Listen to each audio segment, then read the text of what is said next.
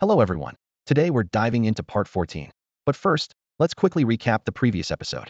In the last episode, the Xiaolong Interstellar Empire held an important meeting where Zhao Chen issued orders for a campaign against the Devourer civilization. He instructed all fleet corps to assemble by a specified time to prepare for a blitzkrieg. After the meeting, Zhao Chen discussed the war preparations with Lilith, emphasizing the importance of logistical support and ensuring sufficient resources for a prolonged conflict. The story then shifted to Zhong Xiaoxia's perspective, who was enjoying a rare moment of family reunion at the estate. However, their peaceful time was interrupted by an urgent communication. Zhong Xiaoxia received orders to immediately form and lead a top-tier fleet group of interstellar stealth reconnaissance ships, known as the Ghost Scouts. Despite her vacation being abruptly cut short, Zhong Xiaoxia accepted the mission without hesitation, showcasing her sense of duty and commitment as a soldier. In the following scenes, Zhao Chen and Charlotte discuss strategies to involve the Holy Elven Empire in the military action. They devised 3 contingency plans to address various levels of ally support. Zhao Chen emphasized that if the Holy Elven Empire only offered minimal cooperation, the Xiaolong Interstellar Empire would reconsider their future relationship. As the story progressed, the Ghost Scouts elite fleet group embarked on their first military operation, infiltrating the Devourer civilization universe to conduct reconnaissance. On the fleet's flagship, Zhong Xiaoxia assigned tasks to the commanders of each reconnaissance team, stressing the mission's importance and urgency. She instructed all units to reach designated positions within the allotted time and establish a comprehensive intelligence network to ensure the main fleet's flawless operation. Amidst the tense battle preparations, Zhao Chen and Charlotte continued to strategize, deciding to simultaneously attack 30 star systems of the Devourer civilization to divert the enemy's attention. They meticulously planned the troop deployment, aiming to deliver a decisive blow at a critical moment. In the climax of the story, Zhao Chen and Charlotte closely monitored the battle's development from the bridge. They discovered that the Devourer civilization's triumvirate was mobilizing significant forces for a counterattack. Zhao Chen decisively ordered the fleet corps to proceed according to the preset plan while preparing for potential enemy retaliation. During the intense battle, Zhao Chen and Charlotte's command skills were fully demonstrated. They skillfully utilized the reconnaissance data provided by the Ghost Scouts to adjust tactics, successfully holding back the enemy's main fleet. Meanwhile, the Ghost Scouts, led by Zhong Xiaoxia, conducted a series of impressive reconnaissance and sabotage operations behind enemy lines, contributing significantly to the Xiaolong Interstellar Empire's victory. Ultimately, under Zhao Chen and Charlotte's meticulous planning and leadership, the Xiaolong Interstellar Empire successfully defeated the main fleet of the Devourer civilization, securing victory in this interstellar war. That's the recap of Part 3. I hope you enjoy today's Part 14. Your likes and comments are my greatest motivation.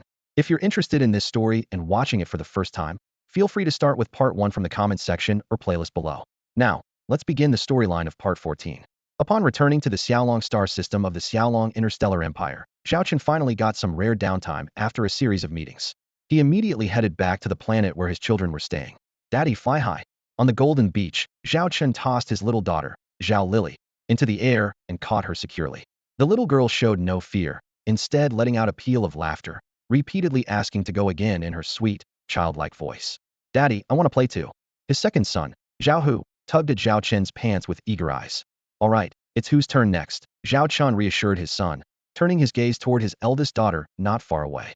Xiao Bai, would you like to join us? No. Daddy, you can play with my brother and sister, Zhao Bai replied, her voice surprisingly mature.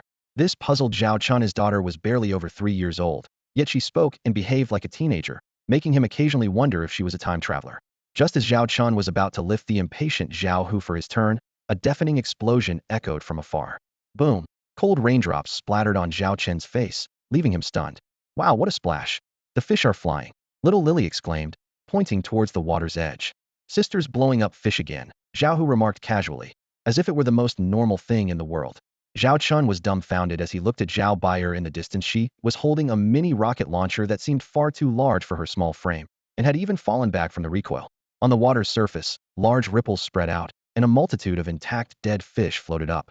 Zhao Baier dropped the rocket launcher, placed her hands on her hips, and commanded the small robots standing ready beside her. Fish catching team 1, go. Yes. The robots responded in unison, then floated towards the explosion area, retrieving the dead fish one by one and neatly placing them beside Zhao Baier. Zhao Baier's efficiency was astounding as she quickly amassed a pile of fish around her, some of which were as large as Zhao Chen himself. Staring at the astonishing scene, Zhao Chen swallowed hard, set Zhao Hu down, and walked towards his daughter. Xiao Bai, what are you doing? Zhao Baier turned around, her big watery eyes blinking innocently. Blowing up fish. Where did you get this rocket launcher? Zhao Chen maintained a gentle smile, though he was internally planning to question the caretakers about how they allowed a child to access such a dangerous weapon. I made it myself. Zhao Bayer's response left Zhao Chen momentarily speechless. At that moment, a group of maids dressed in uniform hurried over. They were the carefully selected staff by Charlotte and Lilith to care for Zhao Chen's 3 children. Your Majesty, Miss, why are you blowing up fish again? The head maid turned to scold the others. What's going on with you all? I told you to keep an eye on things. How did you let Miss get her hands on something so dangerous again? Wait. Zhao Chen looked confused. Can someone explain this? Xiaobai said she made this rocket launcher. What's going on? The flustered head maid stepped forward to apologize. It's my responsibility. I failed to manage things properly, allowing Miss to access dangerous items. Please punish me, Your Majesty. Sensing the tense atmosphere, Zhao Baier looked up at her father with wide eyes. Daddy, did I do something wrong? Xiaobai did nothing wrong. Daddy's just curious about how you made this thing, Zhao Chen said, pointing at the rocket launcher. It's simple. Zhao Baier pulled up a design on her handheld device and began explaining the construction process with the seriousness of someone far beyond her 3 years. I could have just taken one, but the maid said it was dangerous and wouldn't let me, so I made it myself. She clasped her hands behind her back, looking like a child admitting to a mistake. Zhao Chun turned to the head maid, puzzled. She quietly explained. Previously, Miss somehow cracked the code to the armory and took a rocket launcher to blow up fish once. We increased security after that, but we didn't expect her to assemble one herself. This is indeed our negligence. Please punish us, Your Majesty. All right, let's not talk about punishment. After understanding the situation, Zhao Chen crouched down beside Zhao Baier and gently asked, Xiao Bai, can you tell Dad why you like playing with this thing? He was secretly worried, wondering if his daughter had a tendency toward violence. If that was the case, as a father, he certainly needed to provide more guidance. Reflecting on this, Zhao Chen began to search for reasons within himself. Perhaps he hadn't spent enough time with her, leading to an emotional gap. However, Zhao Baier's response took him completely by surprise. Because I want to eat fish. Eat fish? So you blow them up? Zhao Chen looked at the oversized rocket launcher nearby, his brows furrowed. This wasn't just any fishing tool. It was a heavy weapon fit for a battlefield. It was incredible that a 3-year-old child could operate such equipment. Yes, Zhao Baier innocently stretched out her arms to demonstrate. Using this to blow up fish is really fast. One boom, and you can get lots and lots of fish. Zhao Chen suddenly realized he might have overlooked something important. Wait, if you wanted to eat fish, why didn't you ask your sisters to make it for you? Zhao Baier blinked her big eyes and softly replied. Because Sister Annie said that the best food is what you catch and cook yourself. Nie.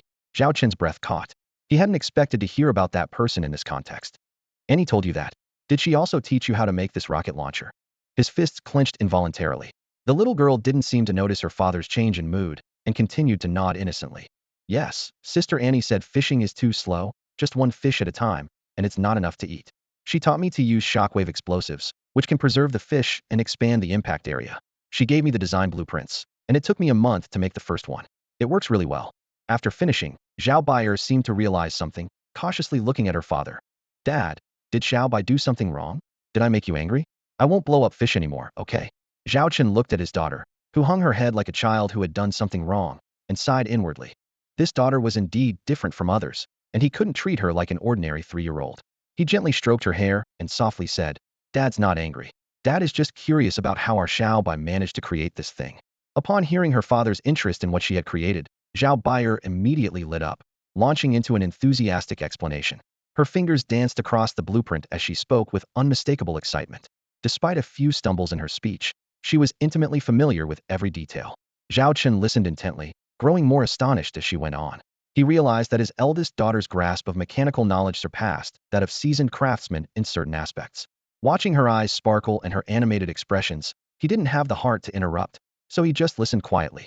It wasn't until Zhao Hu tugged at his sleeve and shyly said, Dad, who is hungry? That Zhao Chun snapped back to reality. Xiao Bai, didn't you fry a lot of fish? How about we grill some while we talk, he suggested. Papa, Xiao Bai can grill fish. Zhao Baier exclaimed joyfully, jumping up. Today, let me grill for you.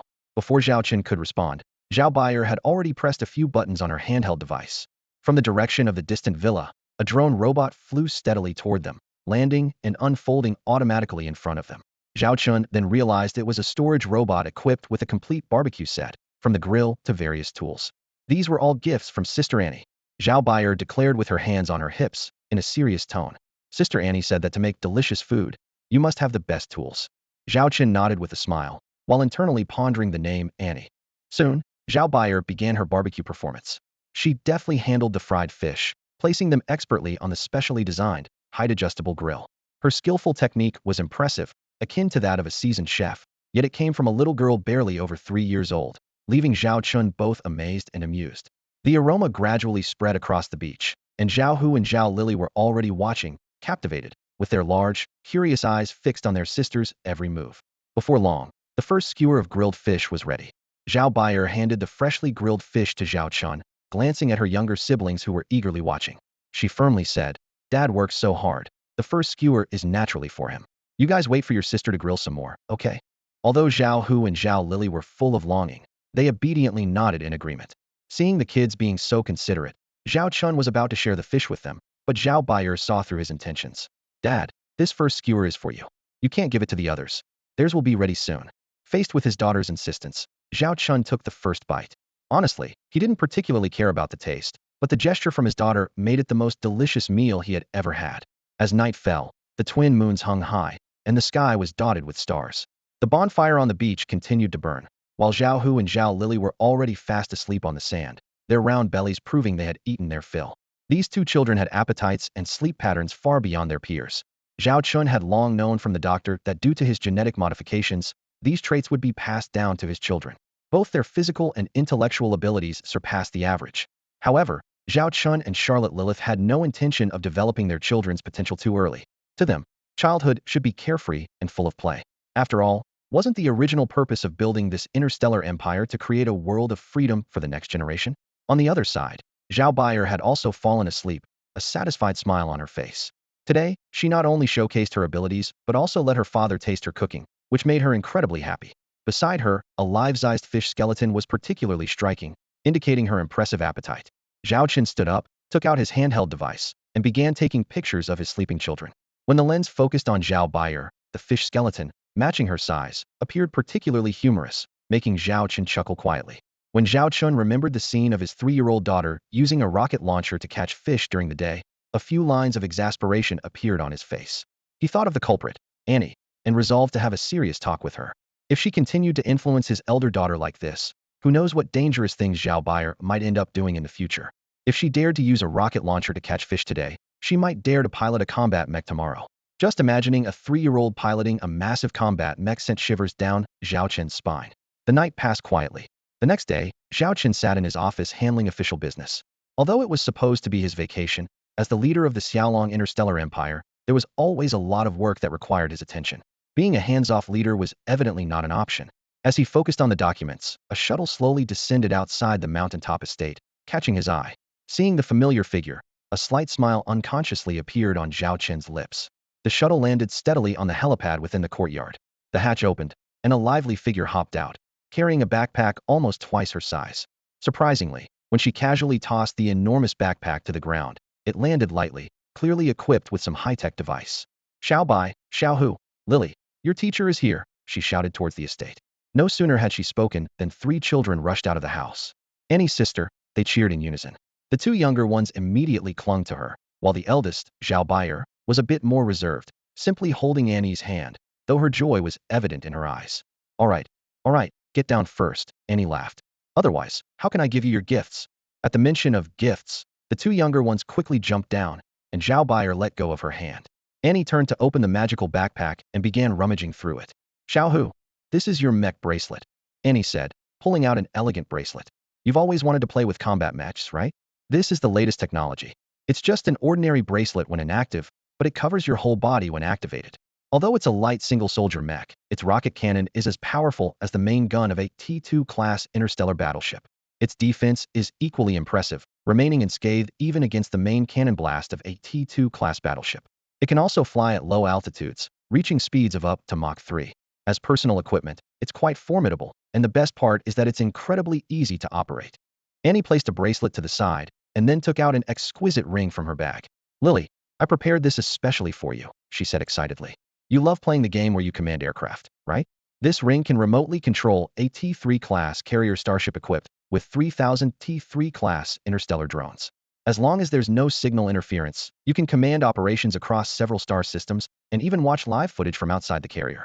This way, you can play to your heart's content without being discovered." Next, Annie placed a small backpack on the ground, putting her hands on her hips and panting heavily. Clearly, the backpack was quite heavy without any weight-reducing technology. Xiao Bai, this is a gift for you, she continued. Didn't you say you wanted to build an interstellar battleship, but lacked the core materials?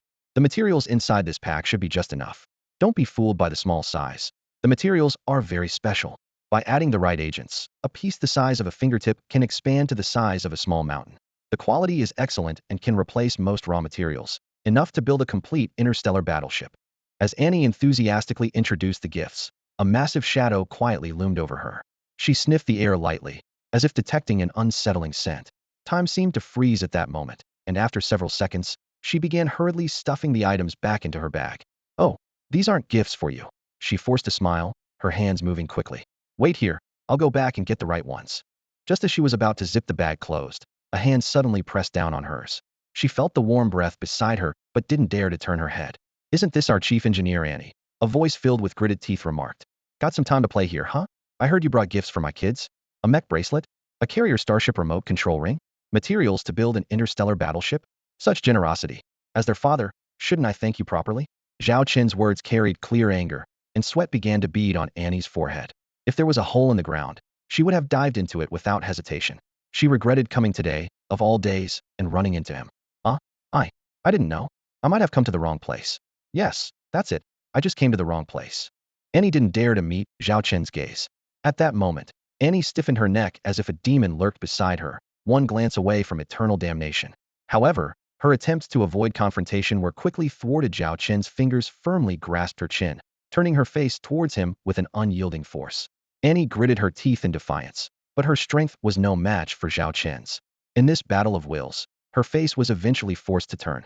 Yet, when she finally faced Zhao Chen, Annie tightly shut her eyes, like a child playing hide and seek, believing that if she couldn't see him, he couldn't see her. If you don't open your eyes, I'll call your sister Nana, Zhao Chen threatened, playing his trump card. This threat was incredibly effective, as Nana had long been Annie's nemesis. Unlike Zhao Chen's often idle warnings, Nana would take real action at the slightest hint of Annie's negligence or mistakes. Not long ago, an incident occurred. Taking advantage of a lull at work, Annie had completed her tasks and began to slack off, lounging in her office chair with a snack in hand. This scene was caught by Nana, and soon the office echoed with Annie's cries of despair. The sisters couldn't be more different in their work attitudes. Annie aimed only to complete tasks on time, while Nana saw serving the Xiaolong Star Empire and its emperor as the highest honor, demanding complete dedication. This mindset was supported by their parents, emboldening Nana. She not only corrected Annie's laziness with force, but also imposed strict rules. Tasks had to be completed 30 ahead of schedule, and no time was to be wasted. Knowing all this, Zhao Chen played along, appointing Nana as the head of discipline in the industrial department, giving her legitimate authority over Annie. This move was a stroke of genius, causing Annie to fear her sister's presence.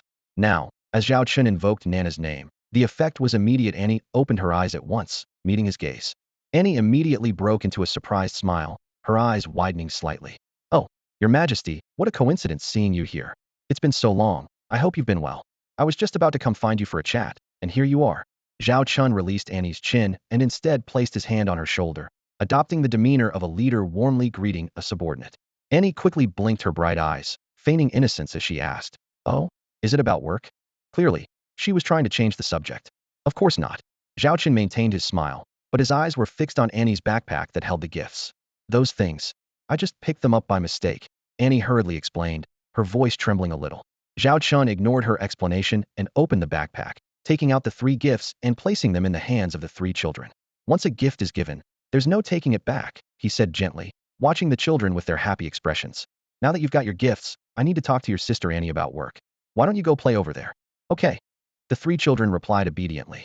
Well, the kids aren't familiar with the gifts. Maybe I should help them open them, Annie said, trying to follow the children, but before she could take more than a couple of steps, Zhao Chen grabbed her by the collar, lifting her like a little chick. Annie had to tilt her head up, nervously looking at Zhao Chen.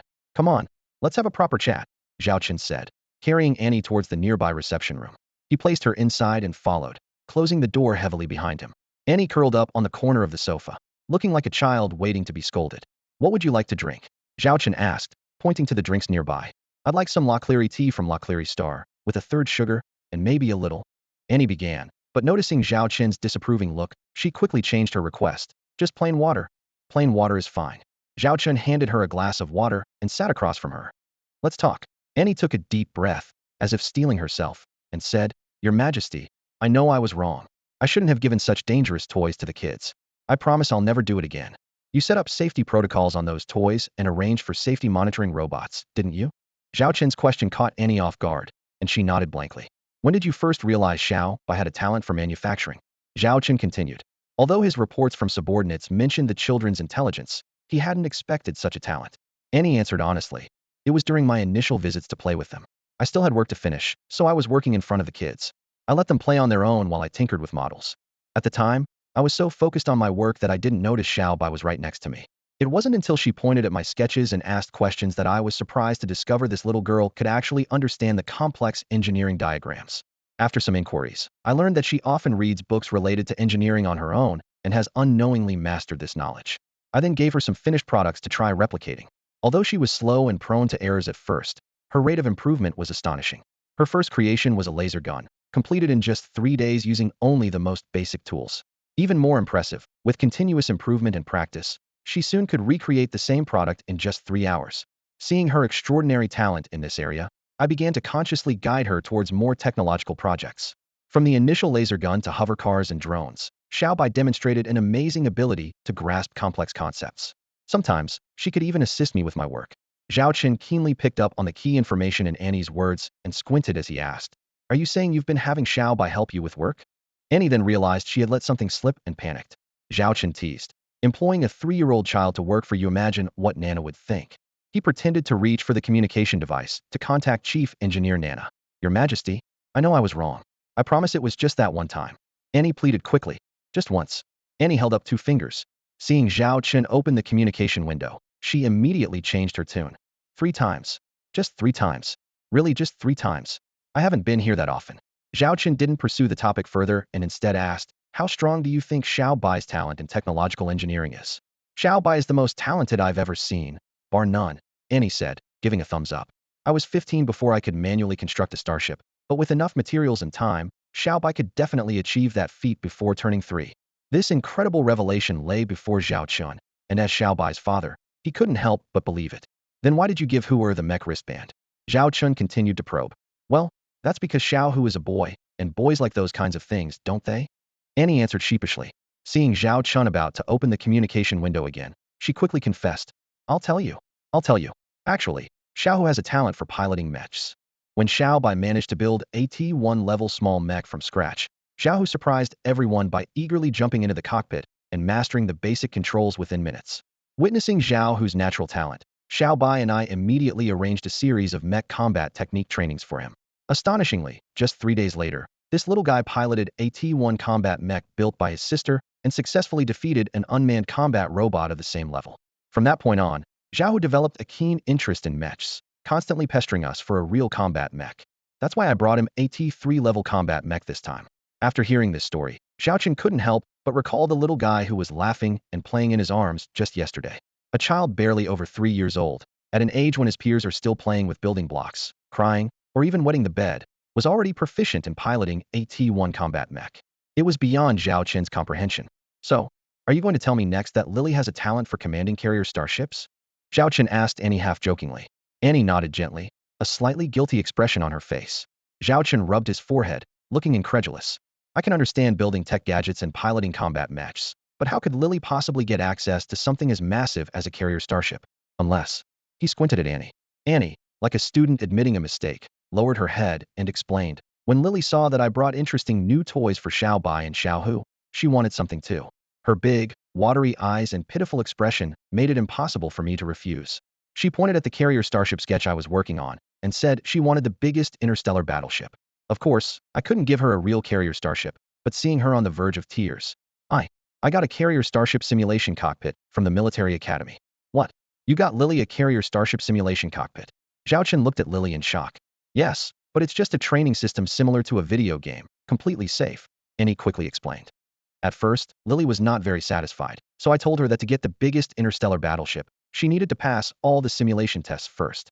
I didn't expect she actually did it. Lily completed the assessment projects at the military academy, which usually take 3 months, in just 1 month, and spoke with a noticeable pride in her voice, so I decided to give her a carrier starship. Of course, I knew I couldn't give her a real carrier starship, So I came up with a remotely controlled version, which is, in a way, fulfilling my promise to Lily. After saying this, and visibly relaxed, like a criminal who had finally confessed all their crimes, Zhao Chen sat there, silent for a long time. He needed time to digest this shocking information as 3 children had all shown such remarkable talents, crafting various technological products, piloting combat mechs, commanding carrier starships. These are not extraordinary feats for adults, but for children around the age of 3, it seems almost like a fairy tale. I know these things are too early for the 3 kids to be involved with, and said quietly, I'll explain things to them and take back these dangerous items. Did I say the kids couldn't play with these things? Zhao Chen's response surprised, and, causing her to look up. Zhao Chen continued, I know you've made thorough preparations for safety and left back doors in these devices to ensure the children's safety. And nodded vigorously. As an experienced scientist, she had indeed considered the safety issues. She not only set up safety backdoors in these devices, but also implanted safety programs in a Xiao Bai's self-assembled rocket launcher via her handheld terminal. If the system detects any behavior that might threaten the safety of the kids or others, the backdoor program will immediately activate to prioritize Xiao Bai's safety. Heh. I knew our Emperor, Your Majesty, wasn't someone with a small mindset, and immediately started flattering. These 3 are the future heirs of the Jiaolong Interstellar Empire, your children, naturally extraordinary. Crafting interstellar battleships, piloting combat mechs, commanding carrier starships are just minor things. Zhao Chen saw through An's little scheme, but still said seriously, you can continue letting the kids engage with these things, but their safety must come first. Also, you need to keep me updated on related matters from now on. Huh? Does that mean I'm like a babysitter now? I still have my own work. And was stunned. When you came wandering over before, why didn't you think of that? Zhao Chen said bluntly, giving her a look. Your primary work needs to be completed, of course. You also need to take charge of these matters here, but you can choose trustworthy people to specifically handle these affairs. Given the exceptional talents and strong interests displayed by his 3 children, Zhao Chen, as an open-minded father, naturally chose not to stand in their way. Watching them so focused and engaged filled his heart with joy. This reminded him of an important issue Annie had raised a few days earlier: a succession of the Xiaolong Interstellar Empire. In fact, to prevent the historical tragedies of royal children waging war for the throne, Zhao Chen had already had in-depth discussions on this matter with Charlotte and Lilith. During those talks, both wives surprisingly shared the same viewpoint. Although they were usually quite bold in front of Zhao Chen, they showed remarkable humility when it came to such traditional topics. They believed that since Zhao Chen had founded the Xiaolong Interstellar Empire, the choice of heir should fully align with his wishes. This suited Zhao Chen perfectly. He then shared his perspective. Unlike the traditional primogeniture system, he preferred to let his children develop freely before reaching adulthood. As long as they stayed within the bounds of law and morality, he would fully support their pursuit of interests. With the resources and status of the Xiaolong Emperor, there was virtually no desire that couldn't be fulfilled. Even if some of his children chose a more ordinary life, Zhao Chen would not interfere. Given the current expanse and resources of the Xiaolong Interstellar Empire, it was more than sufficient to support countless generations. As for selecting the empire's successor, he valued personal ability and interest more. If any of his children showed exceptional talent in military or governance, they would naturally be prioritized, supported by specialized training and a competent administrative team. Such a plan could ensure the empire's prosperity for thousands of years. Therefore, Zhao Chen and his wives opted to patiently wait, allowing their children to choose their own paths. Unexpectedly, these 3 children, not yet 3 years old, had already exhibited such distinct interests. Xiao Baier has shown a keen interest in technological manufacturing, which sets a clear path for her future development. In the governance system of the Galactic Empire, military technology is always of paramount importance. If the Empire were to face a shortage of heirs in the future, an heir proficient in military technology would undoubtedly have a significant advantage.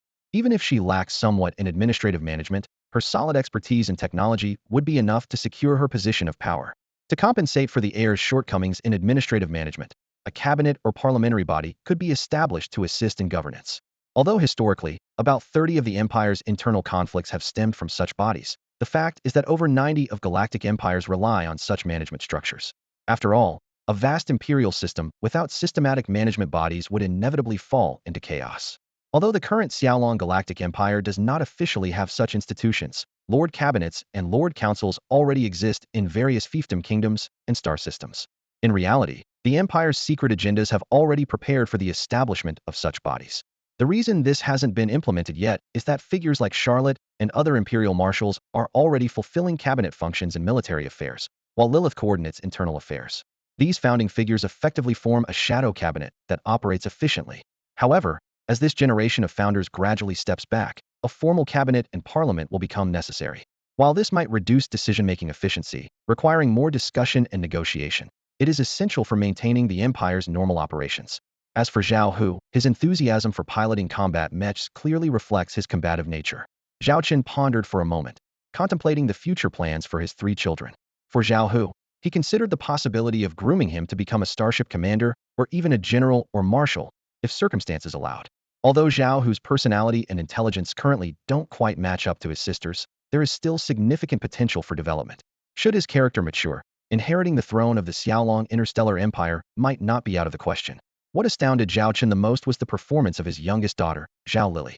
This little girl, not yet 3 years old, managed to pass the examination for an aircraft carrier starship commander, which was simply unbelievable. The test for a carrier starship captain is the most rigorous among all starship command exams. A captain must not only command the massive carrier itself, but also coordinate all the starfighters and drones. Given the carrier's relatively weak self-defense capabilities, tactical maneuvering is crucial, and any mistake could lead to immeasurable losses. The most challenging aspect of the examination was plotting the navigation route, ensuring the carrier's safety while evading enemy fire. Zhao Lily's outstanding strategic vision and planning ability filled Zhao Chen with high hopes for her future. Considering the strengths of his 3 children, Zhao Chen had a preliminary plan in mind. The youngest, Zhao Lily, would inherit the imperial throne. Zhao Hu would serve as a fleet commander at the marshal level, and Zhao Bayer would be responsible for military technology research and development. With this thought, Zhao Chen felt a sense of relief as a father. At that moment, Annie suddenly blinked her big, watery eyes and requested a raise. This left Zhao Chen both amused and exasperated. Knowing that as one of the Empire's top 3 chief engineers, Annie's compensation was already enough to keep several generations of a large family well off. Yet, she seemed never satisfied, a real little money grubber. Zhao Chen's lips curled into a subtle smile as he looked at Annie meaningfully. You often take vacations to see these 3 children. I didn't know you liked kids so much. Annie, feeling a bit guilty, replied. Well, I just get along with these kids. Is that so? Zhao Chen teased. Then how do you explain the expenditures from the children's monthly allowance accounts? Annie's expression instantly became a picture of surprise, like a child caught red-handed in mischief. Zhao Chen carefully examined the account records and pointed out several suspicious expenses to Annie. The timing of these expenses coincides precisely with when you came to find the 3 children. However, you were clever enough not to transfer the money directly to your account. Instead, you spread it across several Interstellar online store accounts. Some of the payments were even made using equivalent items instead of crystal coins, and these items just happened to be the gifts the 3 children received. He calmly added, if I were to trace the funds from these online store accounts, I should be able to find out whose pocket they ultimately ended up in, right? Annie, shrinking back, cautiously looked at Zhao Chen. The things I gave the children are quite valuable. As the chief engineer, I can't afford all the costs myself. Besides, some of the items were requested by the children themselves. I only charged a small intermediary fee, which isn't unreasonable. Zhao Chen's lips twitched as he pulled out a document from last night's investigation. For example, the parts you gave to Xiao Bai. The market price is only 300,000 crystal coins, but you charged 3 million. How do you explain that, Chief Engineer Annie? Annie seemed to shrink even more, inching towards the door. Well, I have some unfinished work today, so I'll be going now. But Zhao Chen grabbed her by the head. Today is your day off. Even if you had work, I could get you a leave of absence. My dear Annie, you're not going anywhere today. Zhao Chen smiled benevolently, but to Annie, it looked like a devilish grin. He continued, don't let the children wait too long. I've already arranged for the money you took to be returned. You like the children, don't you? Spending a little money on them shouldn't hurt, right? He pushed open the door and guided Annie out by the shoulder. In the yard, the 3 children were playing with their respective gifts and immediately ran over when they saw them. Zhao Chen looked around at the children and announced, in the future, whatever you want, just tell Sister Annie. She will fulfill your requests unconditionally and free of charge. He then gave Annie a meaningful look. Annie's lips twitched, but she managed to force a smile. Yes, that's right. Feel free to tell me if there's anything you want in the future, and I'll get it for you. Annie said with a forced smile, watching the 3 children excitedly talk about wanting bigger and more mechas. However, inside, Annie's heart was bleeding. She glanced at her account balance, realizing that all her saved-up allowance was gone, and she had even spent more than she had planned. She couldn't help but rub her aching temples at the thought. By the way, our chief engineer, Annie, shouldn't be too busy next, Zhao Chen said, seemingly reading Annie's mind, with a sly smile on his face. You can come over once a week to play with the kids. Whatever you want, just tell Annie. Annie's face froze at his words, looking as if someone had stolen her wallet. Zhao Chen gently patted her shoulder. Since you gave them gifts, you might as well teach them how to use them. Annie shot Zhao Chen a glare, thinking that not only did she have to provide the wool, but she also had to help sheer Ithis was simply too much. But considering he was her benefactor, she could only accept it. As time went on, Zhao Chen sat aside, watching Annie play with the three children. Her naturally lively personality quickly made her a part of their group, becoming the leader of the kids in no time. To comfort herself, Annie secretly calculated. This could be a long-term investment, as these three kids were the future heirs of the Xiaolong interstellar empire. When the time comes, even a little generosity from them would ensure she never worries about food and drink again. The thought brought a smug smile to her face. While Annie was busy playing with the children, Zhao Chen shared the kids' remarkable talents with Charlotte and Lilith. Both were surprised and pleased, immediately expressing their intent to come over as soon as they could manage their work. Although their duties often kept them busy, the recent victory over the demon civilization allowed them to finally carve out some time to spend with the children. All right, it's time to eat. Zhao Chen's voice chimed in at just the right moment. I've prepared dinner, so put down what you're doing and come over to eat. Zhao Chen took off his apron and pointed at the large table of neatly arranged dishes in the courtyard, calling out to the four people playing in the distance. Seeing them, he couldn't help but smile, feeling as if he had become the parent of four children. As soon as Annie heard it was time to eat, she perked up and was the first to rush to the table. Although the other three were reluctant to part with their toys, they followed Annie's lead and obediently took their seats. Faced with the sumptuous meal prepared by none other than the emperor himself, Annie's taste buds were already tingling. She had experienced Zhao Chen's culinary skills back in the Xiaolong fleet days, and now they had only improved. In fact, Annie's frequent visits to look after the three children were largely motivated by the allure of good food. Zhao Chen had provided the children with top-notch chefs and the finest ingredients. While he didn't indulge the children in other areas, he spared no expense when it came to their meals, likely due to his own passion for food. For Annie, enjoying such gourmet meals without paying was like being in paradise. Annie was already diving into the feast, determined to eat her fill. Her appetite was contagious, and soon the table was filled with laughter and joy. Zhao Chen watched, feeling gratified, surprised that Annie had such a positive influence. As night fell, the three children, exhausted from a day of play, went to bed early. Zhao Chen pulled Annie, who was still enjoying a late-night snack, into a conversation about work. Annie sprawled out on the sofa without a care for appearances. Since she often visited, a room was always kept ready for her, and she planned to stay the night. How's the progress on the starship research projects? Zhao Chen asked. Annie, chewing her food, silently grumbled about a boss who discussed work after hours but still answered earnestly. There have been some advancements in starship research, but overall progress is slow. We're mainly stuck on raw materials and energy. Without true T7 level components, we can't build a genuine T7 class interstellar warship. However, we're about to launch the second quasi-T7 mass production model. Zhao Chen's eyes lit up. The second one? Which construction plan is it? Facing the Emperor of Xiaolong, Annie replied candidly. It's the design for the quasi-T7 interstellar cruiser. We've solved the speed issue, and by the end of this year, the first mass-produced quasi-T7 interstellar cruiser should be unveiled. Zhao Chen nodded with satisfaction. The new starship before him, while not yet a true T7 class, was a Pret 7 class interstellar cruiser of significant importance. Compared to the existing Golden Scarab class heavy interstellar dreadnoughts, this new ship not only offered superior speed and maneuverability, but also came with significantly reduced construction costs. Although the current Golden Scarab class dreadnoughts were powerful, Lilith's data showed that even with the compression of resources from other areas, the annual production could only be maintained at around 100 ships. This number was clearly insufficient for the massive operations spanning the universe that the upcoming Vow duel would demand.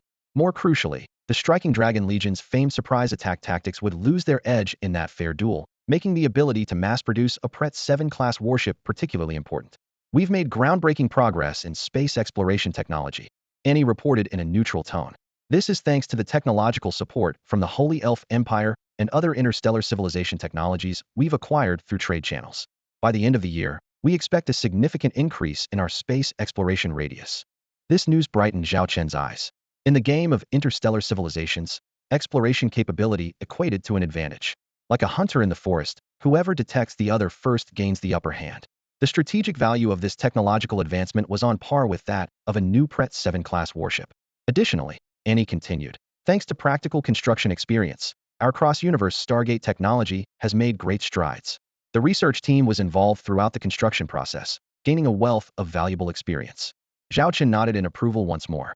The cross-universe Stargate technology was crucial to the future interstellar transportation network layout of the Striking Dragon Empire, underscoring its undeniable importance.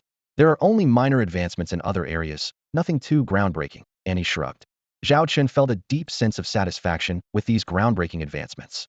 He understood that in the history of interstellar civilization, a technological breakthrough often takes decades, or even centuries, and the rapid pace at which the Xiaolong Interstellar Empire was progressing was not only due to his leadership, but also thanks to the strong foundation laid by Xiaolong technology. We will continue to increase our investment in the research of the T-7 interstellar battleship, Zhao Chen said, looking at Annie.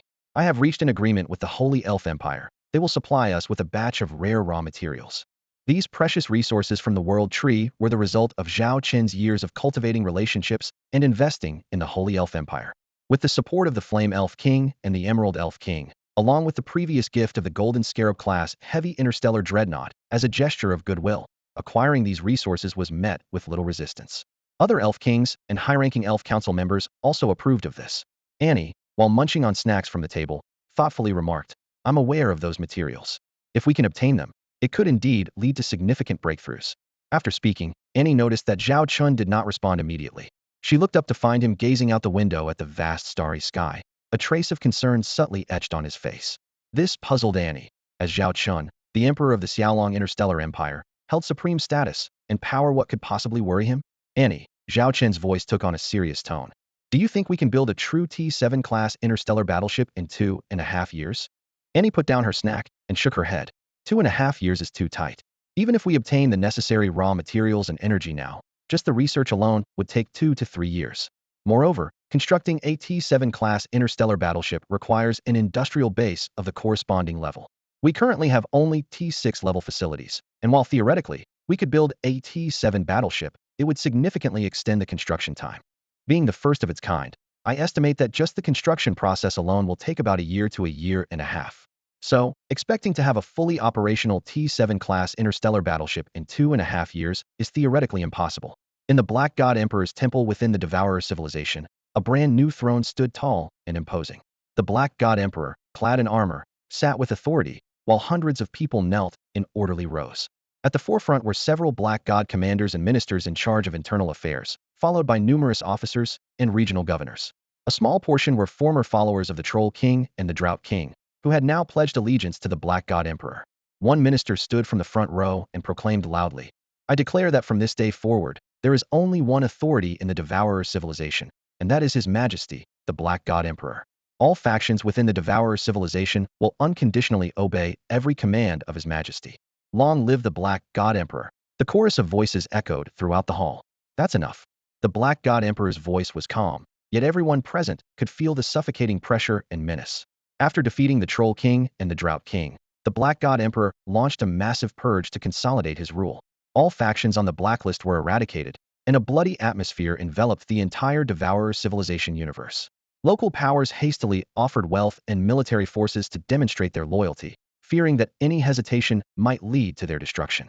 Enough with the formalities. The Black God Emperor's gaze swept over the crowd. Now, onto the real business. All the lords of each territory and the heads of all industrial sectors stepped forward. Upon hearing the call, over 100 individuals nervously stepped out from the thousands, positioning themselves prominently at the front of the hall. Each silently prayed that no misfortune would befall them. Those who were not called secretly breathed a sigh of relief, even showing a hint of schadenfreude on their faces. The individuals who were summoned happened to be the power holders at the pinnacle of authority in the devouring civilization universe. Years of accumulated envy now transformed into a subtle delight within the hearts of the onlookers. All those called had taken their places, and the gaze of the Black God Emperor swept over them as he began to announce his first command. His voice echoed through the great hall. Effective immediately, the territories under your control must strictly implement the new production plan. The monthly resource submissions not only need to be completed on time, but must also show an increase over the previous month. He turned to the officials responsible for the industrial production bases. Similarly, every industrial base must ensure that the production tasks for the interstellar warships are completed on schedule, with output increasing each month. All of this is in preparation for the promised duel with the Xiaolong Interstellar Empire in 30 months. We must win. Failure is not an option. In front of everyone present appeared a detailed production plan, clearly outlining the specific targets that must be met each month. The tasks for the first month might be achievable with some effort, but as the months progressed, the ever-increasing numbers were daunting. Such a rate of growth seemed almost an impossible task for a mature civilization to accomplish. The Black God Emperor continued, I will establish a special supervision team to punish those responsible for failing to complete the plan. As for the manner of completion, I make no stipulations. I only demand results. Those who exceed expectations will be richly rewarded. The hall was silent, the atmosphere so heavy it seemed palpable. Finally, one person stepped forward, trembling, with a voice tinged with evident concern. Your Majesty, the plans for the initial months are achievable, but the rate of increase in later months is simply too rapid. If we are forced to meet these demands, it could lead to severe consequences. The Black God Emperor's gaze swept coldly over his subordinates. So, you're saying you can't complete it? His tone was flat, yet carried a hint of danger. There are some difficulties, the man replied tremulously in a low voice. If it's difficult, then forget it, the Black God Emperor said. Upon hearing this, a few people had a glimmer of joy in their eyes, but most remained expressionless. They knew all too well the Emperor's character. Things would never be that simple. Sure enough, just as the words left his mouth, a blinding laser sliced through the air, precisely piercing the man's skull. The headless body collapsed heavily, and blood quickly spread across the floor. Those around wanted to scream, but could only clamp their hands over their mouths. As the blood neared their feet, they dared neither to retreat nor move, forcing themselves to suppress their inner terror with trembling eyes. The Black God Emperor set down the still smoking gun, his indifferent gaze sweeping over the assembled leaders. Does anyone else have difficulties? I can help solve them. No one dared to speak up. Everyone understood that solving difficulties meant eliminating the person who raised them. No, long live the Emperor. We will do our utmost to complete the production tasks. For the Emperor, for the devouring civilization, for the Great Order. With no way to refuse, some began to compete in pledging their loyalty, hoping to leave a good impression on the Black God Emperor. Whether they could complete the construction plans was a problem for later. The Black God Emperor casually pointed to the person nearest to the front of the crowd. You, take over his position from now on. Any problems? A look of surprise flashed across the man's face. What should have been a delightful promotion had become a hot potato. But having seen what happened before, how could he dare decline? No problems. I am willing to carry out any orders given by His Majesty the Emperor. He immediately knelt and bowed, while those around him cast looks of pity. The meeting then shifted to other topics, with the most important being the repair of the Stargate. Due to the treachery of the Xiaolong Interstellar Empire after the ceasefire, the devouring civilization's Stargate transportation network had suffered severe damage. Although a full repair couldn't be completed in the short term, to maintain the civilization's operation, they had to prioritize repairing the most critical routes, sparing no expense to finish in the shortest time possible. After the Black God Emperor concluded the first Grand Hall meeting, its impact was far more profound than the attendees could have imagined. Over the next 30 months, the entire Devourer civilization universe would endure an unprecedented period of nightmares. Citing personal duties, the Black God Emperor was the first to leave the hall. The other attendees gradually dispersed in small groups. Due to the meeting's significance, everyone made sure not to miss it and attended in person. As they exited the hall, some discussed the oath duels in small groups, while others worried about the upcoming production plans. Those in charge of production were particularly troubled, with some leaving in silence and others complaining to their colleagues. Among the dispersing crowd, the newly appointed Black God Marshals were the most noticeable. Originally commanders, they now not only managed their own martial fleet, but also led various fleets under the Black God Emperor's command. The production task orders from His Majesty are really killing us, the fourth marshal said with a wry smile to the other marshals. Why are you worried about this? It's not your responsibility. The second marshal replied coldly. The fourth marshal shrugged and explained helplessly. I don't want to be involved, but I have people under me who are. Take my 73rd wife's father, for instance. He's in charge of a starship production base, which I specifically arranged for him. Now, the old man keeps complaining to me. If I didn't have an excuse to come to you, I wouldn't be able to shake him off. His concern wasn't for his father-in-law's well-being or his wife's feelings, but rather the potential loss of benefits he received monthly from the starship production base. Clearly, he had arranged the position for his father-in-law to secure a share of the gains. The second marshal was unimpressed and gave him a dismissive look. But His Majesty's order will spell disaster for all territories in the Devourer civilization universe over the next 30 months, the third marshal said with a worried expression. I fear some unfortunate events might occur. What do you mean? The fourth marshal asked curiously. The third marshal countered. Do you think those in charge can complete the production plans ordered by His Majesty on time? Everyone present knew the answer to that question. The vast majority of these tasks are nearly impossible to achieve, said the fifth marshal of the Black God, narrowing his eyes. Known for his aggressive nature as a commander, he was remarkably clear-headed when it came to these logistical assessments. He had meticulously reviewed the production plans, each target more daunting than the last.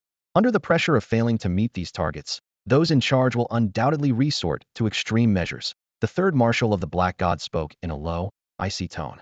Initially, they will ruthlessly exploit existing production facilities and resource mines. Extending working hours and increasing manpower is the simplest and cheapest approach. The other Black God marshals listened with impassive expressions.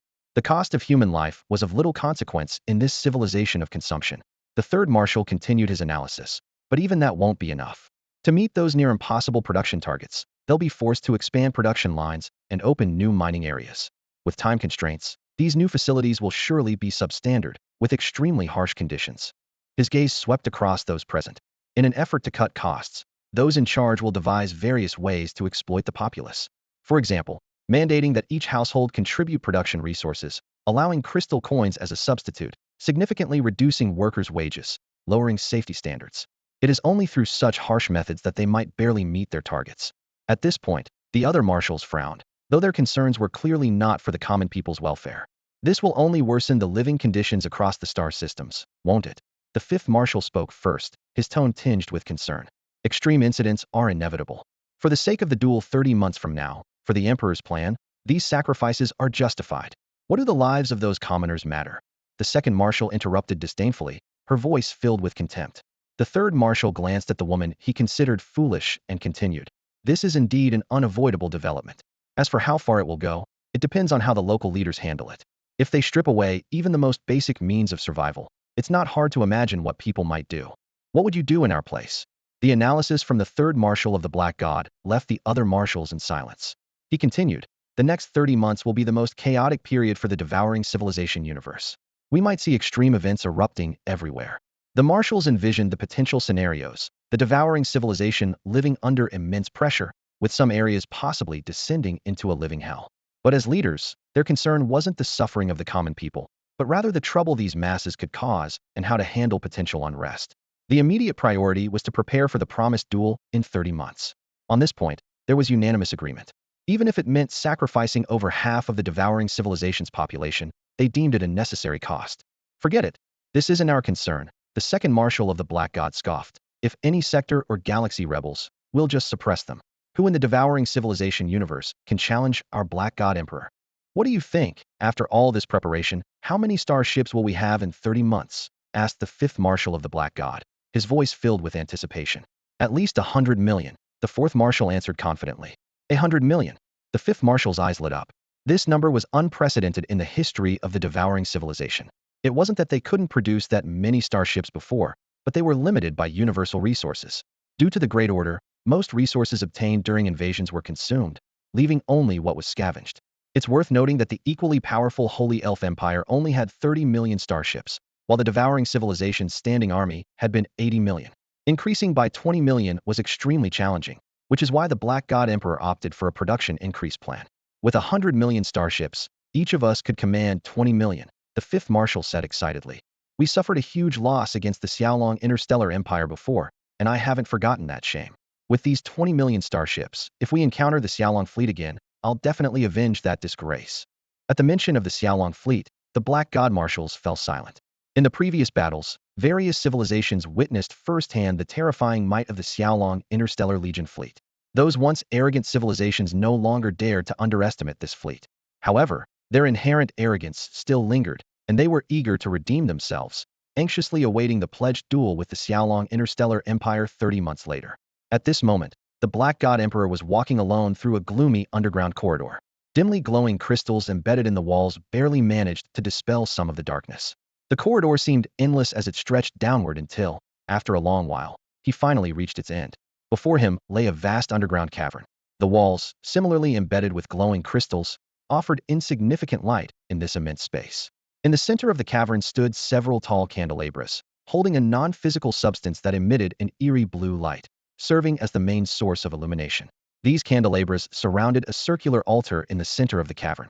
The surface of the altar was etched with strange patterns that induced a splitting headache after just a glance.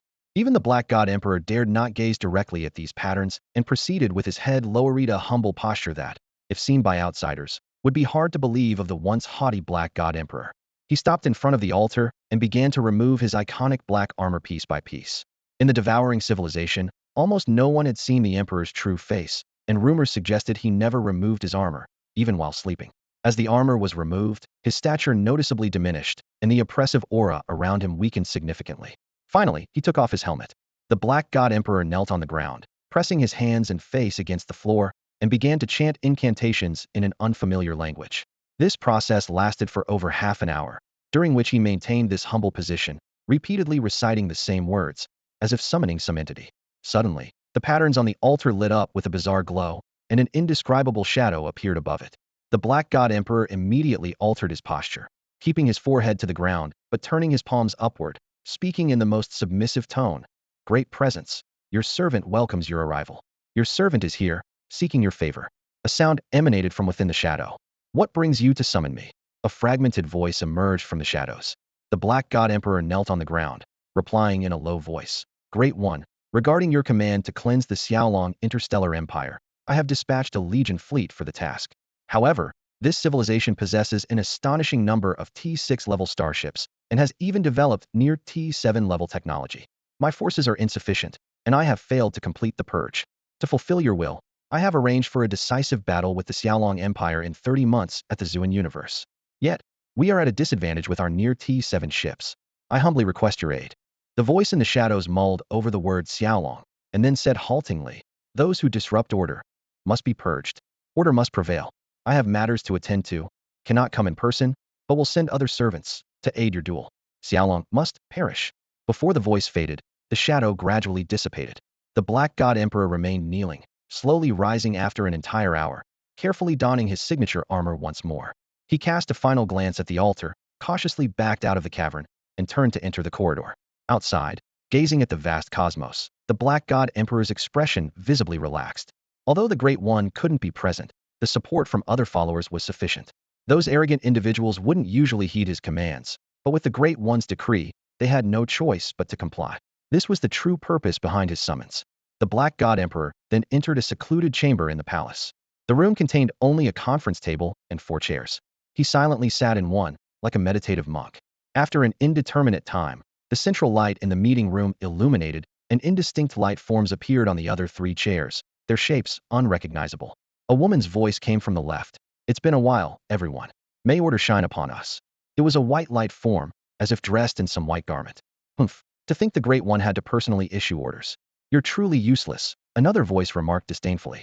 A fragmented voice emerged from the last shadowy figure, barely recognizable as human. Master, let us assist you. What do you need us to do? Its awkward speech revealed its struggle to mimic human language. The Black Emperor surveyed the room and spoke. It has been a long time since the 4 divine envoys gathered here. This time, I have called upon you all through the opportunity presented by the Great Being. You must be aware of the current situation. There is an entity known as the Xiaolong Interstellar Empire that is opposing the Great Being. He elaborated further. This empire possesses highly advanced technology and has recently succeeded in mass-producing dozens of quasi-T7 level starships. As a result, we have reached a stalemate in our war against them. We have now agreed to a decisive battle in the Zuan universe in 30 months. There are no restrictions on participating forces, so I hope to gain your support to eradicate this challenge to the Great Being. After all, serving the Great Being has always been our mission. The indistinct figure immediately responded. Naturally, for the Master, we are willing to give everything. A deep male voice followed. Tell us what specific support you need. But remember, the distances between our universes are vast, and the cost of long-range troop deployment is high, so don't expect too many fleet reinforcements. A female voice also chimed in, expressing a similar sentiment. With their positions clear, the Black Emperor laid out the specifics. The Xiaolong Interstellar Empire's strength is formidable. At equal scale, none of our civilizations can match them. To win, we need our starship numbers to be at least 10 to 20 times theirs, the more the better. According to our intelligence, they had 6 million starships before the war began. Considering their powerful industrial capabilities and rapid growth, in 30 months, this number could exceed 20 million. To be on the safe side, we've set the number at 30 million interstellar battleships, the Black God Emperor stated, his gaze sweeping over the 3 representatives present. According to the plan, we need to deploy at least 300 million. Over the next 30 months, our devouring civilization will spare no expense to expand our forces, aiming to have at least 200 million interstellar battleships. The staggering figure caused the 3 individuals to react with shock. The implication in the Black God Emperor's words was clear. They needed to fill a gap of at least 100 million interstellar battleships among the 3 factions. 300 million interstellar battleships to deal with such an interstellar civilization, came a deep male voice, laced with barely concealed skepticism. The Black God Emperor's eyes sharpened. I know you look down on our devouring civilization because of this situation. But since you understand the military might of the Xiaolong Interstellar Empire, you should realize our predicament. Who would willingly risk leaving a bad impression on the great being if it wasn't absolutely necessary? The meeting room fell silent. Everyone present understood that their current status and everything they possessed were reliant on the order of the great being. Leaving a negative impression, there was undoubtedly the worst possible outcome. Seeing the three remain silent, the Black God Emperor made a direct offer. Each of you deploy 40 million elite fleets. I promise to repay all costs for the raw materials of the deployed fleets within 50 years after the war. This proposal caused the three representatives to show signs of hesitation. And what about the resources consumed in the war? How will the fallen interstellar battleships be handled? The deep male voice pressed. The Black God Emperor sighed inwardly, recognizing their intent to maximize benefits while executing orders. He replied firmly, "You supply your own war resources, and I'll repay them within 50 years. As for fallen interstellar battleships, I can cover half of the construction costs. After all, you should also contribute to the Great Order." The last remark was a clear reminder not to overreach. After a brief silence, a female voice spoke first. "I can deploy 40 million interstellar battleships, expected to be in place within 25 months. The deep male voice followed. "I agree as well. But there's an additional condition: all technology acquired from the Xiaolong Interstellar Empire, including their mass-produced quasi-T7 level interstellar battleship tech, must be fully shared." The Dark Emperor had anticipated this and accepted the proposal without any hesitation. With the final party's agreement, a consensus was reached. The promised fleet of legions must be in place 3 months before the Oath Duel. By this point, the Dark Emperor had successfully amassed a fleet of 3 billion interstellar warships in his plan. As the three holograms faded away, the empty conference room highlighted the striking murals behind the three chairs. The mural on the left depicted a mysterious female figure dressed in a robe, revealing only her face. Her left hand held a banner high, while her right hand grasped a scale. The foreground of the painting showed countless kneeling subjects, with a chilling scene in the distance: countless banners, each piercing through a corpse, forming a forest of human flags. This symbolized the civilization of the Sanctus of Discipline, one of the 4 civilizations cultivated by order. On the right mural, a formation of armored soldiers and interstellar warships circling above created a formidable military tableau. In one corner of the painting knelt a criminal awaiting judgment, representing the civilization of the enforcers. The mural opposite was the most bizarre, breaking the boundaries of representation with distorted forms encircling a core existence, showcasing the characteristics of the Soul Apostle civilization. These 3 civilizations, along with the Devourer civilization, constituted the 4 claws of order. Due to the vast distances in the interstellar realm, their interpretations of order's doctrine varied, but their loyalty to order remained unwavering. This little-known secret was due to the immense scale of the universe and the lack of advanced long-range detection and communication equipment. Stepping out of the secret meeting room, the Dark Emperor stood beneath the vast starry sky. Through the boundless universe, he seemed to see the fleet of the Xiaolong Interstellar Empire and the man who could always create miracles. "Zhao Chen," he said in a deep voice, "I have prepared a grand gift for the Oath Duel 30 months from now. Let me see if you can create miracles once more." In the blink of an eye, 5 months had passed, marking 1/6 of the scheduled 30-month period. Under the meticulous control of the Xiaolong Interstellar Empire, the news of the Oath Duel did not spread widely among the populace.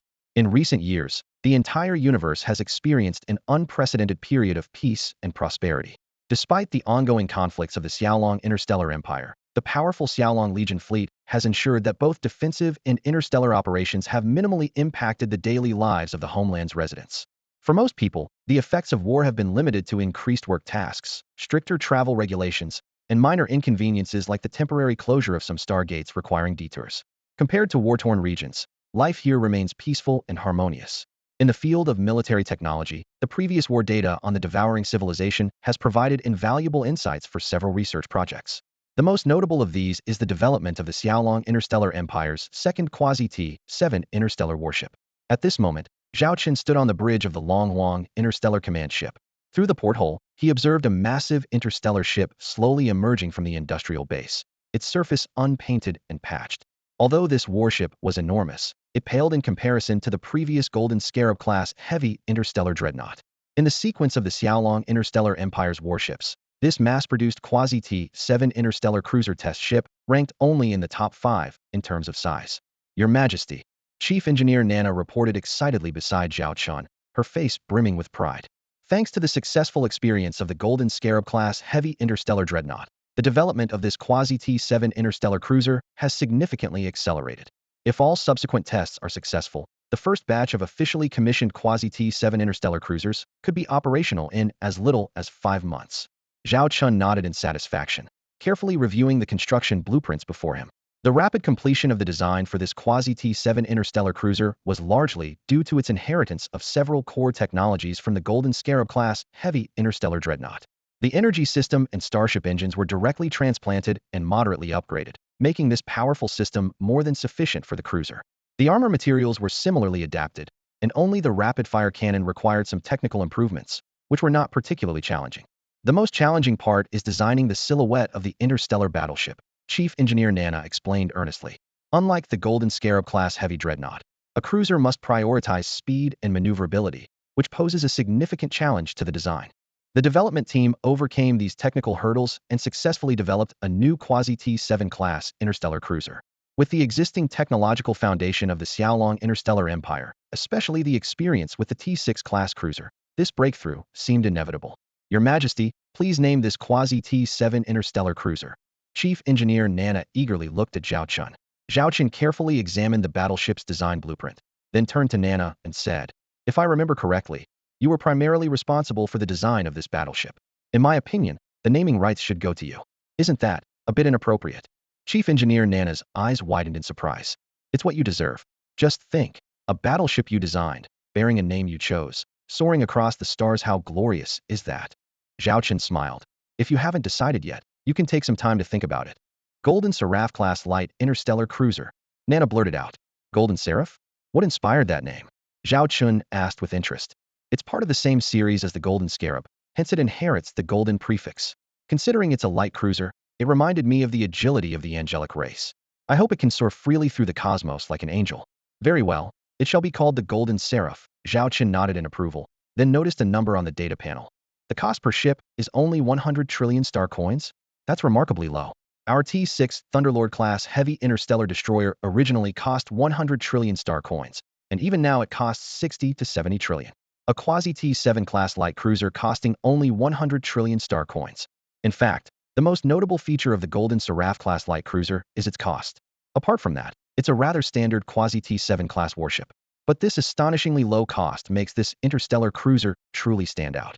Hearing the question from Emperor Xiaolong, Chief Engineer Nana immediately began to explain in detail the design concept of this Quasi-T7 level interstellar cruiser.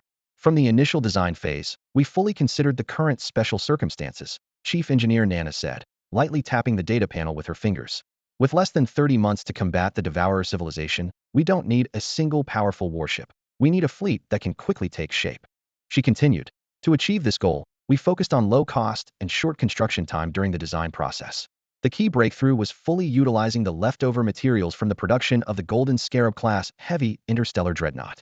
Those components and materials that didn't meet the dreadnought standards were perfectly suitable for building the Golden Archangel. With a proud expression, Chief Engineer Nana stated, "Through this innovative production method, we managed to control the cost of a single ship to 1 trillion star coins, and the construction period was compressed to less than 10 months.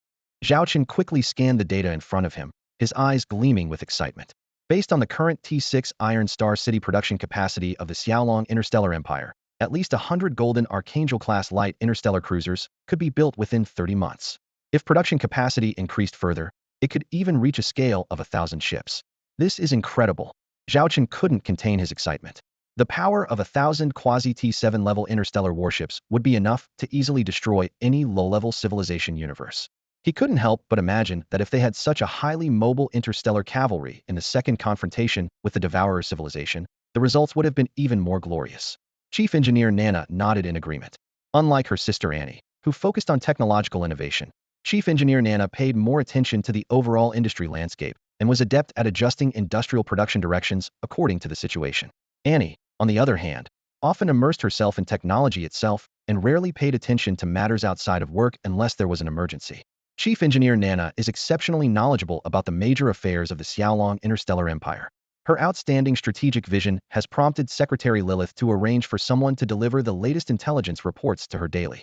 It seems the Empire's starship construction plan for the next 30 months needs to be updated, Zhao Chen remarked with a slight smile as he observed the experimental ship before him. The construction plan, previously developed jointly by the Secretariat and the military, indeed requires re-evaluation with this new type of interstellar warship about to enter service. This presents both a challenge and an opportunity for both departments. Although the construction process for this quasi-T7 Golden Saint Angel-class light interstellar cruiser is relatively straightforward, Chief Engineer Nana interjected with a hint of caution in her tone. The cost of a single ship is 1 trillion star coins. Given the Empire's current financial situation, increasing the construction of this warship leaves us with only two options: either increase revenue or cut other expenditures. Zhao Chen nodded in agreement. He was already aware of this issue through Secretary Lilith's reports. In fact, not only is the devouring civilization undergoing significant military expansion, but the Xiaolong Interstellar Empire is also in a phase of military buildup, with the monthly military budget on the rise. However, unlike the devouring civilization, the Xiaolong Empire will not expand its military at all costs. Zhao Chen has drawn an unbreachable red line concerning civilian welfare crossing. It would undoubtedly destabilize the Empire's governance, something he will not allow to happen. These financial issues are not for you technical personnel to worry about, Zhao Chen gently assured Chief Engineer Nana. I will work with the Secretariat and the Ministry of Commerce to find a solution. Chief Engineer Nana nodded, expressing her complete trust in the Emperor's decision-making. After concluding the trial voyage and naming ceremony for the new Quasi-T7 interstellar cruiser, Zhao Chen immediately contacted Secretary Lilith to provide a detailed report on the situation. Although Lilith's official title is Secretary, her status and power within the Empire have, in some respects, surpassed those of Charlotte. She is effectively the Empire's chief minister, bearing the heavy responsibilities of national administration. This often leaves Charlotte feeling inadequate in comparison to Lilith. Apart from assisting with military affairs, she relies on Lilith to manage everything else. Lilith has always been Zhao Chen's most reliable logistical support. Even during frontline battles, it was her efforts that kept the supply lines running smoothly. Without her, sustaining a proper campaign would have been difficult. Her capabilities have made her increasingly important within the Empire. The Quasi-T7 Gold Seraph-class light interstellar cruiser, with a single unit costing 100 trillion star credits and a short construction period, is indeed the most suitable top-tier warship for our Xiaolong Interstellar Empire, Zhao Chen remarked, tapping his fingers on the table. According to the plan, we need to build at least 600 of them without disrupting our current construction schedule. Lilith, his secretary, furrowed her brow as she quickly calculated. An investment of 60 quadrillion star credits is not something that can be easily cobbled together. It seems the previous plan needs to be advanced. Zhao Chen looked up at her. After a brief pause, Lilith said, moving forward is feasible. I have already arranged all the necessary preparations, contacted the relevant personnel, and completed the associated deployments. Considering the current situation, we can push forward the matters scheduled for 3 months later. I'll ensure the Secretariat and the Commerce Department speed up, but we still need your personal involvement. Zhao Chen nodded with a smile. That's no problem. Speaking of which, I'm probably the most relaxed person in the Empire right now. Except your vacation is about to end, Lilith said gently.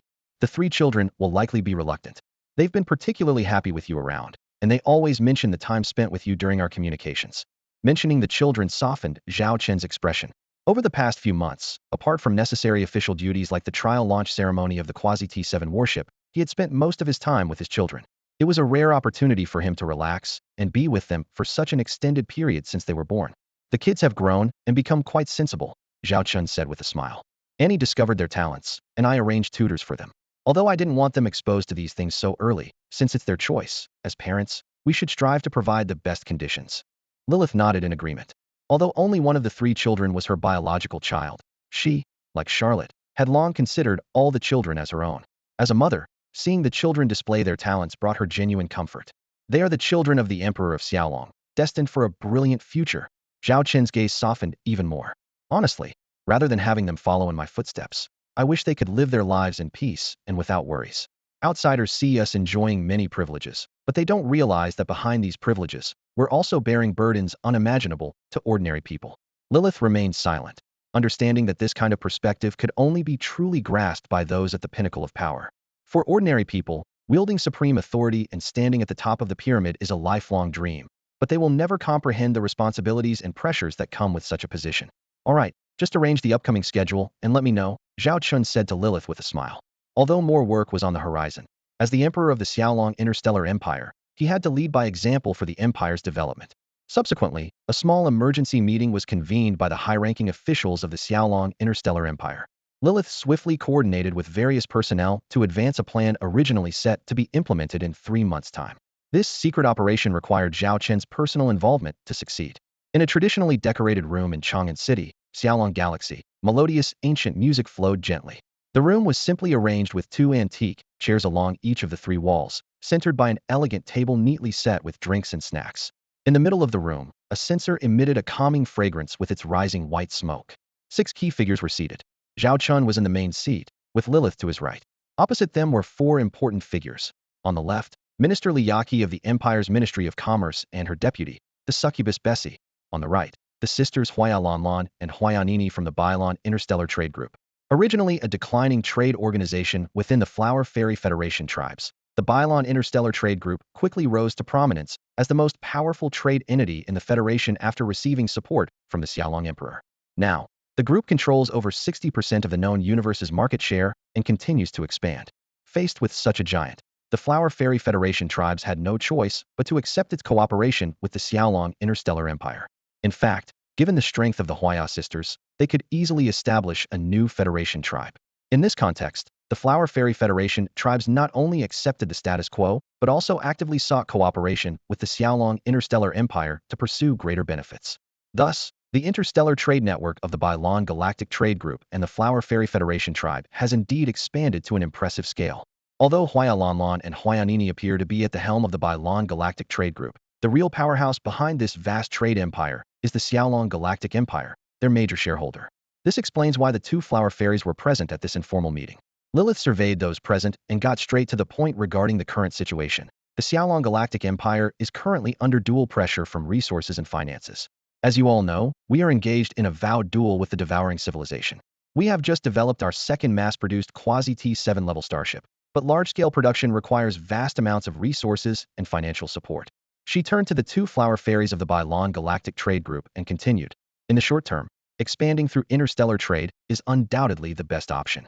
We have a high-quality inventory, ranging from basic ingredients to civilian supplies and military equipment, capable of meeting various needs. The key now is to establish comprehensive sales channels. Lilith paused briefly and looked at Liyaki, the Minister of Commerce for the Empire. As the main person in charge of this project, Liyaki took over the discussion. Previously, our trade with other cosmic civilizations was relatively dispersed. Although we shared channels and generated considerable revenue for the Empire, it was far from optimal. There are still many untapped markets in the known universe waiting for us to explore. Liyaki elaborated on her vision. We plan to establish a trade circle. Simply put, this involves forming a trade alliance encompassing multiple interstellar civilizations and powers. Within this alliance, any goods meeting the regulations can be freely traded. We will also select a star system within the Xiaolong Galactic Empire to establish a central hub for the interstellar trade network. This location will feature a Stargate system, connecting most interstellar regions, creating a free trade zone. Merchants can showcase their products, sign contracts, and engage in efficient trade here. Minister Liyaki elaborated on the strategic vision of the Xiaolong Interstellar Empire in cosmic trade. As one of the civilizations with formidable military strength, the Xiaolong Empire can collaborate with powerful entities like the Holy Elf Empire to act as trade overseers. She proposed the creation of a cosmic trade committee to handle trade disputes and impose penalties on violators ranging from fines and expulsion from the alliance to military intervention by strong nations deploying their interstellar fleets. This system design addresses the critical trust issue in interstellar trade. Additionally, for civilizations that can't directly interact due to historical grievances or lack convenient Stargate routes, the Xiaolong Empire's Stargate network will offer a comprehensive transportation solution. Upon hearing this, Huayalanlan and Huayanini nodded in agreement. Wisdom sparkled in Huayalanlan's eyes. As the initiators of the trade alliance, we will control the lifeblood of all interstellar trade. More importantly, we hold the most powerful bargaining chip Xiaolong series interstellar warships. Simply opening up the purchase of T6 class warships is enough to entice the majority of civilizations to join the alliance. Zhao Chen nodded slightly. The Xiaolong series warships are indeed his most effective, sugar-coated bullets, so enticing that even the proud Holy Elf Empire finds it hard to resist the allure of the quasi-T7 class Golden Scarab Heavy Dreadnought. One ship might not be enough, so offer to every civilization's attitude is exceptionally candid. Huayalanlan continued her analysis. On the surface, we're just building a platform and gaining a trade network. But the actual benefits go far beyond that. Take interstellar transportation, for example. The top 5 known cosmic transportation teams are under our control. This is thanks to our possession of the most advanced transport ship series, from the T6 Star Sea Whale class, T5 Star Kuan class, T4 Whale class to the T3 Great White Whale class, covering every transport need from long distance to short range, from standard to specialized, paired with the ever-improving Xiaolong Stargate system. Hua Yanini's eyes sparkled with excitement as she described the future cosmic Stargate network, as if she could already see this seed growing into a towering tree. At that moment, Zhao Chen smiled and nodded, bringing exciting news. The research department has recently made a major breakthrough, he said. They've developed a quick assembly, simple permanent Stargate. Although it's smaller in scale and has limited transport capacity, it's perfect for small to medium interstellar trade. The quality and efficiency are top-notch, and the biggest advantage is the short construction period. With modular design, 90 of the parts can be prefabricated in factories, and it takes only 3 months to assemble on-site. Zhao Chen continued, the design also allows for future upgrades, so it can be modified as needed. The cost is quite reasonable, at just 500 trillion star coins. Everyone present was delighted by the news, except for Lilith, who shrugged with some concern. This means we'll have to invest a significant amount in the Stargate network again. Our previous revenue streams haven't fully developed, and now we have such a large expenditure. But, she sighed, it's a necessary step, and we must build it, no matter how difficult. How much do we need to invest exactly? Zhao Chen asked. After a brief calculation, Lilith replied, to establish a complete Stargate network, we'll need approximately 50,000 trillion star coins. 50,000 trillion? Zhao Chen rubbed his temples. The figure was daunting just recently. He considered a few trillion star coins a massive sum. Not to mention, the order for the T-7 Golden Angel-class light interstellar cruiser hasn't even been completed yet. Will our funding gap be significant? Hua Yanini couldn't help but ask. Lilith shook her head with a wry smile. Significant doesn't even begin to cover it. The total gap is estimated to be nearly 300,000 trillion star coins. You know, our empire's annual revenue is less than 10,000 trillion, meaning the gap is equivalent to more than 3 years of total income. Hearing this staggering number, Zhao Chen felt a heavy weight settle in his chest, the pressure mounting. At that moment, Hua Yanini suddenly spoke up. Actually, the Xianglong Interstellar Empire doesn't have to bear this expenditure alone. Hearing these words, Zhao Chen's thoughts were instantly ignited. With a calm and logical tone, Hua Yanini analyzed. A ruler of an interstellar civilization usually does not want uncontrolled cosmic stargates within their territory. While weaker interstellar civilizations might tacitly accept this due to the fear of the Xiaolong Interstellar Empire's power, what if they were given more options? Everyone present focused their attention on her. She continued to elaborate on 3 construction plans. The first option is that we take full responsibility for the construction and operation. The second option is a joint venture model, where both parties invest 50%, allowing the other party to station some management personnel to oversee the Stargate's operation. The third option is for the other party to fully fund it, while we handle the construction and provide technical guidance for the first 3 years, after which full control is transferred to them. She emphasized, considering that even the simplest permanent cosmic Stargate costs 500 trillion star coins, some small to medium-sized civilizations might find it difficult to afford. However, we can accept long-term mining rights in local resource areas as compensation.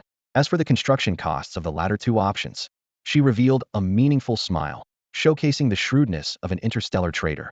Indeed, although the profit margins for such large-scale equipment are limited, inflating the costs 2 to 3 times and quoting 1 to 2 trillion star coins is not out of the question. As long as any civilization chooses the third option, the Xiaolong Interstellar Empire could gain considerable profits for further development. Hua Lanlan timely added, speaking of funding issues, have you considered issuing imperial bonds? This term was both familiar and unfamiliar to Zhao Chen. He knew that such financial instruments mainly existed in stable and peaceful interstellar powers. I understand that imperial bonds might seem unsuitable for the current situation of the Xiaolong Interstellar Empire, Hua Lanlan explained. But for investors, risk and return often go hand in hand. We could issue bonds with yields 3, 5, or even 10 times higher than the market rate. Although this means paying more in the future, it allows for the rapid accumulation of significant funds. And given the current circumstances, if the Xiaolong Interstellar Empire loses the Oath Duel, these bonds will naturally become void. However, if we defeat the devouring civilization, according to the rules of the Oath Duel, their universe will belong to you, Lilith said, her eyes shining with wisdom. The immense value contained within the native universe of the devouring civilization is enough to repay these imperial bonds. Investors will surely see this, and some will inevitably choose to invest in the future of the Xiaolong Interstellar Empire at this critical moment. As Zhao Chen pondered, Lilith added, this plan can also absorb accumulated wealth from the public. Over the years, due to reduced military spending by the lords, there has been a considerable accumulation of surplus funds among the populace.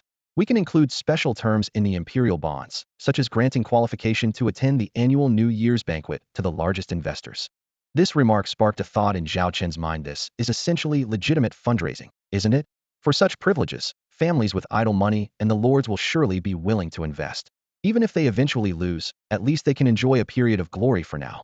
How much funding can we actually raise? Zhao Chen asked. If it can't meet the Empire's needs, there's no point in pursuing this. Before Lilith could respond, Minister of Commerce Li Yaqi answered first. This involves not only our Xiaolong interstellar empire, but also investments from other interstellar civilizations. Based on intelligence I've gathered during recent trade activities, if we launch imperial bonds, we can raise at least 300,000 trillion in funds and resources. But the premise is that investors must see our potential and value, especially in terms of military strength and the determination to win the oath duel. Zhao Chen and Lilith both agreed with this perspective. Imperial bonds are essentially an investment in the nation, and only by demonstrating sufficient strength and potential can we attract investment. The Xiaolong Interstellar Empire's advantage lies in its ability to continually launch new types of interstellar warships. It seems we must accelerate the construction of the second quasi-T7 level interstellar warship, Zhao Chen said. If we can lead hundreds or thousands of quasi-T7 Golden Saint Angel-class light interstellar cruisers to tour various interstellar civilizations, it will surely showcase our military strength. Li Yaqi promptly reminded. However, the immediate priority is to establish the framework for the Interstellar Trade Alliance led by us. Zhao Chen turned to Li Yaqi and Huailan Lanlan, saying, This project has always been your responsibility. I will fully support your work. We must establish this Interstellar Trade Alliance framework in the shortest possible time. Minister Li Yaqi raised her slender finger and lightly tapped the air, instantly unveiling a holographic projection shimmering with blue light before everyone. At the center of the projection was an official contract document, adorned with the emblems of various interstellar powers, each reflecting off the other. The most prominent position was occupied by the majestic emblem of the Xiaolong Interstellar Empire, surrounded by the elegant totems of the Flower Fairy Federation tribes, the commercial insignia of the Bylon Interstellar Trade Group, and the symbols of the Stone Kingdom and the Firemark Interstellar Alliance. The emblems of the two giants of the Cancer Civilization, the Giant Fong Federation, and the Luo Principality were also prominently displayed, along with the insignia of the Mohadi's Interstellar Empire and other small to medium-sized civilizations, totaling 15 interstellar powers that had left their mark on the agreement. 4 of these powers have signed special clauses. Li Yaqi pointed to the document. They all have a common request, hoping for more powerful interstellar forces to join. She particularly emphasized, the most crucial is the Holy Elf Empire, whose influence accounts for 40. Securing their participation could potentially lead to another 20 civilizations following suit. She brought up another document, displaying 5 key targets to pursue. The newly emerged quasi-T6 Burn civilization, the suspected T6 Maha's Empire, which remains low-key due to its cautious stance on order, the quasi-T6 Dalaran United Civilization, the historically rich Silver Moon Alliance, and the industrial powerhouse Scorching Hammer Free Federation and Industry Giant occupying half of the known universe's warship market. These 5 civilizations, Huailanlan continued, along with the Holy Elf Empire, if we can persuade them to sign, our universe trade circle will officially be established. Zhao Chen thoughtfully stroked his chin, his gaze moving between the documents. So my next task is to act as an envoy and persuade these 5 powers one by one. Everyone nodded in unison. For an emperor, personally visiting to forge alliances might seem beneath his dignity, but to Zhao Chen, solving the Xiaolong Empire's predicament was worth any loss of face. He continued to ponder, his gaze becoming deep. The key now is to carefully consider the order of visits. In negotiating, it's best to secure the major deals first. The rest will follow more easily. Huailanlan's voice resonated in the meeting room. The Holy Elf Empire and the Fiery Hammer Free Federation are the 2 most critical ones. If we can reach agreements with them, we're halfway there. Zhao Chen nodded slightly, his gaze sweeping over the attendees.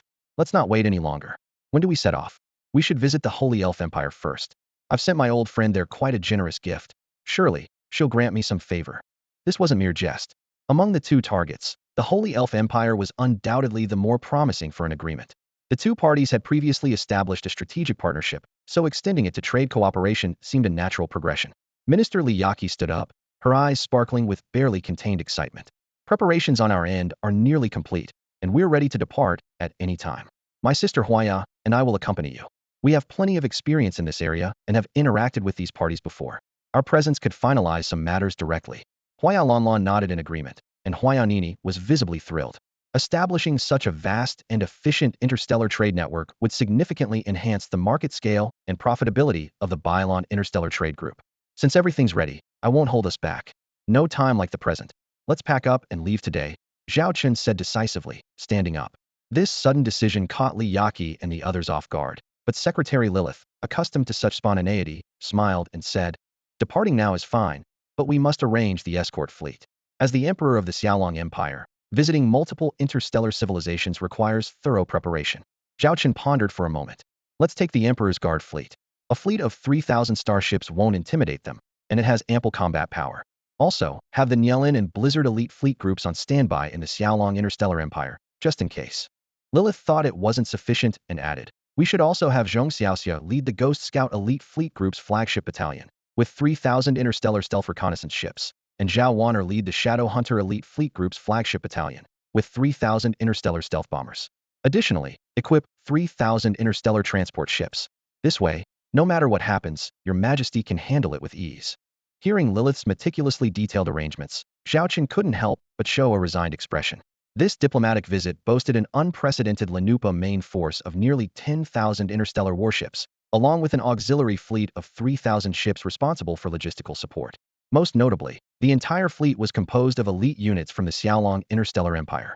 Such a formidable lineup was more than sufficient for a diplomatic mission, and even for wiping out a small interstellar power. However, since it was Lilith's arrangement, Zhao Chen could only nod in agreement. Lilith immediately stated, I will convey the orders and arrange these matters right away. It will take approximately 3 hours. You can set off in 4 hours. With that, she quickly left to organize the necessary tasks.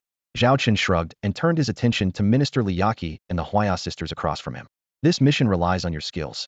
Successfully establishing an interstellar trade network will make you heroes of the Xiaolong Interstellar Empire, and I will grant you the appropriate rewards. Thank you, Your Majesty. Huaya Lalan and Huaya Nini simultaneously bowed. As the leaders of the Bai Lan Interstellar Trade Group, their loyalty to the Xiaolong Emperor was unquestionable. After all, the group's current status was entirely due to the Emperor's support. It is my duty, Li Yaqi responded solemnly, standing tall, though a fleeting hint of personal ambition flickered in her eyes. Though the three of them didn't require a separate fleet for protection on this journey, the composition of the negotiation team still needed careful planning since they would need to personally participate in the formal negotiations. In the Yuhang star system, a new story was unfolding in a region that was a barren wasteland just 3 years ago.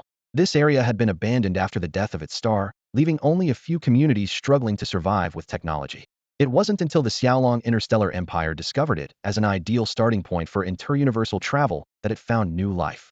Just as different heights pose varying risks when jumping, choosing the best starting point is crucial for interuniversal travel.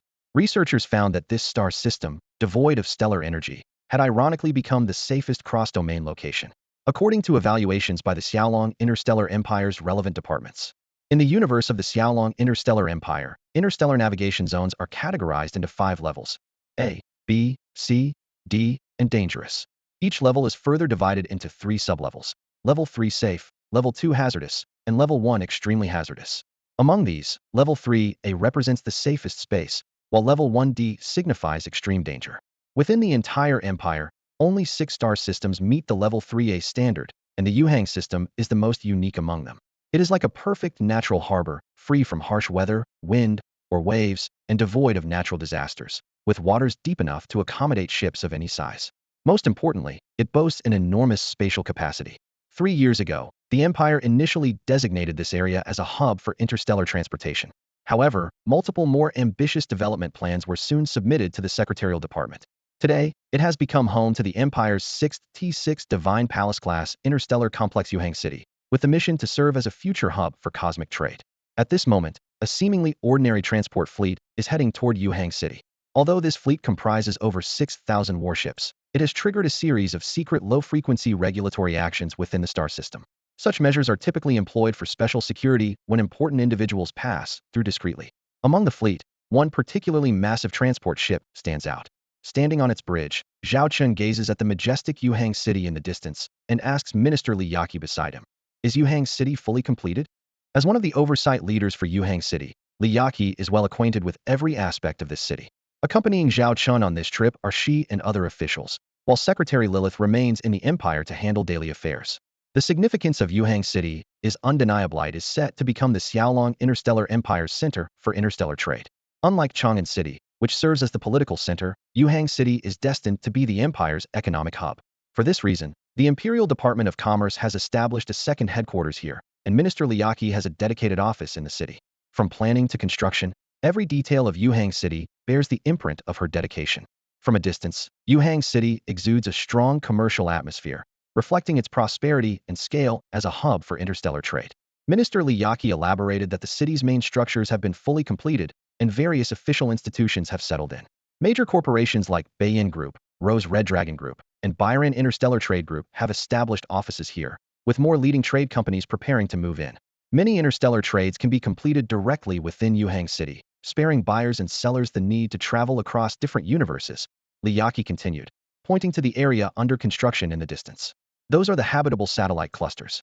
We've implemented a habitability transformation plan for all surrounding planets. Considering the future economic status here, land prices are bound to rise, attracting numerous traders to settle, and it will also become a vacation destination. She added, although Yuhang City is extremely luxurious, the city alone cannot accommodate such a large population. Some wealthy merchants seek unique and extravagant living environments, and as long as they pay enough crystal coins, we can provide such services. It is predicted that the value generated by the Yuhang system alone within the next decade may surpass that of all other systems in the Xiaolong Interstellar Empire. Listening to this, Zhao Chen envisioned a grand blueprint, transforming this once barren star system into the financial and trade capital of the empire. For the Xiaolong Interstellar Empire, known for its construction prowess, the sparse native population here allows for unrestricted redevelopment. In contrast, the Xiaolong system, as the political center, faces numerous constraints in its later development, prompting more construction projects to expand outward. Zhao Chen turned his gaze towards a dazzling stargate in the distance, the largest permanent inter-universe stargate currently in existence. Li Yaqi explained that nearly 10 stargates of various levels have been built across the system, with the potential to increase to over 30, all intended to meet the demands of inter-universe trade navigation. Closing his eyes, Zhao Chen imagined the future Yuhang system, no longer dim, but transformed into one of the brightest jewels of the Xiaolong Interstellar Empire. In this star region, over 30 stargates will shine like pearls, numerous habitable planets will radiate brilliance, and the engine lights of countless interstellar transport ships will illuminate the sky. This place will eventually emerge from the shadows to become a dazzling jewel of the universe, as well as a hub of endless wealth. Hua Yalanlan excitedly shared their simulation results with Minister Li Yaqi. The Yuhang star system can accommodate 10 million T5 class interstellar transport ships simultaneously and will have outer anchorage and industrial docks. The stargates here can handle a daily traffic of 1 billion interstellar battleships, surpassing any existing port star system of interstellar civilizations. The nickname port star system originates from the planetary era of maritime trade. Just as ancient seaports connected continents, these special star systems also bear the responsibility of connecting various parts of the universe. Zhao Chen nodded approvingly. Great, you've done an excellent job. After completing their application, the fleet, disguised as a transport fleet, began traversing the stargates, leaving the Xiaolong star system for other universes. Li Yaqi added, we have currently established stargate contracts with 13 universes. Once the cosmic trade network is established, we can form efficient contracts with more universes that don't require cumbersome applications. Hua Yanini remarked with deep understanding. Skipping these approval processes can indeed save a lot of time. Previously, delivering goods to unfamiliar interstellar universes without prior notice would take at least 3 days, or up to half a month, to complete the entire process. Currently, aside from universes with established mutual trust contracts, most Stargate passages require strict scrutiny. This traditional application process demands that transport fleets submit detailed applications upon reaching Stargate A, including trade merchant identity, cargo information, fleet size, and destination. Stargate A then dispatches a specialized starship to Stargate B to relay information, returning only after receiving approval and a permit code. The transport fleet ultimately needs this code to pass through the Stargate successfully. Although this procedure ensures control over the stargates, it severely impacts the efficiency of interstellar travel. The Xiaolong Interstellar Empire recognized this issue and initiated the establishment of the Cosmic Trade Alliance, aiming to simplify these processes and create a more efficient and convenient interstellar transport network. Minister Li Yaqi stood beside Zhao Chen, her eyes focused as she spoke. Our Ministry of Commerce is preparing to take the lead in forming a new interstellar transport fleet dedicated to cross-universe transport missions. Specifically, the Xiaolong Interstellar Empire will establish 10 wholly owned and 50 joint venture interstellar transport groups, each equipped with at least 100,000 interstellar transport ships. Her eyes sparkled with anticipation as she continued. Once the Cosmic Trade Alliance is established, these fleets can immediately begin operations, capturing market share in interstellar trade transport. Although the profit from a single transport might not seem high, remember, a transport network spanning dozens of universes can generate cumulative earnings of tens of thousands of trillions of star coins. As she mentioned this staggering figure, Li Yaqi's expression turned exceptionally eager. and even Huayalanlan and Huayanini, standing nearby, showed signs of longing. In fact, both had already established joint venture interstellar transport groups with the Xiaolong Interstellar Empire, clearly confident in this market. Zhao Chen nodded. I'm aware of all this, and Lilith has already given her approval. I've issued directives regarding the construction of interstellar transport ships. However, he paused slightly. The scale of your orders is indeed large, especially for the T5 and T6 level interstellar transport ships, which are difficult to fully meet in the short term. But I can assure you that we will expedite the process. As for T4 level and below transport ships, manufacturers, including the Northern Goose Group, have already started working overtime to produce them. You can initially use these transport ships to bridge the gap, as their quantity can somewhat compensate for the grade difference, and their quality is quite reliable. Once the T6 Galaxy Whale class and T5 Star Kun class super heavy transport ships are ready, the surplus of lower grade transport ships can be easily sold, as our transport ships have always been more popular than combat-type warships. Liyaki brought up the issue of transport ships now, clearly hoping Zhao Chen would push to accelerate production. With the establishment of the Cosmic Trade Alliance being brought forward, they need to quickly seize market share to prevent other interstellar civilizations from getting ahead. Time is an opportunity. Whoever can lay the groundwork first will have the advantage in this interstellar transport race. Although they held the advantage with the Xiaolong-class interstellar transport ships, Minister Liyaki understood that establishing a market presence early would allow them to seize opportunities more swiftly, avoid direct confrontation with competitors, and quickly generate significant profits. Despite her current position as the Minister of Commerce of the Empire, she still had the spirit of an interstellar trader in her veins. It was this merchant's instinct that led her to employ a subtle strategy in front of Zhao Chen. It wasn't out of malice. It was simply that Zhao Chen was indeed facing an impossible task after all. Even the most skilled cannot work without resources. The current industrial capacity of the Xiaolong Interstellar Empire could not produce such a number of warships in the short term. But we are not entirely without options, Zhao Chen said with a hint of a smile. The Xiaolong Interstellar Empire may lack production capacity, but external resources can be leveraged. Liyaki immediately grasped the meaning behind the Emperor's words. After all, the destination of this journey was not only the Holy Elf Empire. Unlike most regions of the Xiaolong Interstellar Empire, which undergo significant changes periodically, the Holy Elf Empire maintained its unique character. Thanks to the increasingly close relationship between the two nations, Zhao Chen's flagship and fleet were able to sail almost unobstructed to the sacred tree star system, eventually docking at the spaceport outside the moon god star. As the flagship connected with the spaceport corridor, Zhao Chen saw several figures waiting along the passageway. Accompanied by Minister Liyaki and others, he disembarked from the starship and took the corridor elevator to the opposite side, where the Flame Elf King Solomon and the Radiant Elf King Gustav awaited. Your Majesty the Xiaolong Emperor, I apologize for not greeting you sooner, Radiant Elf King Gustav said with a bow. Now that the Xiaolong Emperor stood as an equal, Gustav no longer maintained his previous demeanor. Why did you come suddenly without notifying us? I would have met you at the Stargate, Flame Elf King Solomon said more casually, stepping forward to assess Zhao Chen. No worries, it was indeed a sudden decision on my part, Zhao Chen replied to Gustav with a return bow. The circumstances were special, and I had to visit unexpectedly. Please, we have prepared a welcoming banquet. We can discuss matters over dinner, Gustav suggested, not directly inquiring about the purpose of the visit. I hear the Xiaolong Emperor prefers discussing business at the dining table. This was typical of the seasoned high elf's approach. Less is more. The Flame Elf King, Solomon, watched the figure of the Radiant Elf King, Gustav, leading the way, with a slight frown. She turned to Zhao Chen, a hint of a smile on her face. Let's take a break and have a meal first. We can discuss everything at leisure, she said, winking at Zhao Chen, who nodded in understanding. The group arrived at the welcoming banquet prepared by Gustav. Although the preparation was hurried, the event, personally organized by the Elf King, lacked none of the necessary etiquette and arrangements. The banquet was intimate, with fewer than 10 participants, adding to its private nature. Please sit. Gustav indicated the seat next to him for Zhao Chen. Zhao Chen took the seat without hesitation. Solomon chose to sit on Zhao Chen's other side, a position not entirely appropriate by traditional standards. Gustav noticed, but remained silent, considering Solomon's personal ties with the Emperor of the Soaring Dragon Empire and the private nature of the gathering. Welcome, esteemed guests from afar, Gustav warmly invited. Try the delicacies of our sacred elf empire. Many of these dishes are newly created, specially prepared for our friends from the Soaring Dragon Interstellar Empire. During the meal, the conversation flowed freely, mostly revolving around the recent conflicts with the Devourer civilization. After several rounds of drinks, Zhao Chen turned to Solomon and asked, "What about the Golden Scarab-class heavy interstellar dreadnought? Why haven't I seen it docked here?" Solomon shrugged helplessly. "Your interstellar warship is simply too large. Although the dock here was modified to accommodate it, the other facilities can't function properly. She continued, Emerald Elf King Mansfield was utterly fascinated by this near T7 interstellar warship and studies it every day. For convenience, I docked it at a specially constructed super-large dock on the edge of the sacred tree star system. I can go there to use it when needed.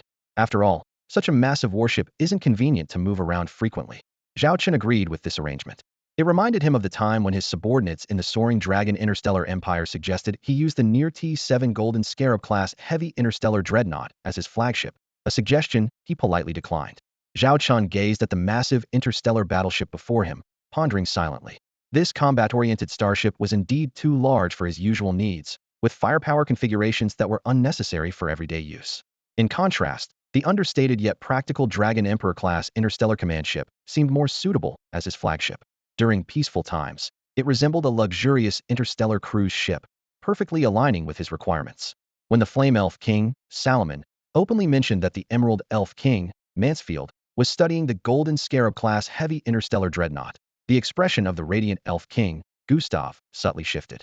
It was an unspoken truth everyone, including the Xiaolong Empire, knew that such an advanced warship would inevitably be studied. However, discussing it so openly made Gustav feel slightly uncomfortable. Zhao Chen, on the other hand, appeared unfazed, having anticipated this when he decided to lease the Golden Scarab-class heavy interstellar dreadnought to the Flame Elf King. He even generously suggested, if the Emerald Elf King is so interested in the Quasi-T7 starship, why not come to the Xiaolong Interstellar Empire and study it together?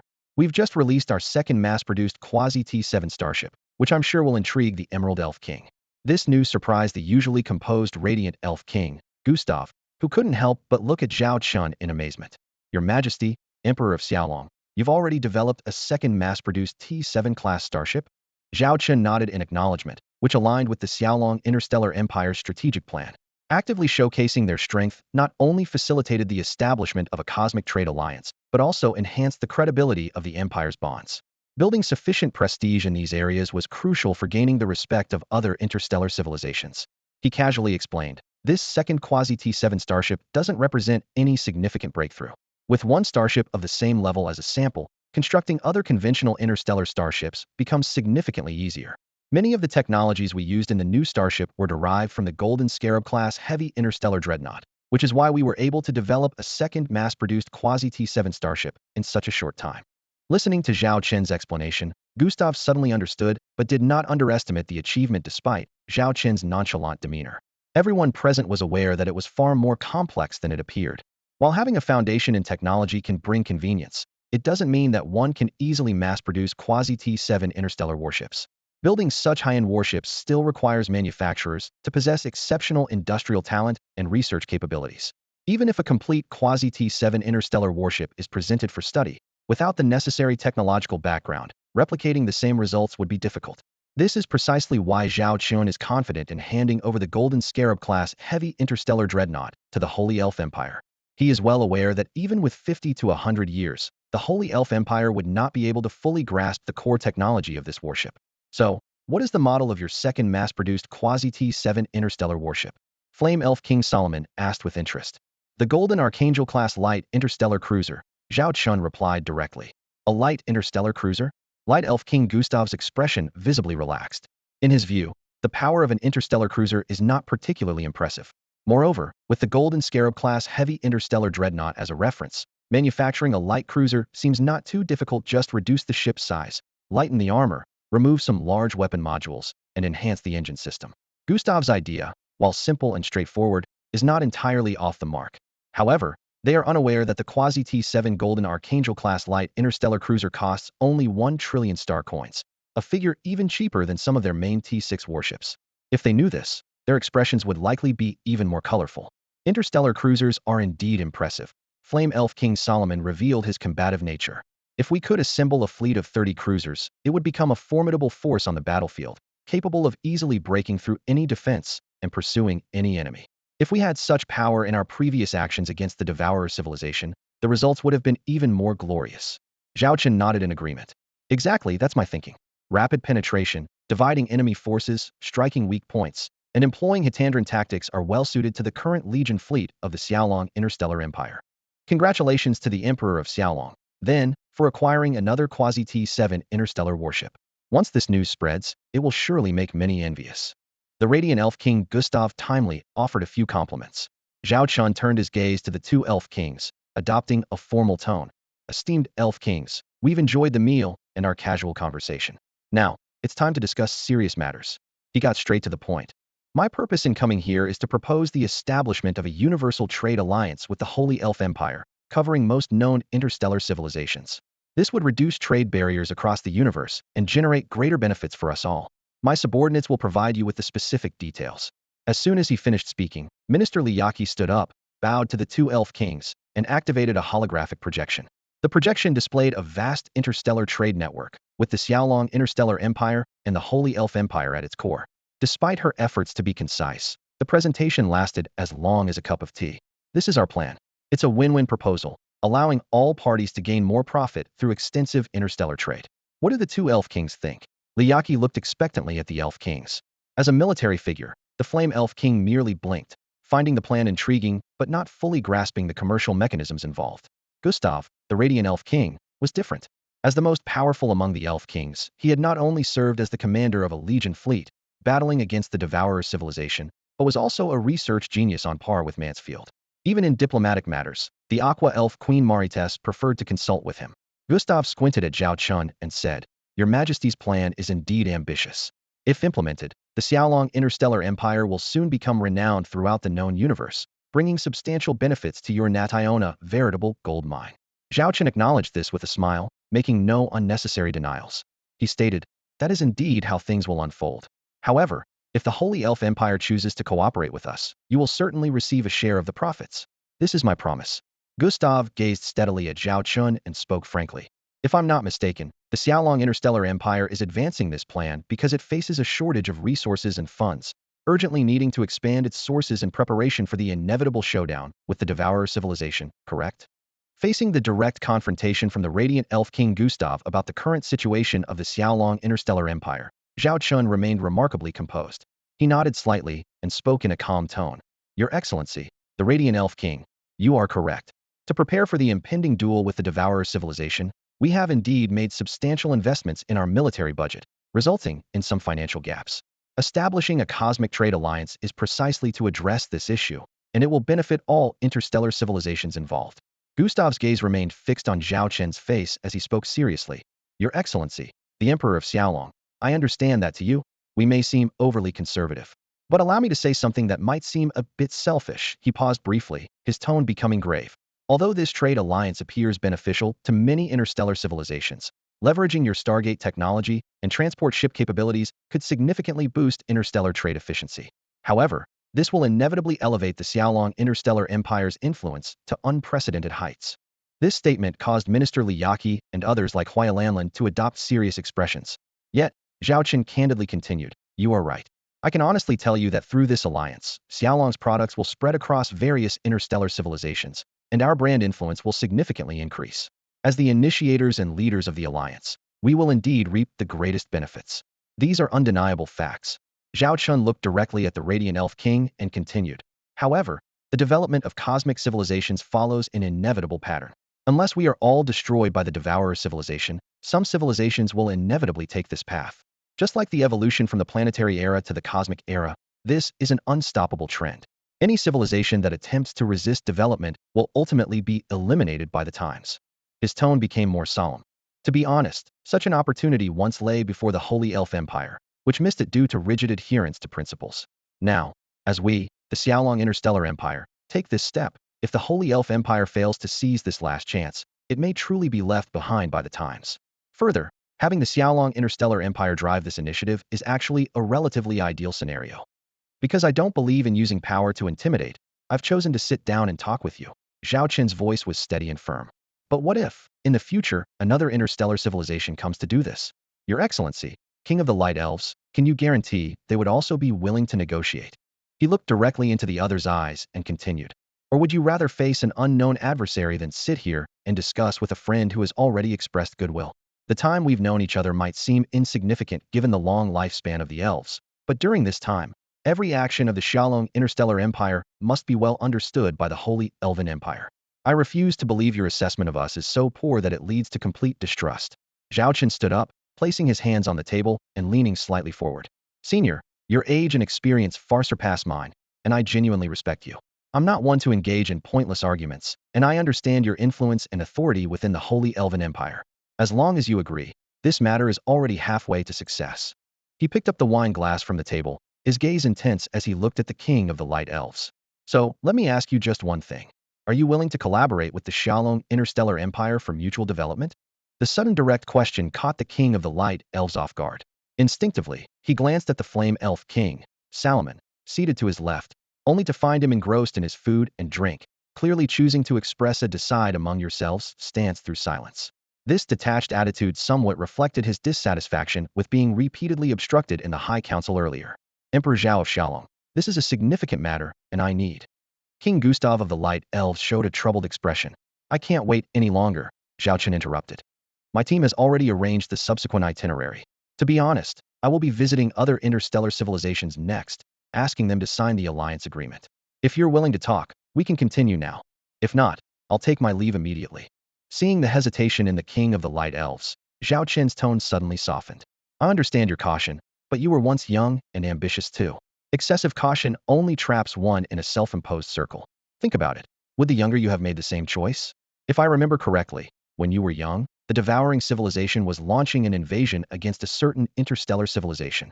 Among the Elven Kings, the youngest was the first to propose support and declare war on the Devourer civilization. While the others hesitated and opposed, he boldly ordered the Legion fleet to assist the galactic civilization, risking violation of the High Council's laws. Hearing Zhao Chen mention this past event, the expression of Guangyao Elven King froze. His gaze seemed to pierce through time, seeing his younger, spirited self. What moved him even more was how that youthful figure now overlapped with the image of the Flame Elven King. A hint of melancholy flashed in Guangyao Elven King's eyes. As the most steadfast supporter of the Flame Elven King, he saw a reflection of his younger self in her, which was why he often stepped in to resolve crises when she acted impulsively. Taking a deep breath, Guangyao Elven King carefully observed Zhao Chen before him, a slight smile appearing at the corners of his mouth. I always thought you were different, and now I see it's true.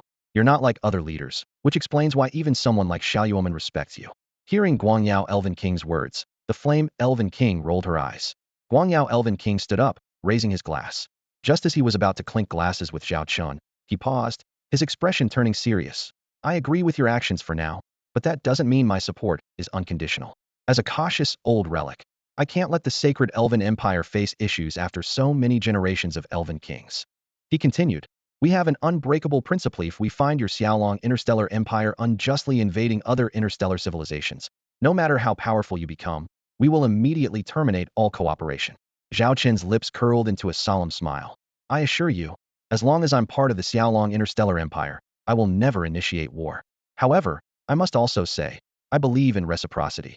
If someone offends me, I will retaliate. Guangyao Elven King Gustav laughed heartily at this, finally clinking glasses with Zhao Chen. Interesting, truly an interesting young man. Well, at least regarding the establishment of the Cosmic Trade Alliance, I support you. But you know our system. To fully proceed, we need the consent of the other 4 Elven Kings and the High Council.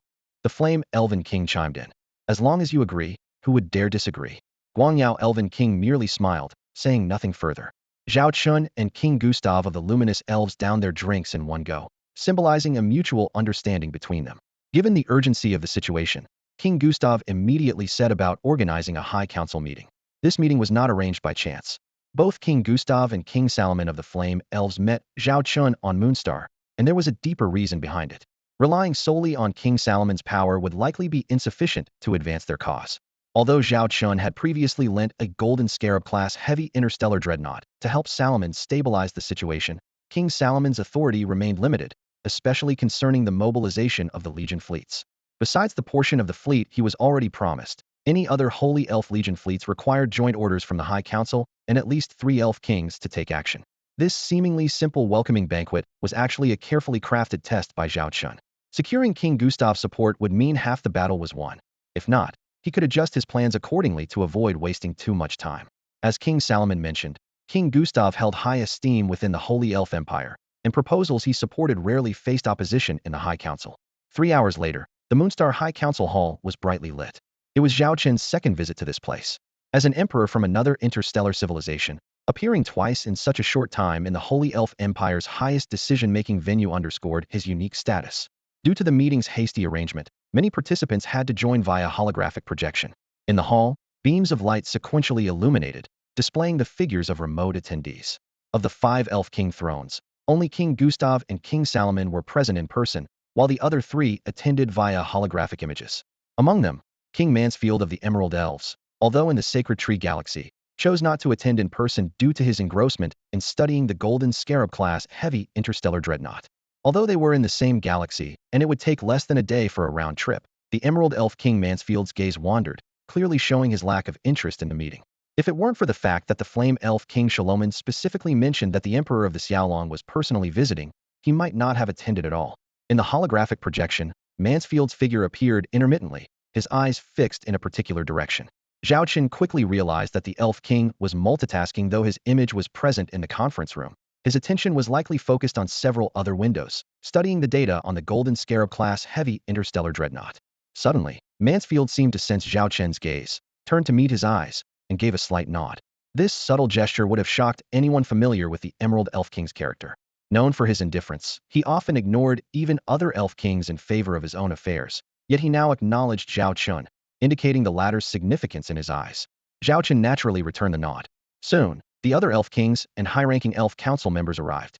Their expressions varied. The Kagaya Elf King Onions appeared troubled, with a slight furrow in his brow, while the Azure Water Elf King Marites regarded Zhao Chen with curious interest, her eyes gleaming with an unusual light.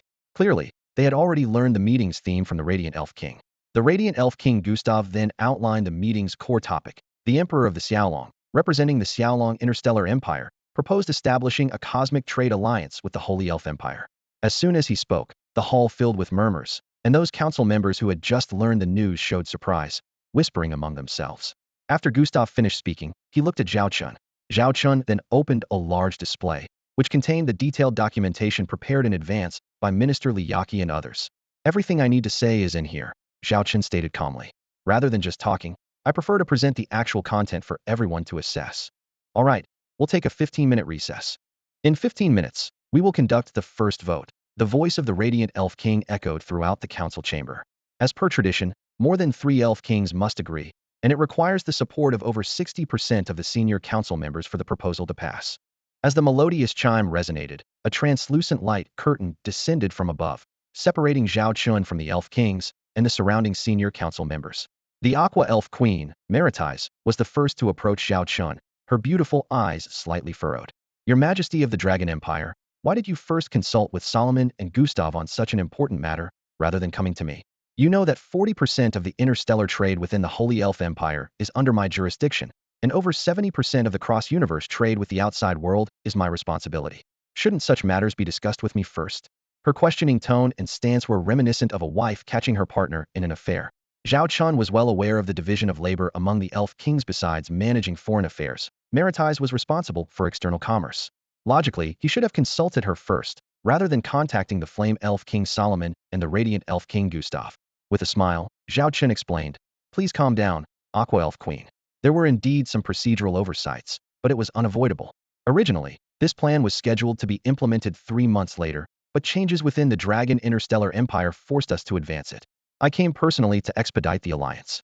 Upon arrival, I learned that only Solomon and Gustav were present in the Sacred Tree Galaxy. For such important matters, remote communication is indeed inconvenient." "These are just excuses," Marites said, crossing her arms with a relentless demeanor. Zhao Chen was somewhat surprised, as the Elf Queen's mood today seemed particularly peculiar, quite different from her usual demeanor in previous meetings. At this moment, the Flame Elf King Solomon approached. "Marites, stop pretending. If you have something to say, just say it. There's no need to hide and make people guess." "Oh, Sister Solomon, you seem to be defending the Dragon Emperor quite a bit," Marites remarked, noticing Solomon's cheeks flush slightly.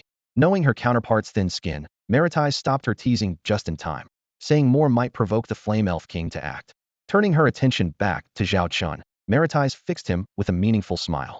"As for the cosmic trade alliance proposed by the Dragon Emperor, I find no issue with it. However, the share allocated to our Holy Elf Empire seems a bit small for such a large pie, don't you think?" Zhao Chen understood immediately this was clearly an attempt to negotiate for more. However, he and his advisors, including Li Yaqi, had anticipated this, leaving room for negotiation in the proposal. "And what would you like, Miss Marites?" Zhao Chen responded with a smile, aware of the obvious probing. Marites was taken aback by Zhao Chen's directness. After a brief pause, she collected her thoughts and began to articulate her demands in detail. Pointing to the agreement Zhao Chen had previously presented, she spoke with focused determination. Firstly, the section about establishing 3 joint interstellar trading corporations needs modification. Her elegant fingers tapped the document lightly. I believe 3 is far too few. We should increase it to 5. The additional 2 must be interstellar transportation companies, utilizing your Xiaolong system's transport ships. Furthermore, my side must hold a 51 stake in each company. These demands struck directly at the core of interests. Maritais understood that in the future cosmic trade market, the interstellar transportation industry held the greatest potential for growth and was the sector they were most likely to penetrate. Although the Xiaolong system's defense products were undoubtedly going to be in high demand, it would be beneath the Holy Elven Empire to request low-level defense technology. Even T6 or near T7 starship technology was somewhat acceptable, but the Xiaolong Interstellar Empire might not be willing to share it.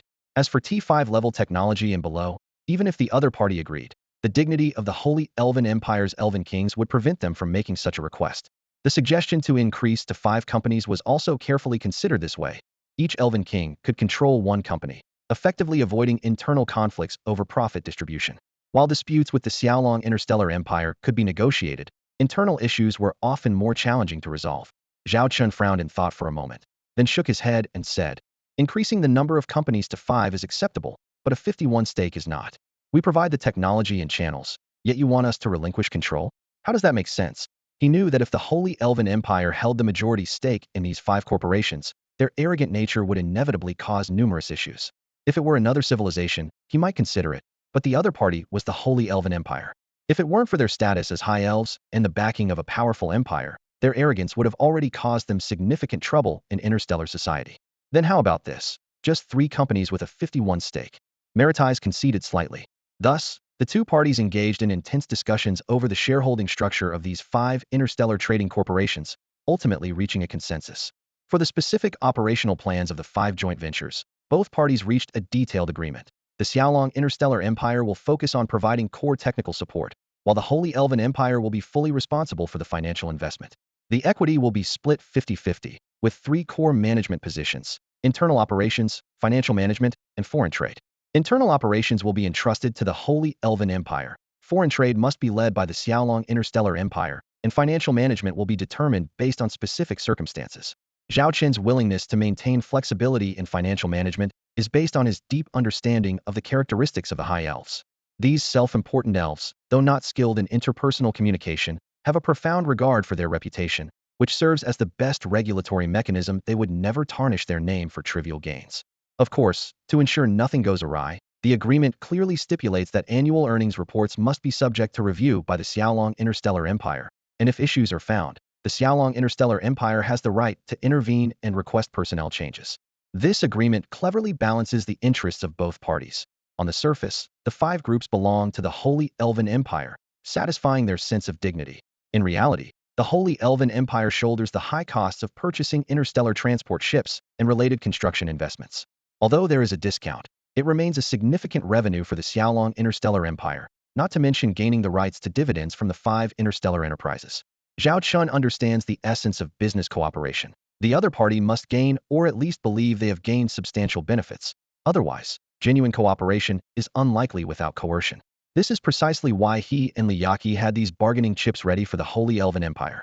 The demands of the Aqua Elven Queen, Marites, happened to fall within their preset range of concessions, forming a truly sustainable partnership. Finally, Zhao Chen looked at the Aqua Elven Queen Marites and the other Elven Kings, with a confident smile. According to our calculations, joining the Cosmic Trade Alliance alone could sustain an average annual economic growth rate of 10 for you over the next decade. Keep in mind, your growth rate over the past 10 years hasn't even reached 1. These words clearly hit the mark before the visit. Minister Liyaki had already gathered detailed economic data of the Holy Elven Empire. During the negotiations of the Cosmic Trade Alliance, Maritais, the aquatic elf king, engaged in talks with Zhao Chen as the primary representative, while the other elf kings awaited the outcome. Maritais' gaze swept over each of the elf kings present, and she fell into a brief moment of contemplation. In her view, the conditions offered by the Xiaolong Interstellar Empire had already reached their maximum potential. As an expert in economic affairs, she was acutely aware that the internal economy of the Holy Elf Empire had hit a ceiling, and further development required seeking breakthroughs externally.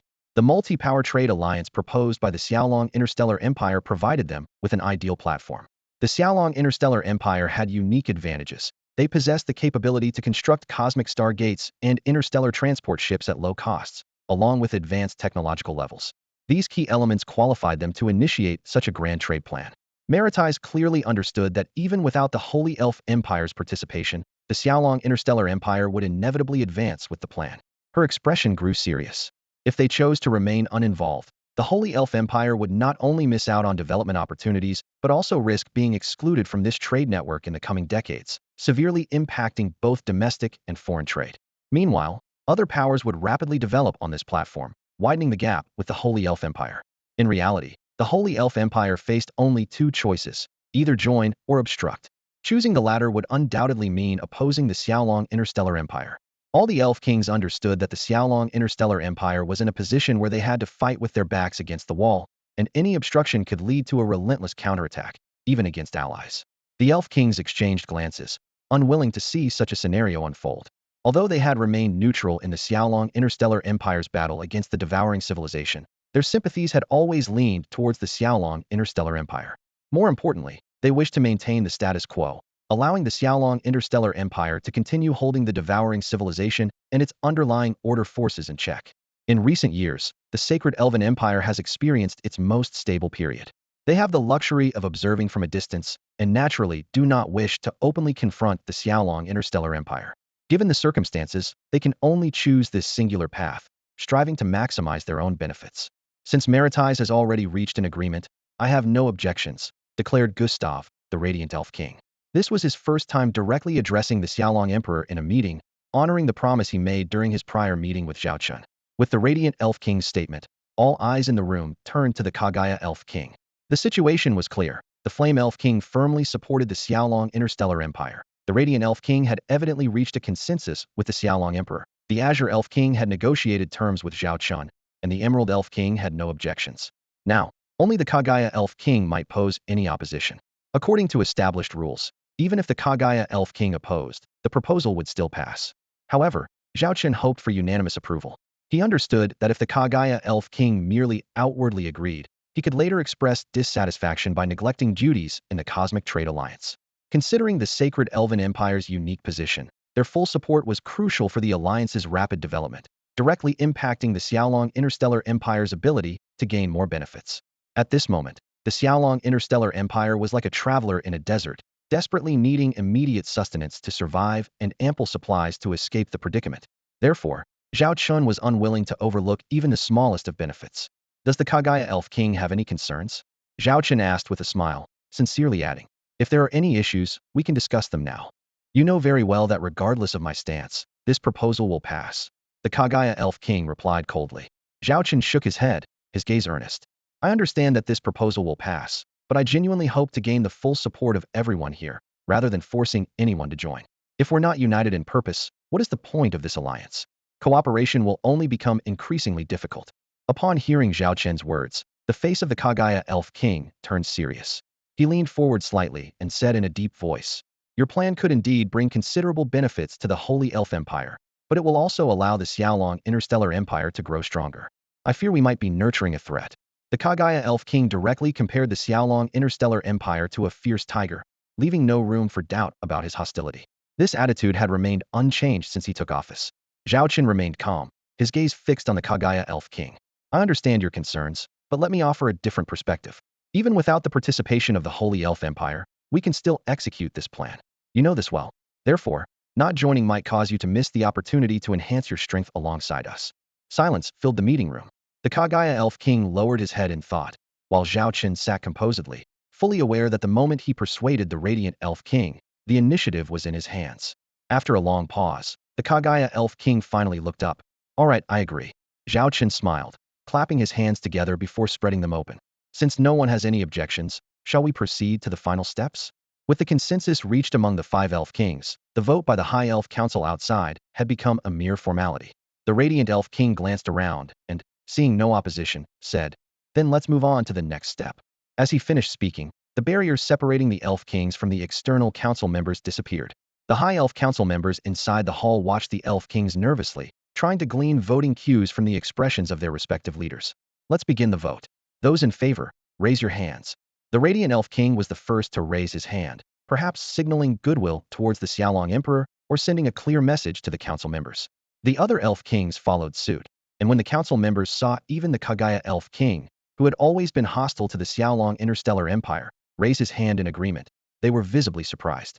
They couldn't help but wonder what Zhao Chen had done in those brief minutes to convince all the Elf Kings, especially the usually resistant Kagaya Elf King. The proposal received unprecedented support. Although the High Elf Council members had their doubts, the unanimous agreement of the 5 Elf Kings, along with the inherently appealing nature of the proposal, led them to raise their hands in favor, resulting in an almost unanimous vote. Light Elf King Gustav slowly stood up, his gaze sweeping across every council member in the chamber. His voice was solemn and firm. The proposal is passed. We will establish a dedicated department for this matter, with the Aqua Elf King Maritais as the head. Maritais will have the authority to mobilize personnel from various departments to carry out the cooperation with the Xiaolong Interstellar Empire and the Cosmic Trade Alliance plan. Everyone must cooperate fully, and any negligence will be considered a violation of the will of us 5 Elf Kings and the High Council. This marked the achievement of Zhao Chen's first objective. Over the next 2 days, Li Yaqi and others engaged with Aqua Elf King Maritais' team in detailed discussions of the agreement. Given its potential to impact the trade landscape of the entire known universe, every clause was meticulously scrutinized and rigorously justified. Under the close watch of Zhao Chen and the 5 Elf Kings, a comprehensive agreement finally took shape. The agreement categorized the members of the Cosmic Trade Alliance into 3 tiers: leaders, participants, and peripherals. As one of the founding members, the Holy Elf Empire naturally secured a place among the leaders, standing on equal footing with the Xiaolong Interstellar Empire in formality. Notably, the Bylon Interstellar Trade Group was granted a special leader status.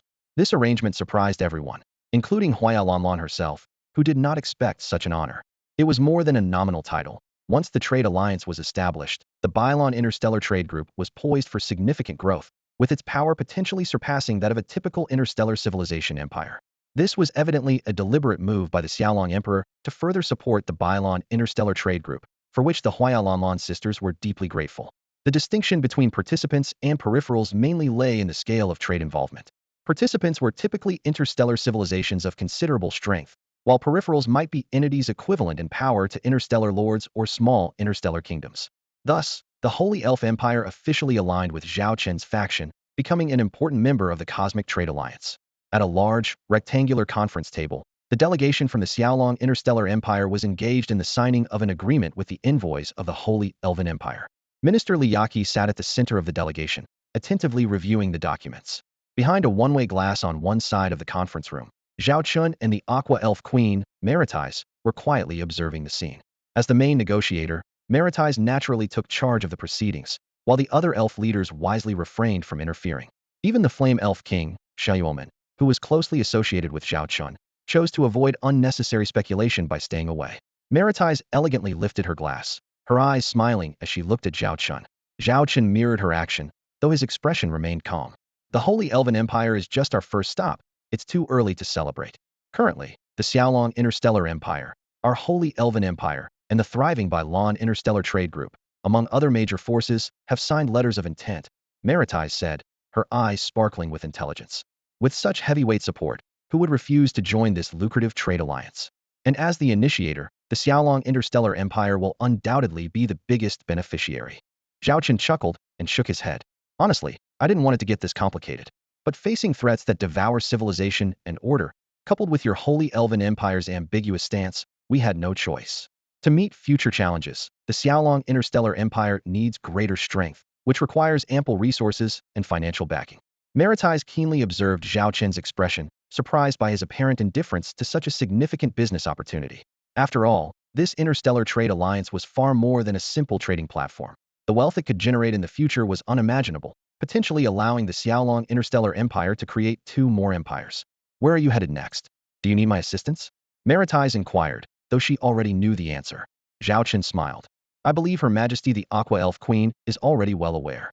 He knew Maritais had been closely monitoring the movements of other interstellar civilizations. The Blazing Hammer Free Federation, Maritais stated confidently. Your choice is impeccable. If convincing our Holy Elven Empire was the first step in your plan, then the Blazing Hammer Free Federation is the second step, and it's already as good as secured. Although the Holy Elven Empire no longer holds the prestige it once did, as long as the empire exists, it still possesses undeniable strength. Among the known cosmic civilizations, the Blazing Hammer Free Federation is the second massive civilization, after the Xiaolong Interstellar Empire, with an industrial capacity exceeding 90%. Their interstellar warships can be seen throughout the universe, and even the Holy Elven Empire frequently purchases warship components from them. While not of the highest quality, they consistently ensure stable production and reliable quality. The blue water elven queen, Maritais, stood by the window, her gaze fixed on the distant conference room. If we can persuade them to join the plan, it would be like acquiring a powerful industrial base for the Holy Elven Empire. It's like a water merchant owning a well. There's no worry about business coming their way. Zhao Chen shook his head helplessly, gently swirling the wine in his glass. Maritais turned to look at him, a meaningful smile on her lips. Don't forget to use your trump card during negotiations. The living conditions in the Blazing Hammer Free Federation are harsh, and their food production is extremely low. Over 90% of their natural food must be imported, and even half of their synthetic food is brought in from outside. Their own synthetic food is notoriously unpalatable and said to shorten one's lifespan. With that, she left the room. However, the journey to the Blazing Hammer Free Federation was not as smooth as visiting the Holy Elven Empire. Zhao Chen's fleet had no direct cosmic stargates. Despite being a major exporter of industrial products, like the Stone Kingdom, they are extremely isolationist, perhaps due to the mindset of industrialists. All stargates leading to their territory are tightly controlled by them. Even more challenging is the fact that the relationship between the Blazing Hammer Free Federation and the Xiaolong Interstellar Empire has always been tense. The main reason is that the rise of the Xiaolong Interstellar Empire has severely squeezed their warship market. Although the current output of Xiaolong's export-oriented warships is not high, it is clear to any discerning observer that in terms of performance, the Hammer warships cannot compete with Xiaolong's warships. The current series of Xylong-class starships have become the hottest commodities on the market. A T3 level Xylong-class ship often sees its price soared to 2 or 3 times its original value after being resold multiple times. This impressive appreciation has turned Xylong-class ships into a cash cow for many merchants. In contrast, while the Shanghammer-class starships maintain their market share due to their massive production, they have suffered a significant price drop in recent years for certain models, with prices plummeting by as much as half due to the competition from Xylong-class ships. This substantial economic loss has led the Liehua Shanghammer Free Federation to view the Xiaolong Interstellar Empire as its biggest competitor.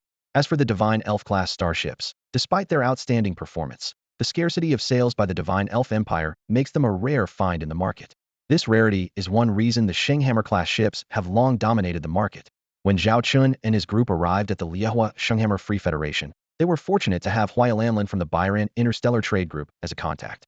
Her previous cooperation with the Federation allowed the fleet to smoothly pass through the Stargate into this sector. However, the scene that greeted them was unexpected. The cosmic environment here was unlike any starfield they had encountered before. The entire space was filled with a murky substance, akin to smog or a dust storm on a planet's surface. Even in star systems with stars, the view from the bridge's observation window was hazy. At times, Zhao Chun could not even see the ships on the fleet's flanks from the flagship. Fortunately, the starship radar systems were unaffected, ensuring normal navigation for the fleet. Standing beside Zhao Chun, Huai Lanlin explained, "Your Majesty, this is the unique cosmic sandstorm phenomenon of the Liehua Shanghammer Free Federation. Over 90% of this area is enveloped by this natural occurrence. These cosmic sandstorms either move in regular circular or elliptical patterns or drift in irregular clusters. Generally, they only affect visibility and the surface of the ships, but long-term exposure requires additional protective coatings, or the armor strength will gradually decrease. However, our stay won't be long, so the impact should be minimal. The cosmic dust storm is the most severe situation," echoed by Yalanlin's voice throughout the cabin. "When these materials move en masse with high density at high speeds, even T5 or T6 level interstellar warships struggle to survive in them for long. Their only advantage is having more time to escape." Zhao Chun listened intently to the explanation from this flower fairy merchant and leader of the Bylon Interstellar Trade Group. It was precisely because of her deep understanding of various interstellar civilizations that she had been specially invited to accompany them on this journey. "The impact of this cosmic natural disaster is quite extensive," continued Huai Lanlan, as she pulled up a holographic image displaying the affected areas. "If a habitable planet happens to be located in the path of the cosmic sandstorm, its inhabitants must retreat to shelters or protective structures to survive. The planet's natural environment would suffer devastating damage. This is why over 90% of habitable planets, while barely suitable for human life, cannot fully provide food. It also explains why the Blazing Hammer Free Federation is so dependent on food imports." Zhao Chen squinted, committing these key pieces of information to memory. These would be crucial bargaining points in the upcoming negotiations with the Blazing Hammer Free Federation. However, Cosmic sandstorms also bring opportunities, Huayalanlan added. The natural mineral reserves in this universe are comparable to those in the Stone Kingdom. Moreover, under the pressure of such harsh environments, local residents have achieved unique developments in the industrial sector.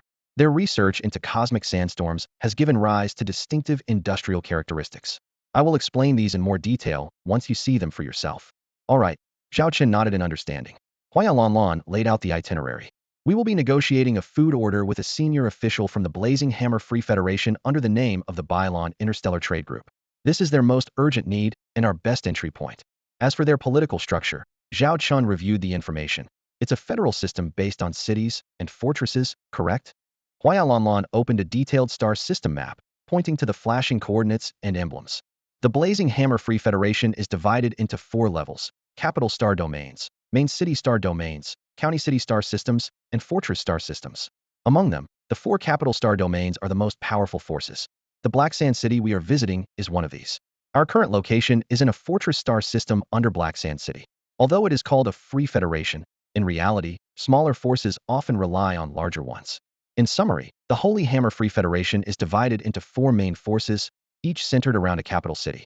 Zhao Chen knew that as long as he could persuade the forces of these 4 cities, his negotiation task would be considered complete.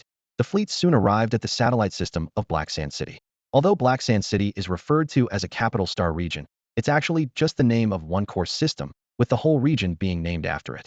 These satellite systems surrounding the Black Sand City system form an essential defensive barrier. Here, Zhao Chen witnessed firsthand the unique advantages brought about by the special natural environment that Huayalanlan had previously mentioned. What he saw was an unprecedented industrial complex, giant structures resembling transforming windmills standing in space, each with a concave circular design. Massive blades inside these structures continuously rotated, actively drawing in cosmic dust and sand. Standing beside Zhao Chen, Huayalanlan began to elaborate. Your Majesty, these are the foundation of the Holy Hammer Free Federation, known as Holy Hammer Technology. What you see here are 4th-generation products, and closer to the center, you'll find 5th-generation equipment. She continued explaining. Early scientists discovered that cosmic dust and sand could serve as raw materials and, once refined, could be converted into energy. This led to the creation of the 1st-generation equipment, which focused on collecting and processing the sand. The 2nd generation went a step further by integrating starship factories with collection devices, significantly improving the efficiency of warship construction. The 3rd and 4th generations have continuously refined and enhanced these technologies. These technological advancements, along with their breakthroughs in interstellar warship development, have allowed the Holy Hammer Free Federation to not necessarily build the strongest warships, but to dominate the market with quantity and cost-effectiveness, successfully monopolizing the inter-universal export market for interstellar warships. Zhao Chen gazed at these unique structures, deeply impressed. It was another testament to how unique environments can foster distinctive technologies, much like the plant technology of the Holy Elf Empire. He keenly picked up on the beneficial information and asked, squinting his eyes, so, does this mean that constructing the same interstellar warship in this environment would greatly enhance the building efficiency? Huayalanlan nodded emphatically before elaborating on the characteristics of Xingque technology. The biggest advantage of this technology lies in its production efficiency, though it is limited by an inability to produce with meticulous craftsmanship. She illustrated this by citing an example where an interstellar civilization commissioned the Liégeois Xingque Free Federation to manufacture interstellar battleships. Whereas it would take 10 months to complete in their own cosmic factory, the battleships were finished in less than 8 months here. Moreover, with accumulated experience, the construction time could potentially be reduced by more than 30. This astonishing figure left Zhao Chen taken aback. However, Huayalanlan quickly shifted the focus to Xingque technology's shortcomings. When other interstellar powers attempted to commission the manufacture of precision technology products, although construction could be completed, the defect rate significantly increased. This issue seems to be linked to the raw materials and energy extracted from cosmic sandstorms, a problem that remains unresolved. The final conclusion was that the Liégeois Xingque Free Federation is particularly suited for producing mid to low-end technological products, significantly boosting output and shortening production cycles. However, it struggles with high-end precision products, where forced production is less effective than in the original universe. After hearing this explanation, Zhao Chen had a plan in mind. What appeared to be a double-edged sword seemed to him a rare opportunity.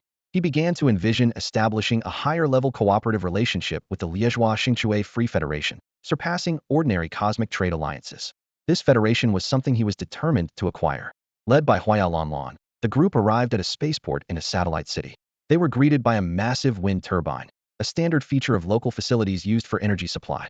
Once docked, Zhao Chen, along with Li Yaqi and the Leopardess Guard, proceeded down the corridor. They were met by a group of humanoid beings. These locals had no hair, and their skin was covered with a thick, lizard-like keratin layer, possibly an evolutionary adaptation to the harsh environment. Their physiques were similar to ordinary humans, but they wore somewhat coarse, dark clothing. Huayalanlan explained that this simple attire stemmed from the local technological development path. While heavy industry was advanced, light industry lagged behind. Combined with environmental factors, the locals prioritized practicality over aesthetics in their clothing.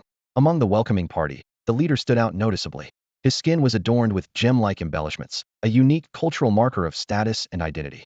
He respectfully greeted the Huaya sisters. Miss Huayalanlan, Miss Huayanini, it's an honor to have the renowned pair visit us in person.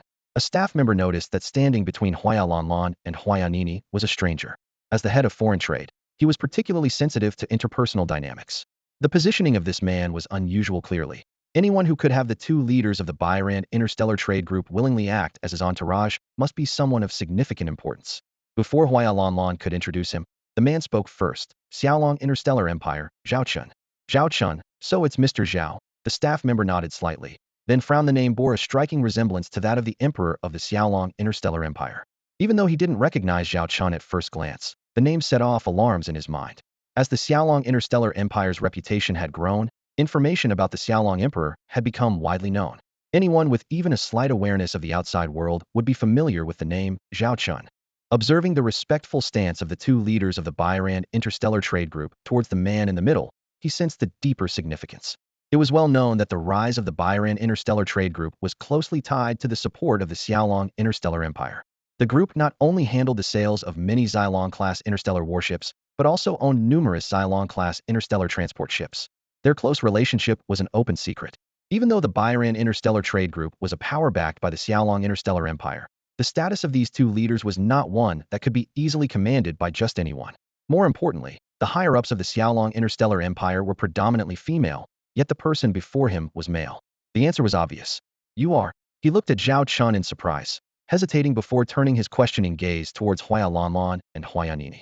Huayalanlan understood Zhao Chen's intention the moment he revealed his name. Since they had reached their destination, there was no need to conceal his identity any longer for the sake of efficiency. She then spoke. This is His Majesty, the Xiaolong Emperor. Our visit here is not just about the food order from the Bayran Interstellar Trade Group, which is a minor issue. The main purpose is that the Xiaolong Emperor has significant cooperation matters to discuss with the Blazing Hammer Free Federation. Due to certain well-known reasons, we couldn't quickly reach the Federation's upper echelons through normal channels, so we had to come uninvited. We hope you'll understand. She then introduced Zhao Chen. This is the Deputy Mayor of Black Sand City. He is the second-in-command of the Black Sand Capital Star Domain under the Blazing Hammer Free Federation, named Sha Xiong, and he is the second of the three Sha brothers.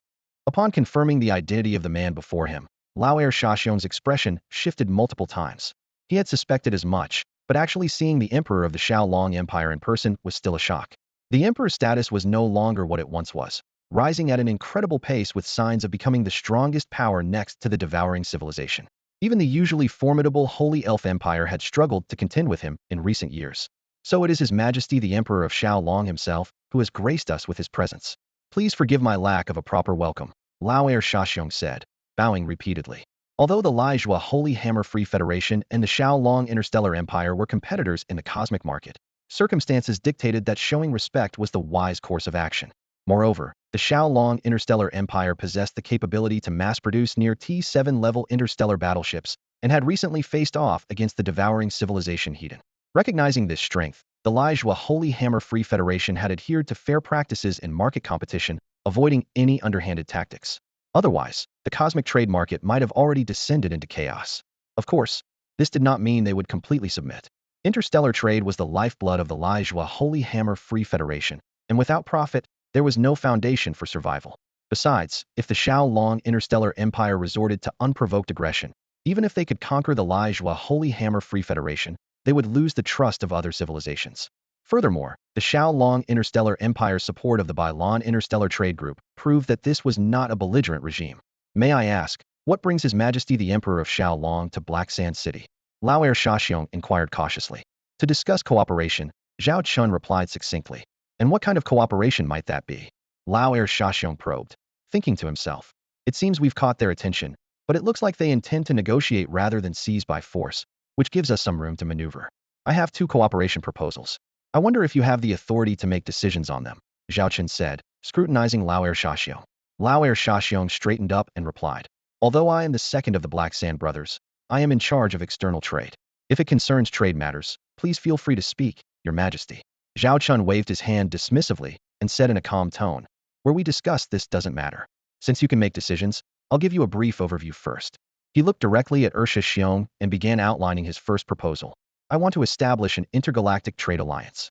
This will be a trade platform led by the Xiaolong Interstellar Empire, where we will provide all the necessary infrastructure, including cosmic stargates and interstellar transport ships. This platform will offer a fair and just trading environment for various interstellar civilizations, making intergalactic trade more convenient and efficient. Taking a document from his pocket, he continued, the Bylon Interstellar Trade Group and the Holy Elf Empire have already signed a letter of intent.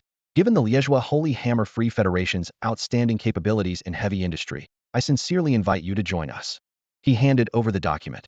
All the detailed terms are here, and you can examine them closely. Through this platform, you can not only sell interstellar warships and other products more efficiently, but also acquire the materials you need more conveniently.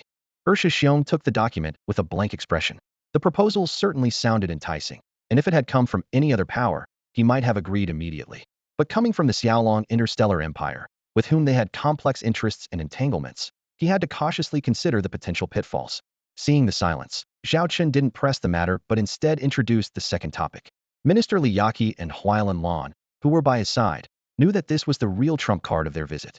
The second matter actually depends on the success of the first collaboration, Zhao Chen said, looking Xiong directly in the eyes with a steady tone. I believe you've heard of the Eden-class starships.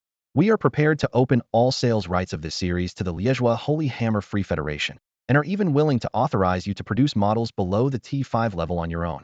This statement hit like a sledgehammer, instantly shattering Xiong's calm facade. He was stunned, taking a long moment to regain his composure, staring in disbelief at the young emperor across from him. You're willing to grant us full sales rights for all Eden-class starships? Old Second Xiong's eyes gleamed with excitement, his voice quivering slightly, including the T5 Diamond and T6 Purple Gold Eden-class starships? Eden-class starships have always been the most treasured strategic resource of the Xiaolong Interstellar Empire. Although the Empire has already allowed sales of many interstellar transport and mining ships, they have always tightly controlled the Eden-class starships. In recent years, the number of orders released to the market has been few and far between, keeping prices sky-high. In the market, an Eden-class starship often resells for more than 5 times its original price. The most notable example is a T3 Silver Eden-class starship, officially priced at 12 billion star coins, which once set a record at an auction by fetching 79 billion star coins. This price surge is not without reason. Among the major interstellar civilizations, with population growth and extended lifespans, natural crop food shortages have become a common issue. The Xiaolong Interstellar Empire has capitalized on this by strictly controlling the supply of Eden-class starships, using most of the production capacity for internal use or providing it to the Eden Food Trade Group for external food sales. Now, the Xiaolong Interstellar Empire not only promises to open sales rights, but is also willing to share production technology, which is an enormous temptation for the Blazing Hammer Free Federation. Old Second Xiong could hardly believe his ears. Zhao Chen continued to elaborate. I propose establishing a joint venture with you, where we provide the technology and you handle the production. Our collaboration would focus on 2 main areas, supplying mid to low-end components to the Xiaolong Interstellar Empire and producing export-oriented interstellar warships. By leveraging the Universal Trade Alliance, we can achieve a win-win situation. He then smiled at his counterpart. Are these cooperation plans of interest to you? Old Second Xiong swallowed hard and respectfully looked at the Xiaolong Emperor, responding cautiously. This is too significant for me to decide on my own. I need to contact my elder brother immediately. Since you are already here, how about we change our itinerary and head directly to Black Sand City's main star system to rest? I promise to bring my brother to meet you within 5 hours and provide you with an initial response. Does this arrangement work for you? Zhao Chen nodded with satisfaction. I can accept that. Old Sanxiong quickly turned around and approached the adjutant. Lowering his voice with a stern expression, he instructed, these guests are of the utmost importance and must be treated with the highest level of hospitality. Especially the safety of the gentleman in the midlight is absolutely critical. If anything happens to him, not only you, but your entire family will face consequences. Cold sweat appeared on the adjutant's forehead as he nodded repeatedly. Understood. But what is the identity of this gentleman? He asked cautiously. Earlier, due to the distance and possible deliberate interference, they hadn't clearly heard the conversation between their leader and the guests, only noticing the ever-changing expressions on their leader's face. Don't ask what you shouldn't. Old Sanxiong snapped, his eyes sharp. Yes, I'll take them to the Black Gold Hall. The adjutant began, only to be cut off by an even sharper look from Old Sanxiong. I said the highest level. Take them directly to the Jingshan courtyard. Old Sanxiong emphasized. Clear all areas around the courtyard immediately. Except for my elder brother and younger brother. No one is allowed near without my permission. Anyone who disobeys will be detained immediately. The adjutant immediately grasped the gravity of the situation. The Jingshan courtyard, being the private retreat of the three lords of Black Sand City, was never open to outsiders. Even other leaders from the three major cities had never set foot there. A guest warranting such arrangements by Old Sanxiong must be extraordinarily significant. It's in your hands. Don't make any mistakes, Old Sanxiong said, before leading the adjutant back to Zhao Chen and respectfully stating, Sir, this is my trusted adjutant. He will attend to all your needs. I will be away for 5 hours, but will return promptly. With Zhao Chen's approval, Old Sanxiong hurriedly departed, not wanting to waste a moment. The adjutant then led Zhao Chen and his entourage on their way. The Jingshan courtyard wasn't located in this satellite system, but rather in a commerce space region of the main system of Black Sand City. There stood a space city, not as grand or exquisite as the Chang'an or Luoyang cities of the Xiaolong Interstellar Empire, much smaller in scale, yet it was the true location of Black Sand City. Guided by the lieutenant, the fleet moved smoothly, with every starship receiving VIP treatment. Upon arriving at Black Sand City, Zhao Chen quickly saw the so-called Jing Mountain Courtyard, a meticulously crafted artificial garden within the city's interior chambers. The courtyard featured an artificial sun system and various plants, creating the illusion of being on the surface of a habitable planet. The design resembled the landscape of an Eden-class starship, though the details were somewhat rougher. For instance, the air carried a synthetic fragrance, lacking the natural aroma found on an Eden-class starship. A banquet was already set in the courtyard, and the lieutenant respectfully introduced. The Lord specifically instructed that all facilities in the courtyard are at your disposal. If there's anything unsatisfactory about the food, please let me know, and I'll replace it immediately. No problem, this is quite all right, Zhao Chen waved his hand. You can leave us now. We'll be staying in the courtyard for a while. Notify us when your lord returns. The lieutenant breathed a sigh of relief. Although he couldn't serve them closely, this was the guest's own request, which reduced the risk of mistakes. Given the lord's attitude towards these guests, any negligence could have dire consequences. I'll be waiting outside the courtyard. From now on, no outsiders will disturb you. If you need anything, just press this button. With these instructions, the lieutenant and his team left the courtyard. Zhao Chen and his party were left alone in the courtyard. The leopard woman and others silently spread out to keep watch around the area, while Zhao Chen and Li Yaqi sat down in the courtyard. It seems our bargaining chip worked well, Zhao Chen chuckled. Huayanini clapped her hands and said, How could it not? The sales rights of the Eden-class starship are highly sought after. Although it's an auxiliary-type battleship, it's the best-selling among known cosmic civilizations. The Flaming Hammer Free Federation desperately needs such food-producing starships. While they can't produce T5 Diamond Grade or T6 Amethyst Grade ships, they can handle T4 and below with their heavy industry, alleviating food needs in the short term. Buying advanced models from the Xiaolong Interstellar Empire would completely resolve their food issues. Li Yaqi nodded in agreement. It is indeed the perfect bargaining chip. Neither Black Sand City nor the leaders of the other three capital forces have any reason to refuse. Now we just wait for the final good news. Zhao Chen smiled slightly. This was the advantage of mastering technology. It could solve almost any problem effortlessly. A shuttle hurtled towards Black Sand City at an incredible speed, completely ignoring navigational protocols. Had it not been emitting a special signal, the city's defensive weapons would have already intercepted it. The shuttle even bypassed the normal landing procedure, crashing heavily into the hangar and leaving a massive hole in the wall, with dust and debris everywhere. Startled ground crew members stepped back, cautiously eyeing the smoking point of impact. Suddenly, the sound of footsteps emerged from the dust. As the smoke gradually cleared, revealing the figures of two people, the personnel present immediately bowed respectfully. Greetings to the Lord of Black Sand City. Welcome, second in command. The arrivals were none other than the city's lord, San Meng, and his second brother, San Xiao. Just then, a retching sound came from the shuttle's door. Big brother, how long has it been since you last piloted a fast craft? That landing was way too rough. A young man leaned against the door, vomiting, his face pale. If I'd known you were going to fly so fast, I wouldn't have boarded your shuttle. Ugh. San Ming looked at his youngest brother, San Ji, with a hint of disdain in his voice. Look at you. Can't even handle a little bump. You clearly need more training. Stop standing there and get down quickly. That important person is still waiting for us, and we must hurry. Before San Ji could steady himself, his second brother, San Xiong, tossed him into a waiting hovercar. When he saw his eldest brother San Meng at the wheel again, His recently settled stomach began to churn once more. Wait, Sanji began, but before he could finish, the hovercar sped off, kicking up dust that made the ground crew turn away. They exchanged puzzled looks, unable to comprehend what could prompt the usually composed city lord to act with such urgency, and why all three leaders were present at once. As far as they knew, the last time all three had gathered was during the Four Great Cities conference a year ago. The hovercar quickly arrived at the entrance of a small courtyard. This time, San Ming uncharacteristically slowed down in advance, finally coming to a gentle stop at the farthest point outside the courtyard, as if fearing to disturb the esteemed guest within. After getting out of the car, San Ming immediately turned to his second brother. Second brother, do I look presentable? No issues, San Xiong nodded but hesitated when he glanced at their staggering youngest brother, but third brother's appearance. San Ming glanced at his pale-faced youngest brother and scoffed. Look at him, no semblance of a leader's composure at all. It seems that he needs to be sent to some remote star regions for some serious training. This thought left Sanji feeling a bit bitter. He knew that while he couldn't compare to his elder brothers, he wasn't entirely without skill.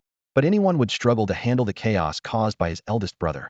After all, an ordinary person might have fainted during the shuttle's crash landing. At that moment, a figure hurried over.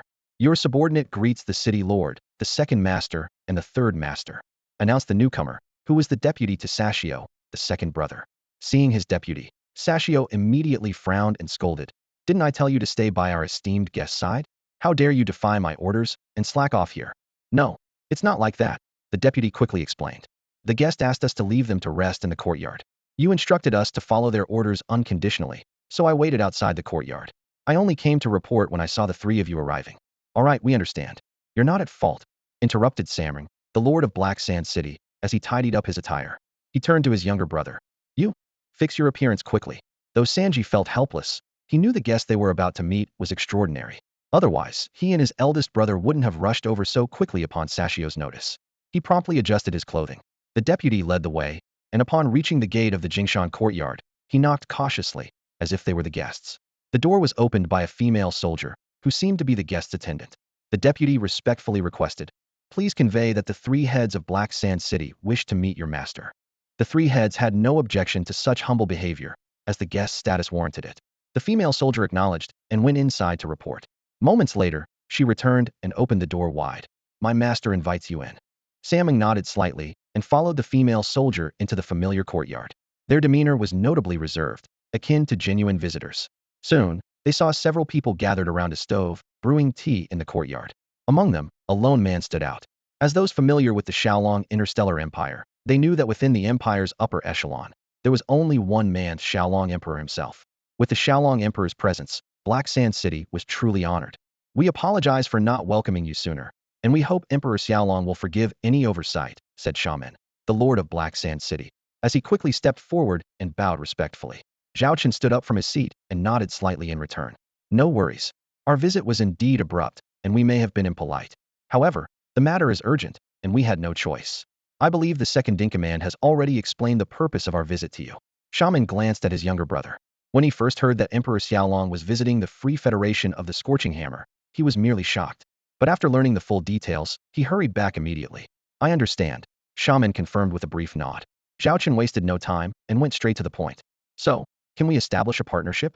The directness of the question took Shaman by surprise, but he quickly regained his composure and responded cautiously. There are a few questions I'd like to ask in person. Zhao Chen then gestured to the woman beside him and introduced her. This is Liyaki, the Minister of Commerce for our Xiaolong Interstellar Empire. She is primarily responsible for the Cosmic Trade Alliance Plan and other related trade collaborations. You can ask any questions now. The Minister of Commerce of the Empire. It's an honor. Shaman immediately greeted Liyaki. Liyaki nodded slightly. Our Emperor is always direct, so feel free to ask your questions. Internally, Shaman noted that this seemed to be a common trait of the Xiaolong Interstellar Empire, which saved a lot of formalities. He took a deep breath and straightforwardly asked, regarding the establishment of the Cosmic Trade Alliance, I have no objections. But for the second plan, which involves granting sales rights to Eden-class starships, I want to understand the specific extent of the access and any changes in pricing. Liyaki answered without hesitation. The sales rights will first depend on our production capacity. We can establish an annual supply agreement. For example, providing your side with 100,000 T2 bronze class, 10,000 T3 silver class, 1,000 T4 gold class, and 100 T5 diamond class ships each year. Specific quantities can be written into the cooperation agreement, and if there is a need for additional purchases, we will adjust according to that year's production. As for pricing, we will maintain the current official pricing structure. This is something we can guarantee. Although market speculation has driven prices up, our official prices have remained stable.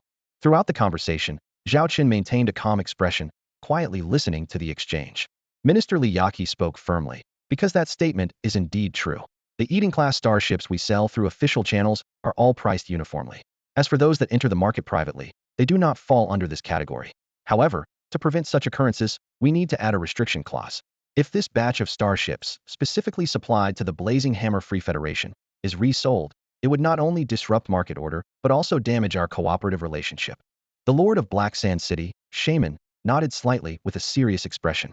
He was well aware that if they could acquire this batch of starships from the Xiaolong Interstellar Empire Legion at the official price, reselling them could yield more than a 50 profit.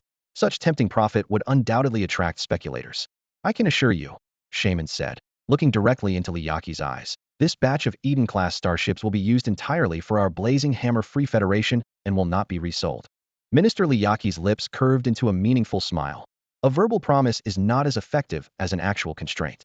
We will embed a backdoor program in these starships. It won't affect their normal operation, but once they leave the cosmic boundaries of the Blazing Hammer Free Federation, the program will automatically activate.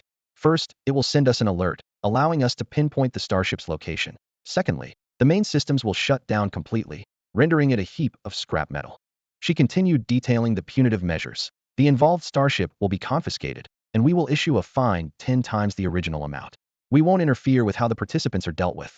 If the fine is not cleared by the end of the year, next year's transactions will be suspended. Second in command, Xiaohong, furrowed his brows, clearly displeased with these harsh terms. Surprisingly, Shaman, the Lord of Black Sand City, agreed without hesitation. No problem, I accept all these conditions. Although these starships could only be used within the Federation, this aligned perfectly with their initial goal to provide a better living environment for the races within their territory. Do you have any other questions? Li Yaqi asked. Shaman hesitated for a moment, his gaze lingering on the Xiaolong Emperor beside him before he gathered his courage to speak. I heard from my second brother that His Majesty is willing to share the technical blueprints of the Eden-class starships with us, and even those of other Xiaolong series interstellar warships. Yes, Li Yaqi confirmed succinctly. What kind of partnership are we talking about? San Meng, the Lord of Black Sand City, gazed intensely at Li Yaqi, clearly impressed by the power of the Xiaolong-class interstellar warships. Even those in the Blazing Hammer Free Federation, who had originally been resistant to the Xiaolong Interstellar Empire, had to acknowledge their strength after witnessing the warships firsthand. Minister Li Yaqi straightened up and began to explain. There are several types of partnerships. Let's start with technology licensing. For T2 and T3 level lower tier interstellar warships, we can offer full technology licensing. You handle the production, while we provide technical support and sales channels, splitting the profits 50-50. She paused briefly before continuing. Although it's a 5,050 split, considering that you'll bear the costs of construction, equipment maintenance, and the recruitment and training of craftsmen, we actually end up with more profit. After all, the Xiaolong brand and sales channels are already established. San Meng pondered this. He understood that in this partnership model, the Xiaolong Interstellar Empire, with its hold on core technology, had the upper hand. Xiaolong's choice to partner with them was mainly due to the Blazing Hammer Free Federation's strong industrial foundation. As for T4 and above high-end warships, Li Yaqi continued, some can be fully licensed, while for the rest, you will produce key components and send them to our designated locations for assembly. We handle the manufacturing of core modules and final assembly. For models sold externally, you'll get a 30 profit share, while we take 70. If they are for our use, we will pay for the engineering costs at market rates. Seeing some hesitation among the attendees regarding the latter option, Li Yaqi added, to collaborate with us, you must accept these seemingly less lucrative orders. The three leaders suddenly understood it was a bundling sales strategy. To gain the lucrative rights to manufacture warships, they first had to complete some basic orders for the Xiaolong Interstellar Empire. These percentages can be negotiated further, Li Yaqi reassured them. We will ensure that both parties receive fair compensation. Please continue. San Meng gestured for her to proceed.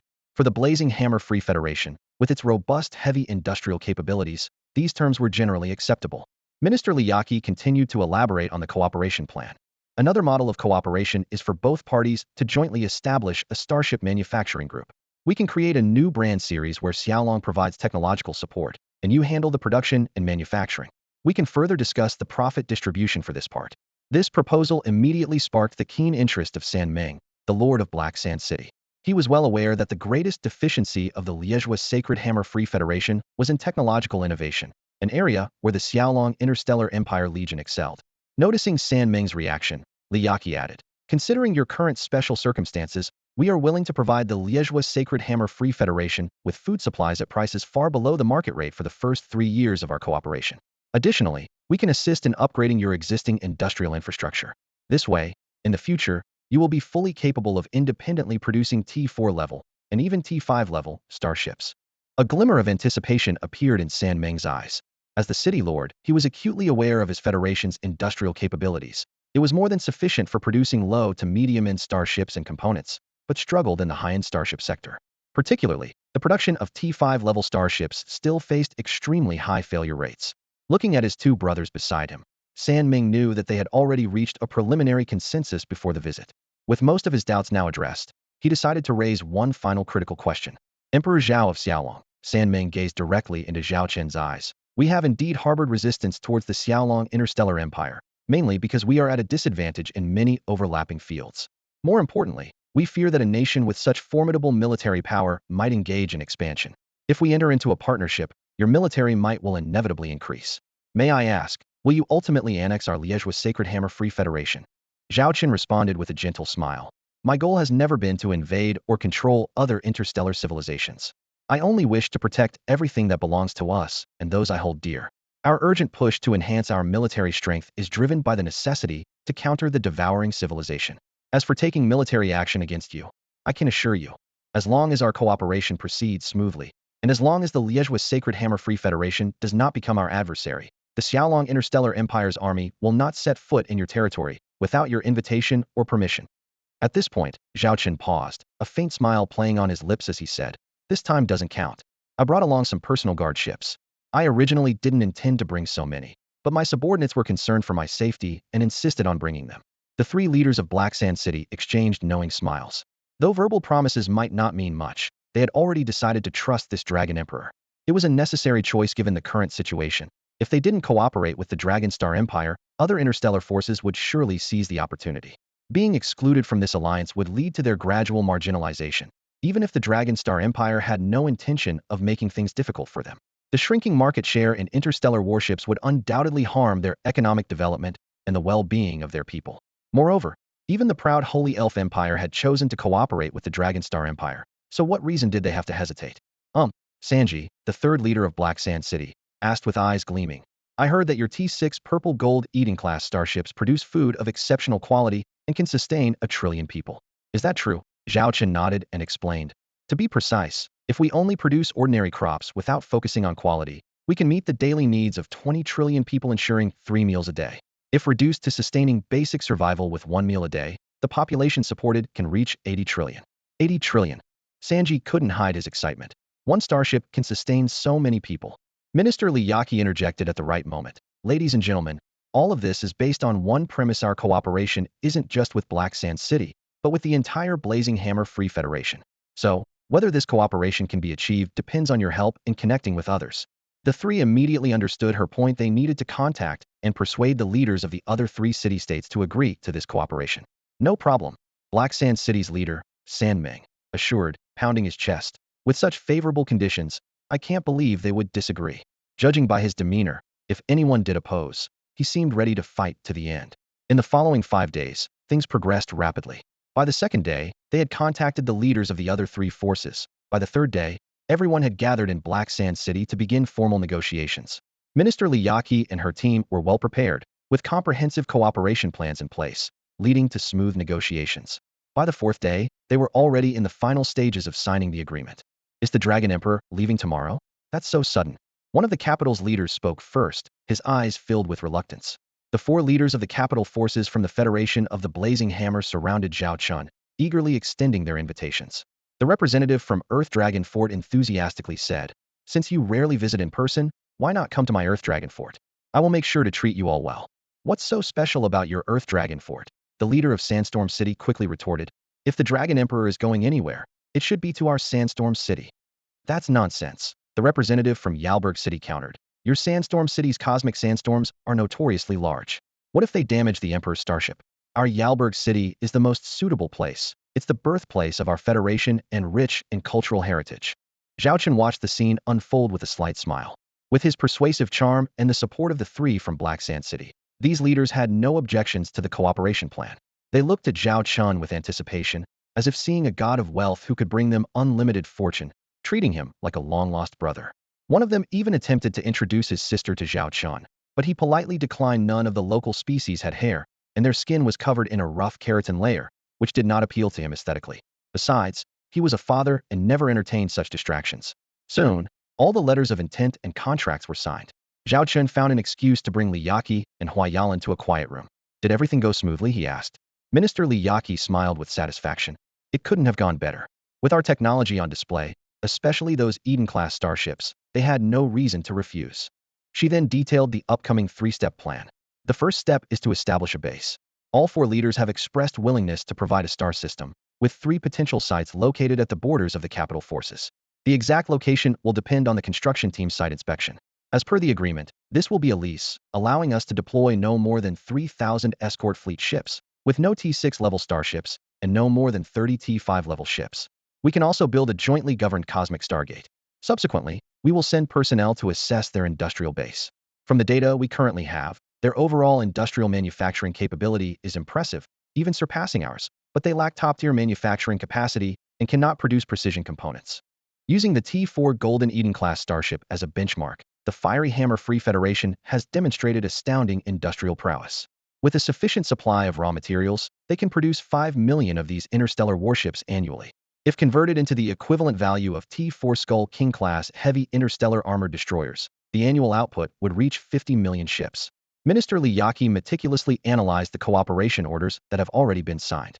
According to projections, within the next year, relying solely on the industrial base of the Fiery Hammer Free Federation, the Xiaolong Interstellar Empire can expect the following production capacity. T4 Skull King-class heavy interstellar armored destroyers, 20 million ships. T5 Chaos Knight-class heavy assault interstellar destroyers, 100,000 ships. Components for T6 Thunder Lord-class heavy interstellar destroyers, equivalent to 200 complete warships. This order left Li Yaqi visibly excited. Even considering the diverse needs of fleet composition, such as the construction of interstellar battleships and carrier starships, which consume more production capacity, it is conservatively estimated that these industrial bases can still provide the Xiaolong Interstellar Empire with 1 million fully assembled fleet core annually.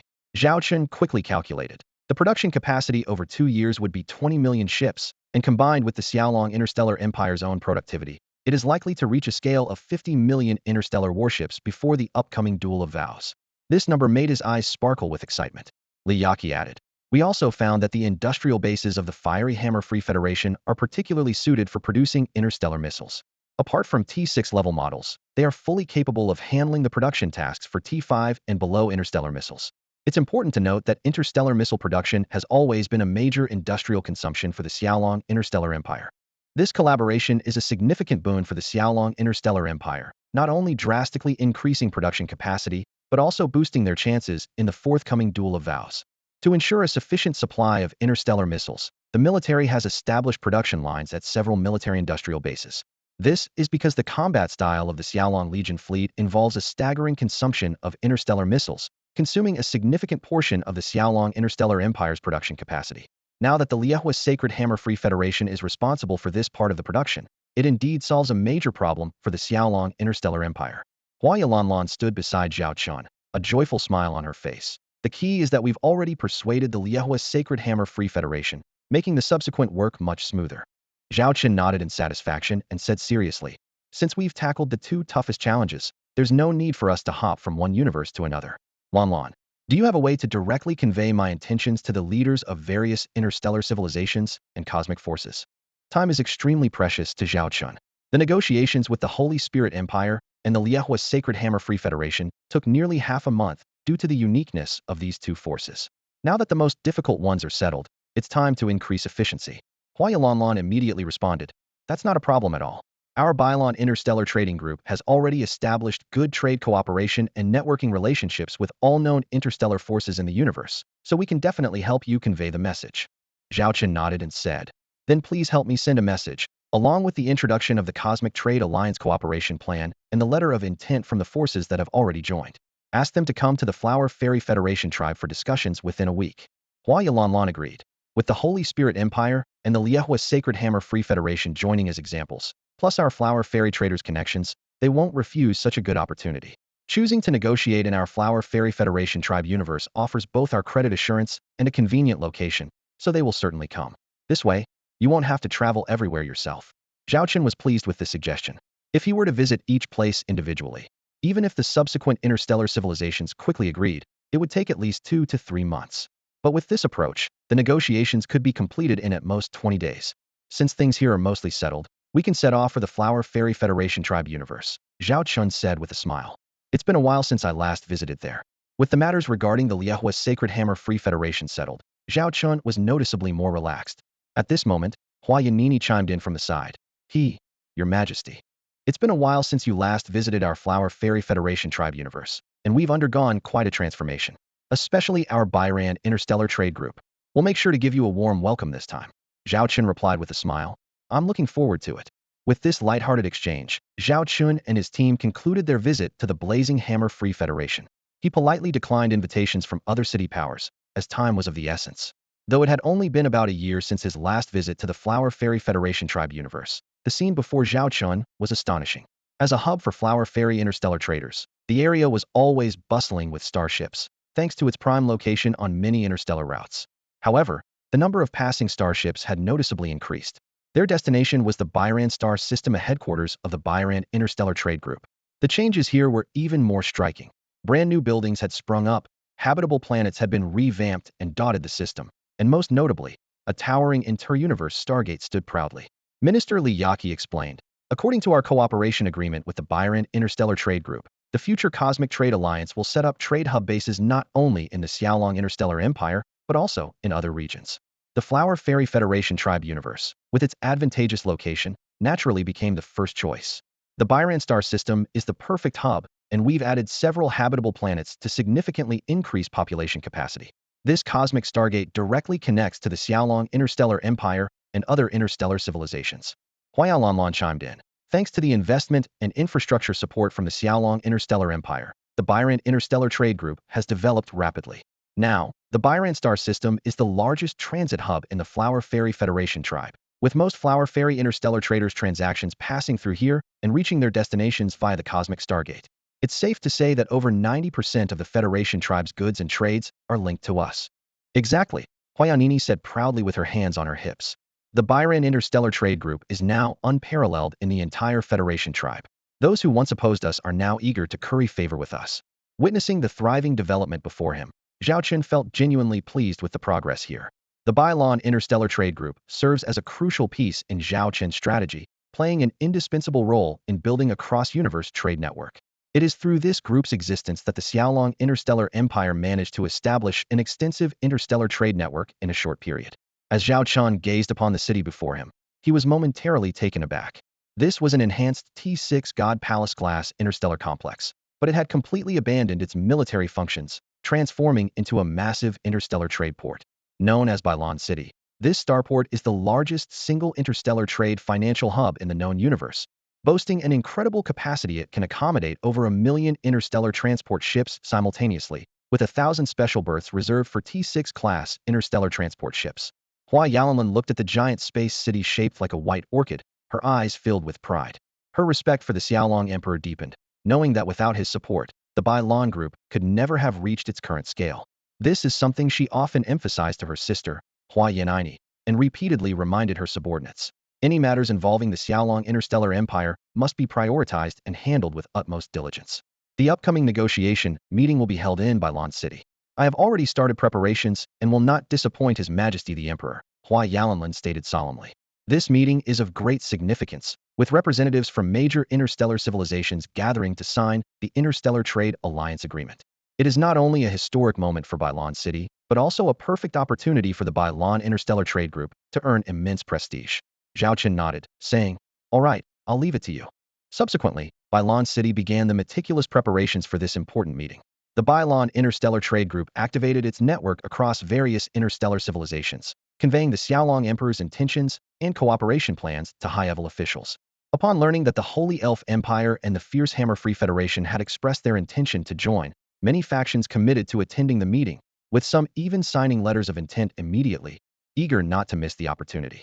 Soon, starships from various interstellar civilizations arrived in Bylon City, including the delegation from the Holy Elf Empire, led by the blue-water elf queen, Maritais. As she disembarked from her ship, she marveled at the grandeur of the starport city. Is this Bylon City? Unbelievable that a flower fairy interstellar trader could possess a starport city of such scale. Even our holy elf empire cannot construct at this level of technology. In the sunlight, Bylon City shone brilliantly, perfectly blending the advanced technology of the Xiaolong Interstellar Empire's legion with stunning architectural beauty. Even the notoriously discerning high elves couldn't help but be impressed.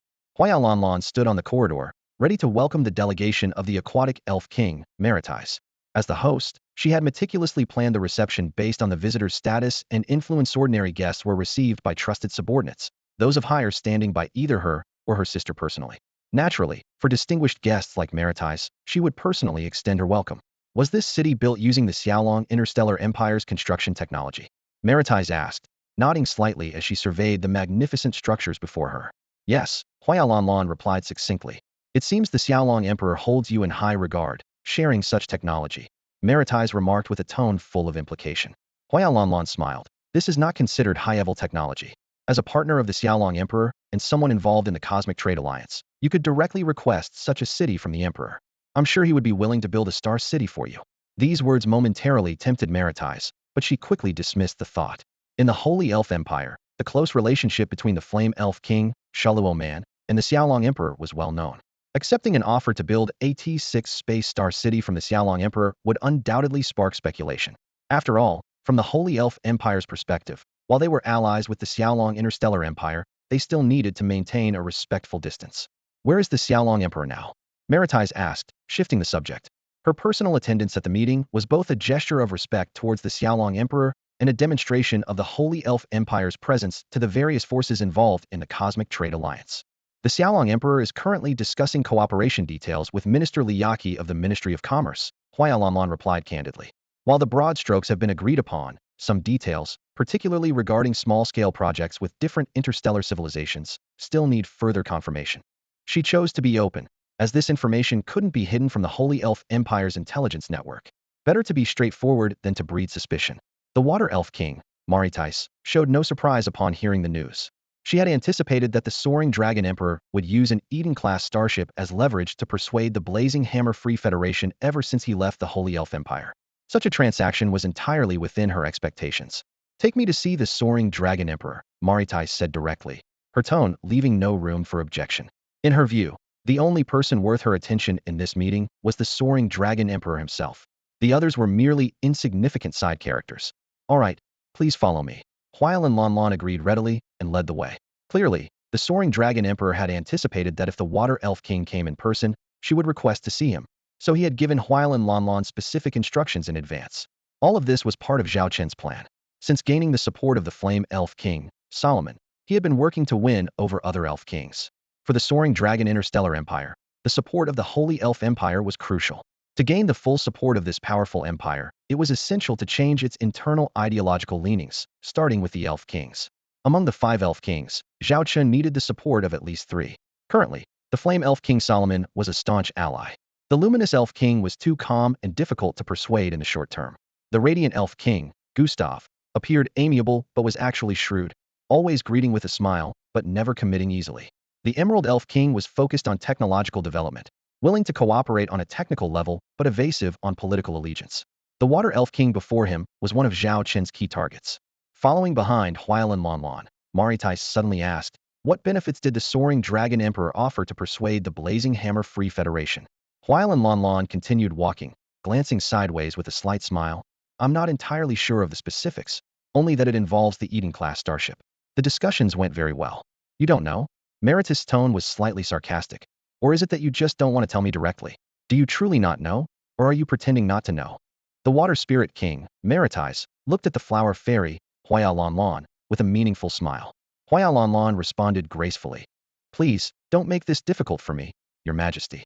I'm just an interstellar trader, running a business and not looking to make enemies. Just an interstellar trader? Maritais shook her head slightly.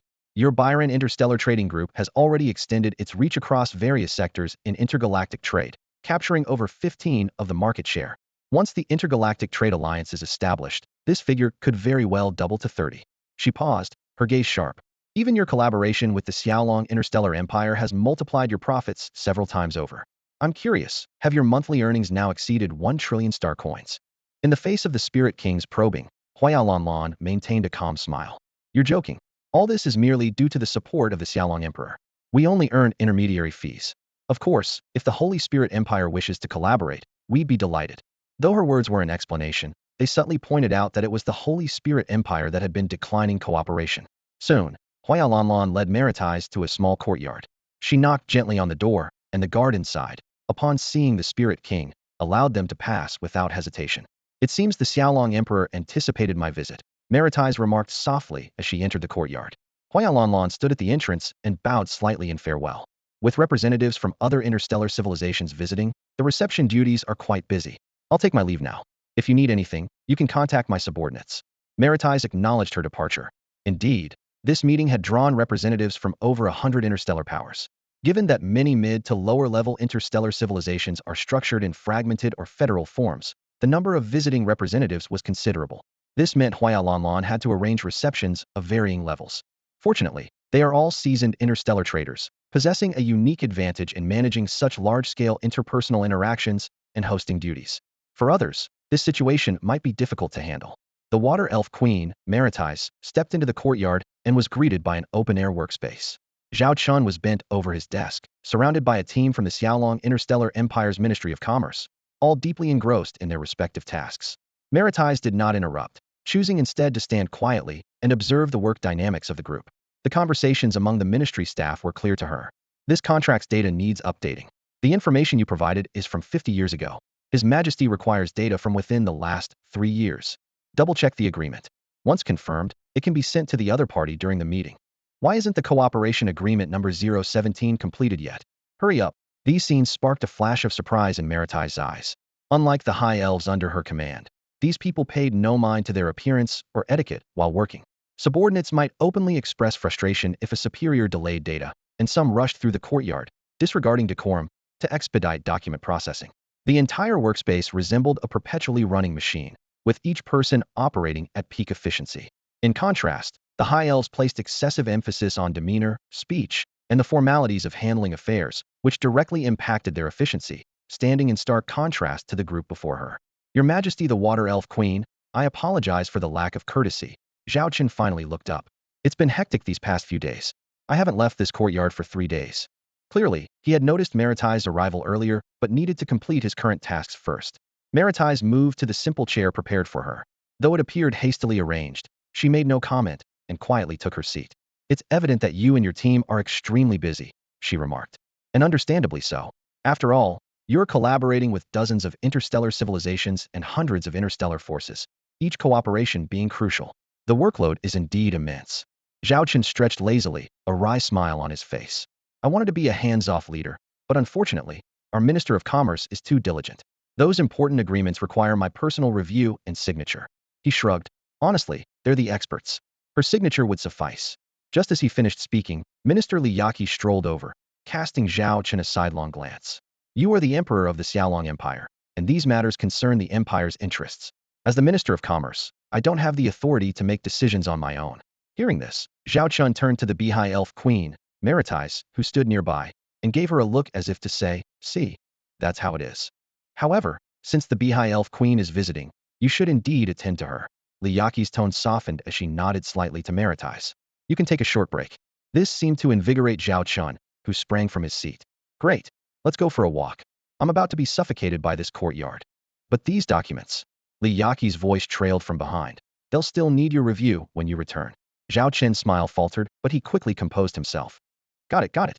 I'll deal with it when I get back. You handle the important ones for now, and I'll confirm them later. With that, he hurriedly led the Beehive Elf Queen out of the courtyard, eager to leave before Li Yaqi could change her mind. Once outside, Zhao Chen breathed deeply, like a prisoner finally freed. They headed towards an artificial park, and along the way, Zhao Chen couldn't stop complaining. It's unbearable in there. Everyone's like a machine, working nonstop for 10 hours.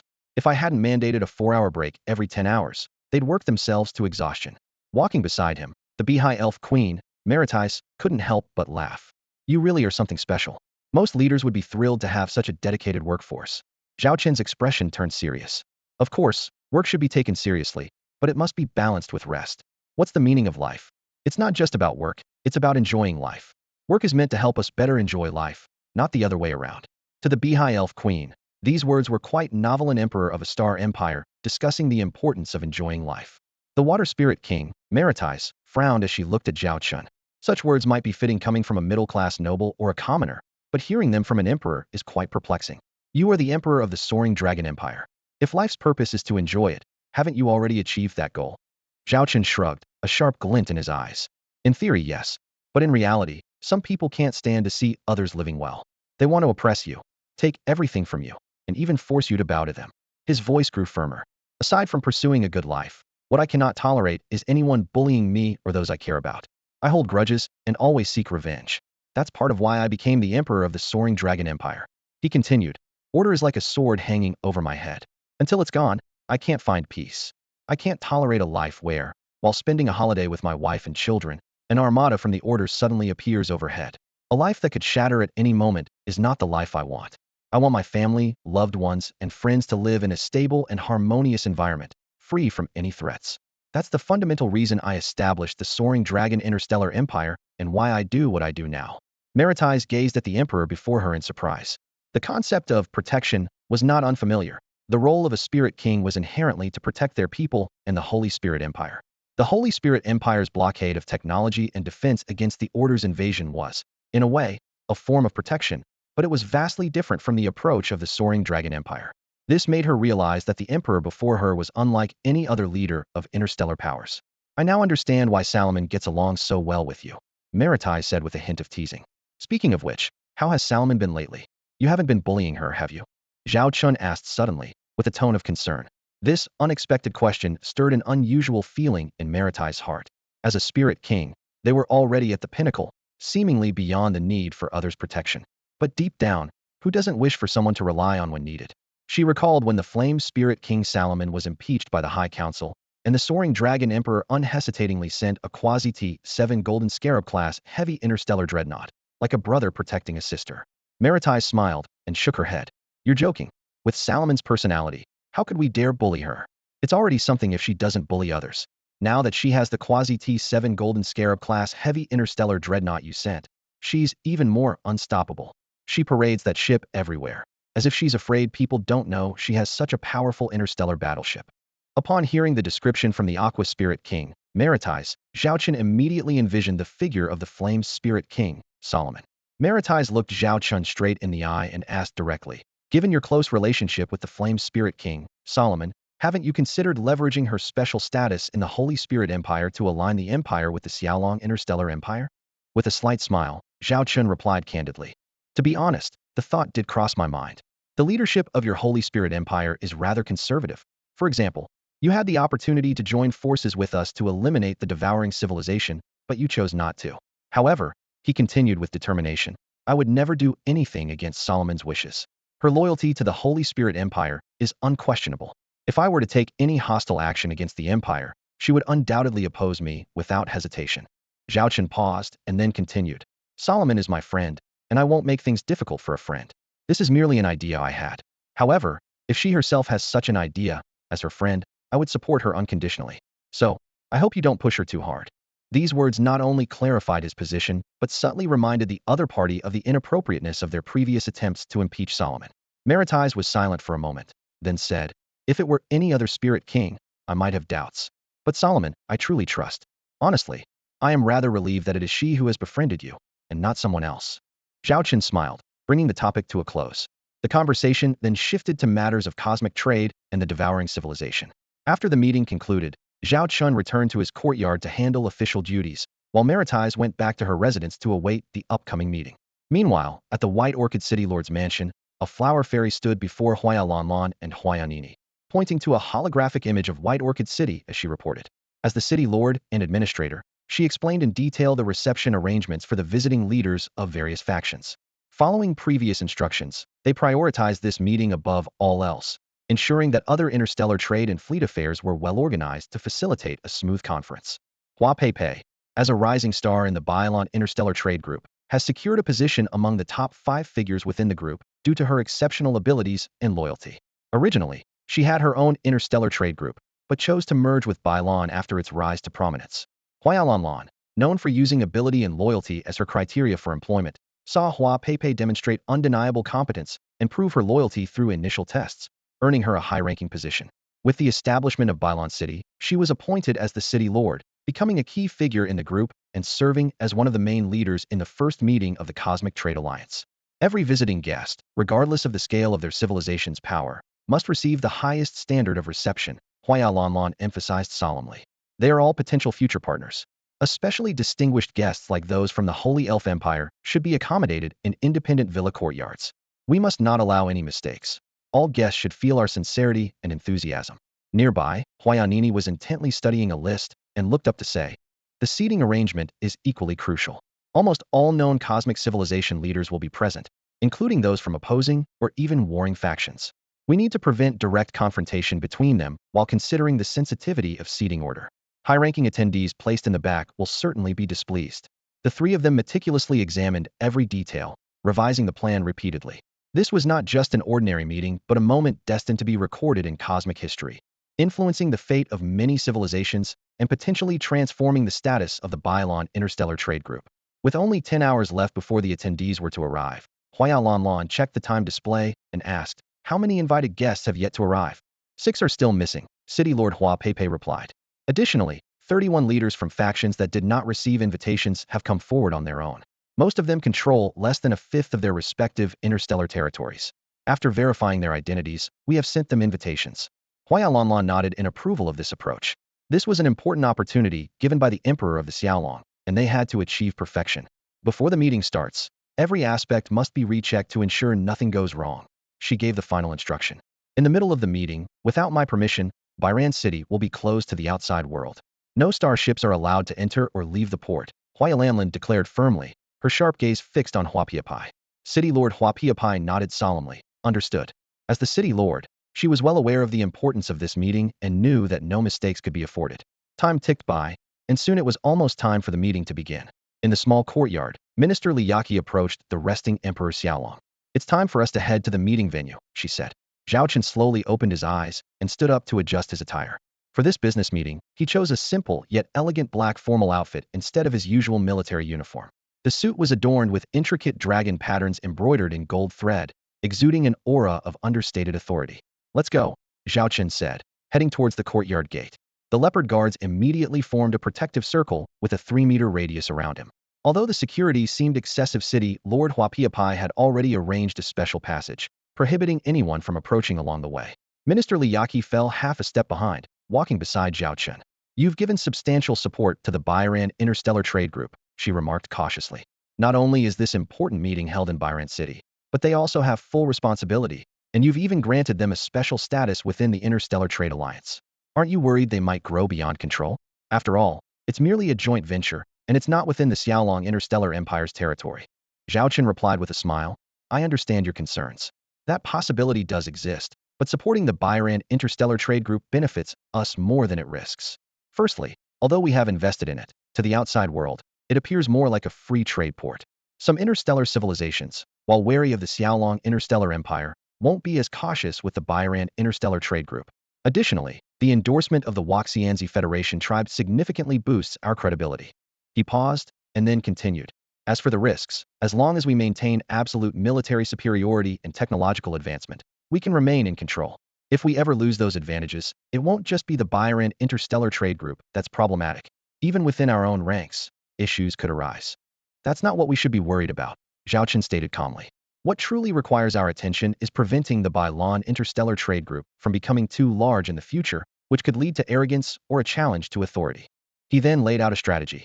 We will establish 2 new subsidiaries dedicated to cosmic trade, building on the foundation of the Rose Red Dragon Group and the North Dragon Group. With our technological and production advantages, these new companies, though newcomers, are fully capable of catching up with the Bylon Interstellar Trade Group. Even if they can't match its scale entirely, they can effectively balance it. Minister Liyaki's eyes lit up as she recalled seeing related proposals with Secretary Lilith. Clearly, His Majesty and the Secretary had already made thorough preparations for this. The group arrived at the venue specially constructed for this meeting, which would serve as the future branch of the Cosmic Trade Alliance in Bylon City. The design of the venue was unique, resembling an orchid. The central speaking platform was like the flower's stigma, surrounded by seats that spread out like petals, increasing in size from the center outward. This arrangement allowed powerful forces, such as the Holy Elven Empire's representatives, to occupy the inner petals, while the larger outer petals could accommodate representatives from several smaller forces. Multiple entry passages were set up in the venue, with one reserved for the Emperor of the Xiaolong. As Zhao Chen and his entourage appeared, the over 300 attendees immediately fell silent, all eyes fixed on the young Emperor of the Xiaolong, who was around 30 years old. Zhao Chen surveyed the room, his gaze pausing slightly on familiar representatives, such as the Blue Water Elven Queen Maritais and the 4 capital representatives from the Blazing Hammer Free Federation, who responded with nods of acknowledgement. The size of the delegations varied, with Maritais bringing a team of 10 dedicated to the Cosmic Trade Alliance affairs. Once Zhao Chun took his seat, the lights dimmed, and a spotlight illuminated the central stage as Huayalanlan gracefully stepped forward. At this moment, Huayalanlan is not only one of the leading figures of the Universal Trade Alliance, but also the host of this crucial meeting. This shift in role clearly demonstrates the reliance of the Xiaolong Emperor on the Bailon Interstellar Trade Group. Despite not having acted as a host for many years, her innate charisma as an interstellar trader was unmistakable. Standing at the podium, she swept her gaze over the representatives present, a poised smile on her lips. Welcome to Bailon City. Many of you are familiar faces, so I will skip the introductions. Since the purpose of our meeting is clear, let's dive straight into the main agenda. Throughout the meeting, Huayalanlan exhibited impeccable control. During the proceedings, Minister Liyaki also spoke as the representative of the Xiaolong Interstellar Empire. The early discussions primarily focused on the advantages of the Universal Trade Alliance plan. As the first phase was about to conclude, Huayalanlan gently raised her arm, and a massive holographic star map unfolded before everyone. This three-dimensional image presented a complete map of the known universe, covering the territories of all attending forces, as well as some absent ones. On the star map, certain areas shone brightly. These were the locations of forces that had already signed letters of intent, including the Xiaolong Interstellar Empire, the Holy Elf Empire, the Flower Fairy Federation Tribal Universe, and the Scorching Hammer Free Federation. This vivid visual impact placed immense pressure on the representatives who had not yet joined. One representative, in particular, looked visibly distressed upon realizing that all the civilizations surrounding his universe had already joined the alliance. What aggravated him further was the presence of these secretly contracted representatives seated right next to him. As his resentful gaze swept over them, they awkwardly avoided eye contact. You've all seen it. Huayalanlan's voice resonated once more. This is the current map of our Universal Trade Alliance. I believe those of you still hesitating have now reached a decision. Before you, you'll find letters of intent. Signing them signifies your entry into our alliance. I assure you, on behalf of the Bailon Interstellar Trade Group and the Flower Fairy Federation tribes, that this plan will not result in any losses for participants. We will follow up with more detailed cooperation agreements. As her words concluded, Huayalanlan raised her right hand, officially announcing the start of the signing phase. After a brief silence, new coordinates began to light up on the holographic star map, marking the decision of more forces to join this ambitious alliance. One by one, letters of intent shimmered across the blueprint, starting with just a few scattered signatures, rapidly growing to 5, then 10, until they transformed into a sea of dazzling signatures. Everyone present was swept along by this unstoppable wave of development, and even those participants who were still hesitant had to make a choice. Missing this opportunity could mean being left behind by other interstellar civilizations forever. Within just 10 minutes, over 90% of the blueprint's regions were illuminated. The unlit areas were mostly insignificant micro-universes, many of which hadn't even mastered cross-universe technology. However, in the corner of the map, a conspicuous dark area caught everyone's attention. This was the territory of the Maihasi Interstellar Empire, a well-established T5 interstellar civilization rumored to have even touched T6 technological levels. It was the only high-level civilization refusing to join the Cosmic Trade Alliance. Zhao Chen's gaze shifted slightly, and the Aqua Spirit Queen Maritais also cast a meaningful look. Although the absence of this civilization wouldn't affect the overall situation, such blatant defiance was undoubtedly a major provocation. At that moment, down below, Huayanini seemed to receive some news, and her face turned unusually grim. She hesitated, glancing at her sister Huayalanlan on the stage, then towards the direction of the Xiaolong Emperor. Minister Liyaki keenly noticed this detail and whispered to Zhao Chun, "Your Majesty, there seems to be a situation." Zhao Chen gave a brief order. "Let her come over." Huayanini quickly approached, almost instinctively wanting to spread her wings and fly over. Although Huayalanlan sensed something was amiss, she still needed to keep the meeting going. "What happened?" Zhao Chun asked directly. Huayanini hesitantly revealed a shocking piece of news. The delegation sent to deliver the invitation to the Maihasi Interstellar Empire was attacked by unidentified interstellar pirates. Unlike previous incidents where paying a ransom would ensure safety, This time the pirates brutally massacred all 3,200 passengers on the cruise ship, including over 2,000 cruise staff, more than 600 employees of the Bylon Interstellar Trade Group, and other passengers. Even more shocking was that the entire 10-member delegation from the Xiaolong Interstellar Empire's Imperial Commerce Department was beheaded. When Huayanini showed the photos from the scene, Zhao Chen's eyes immediately turned bloodshot, while Minister Liyaki covered her face in horror. In the captured image, a pitch-black starship drifts silently in the depths of space. There are no engine flares or cabin lights, resembling an abandoned ghost ship. But upon closer inspection, the surface of the starship is dotted with glaring red marks, bodies impaled by spears, hanging like gruesome ornaments on the hull. Most shocking of all, several severed heads are prominently displayed at the bow, like trophies of defiance.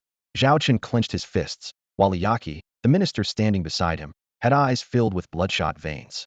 She recognized one of the faces among the heads. It belonged to her most valued subordinate, a young man of just 23. Only a month ago, they had shared a meal in the same restaurant, discussing the upcoming diplomatic mission to the Mahar's Interstellar Empire. Who would have thought that this promising young man would meet such a fate in the vastness of space? Although the Xiaolong Interstellar Empire possessed advanced technology capable of resurrecting soldiers, Liyaki, as the Minister of Commerce, knew well that this technology only worked on female soldiers.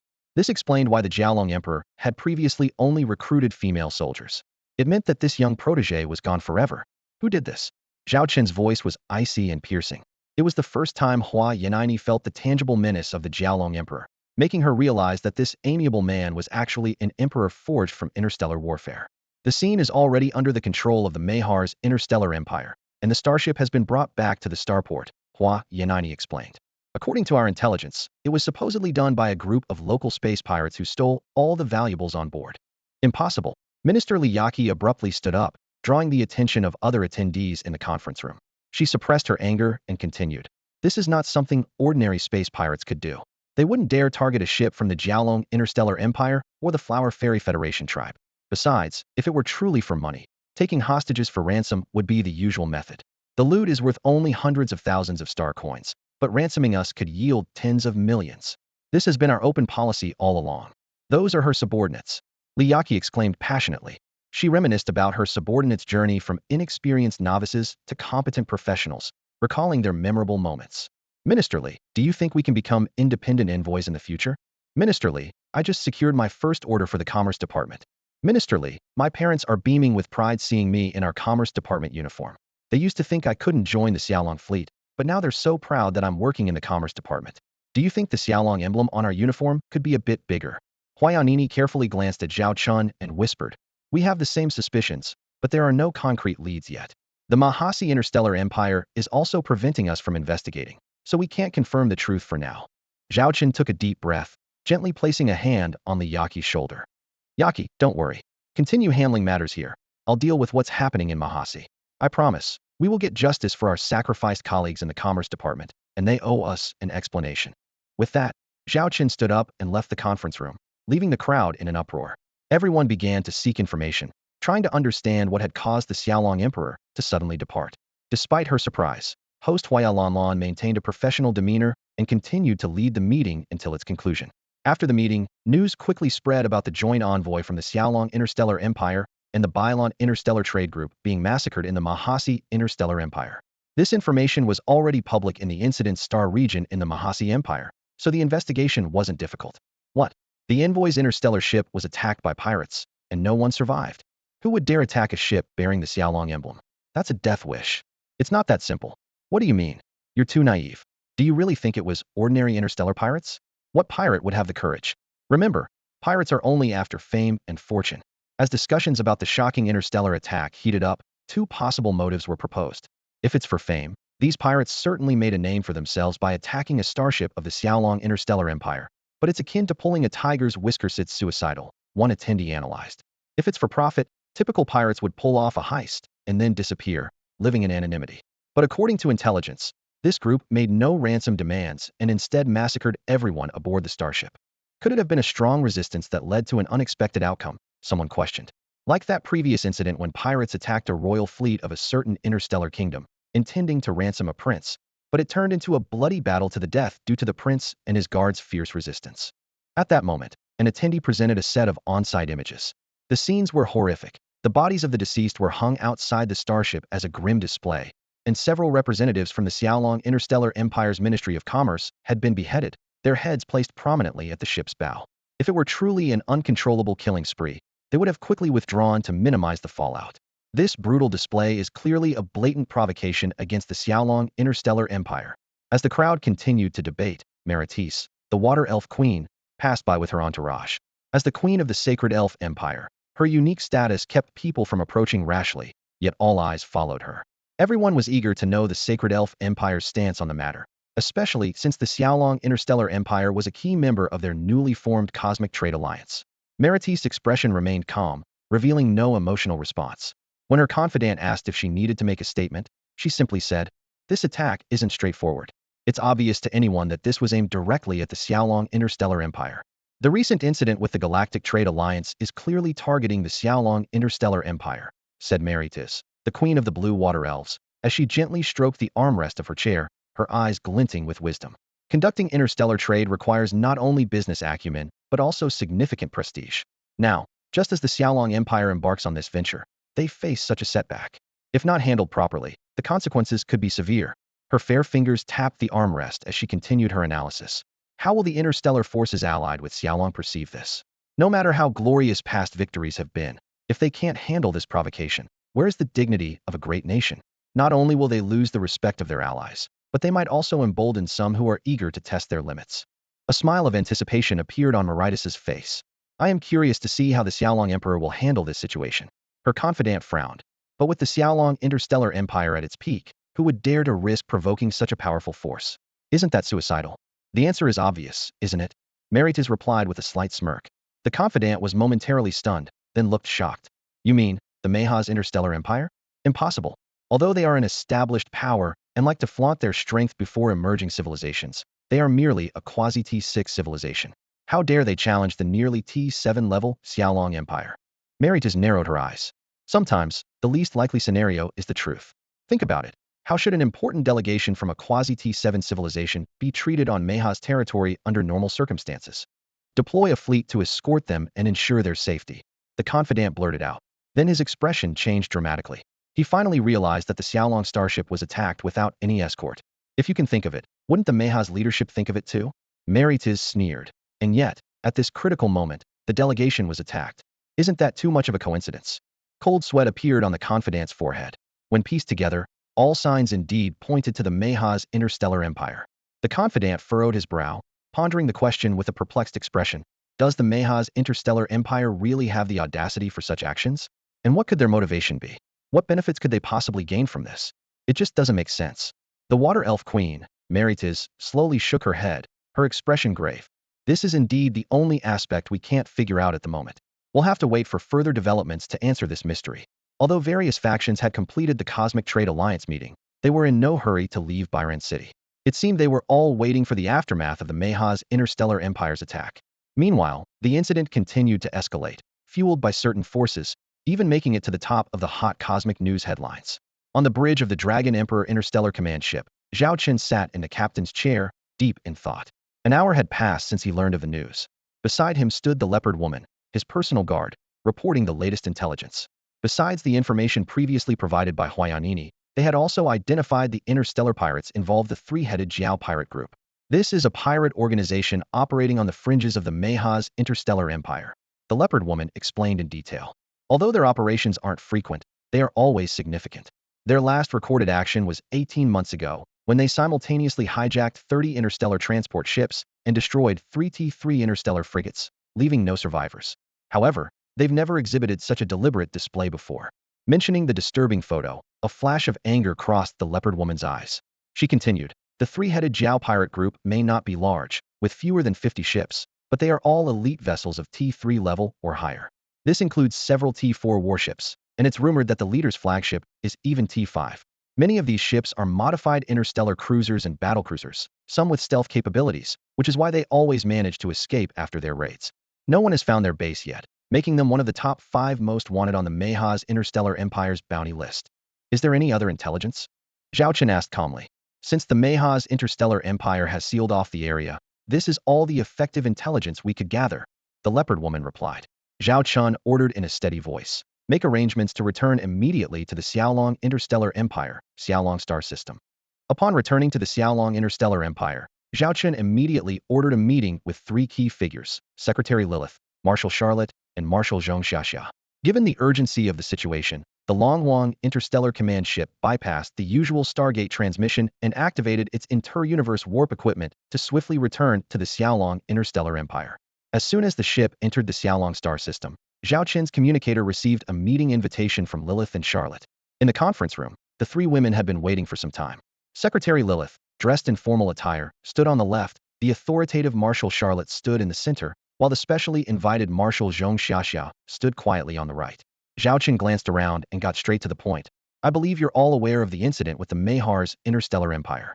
This attack occurred at a critical time when we are establishing the Universal Trade Alliance, and it targeted our Ministry of Commerce and the Byron Interstellar Trade Group.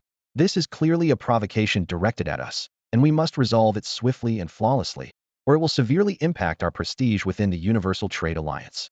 Lilith nodded slightly, fully aware of the gravity of the situation as the de facto manager of the Empire. Should we send a fleet over immediately? Charlotte's tone was laced with stern intent. No, Lilith immediately countered. Though we suspect the Mahars might be behind this, we lack concrete evidence. The Xiaolong Empire is no longer what it once was. We represent the image of the entire trade alliance. If we resort to force hastily, other civilizations might become wary of us, affecting future cooperation.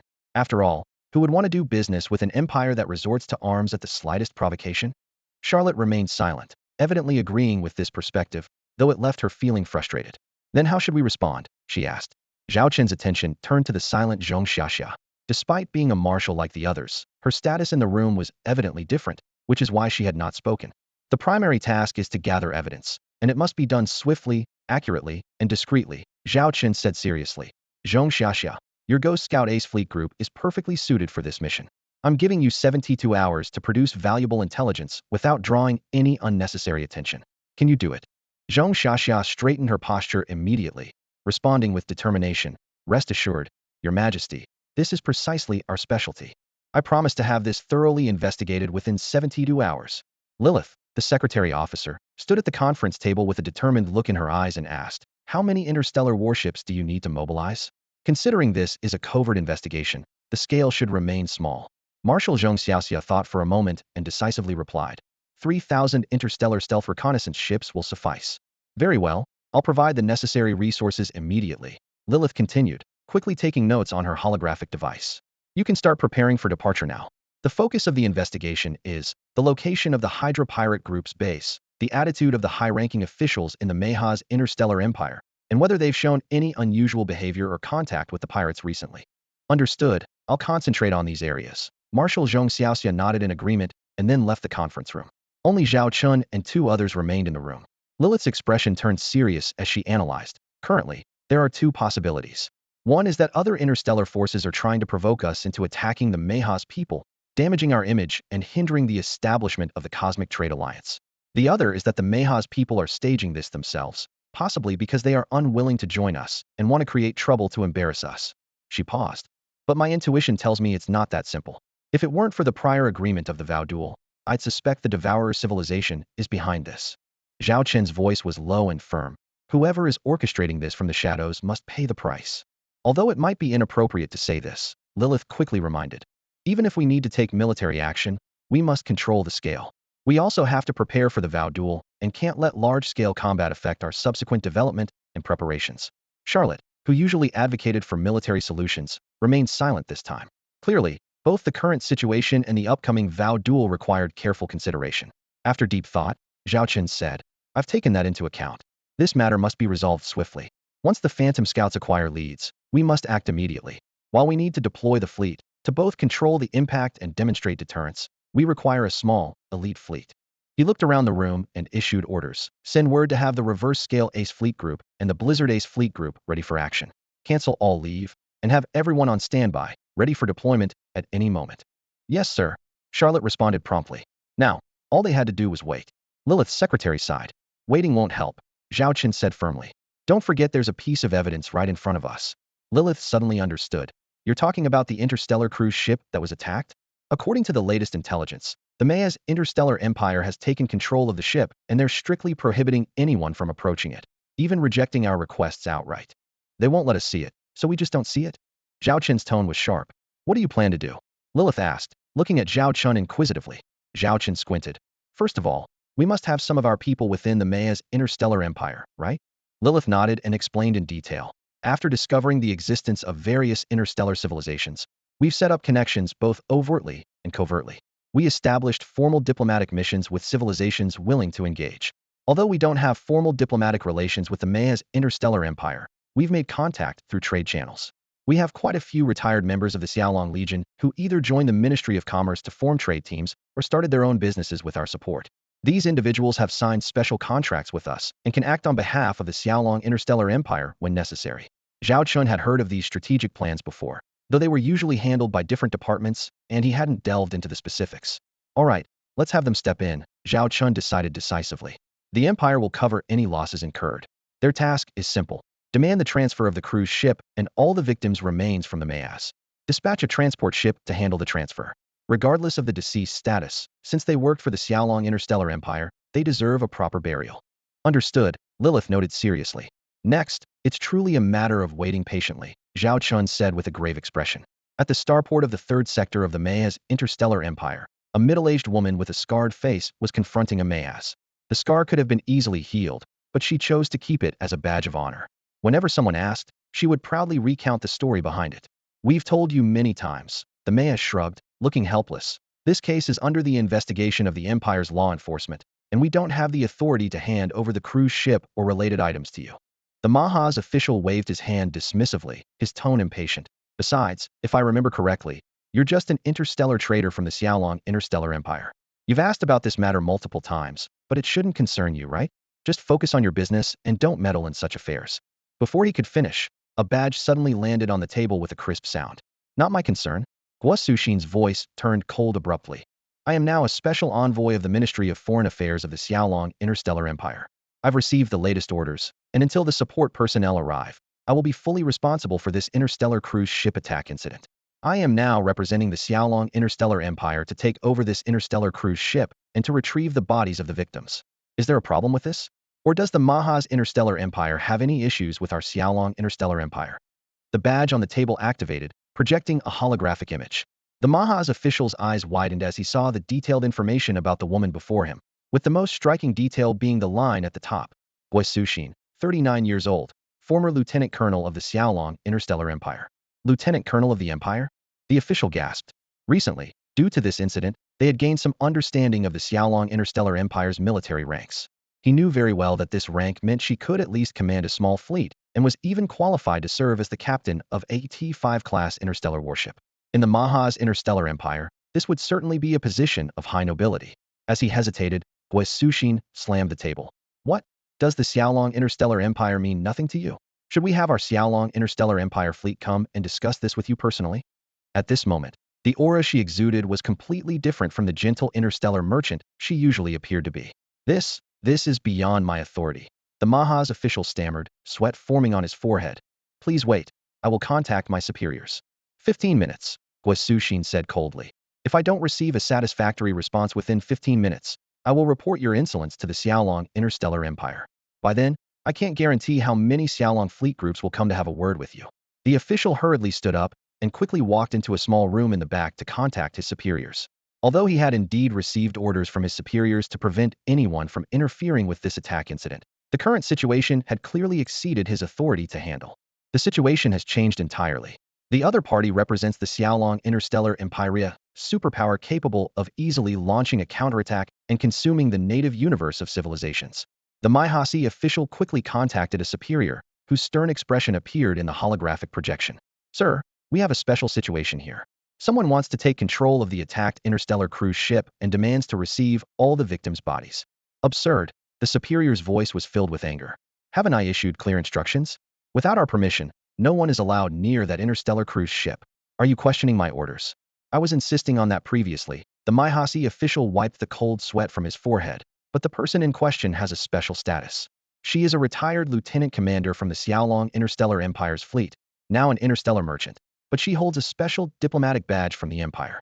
She threatened that if we refuse, it would be considered a provocation against the Xiaolong Interstellar Empire, and we would bear the consequences.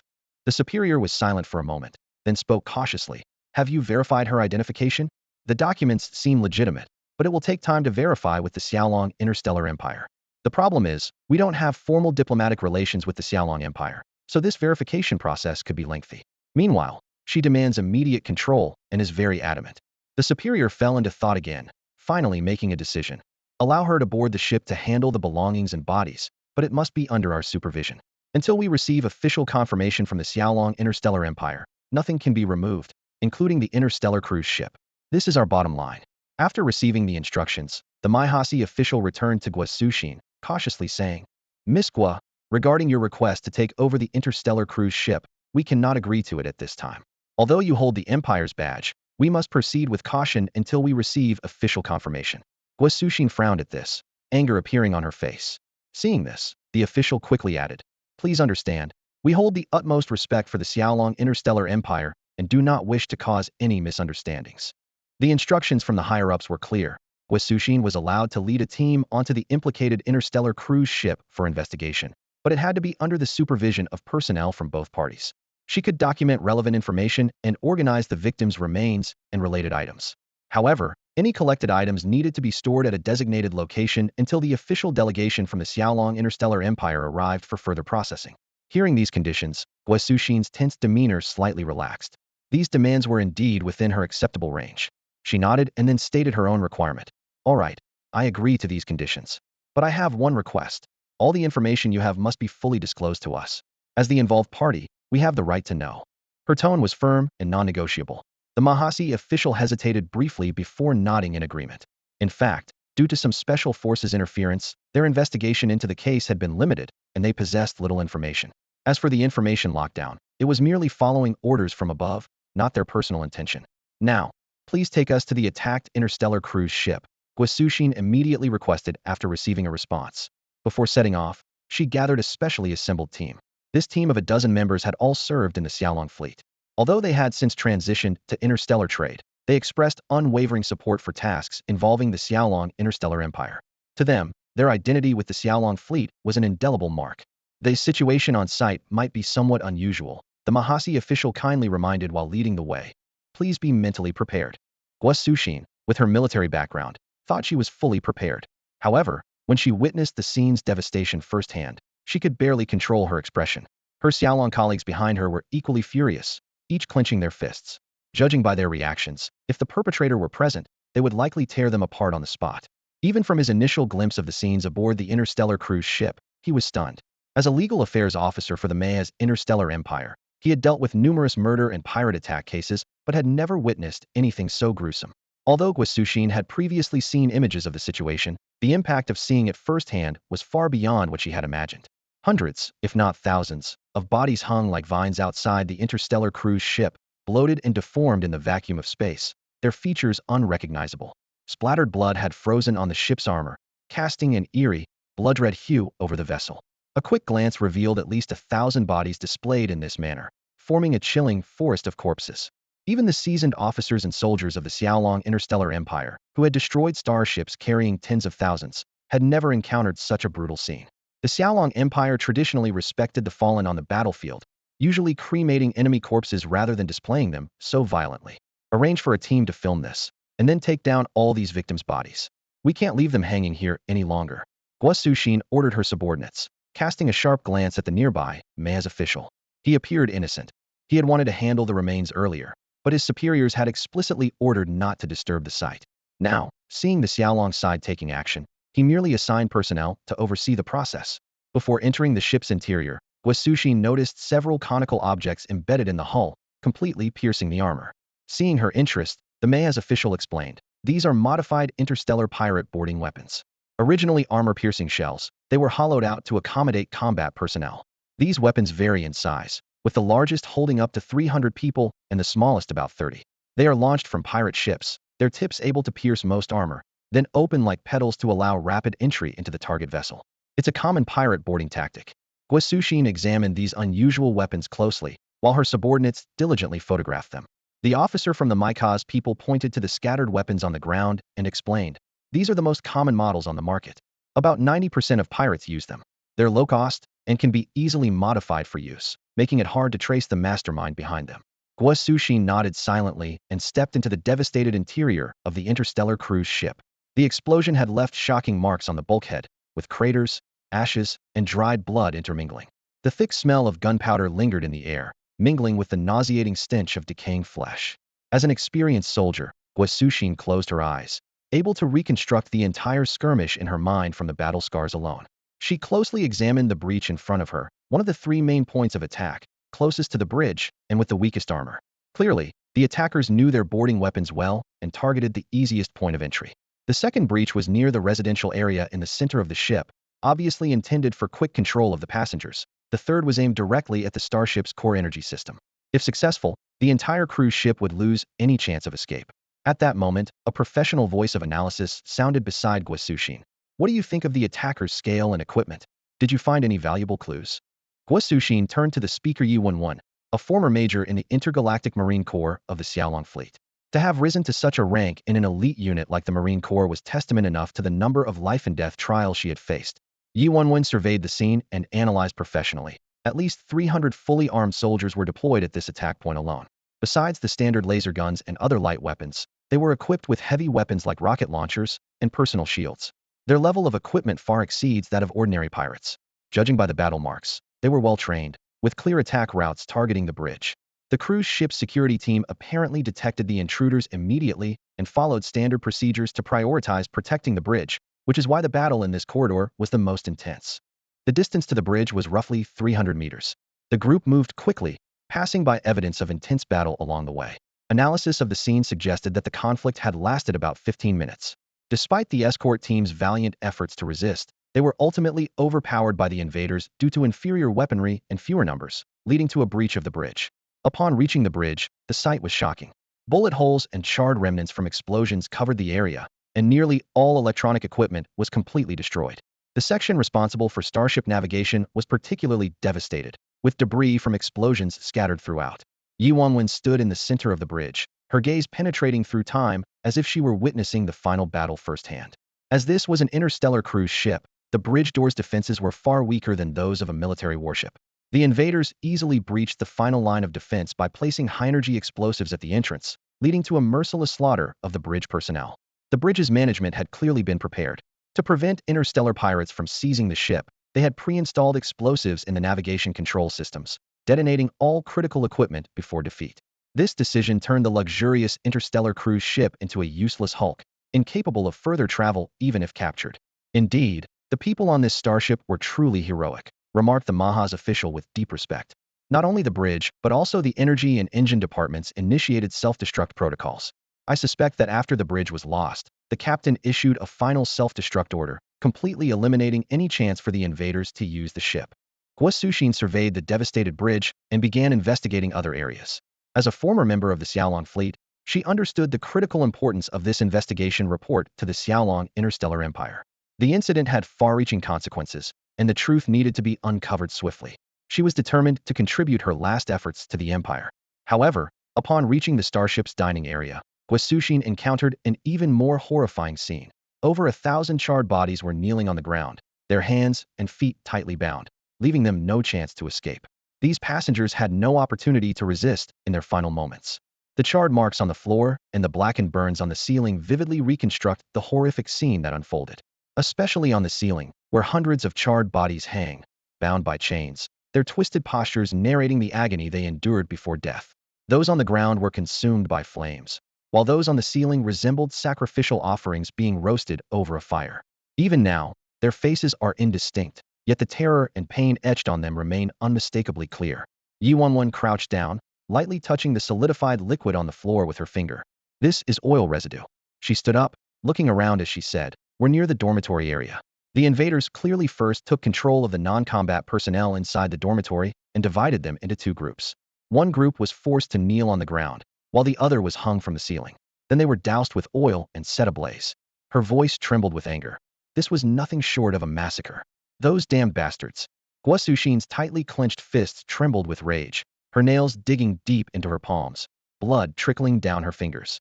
After documenting the scene, she left the interstellar cruise ship, feeling an overwhelming heaviness. Despite being mentally prepared, Witnessing such brutal scenes firsthand was still deeply unsettling. She turned to the officer from the Mayas. My team needs to organize the victims' bodies and belongings while we await the arrival of our Xiaolong Interstellar Empire delegation. We need a designated place for this. The adjacent compartment can be used, the Mayas officer responded promptly. Guasushi nodded in farewell and led her team away from the scene. On the shuttle back, the usually silent Yi Wenwen suddenly spoke up. Sister Gua, there's something wrong with this scene. You wanted to say something earlier, but held back because the Mayas were present, right? Guasushin looked at her. She had noticed Yi Wenwen hesitated to speak several times later on. In reality, until they uncovered the true mastermind, they remained cautious of everyone, including the Mayas' interstellar empire. Although the surface evidence pointed to the three-headed Zhao pirate group, they both knew that an ordinary pirate group wouldn't dare to orchestrate such an operation alone. There must be another instigator behind the scenes, possibly among the higher-ups of the Mayas' interstellar empire. Yi Wenwen continued in a low voice. I carefully examined the battle scars and found a few inconsistencies. Yi Wenwen's analysis hit the nail on the head. She first pointed out a critical suspicion. The attack positions chosen by the interstellar pirate group were too precise. The 3 invasion points were not only the closest to the target, but also the parts where the ship's armor was the weakest. This interstellar cruise ship is not just any ordinary vessel, Yi Wenwen said, pulling up a holographic projection and pointing to key areas. It's a limited edition specially leased by the Bailon Interstellar Trade Group, with many custom designs. In the Mayhasian Interstellar Empire, there are fewer than 100 ships of this model, owned only by the wealthy or influential. Such information is not easily accessible to an ordinary pirate group. Guasushi narrowed her eyes, pondering. This implies 2 possibilities. Either the enemy has a significant background with the capability to investigate the cruise ship's configuration, or there's an insider who directly leaked the information. Yi Wenwen nodded, and then presented her second important finding. She pulled up footage from the scene, zooming in on several distinctive impact marks. These marks come from a specific type of handheld heavy artillery weapon, she explained. I have some expertise in weapons from my previous service in the Interstellar Marine Corps. This weapon is a classic model from the Burns interstellar civilization. She elaborated that this weapon employs T5 level technology and was only limitedly equipped within the ground forces of the highest governing official of the Burns civilization. Due to its high cost, fewer than 30,000 were ever produced, and even fewer made their way outside. It's definitely intriguing that an ordinary pirate group possesses such rare weaponry, Guasushin said, quickly taking notes with a look of excitement. This clue is very important. If the 3-headed Hydra pirate group indeed has another force backing them, this rare weapon could have been funneled through that hidden power.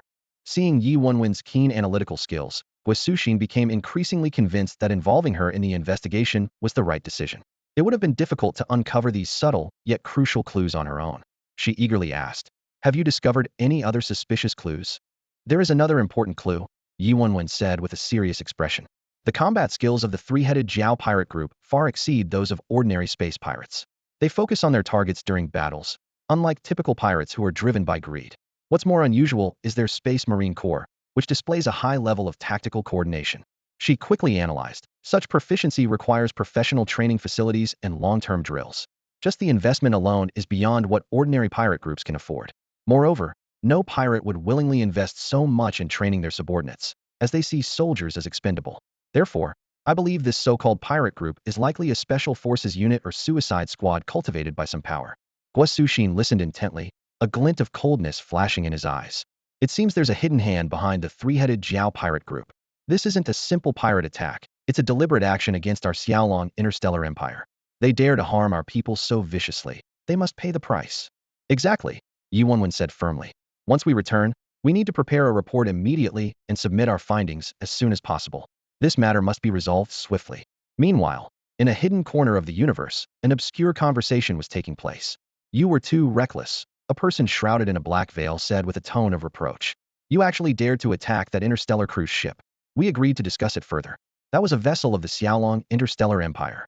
You must know they are the strongest military civilization that has fought on their home turf in the Devouring civilization. If they retaliate against us, the Mahaxian Interstellar Empire cannot withstand it. And the way you killed. The person on the other side seemed relaxed. So what about the Xiaolong Interstellar Empire? Who says they're the strongest? Our operation was very discreet. It won't be exposed. They are in the midst of forming a cosmic trade alliance. If they can't find the culprit soon, it will be their embarrassment. If they unjustly accuse the Mahaxian Interstellar Empire, it will further undermine their new trade alliance. After all, who wants to cooperate with a violent empire that makes baseless accusations? Sigh, you're going to get me killed someday, the veiled person sighed. Has this matter been cleaned up? Make sure there are no loose ends. The person beneath the black robe spoke with a tone of helpless complaint. Rest assured, we've handled this matter very discreetly. Even if the people from the Jiaolong Interstellar Empire come, they won't be able to figure it out. It won't affect you at all. After all, our cooperation has always been flawless over the years, hasn't it? The person opposite had a glint of mockery in their eyes and a tone laced with obvious sarcasm. The one in the black robe ignored their attitude, fully aware of his own predicament. Since partnering with this organization, he had lost the freedom to choose. Even in this incident, he was only informed a few days before the action, and the other party had proceeded without waiting for his consent.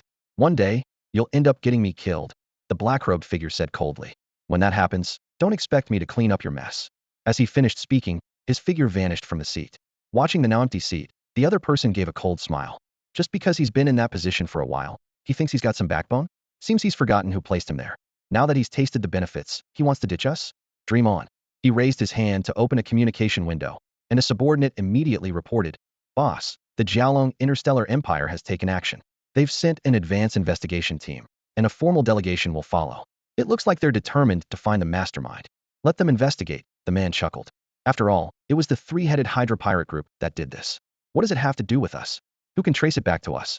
Issue orders for everyone to proceed, as usual. After the communication ended, he muttered to himself, "Jiaolong Interstellar Empire, you only have yourselves to blame for standing too tall. If you were as well-behaved as the Holy Elf Empire, this wouldn't have happened. Forming a cosmic trade alliance? In your dreams." 48 hours later, the formal delegation from the Jiaolong Interstellar Empire arrived at the Mahaz Interstellar Empire.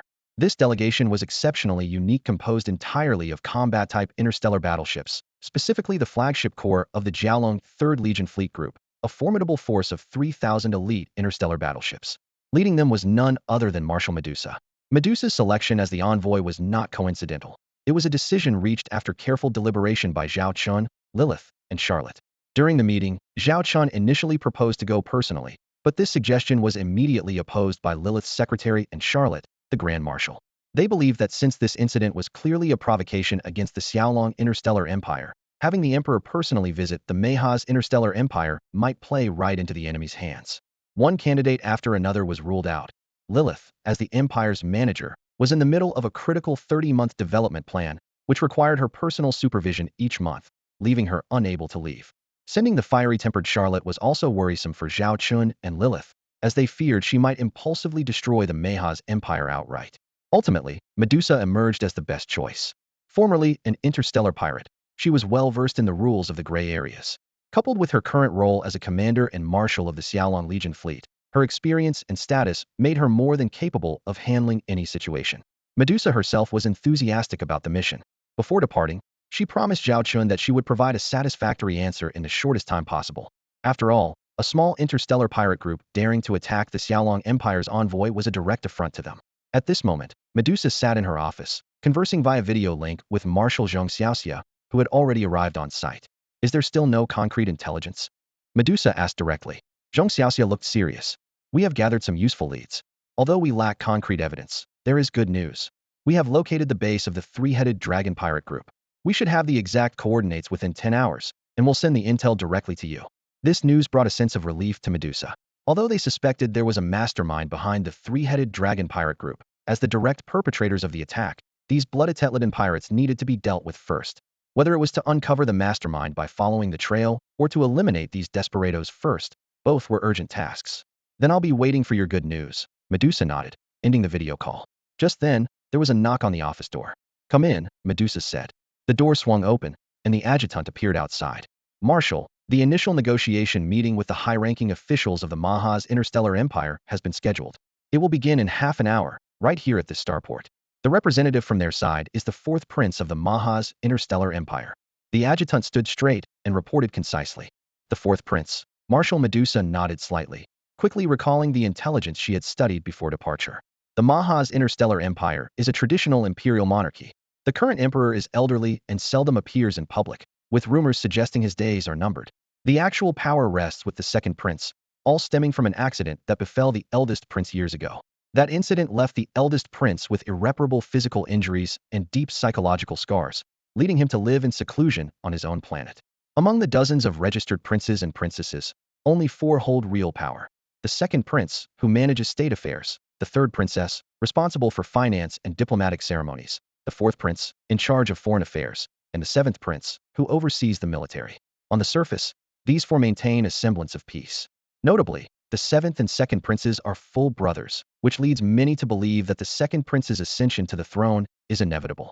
After all, with one as emperor and the other controlling the military, this brotherly duo virtually eliminates any competition from other princes and princesses. Therefore, it is only logical that the fourth prince, responsible for diplomacy, handles this meeting. I understand, Marshal Medusa said as she stood up, preparing to attend the meeting.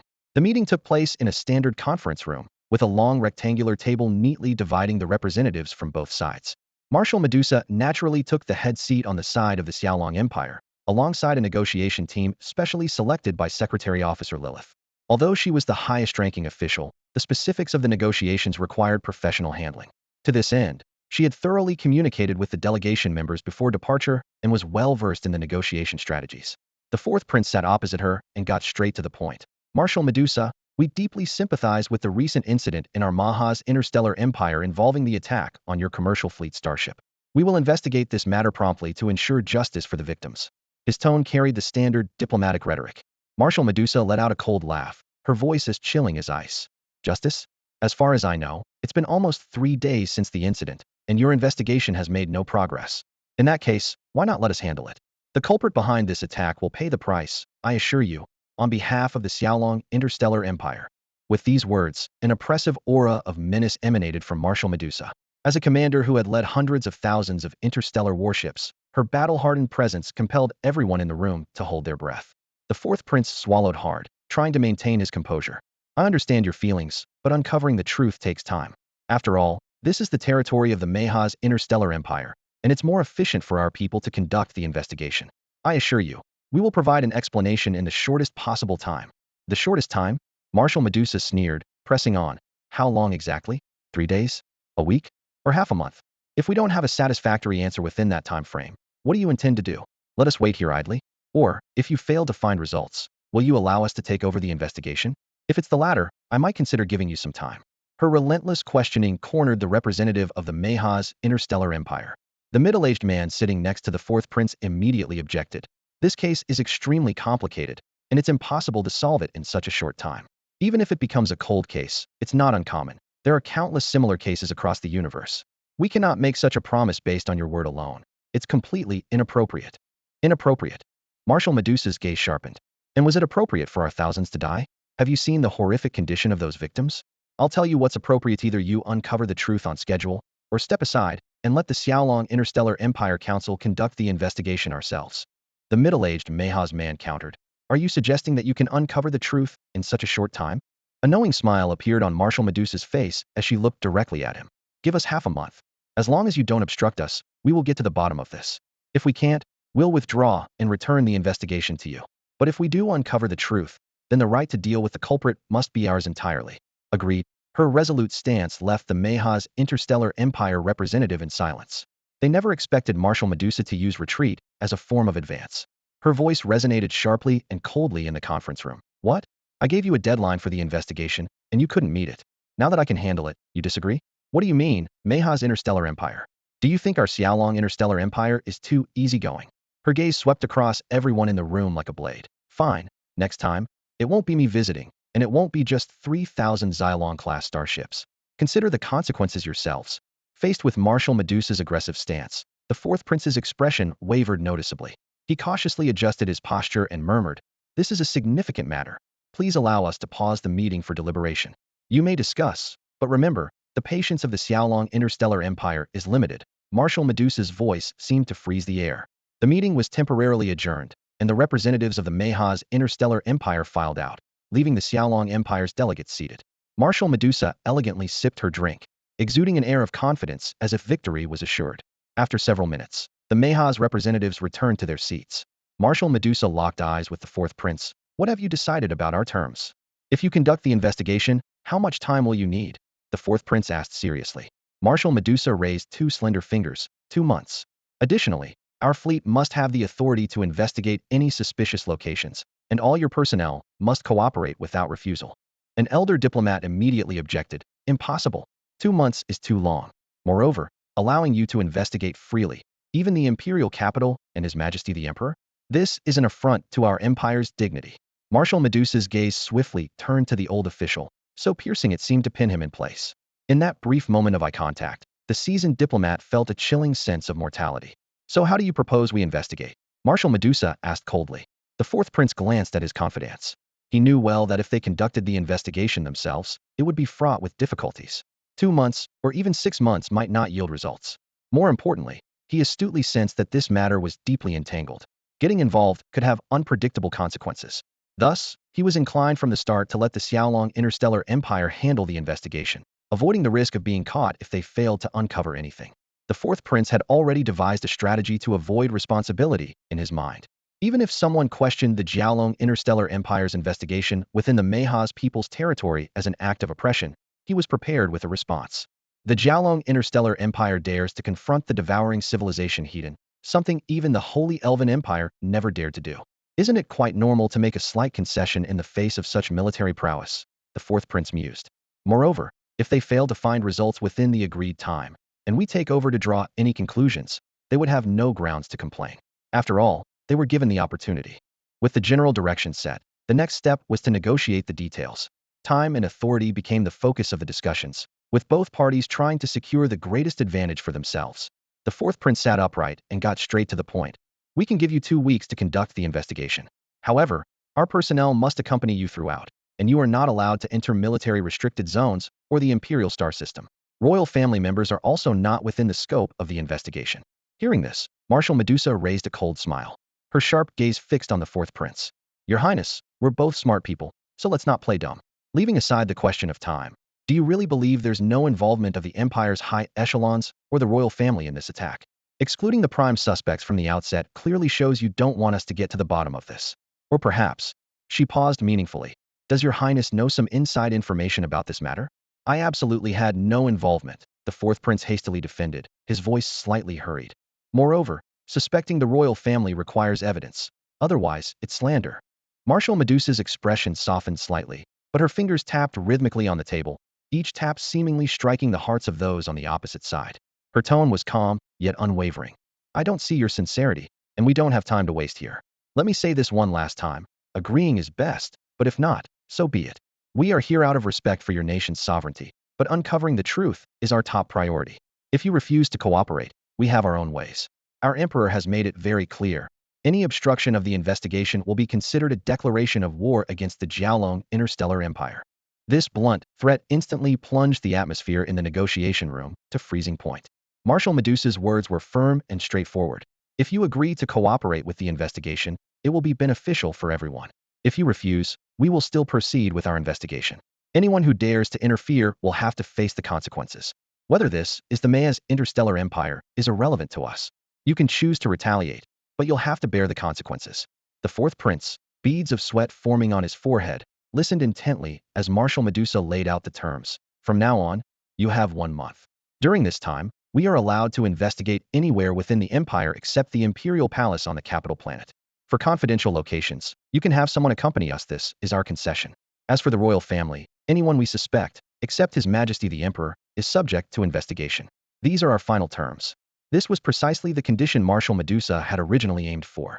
In negotiations, it's important to leave some room for maneuvering, allowing the other party to feel they have room to negotiate.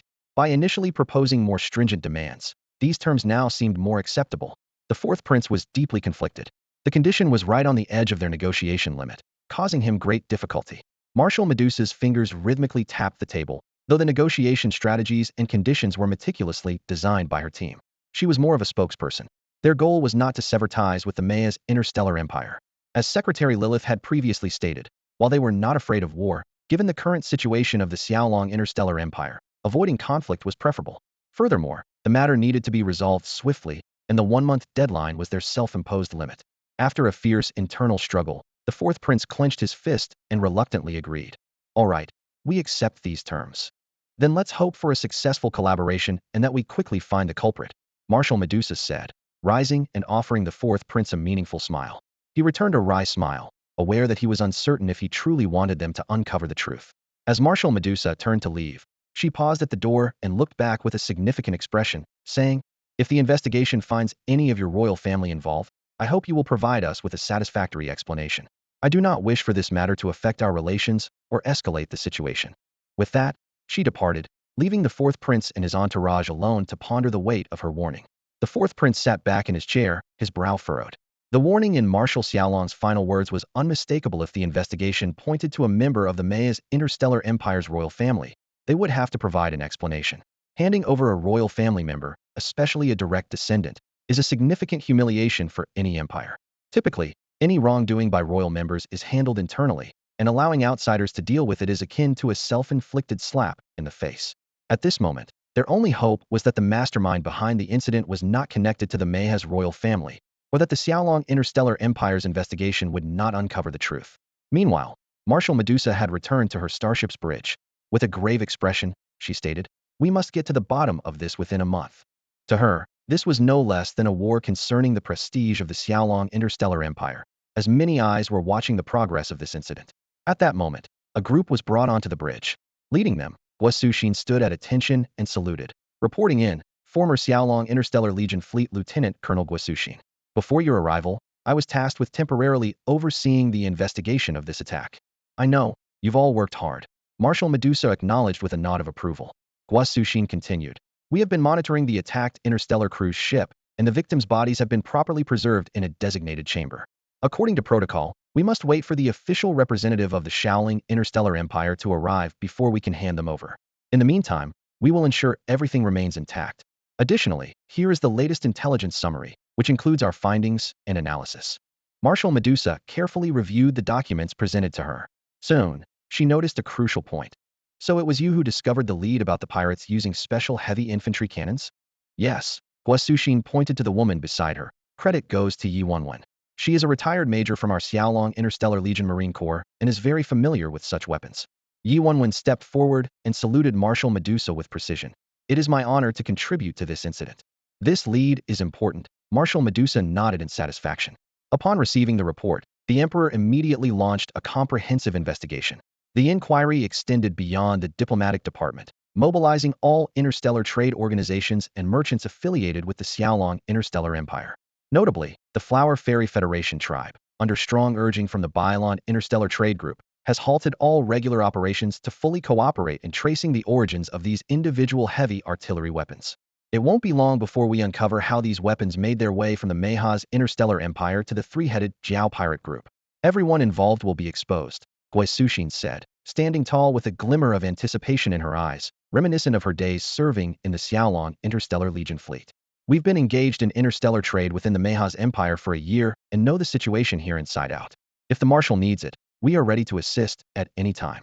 Marshal Medusa looked at Guo sternly. "You may accompany me, but without my permission, you are not to engage in frontline combat." She understood the eagerness of these retired soldiers, and, while she couldn't bring herself to deny their passion for returning to battle, she was committed to ensuring their safety. Keeping them close was the best arrangement. "Yes, we will follow all of the Marshal's orders." Guo and her team responded enthusiastically, their faces beaming with genuine joy. The opportunity to fight alongside the Xiaolong Legion fleet once more held profound significance for them. "The Ghost Scouts are nearing the three-headed Jiao pirate group's base," Marshal Medusa said gravely. "Once we capture their leaders, we'll uncover who is secretly targeting our Xiaolong Interstellar Empire." Meanwhile, in the Burns Interstellar Civilization universe, the Chief Secretary was overwhelmed. Not long ago, an incident in a certain universe almost led to a conflict with the Xiaolong Interstellar Empire. Although the crisis was averted when the Xiaolong Emperor personally led a legion visit, now they faced another challenge with the arrival of Xiaolong Empire's Marshal Chu Xian. As the commander of hundreds of thousands of Xiaolong interstellar warships, Chu Xian's visit demanded the utmost attention. The Chief Secretary was well aware that this visit was related to the Xiaolong Empire delegation's incident in the Maya's Interstellar Empire. Thinking back to when he first learned of the news, he couldn't help but recall the schadenfreude he felt about the looming misfortune for the Maya's Interstellar Empire. For the Burns Interstellar Civilization, seeing other civilizations also suffer similar setbacks provided a slight sense of relief. After all, they weren't the only ones experiencing misfortune. However, while they were merely observing the situation, the Xiaolong Interstellar Empire approached them with a shocking discovery. Weapons from the Burns civilization had been found during an attack by the Maya's Interstellar Empire. This revelation plunged the Burns Secretary General into a severe predicament. Marshal Chu Xian of the Xiaolong Interstellar Empire had issued an ultimatum. They must determine how these weapons ended up in the hands of the Mayas. Failure to provide a satisfactory explanation within the specified time would give the Xiaolong Empire grounds to suspect that the Burns civilization was secretly supporting the three-headed Hydra pirate gang. To make matters worse, the highest executive of Burns shifted the pressure directly onto the Secretary General. The problematic weapons 10,000 frost-heavy cannons had been handled by the Secretary General. If the origins weren't clarified, he would bear full responsibility. In the Secretary General's office, a massive data panel hovered in the air. Thousands of small boxes, each corresponding to a cannon's serial number, were densely arranged on the panel. Most of the boxes had turned black, indicating that the whereabouts of these weapons had been confirmed. After preliminary investigations, the Secretary General discovered that about 9,000 of these weapons were allocated to the executive's elite guard. Considering inevitable losses and misplacements during service, the actual number might be slightly lower. This investigation significantly narrowed the search scope but also revealed issues. During the process, instances of individuals hoarding or even illicitly selling these weapons were found, a phenomenon present to varying degrees across multiple units. The situation was far more complicated than initially imagined. The Secretary General paced back and forth, his eyes fixed on the unmarked serial numbers, each potentially a crucial clue to the truth. The issue of damaged weapons has always been a sensitive one. Some within the leadership take advantage of this to secretly transfer, appropriate, or sell the damaged weapons for profit. This has long been an open secret, even known to the highest officials and secretaries, who sometimes turn a blind eye to their confidants' actions. However, the current situation makes this usual practice exceptionally tricky. These leaked weapons must be tracked down one by one, which is precisely why the Chief Secretary is furiously dealing with those involved. If it weren't for these individuals allowing the weapons to slip away, there wouldn't be so much trouble. These people are indeed quite unlucky. Yet, this is only one aspect of the investigation. The single-soldier frost cannon, apart from being equipped by the governor's elite guards, was also distributed as rewards to the nobles and subordinates of the Burns interstellar civilization. Although the number is less than 500, tracing these weapons is more challenging than the other 9,000. 24 hours have passed, and out of a total of 10,000 weapons, over 9,600 have been accounted for. The remaining 400 are becoming increasingly difficult to trace. Report: we can confirm that 9,321 are still within the Empire. Another 287 are unaccounted for, with 37 confirmed to have left the Empire. However, there is currently no evidence that any have entered the Mayha's interstellar empire, a subordinate reported to the Chief Secretary of Burns. Is that all? Intensify the investigation. Especially those that have left the Empire, we must find out whose hands they are in, the Chief Secretary said through gritted teeth. At that moment, a video call request popped up. Seeing the name displayed, the Chief Secretary took a deep breath and answered. The screen showed the figure of Marshal Chu Xian from the Xiaolong Interstellar Empire. To negotiate with the Burns interstellar civilization, Secretary Lilith specifically sent this Empire Marshal, both to maintain authority and to demonstrate the Xiaolong Interstellar Empire's seriousness about the matter. It's been 24 hours. How is the investigation progressing on your side? Marshal Chu Xian asked directly. The Chief Secretary of Burns replied with a wry smile. Marshal, we have been working tirelessly on this matter. But as you can see, the last few hundred are indeed difficult to trace. Rest assured, we will determine the whereabouts of every single weapon to prove that our Burns interstellar civilization is not connected to this attack. It's just, those within the Empire are easier to trace, but those involving other interstellar civilizations. He looked helplessly at Marshal Chu Xian. We understand the difficulties you're facing, Marshal Chu Xian said. Share the relevant information with us, and for those outside the Burns interstellar civilization, we will assist in the investigation. That's truly wonderful, stated Secretary General Burns with a tone that clearly aimed to please. Rest assured, although this attack was not perpetrated by our Burns interstellar civilization, we are equally outraged by the audacity of such a brutal assault on the Xiaolong Interstellar Empire's delegation. We are willing to assist you fully in apprehending the culprits swiftly. Marshal Chu Xian, observing the communication screen, responded calmly. If your side can indeed help us resolve this matter swiftly, the Xiaolong Interstellar Empire will not forget the friends who aided us. Though this promise was merely verbal, it brought visible delight to Secretary General Burns. After all, the Xiaolong Interstellar Empire is currently unmatched in military strength, and its influence has grown significantly since forming the Cosmic Trade Alliance, surpassing other civilizations. For the Burns interstellar civilization, this was a prime opportunity to forge a favorable relationship with the Xiaolong Interstellar Empire. After the communication ended, Marshal Chu Xian turned her attention to the data screen in front of her. Displayed was the distribution list of 10,000 individual frost cannons, particularly highlighting the 400 that had left the Burns interstellar civilization's jurisdiction but whose destinations were unknown. She switched to another video window featuring representatives from the Flower Fairy Federation tribe and the Bailon Interstellar Trade Group Hua Yanini. Nini, we may need to rely on your interstellar trade network to trace the movement of these weapons beyond the Burns interstellar civilization's borders. Rest assured, Marshal, Hua Yanini promised solemnly. We've mobilized all available connections, and I believe we'll soon uncover the whereabouts of these weapons. The investigation proceeded methodically. As time passed, more serial numbers on the list were marked black, indicating their locations had been identified. The number of unaccounted weapons dwindled from 400 to 300, and then to 200. Although the investigation pace slowed as it grew more challenging, so far, no individual frost cannons had been found within the borders of the Mayha's interstellar empire. This outcome left Marshal Chu Xian with mixed feelings. On one hand, it suggested that the number of weapons reaching the enemy might be minimal, possibly as few as one. If that were the case, tracking it down might actually prove easier. On the third day of the investigation, an exhilarating piece of news reached Marshal Medusa's Ghost Scout fleet, hidden within the interstellar empire of the Mayhas, had discovered a concealed base of the three-headed Hydra pirate group. Given the base's defensible terrain, the scout fleet refrained from taking immediate action and instead promptly reported the intelligence to Marshal Medusa. Marshal Medusa made a swift decision, mobilizing 2,000 Draken-class interstellar battleships to the site. Such a large-scale fleet movement did not escape the notice of the Mayha's interstellar empire. As the person in charge of this situation, the fourth prince was promptly informed of this development. So many battleships suddenly on the move likely means they've found the hideout of the three-headed Hydra pirate group, the fourth prince quickly analyzed. This discovery took him by surprise after all. The Mayha's interstellar empire had been pursuing these pirates for years without progress, and yet the Draken Legion seemed to have made a breakthrough in just a few days. It seems that the Draken interstellar empire has other forces infiltrating places unknown to us. The fourth prince quickly realized the key point. However, since they have this capability, we can't really object. As long as the news doesn't spread to the public, there's no need to make a fuss over it. What should we do now? His subordinate asked. The fourth prince pondered for a moment and issued instructions. Deploy a regiment fleet to follow, but maintain a proper distance, and do not interfere with their operations. If they indeed discover the pirate base and a battle ensues, unless they actively request our involvement, we should refrain from intervening. Meanwhile, send a communique to Marshal Medusa, expressing our willingness to dispatch a fleet to assist. This was a cautious and well-considered response, neither too indifferent nor unnecessarily intrusive. If the operation failed and they found no leads, the investigation would hit a dead end. But at least now, there was a glimmer of hope. Externally, this serves as a clear signal that the Maha's interstellar empire is constantly monitoring the activities of the Xiaolong Legion fleet, despite their frequent operations within the empire's territory. Internally, it subtly conveys goodwill to Marshal Medusa, indicating that the intention is not to interfere or obstruct, but rather to offer potential assistance.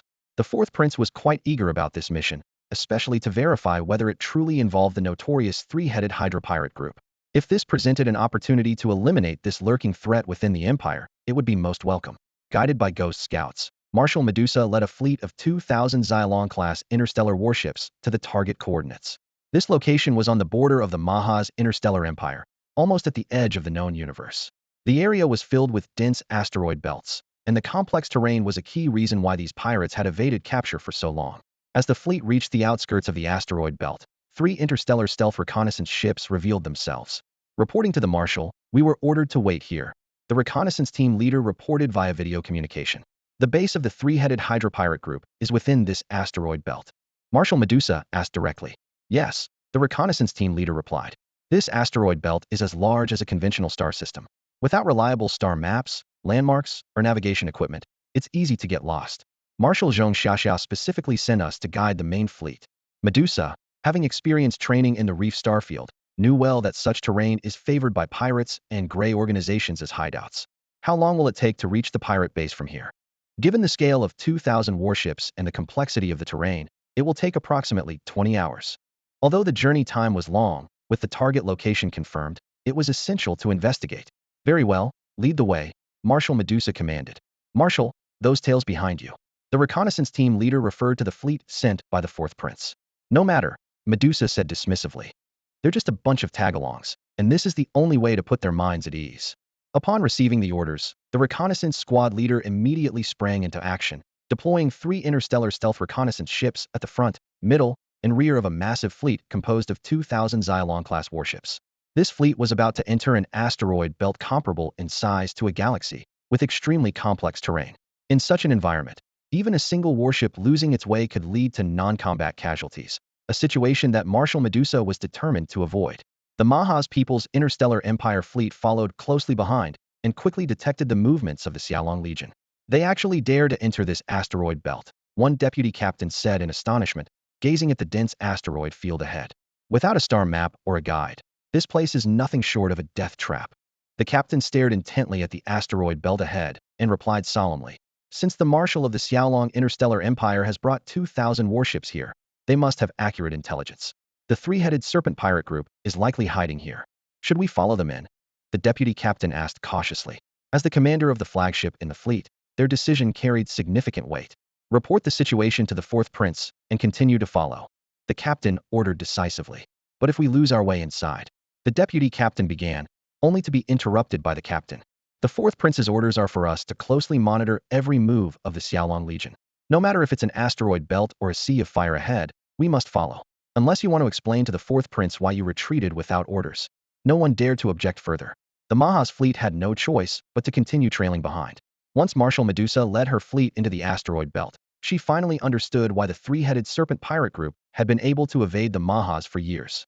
The asteroid belt not only spanned a vast area, but the asteroids were also slowly moving, meaning that the navigation routes within were constantly changing. Without detailed star maps and specialized navigation techniques, survival here was nearly impossible. Worse still, all long-range quantum communications for the warships were severely disrupted, leaving only basic communication within the fleet operational. "How did you manage to discover that the base of the three-headed serpent pirate group was located here?" Marshal Medusa looked at the captain of the reconnaissance team with anticipation. The captain stepped forward and began to explain. "Initially, we pieced together scattered clues that suggested the three-headed serpent pirate group might be hiding in this vast asteroid belt. Under the orders of Marshal Zhong Xiaoxia, we began a thorough investigation of this suspicious area. We quickly identified a crucial detail: the asteroid belt is slowly moving." He pointed to several concealed positions among the asteroids and continued, "To ensure a safe retreat and guide the main fleet's assault, Marshal Zhong devised a simple yet effective plan. We set up a series of outpost devices at specific intervals. Although communication signals in this area are heavily disrupted, these outposts can maintain short-range communication and operate for 300 hours. To further ensure safety, we deployed an interstellar stealth reconnaissance ship between every 30 outposts." The captain spoke with a hint of pride. "Using this method, we established a stable reconnaissance line within the asteroid belt. Soon, we spotted a suspicious base. To avoid alerting them, we didn't approach rashly but reported to you immediately." Marshal Medusa nodded slightly, silently praising Marshal Zhong Xiaoxia's exceptional skills. It was no wonder she was recommended by Grand Marshal Charlotte. Such precise reconnaissance techniques were indeed impressive. Her formation of the Ghost Scout elite fleet group had truly made a significant contribution this time. Immediately, Marshal Medusa issued clear orders through the command channel. "All fleets, prepare for battle. Prioritize capturing any suspicious interstellar warships alive. If they resist, destroy them immediately. Don't let a single one escape." As time passed, each captain in the fleet felt unusually exhilarated. This mission was different from ordinary battles. They all understood the brutal fate faced by the delegation of the Xiaolong Interstellar Empire. As soldiers, they were deeply outraged by such atrocities, and the opportunity to personally bring these ruthless criminals to justice had them eager and ready. Soon, more interstellar stealth reconnaissance ships appeared in Marshal Medusa's view, and a video communication window from Marshal Zhong Xiaoxia popped up as well. When Zhong Xiaoxia appeared, Marshal Medusa saluted her, a gesture that was both a formal military courtesy and an acknowledgement of Zhong Xiaoxia's abilities. "Marshal, based on our intelligence and reconnaissance, this is very likely the base of the three-headed serpent pirate group," Zhong Xiaoxia reported with a serious expression. "However, the information we currently have is quite limited. The number and combat capabilities of their interstellar warships remain unknown. Additionally, since the discovery of this base, we haven't observed any movements of the pirate group's ships. This could mean either our intelligence is incorrect, or this pirate group is exceedingly disciplined, not acting without direct orders." After hearing the report, Marshal Medusa showed approval. "Uncovering this much in such a short time is quite impressive. Without the intelligence you provided, we might still be wandering aimlessly within the Maha's interstellar empire." Her tone suddenly turned cold with a hint of menace. "We will handle the situation from here. If this truly is the lair of the three-headed serpent pirate group, they will pay dearly for their actions." Leading the mission to the Maha's interstellar empire, revenge was one of Medusa's primary objectives. She intended to ensure that some debts were paid in blood, and to make it clear to everyone that the Draken Interstellar Empire's patience was contingent upon not being provoked. Once provoked, the consequences would be dire. Transmit my orders. The entire fleet is to enter combat readiness. Marshal Medusa's resolve was palpable. Although the battlefield was narrow and the deployment of 2,000 warships was restricted, 300 to 500 would suffice to deal with a band of pirates. Thus, she mobilized 300 warships to form an attack formation, with the rest on standby to provide support and block all possible escape routes. Are we certain there are no other exits? Medusa scrutinized the Uship base surrounded by a dense asteroid belt. Although there was only one main entrance, she was concerned that gaps between the asteroids might be exploited by small shuttles or T-1 class warships. Rest assured, Zhong Xiaoxia said confidently, patting her chest. I've deployed stealth reconnaissance ships to monitor the entire area comprehensively. Not even a ghost could slip through. With this assurance, Marshal Medusa finally issued the attack order, allowing the Vanguard fleet to commence its operation. This scene was observed by the Mecha's Interstellar Empire's fleet closely following behind. To avoid losing track of their target in the complex asteroid belt system, they deliberately shortened the distance between themselves and the Xiaolong Legion's fleet, while maintaining a cautious stance, wary of provoking this formidable fleet. The Xiaolong Legion seemed indifferent to their presence, maintaining a delicate balance between the two sides. Is this the base of the three-headed serpent pirate group? The deputy captain remarked, gazing at the hidden base within the asteroid belt. It's certainly well concealed. If not for our deliberate search, no one would have guessed that a notorious interstellar pirate group was hiding in this ordinary asteroid belt. Noticing the captain's unusually grave expression, the deputy captain asked in confusion, Captain, why do you look so worried? Isn't it a cause for celebration that we've quickly found the culprits behind the attack? The captain took a deep breath and replied solemnly, You're oversimplifying things. Do you really think an ordinary interstellar pirate group would dare to attack the envoy starship of the Xiaolong Interstellar Empire? There must be someone orchestrating this behind the scenes. What's more concerning is that this incident occurred within our Mecha's Interstellar Empire's borders, where our relations with the Xiaolong Interstellar Empire are already tense. He continued his analysis. The best-case scenario is that this is a conspiracy by another interstellar civilization aiming to drive a wedge between us and the Xiaolong Interstellar Empire. But if the mastermind is someone from our own Mecha's Interstellar Empire's leadership, then when the truth comes out, it could truly be the calm before the storm. This might be one reason the Fourth Prince instructed us to keep following them. Now, the Xiaolong Legion has found the three-headed serpent pirate group's stronghold, putting both sides on the edge of a precipice. Any misstep could lead to the worst-case scenario. Hearing this analysis, the deputy captain covered his mouth in shock. Could it really be orchestrated by our own leadership? Why would they do such a thing? The captain looked at his young deputy earnestly and said, The power struggles among the higher-ups are too complex to explain quickly. What we need to do now is prepare for any possible situation. We can only hope those in power don't recklessly provoke such a formidable adversary. We, the military, are the ones who truly understand how terrifying the Xiaolong Legion is. Before, it was just hearsay, but now we've seen it with our own eyes. As a military officer, the captain from Maihasi understood well that assessing a fleet's combat strength was not solely based on its track record. At this moment, he was intently observing the actions of the Xiaolong fleet before him. During their voyage, the 2,000 Xilong-class starships displayed an astounding level of discipline. Every formation adjustment and course change was executed flawlessly, down to the second. Such seamless coordination was far beyond the reach of an ordinary fleet. What was even more impressive was their strategic approach to attacking the base of the three-headed serpent pirate group. Faced with this target, the fleet did not rush in for glory but instead deployed 300 warships with precision. This number was perfectly suited to the current battlefield conditions, maintaining optimal attack efficiency without compromising maneuverability due to an excess of ships. However, as this elite unit commenced its assault, the anticipated fierce firefight did not materialize. A minute passed, and silence persisted. There were no flashes of cannon fire, no alerts of energy fluctuations, and the radar remained calm. This unusual situation left the Maihasi captain and his vice-captain feeling uneasy and perplexed. Just then, the vice-captain noticed a significant development. Captain, look! The flagship of the Xiaolong Empire's Marshal is approaching the base. On the bridge of the Xiaolong flagship, Marshal Medusa's expression turned exceptionally complex. An urgent communication inquiry revealed a shocking report from the advance unit. There was no resistance left within the base, only a scene of devastation with wrecked ships, indicating a fierce battle had recently taken place. When Marshal Medusa arrived on site, the layout of the pirate group's stronghold was fully revealed. The base was constructed among surrounding asteroids, with the central area containing a starport, space city, and docks. These facilities, though rudimentary and patched together, were characteristic of an interstellar pirate group. But what was even more concerning was what had transpired here to leave a once active pirate base in ruins before their arrival. The scene before them was shocking. Although the facilities were still standing, They were riddled with dense bullet holes and explosion marks. Countless wrecks of interstellar battleships floated in space, and more disturbingly, there were bodies in spacesuits silently drifting in the vacuum. These signs clearly indicated that this outpost had recently been attacked. Marshal Zhong Xiaoxia, we need you to conduct a detailed investigation here, Marshal Medusa said sternly through the video window, her tone filled with deep concern. They had originally thought that finding the three-headed Hydra pirate group would solve this incident, but the scene before them was completely unexpected. All right, give me some time, Marshal Zhong Xiaoxia responded. This discovery seemed to explain why no ships had been observed entering or leaving the outpost after the Ghost Scouts had locked onto it, because all the interstellar battleships here had already been destroyed. As the investigation began, Marshal Medusa carefully analyzed the battle scars.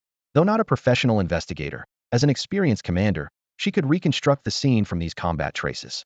Could this have been a cover-up? The deputy captain suddenly asked. Very likely, Marshal Medusa replied, her gaze sweeping across the outpost, lingering on the wreckage.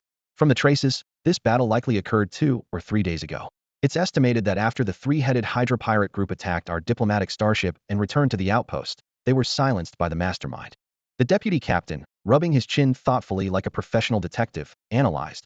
Based on the distribution of the wreckage, there should have been about 500 interstellar battleships docked here, all of T3 level or higher, including a T5 level flagship and several T4 level main ships.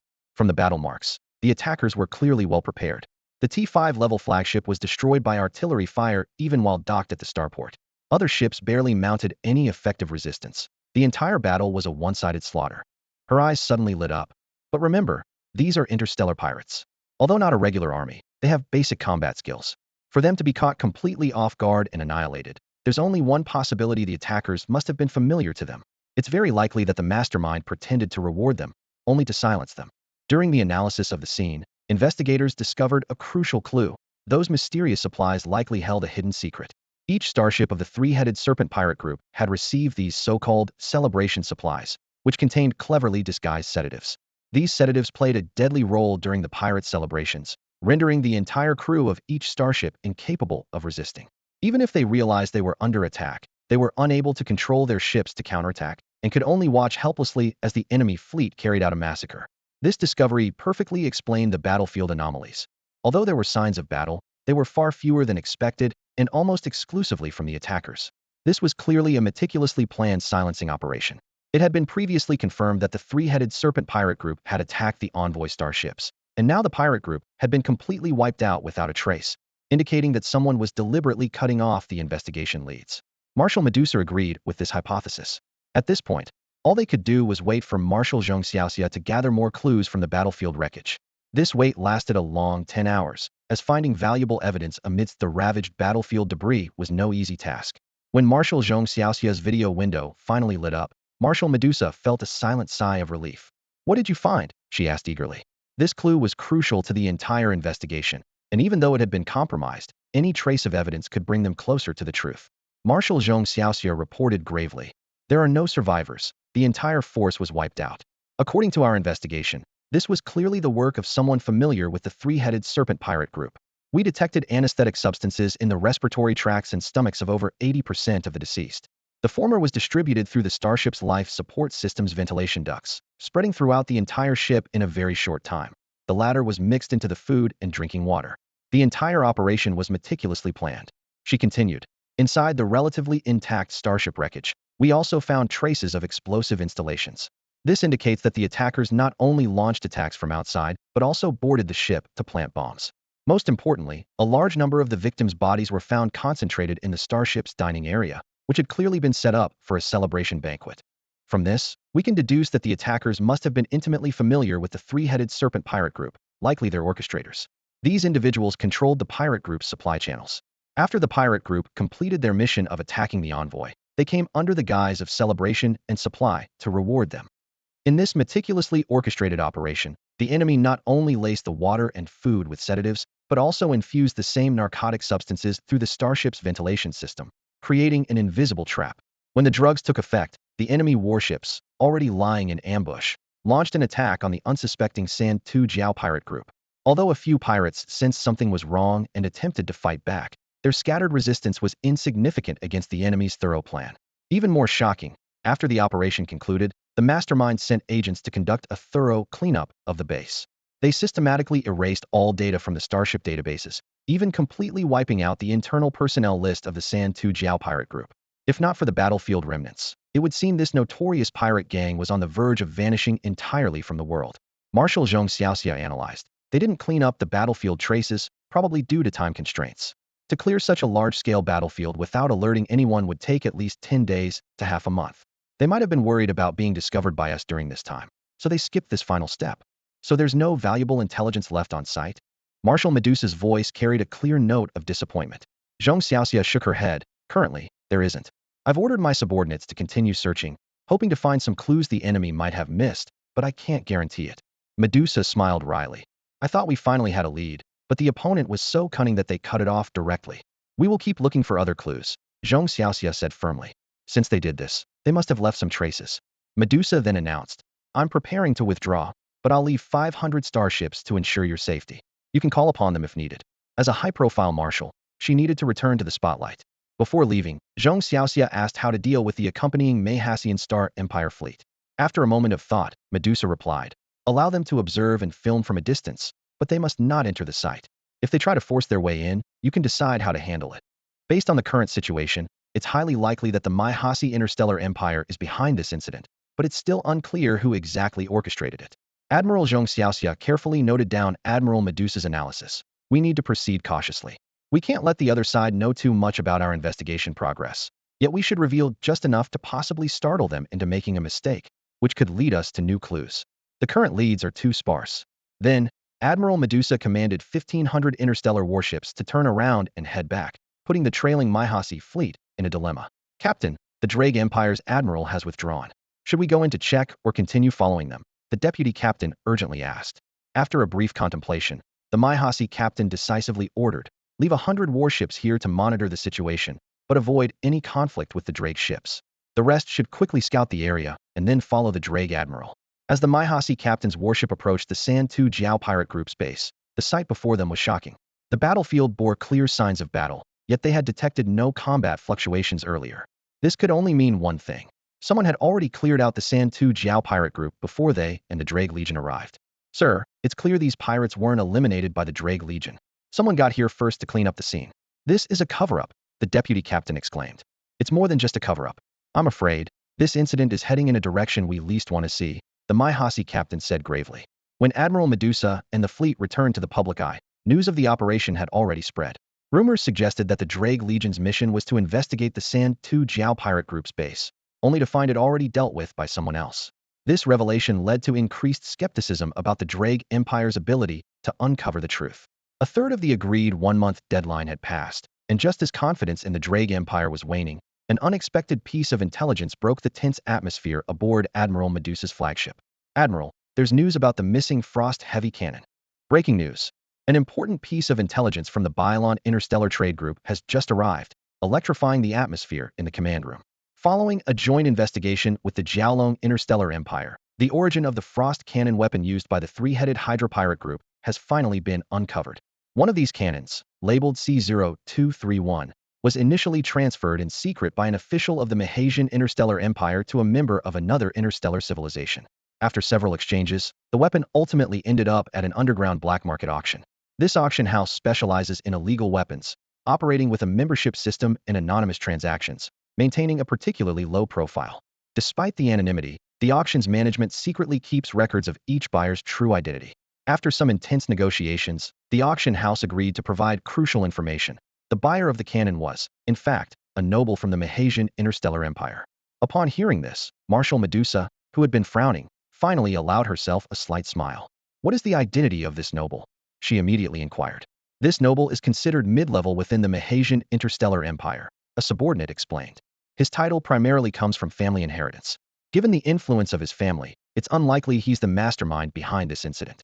We suspect that after purchasing the cannon, he possibly transferred it to someone else. The key now is to find out to whom this noble handed over the cannon, Marshal Medusa asserted decisively. The subordinate then marked a location on the star map, explaining, this noble is an old marquis of the Mahasian Interstellar Empire.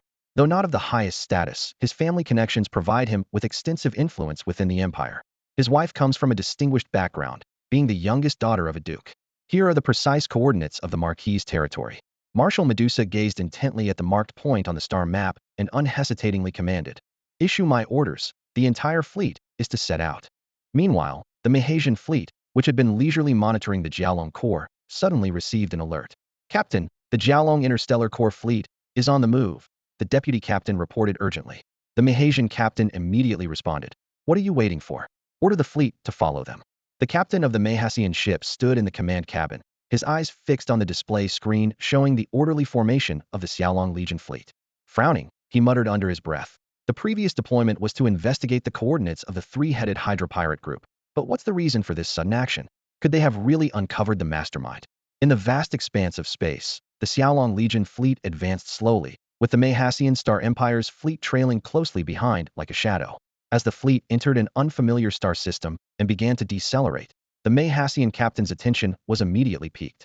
"Where is this?" the captain asked, staring at the star map. The Xiaolong Legion wouldn't stop in this system without reason. The vice captain quickly accessed the database and soon provided an answer. "This is the territory of the Make-C family." Hearing this name, the captain was momentarily puzzled. In this vast star empire, hereditary marquises were numerous, most of them merely in name, possessing only a piece of land. Even he, as a fleet commander, was now a count. However, the vice captain's next words made the captain instantly alert. "The second prince is about to marry his 17th wife, who is the daughter of the Marquis of Make-C." This news immediately changed the nature of the entire situation. Although the second prince was known for his romantic nature, as a potential heir to the empire, each of his marriages carried special political significance. This meant that the Make-C family could seize this opportunity to ascend to the rank of a duchy, a status far superior to that of a mere marquis. "Report to His Highness, the fourth prince, immediately," the Mahasian captain ordered sternly. The imperial marshal of the Xiaolong Star Empire leading such a large fleet to visit this star system was no coincidence. It was very likely that the Make-C family was involved in a sensitive incident that could trigger a series of unforeseeable consequences. The occurrence of this explosive event is likely to plunge the diplomatic relations between the Jiaolong Interstellar Empire and the Mahar's Interstellar Empire into an unprecedentedly sensitive state. When Marshal Medusa led the Legion fleet into the Meek star system, there was no attempt to conceal their intentions. This massive fleet made its presence known openly, immediately provoking a strong reaction throughout the territory. Standing on the bridge, Marshal Medusa coldly surveyed the star system before issuing a series of rapid commands. Implement a full-scale military lockdown of the star system immediately. During this period, no spacecraft is permitted to enter or exit the system. Warn those who resist, and if they persist, use force to suppress them as necessary. Additionally, prioritize locating the exact position of the head of the Meeks family. The deputy captain promptly began executing the orders, and the entire Meeks star system quickly came under the firm control of the Jiaolong Legion fleet. Although the private fleet of the Meeks family had the intention to resist, the disparity in strength was too great. This Marquis family's fleet, despite having 2,000 to 3,000 interstellar warships, was comparable in number to the Jiaolong Legion, but vastly inferior in quality. The Meeks family fleet primarily consisted of long-serving second-hand T5 interstellar warships, with over 90% being T4 class warships. In contrast, the Jiaolong Legion was led by several brand-new T6 class interstellar warships, equipped with numerous T5 and T4 warships, as well as main battleships like carrier starships and interstellar battleships. Most intimidating were the interstellar missile ships, with each missile ship's launchers on standby, their massive interstellar missiles clearly visible, exuding a chilling deterrent force. Facing such a significant power disparity, the Meeks family's fleet dared not make any rash moves, and all interstellar warships remained stationary. They even proactively retracted their weapon modules, fearing any misunderstanding by the opposing side. Warships with fixed ship cannons were especially cautious, adjusting their ship's direction to avoid inadvertently aiming at the Jiaolong warships, like students standing in punishment. At this moment, the crew of these warships secretly hoped their cannons could retract and hide like some advanced warships. In this situation of no resistance, the Jiaolong Legion fleet swiftly completed the encirclement of the Meeks family's main planet. Simultaneously, a large number of interstellar marines and combat mechs began deploying to the main planet, initiating ground operations. The Makis family was completely caught off guard. The fleet of the Xiaolong Corps took less than 10 minutes to move from entering the star system to landing on the main planet, leaving no time for a response. Residents on the main planet looked up to the sky, witnessing countless black dots descending. These were not meteors, but interstellar combat mechs and fully equipped interstellar marines, escorted by interstellar fighters breaking through the atmosphere. A broadcast echoed across the planet. "Attention all residents of the Makis main planet. We are the fleet of the Xiaolong Corps, tasked with investigating the attack on the Xiaolong Interstellar Empire delegation. We suspect individuals on this planet may be linked to the three-headed Hydra pirate group. Effective immediately, the entire planet is under control. All residents must return to their homes or gather in public areas. Refrain from any actions that may be perceived as aggressive, or we will exercise unlimited retaliatory rights. The descending mech units focused almost entirely in one direction: the Makis family castle, where a grand ball was underway. In fact, the Makis family had been hosting various events to celebrate one of their women marrying the fourth prince, using the opportunity to expand their network and seek greater development for the family. However, the joyous event was abruptly interrupted by these uninvited special guests. At least 10 T5 level combat mechs were positioned around the castle, all weapon systems locked on target.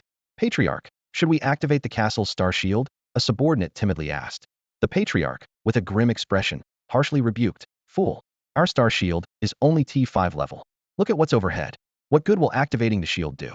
The subordinate looked up to see a T6 level interstellar battleship hovering above, surrounded by several T5 level warships. All cannons were aimed at the castle, and any threatening move would reduce it to ashes, shield or not. Guests in the ballroom exchanged puzzled glances and whispered among themselves. What's going on? Whose troops are these? Why have they suddenly surrounded our planet? Everyone was filled with confusion. I recognize that emblem. It's from the Xiaolong Interstellar Empire. A sudden exclamation erupted from the crowd. The nobles present then began to closely examine the emblems on the interstellar combat mechs. Though not very familiar, they had indeed seen it somewhere before. Soon, their memories were triggered. Wasn't this the Xiaolong Interstellar Empire, which had recently been in the spotlight due to the diplomatic mission attack incident? The empire, known for its unmatched military prowess, had reportedly been authorized to dispatch a fleet within the empire's borders for an investigation. Sensing the unusual nature of the situation, the aristocrats and wealthy merchants turned their attention to the head of the Mikisi family. Being astute individuals, they understood that the Xiaolong Empire's military wouldn't appear here without reason. Connecting the dots with recent events, the crowd seemed to realize something. The guests who had been gathered around the Mikisi patriarch subtly retreated, and the once lively atmosphere turned cold. Seeing the sudden shift in the situation, the Mikisi patriarch hurriedly explained, "Everyone, don't worry. There must be some misunderstanding here." At that moment, a commanding broadcast echoed from the mechs. "We are the Xiaolong Interstellar Empire's Marine Corps, ordered to take control of this planet, including all affairs within this castle. All personnel are to remain in place and refrain from any threatening actions or face the consequences." These words were repeated continuously, though it was hardly necessary. The mere sight of the terrifyingly armed T5 and T6 level interstellar combat mechs was enough to intimidate everyone. Coupled with the Xiaolong starship hovering above, no one dared to entertain thoughts of resistance. The Mikisi patriarch immediately ordered everyone in the castle to remain calm. Just then, a shuttle bearing the Xiaolong emblem landed in the castle's courtyard, its powerful downdraft turning the once tidy banquet area into a mess. As the hatch opened, a squad of fully armed Xiaolong female soldiers emerged. The leading officer scanned the area before locking eyes on the Mikisi patriarch. She led her unit directly toward their target, with guests scrambling to get out of the way, fearful of getting caught in the situation. The officer stopped before the Mikisi patriarch, coldly asking, "Are you the head of the Mikisi family?" The question seemed more procedural, as they had already confirmed their target from the air. I am. May I ask what this is about?" The Mikisi patriarch was bewildered, unable to comprehend how hosting a simple banquet could lead to an encounter with the Xiaolong Interstellar Empire. The officer from the Xiaolong Empire, with eyes as sharp as a hawk's, looked directly at the head of the Mikisi family and said, "Based on our investigation, you are suspected of being connected to the incident involving the attack on our interstellar delegation cruise. We need you to come with us for further questioning." Her voice echoed clearly through the silent banquet hall, reaching every corner. The guests turned their heads, their eyes filled with astonishment as they gazed at the head of the Mikisi family. No one had anticipated that this small family, soon to be allied through marriage with the second prince, could be involved in such a significant incident. This must be a misunderstanding. The Mikisi patriarch's face turned pale, his voice trembling slightly with tension. "Our family has never participated in any attack against the Xiaolong Empire's delegation." The officer maintained her professional composure and stated, "Let me clarify, we only suspect that you have some connection to the incident. The extent of your involvement needs to be confirmed through investigation. We're merely asking for your cooperation with the inquiry." Hearing this explanation, the patriarch's expression relaxed somewhat. The surrounding guests began to murmur, their discussions growing louder. Some questioned how a mere marquis family could dare to attack the Xiaolong Empire's delegation, while others expressed discontent with the Xiaolong Empire's actions on Mikisi territory. Riding the wave of these discussions, The Mycesi patriarch straightened his back and declared, "You can ask any questions here. After all, I am a marquis of the Mycesi Empire. You can't just take me away like this." The officer raised her hand to project a holographic display, showing an official document. "This is the agreement signed by your fourth prince and our marshal. According to the agreement, we have the right to investigate most areas for a month, excluding a few specific regions and individuals. Your Mycesi family is not exempted." Her tone became firm. "Now, please come with us immediately. Otherwise, we will resort to force." Seeing the fourth prince's clear signature on the document, the heart of the Mycesi patriarch sank. He had heard rumors of this agreement, but hadn't expected the Xiaolong Empire to act so uncompromisingly. Ahem. The head of the Mycesi family cleared his throat, a hint of arrogance on his face. "You might not know, but my daughter is about to marry the second prince of the Mycesi Interstellar Empire, who is also the future crown prince. So could you?" Before he could finish, Officer Xiaolong interrupted him with a steely expression. "All I know is that you are not exempt. We have already wasted enough time, so please cooperate with our investigation." Her voice was as cold and hard as steel.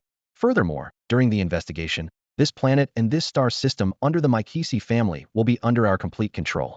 No person or vehicle is allowed to leave without permission. Violators will face consequences.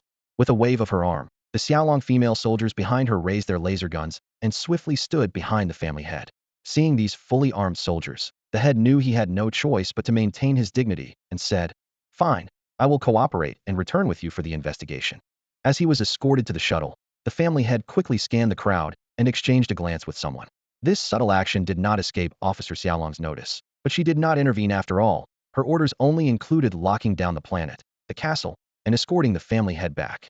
After the family head was taken onto the shuttle, Officer Xiaolong, who remained on site, surveyed the guests in the banquet hall and coldly announced, "In the meantime, please stay where you are and do not wander around."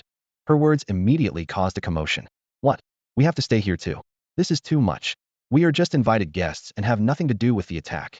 You Xiaolong Interstellar Empire are too arrogant. This is my Hasi territory." Suddenly, a piercing mechanical sound echoed. A Xiaolong Interstellar combat mech's cannon slowly turned, its large barrel aimed directly at the banquet area, just a few meters from the crowd. Instantly, all protests ceased. A noblewoman holding a young child cautiously asked, "Can you tell us how long we have to stay here? Surely you can't keep us locked up indefinitely." Officer Xiaolong glanced at the assembled nobility, her tone slightly softened. "In theory, once we complete our questioning of the Mycesi family head and confirm there are no other issues, you will be free to leave, and the lockdown will be lifted. As for the exact time, I cannot give you a precise answer. Further arrangements will be communicated later. Please wait here," the female officer from the Xiaolong Brigade instructed, her tone firm and unyielding. Though frustrated, the attendees had no choice but to comply.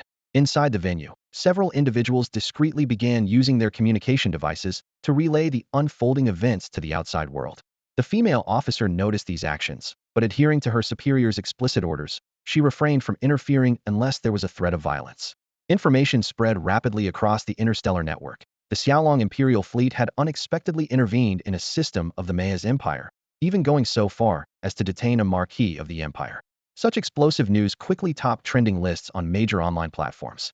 However, these seemingly uncontrolled transmissions were actually under the vigilant surveillance of a cloaked ship. This was a T-6 Silent Ghost-class light interstellar stealth reconnaissance vessel, a crucial asset specially deployed by Marshal Medusa for this investigation.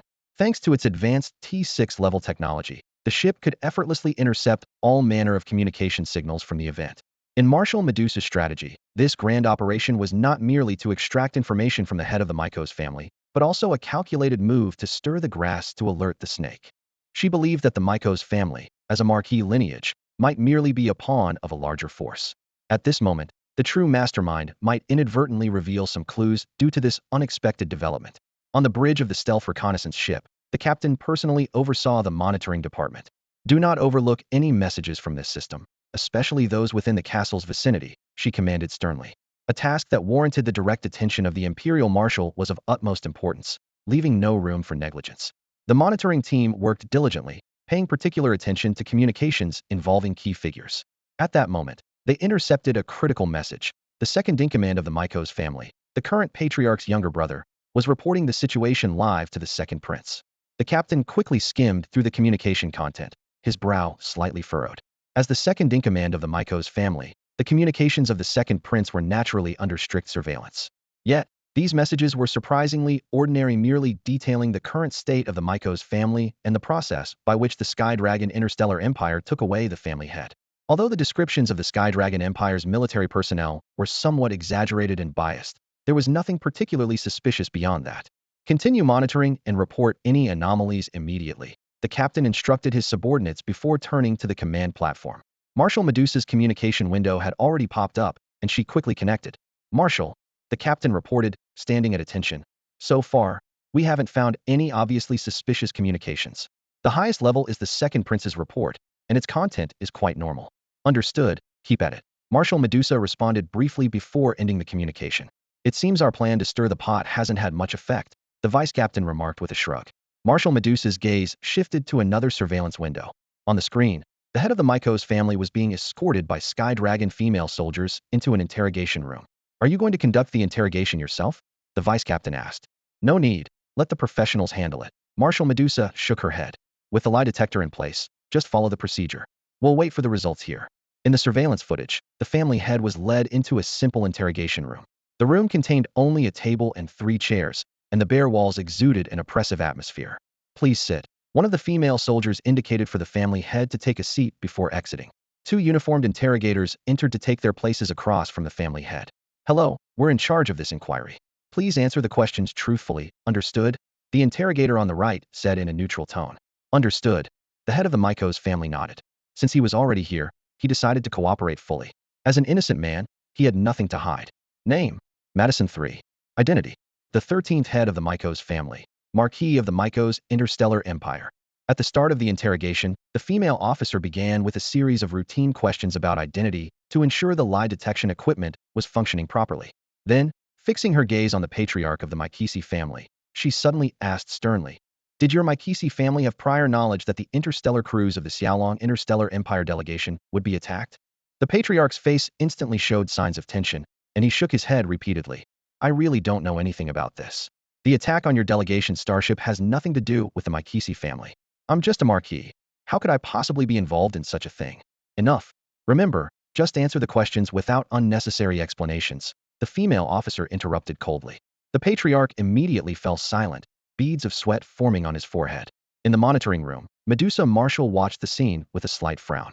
His nervousness and sweating, could it be a sign of guilt? The vice captain couldn't help but ask. Medusa Marshal shook her head. Quite the opposite. It suggests he might genuinely be unaware. Most people would be nervous when faced with interrogation from a powerful authority, especially when their own and their family's lives are at stake. If he were completely calm, that would be more suspicious. You seem very knowledgeable in this area. The vice captain looked at the marshal in surprise. Medusa glanced at the deputy, who hadn't followed her from the Black Reef Star region, and explained simply, when I led in the Black Reef Star region, assessing the loyalty of my subordinates was essential. Over time, I've naturally gained some experience. Does this mean our investigation might be off track? The vice captain asked, puzzled. Could this lead be a dead end? Medusa did not respond. At that moment, the female officer in the interrogation room posed a new question. Have you ever purchased a single-soldier frost heavy cannon weapon from the Burns interstellar civilization? The patriarch of the Mycisi family was visibly taken aback. After a moment of thought, just as he was about to speak, the interrogation officer continued. 3 years ago, at a certain banquet, an inter-universe interstellar trader acquired this weapon from a black market auction and gave it to you as a gift. In return, you helped him smuggle a batch of goods into the Mycisi Interstellar Empire, from which you gained a 10% profit. The head of the Mycisi family was instantly taken aback, his face showing a mix of shock and guilt. He incredulously asked, You've discovered even this? The interrogating officer maintained her professional calm, looking him straight in the eye as she said, We're not concerned with your smuggling activities. That's not within our jurisdiction, nor will it be disclosed. We only want to know one thing. The personal frost cannon that was gifted to you. Is it still in your possession, or have you passed it on to someone else? Faced with this direct and pointed question, the Mycisi patriarch hesitated noticeably. His eyes grew distant as he, an experienced family leader, realized the connection this weapon was of such concern to them because it was linked to the attack on the Xiaolong Intergalactic Empire's envoy starship. Clearly, they had found evidence of the perpetrator using this weapon, which led them to him. The interrogating officer noted his hesitation, her tone calm, yet unwavering as she continued. I suggest you honestly disclose everything you know. You're surely aware of the Xiaolong Intergalactic Empire's stance. No matter who's involved in this incident, even if it involves royalty, we are committed to thoroughly investigating and ensuring the culprits face justice. Her voice remained steady, Yet each word struck the Mikisi patriarch like a heavy blow. If you choose not to cooperate now, you'll have to weigh the consequences yourself. The evidence of your smuggling will be made public. More importantly, consider how the Xiaolong Intergalactic Empire and all allied forces will treat your family. I'm sure you understand.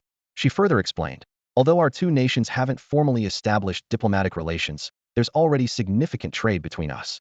With the establishment of the Interstellar Trade Alliance, do you think the nobles of the Mikisi Empire would forego cooperation with us? Even if your daughter is married to the second prince, when faced with absolute interests, your family's. Every second felt like an eternity for the Mikisi patriarch. He continually weighed the pros and cons before swallowing and tentatively asking, "Could you give me a little time to consider?" Consider. The interrogating officer cut through his pretense. Are you hoping the powers behind you will save you? Then no amount of time will help. Until we have concrete information, not even your emperor's intervention will secure your release. As for how long you wish to consider, that's your concern, but our patience is limited. If you make us lose patience, even if you eventually give us the answers, you will face consequences severe enough to make you and your family regret it. The interrogation officer's voice was as cold as ice, her gaze fixed directly on the head of the Make's family. The Make's patriarch felt as if he were standing on the edge of a cliff, with every decision potentially plunging the entire family into a deep abyss. However, what troubled him even more was the interrogation officer's sudden cessation of questioning, as if she had lost interest in the whole matter. This unusual attitude only intensified his agony. Had she been eagerly seeking clues, he might have found a way to stall, but her current indifference forced him to carefully weigh the pros and cons. Although his smuggling activities were not considered a major offense, being exposed would undoubtedly deal a significant blow to the family. After much deliberation, he finally spoke. "If I tell you who I gave it to, can you keep it confidential? I know it's hard to hide the fact that I've been summoned for investigation, but I hope you won't confirm this matter to the public." This was a way he found to protect himself. Clearly, the person he was about to mention was someone formidable. But compared to having his smuggling exposed or being blacklisted by the Xiaolong Interstellar Empire, coming clean seemed the better choice. As long as the Empire didn't publicly disclose the investigation results, and he consistently denied his confession, even if the other party knew he had snitched, they couldn't openly confront him. "I can assure you of that." The interrogation officer nodded solemnly. The Make's patriarch took a deep breath, still struggling internally, but under her cold gaze, he finally made up his mind. "The single-soldier frost cannon was indeed with me. I had it for about a year and a half. About a year ago, I showed it to a distinguished guest during a banquet in my collection room. I intended to give a gift to strengthen our relationship, and this guest took a liking to the weapon, so I gave it to him. This guest was Duke Xiaomai. After you gave the weapon to Duke Xiaomai, do you know if he passed it on to someone else?" the interrogation officer asked. The Make's patriarch shook his head. "That, I do not know." After a few more questions, the interrogation finally concluded. "Thank you for your cooperation.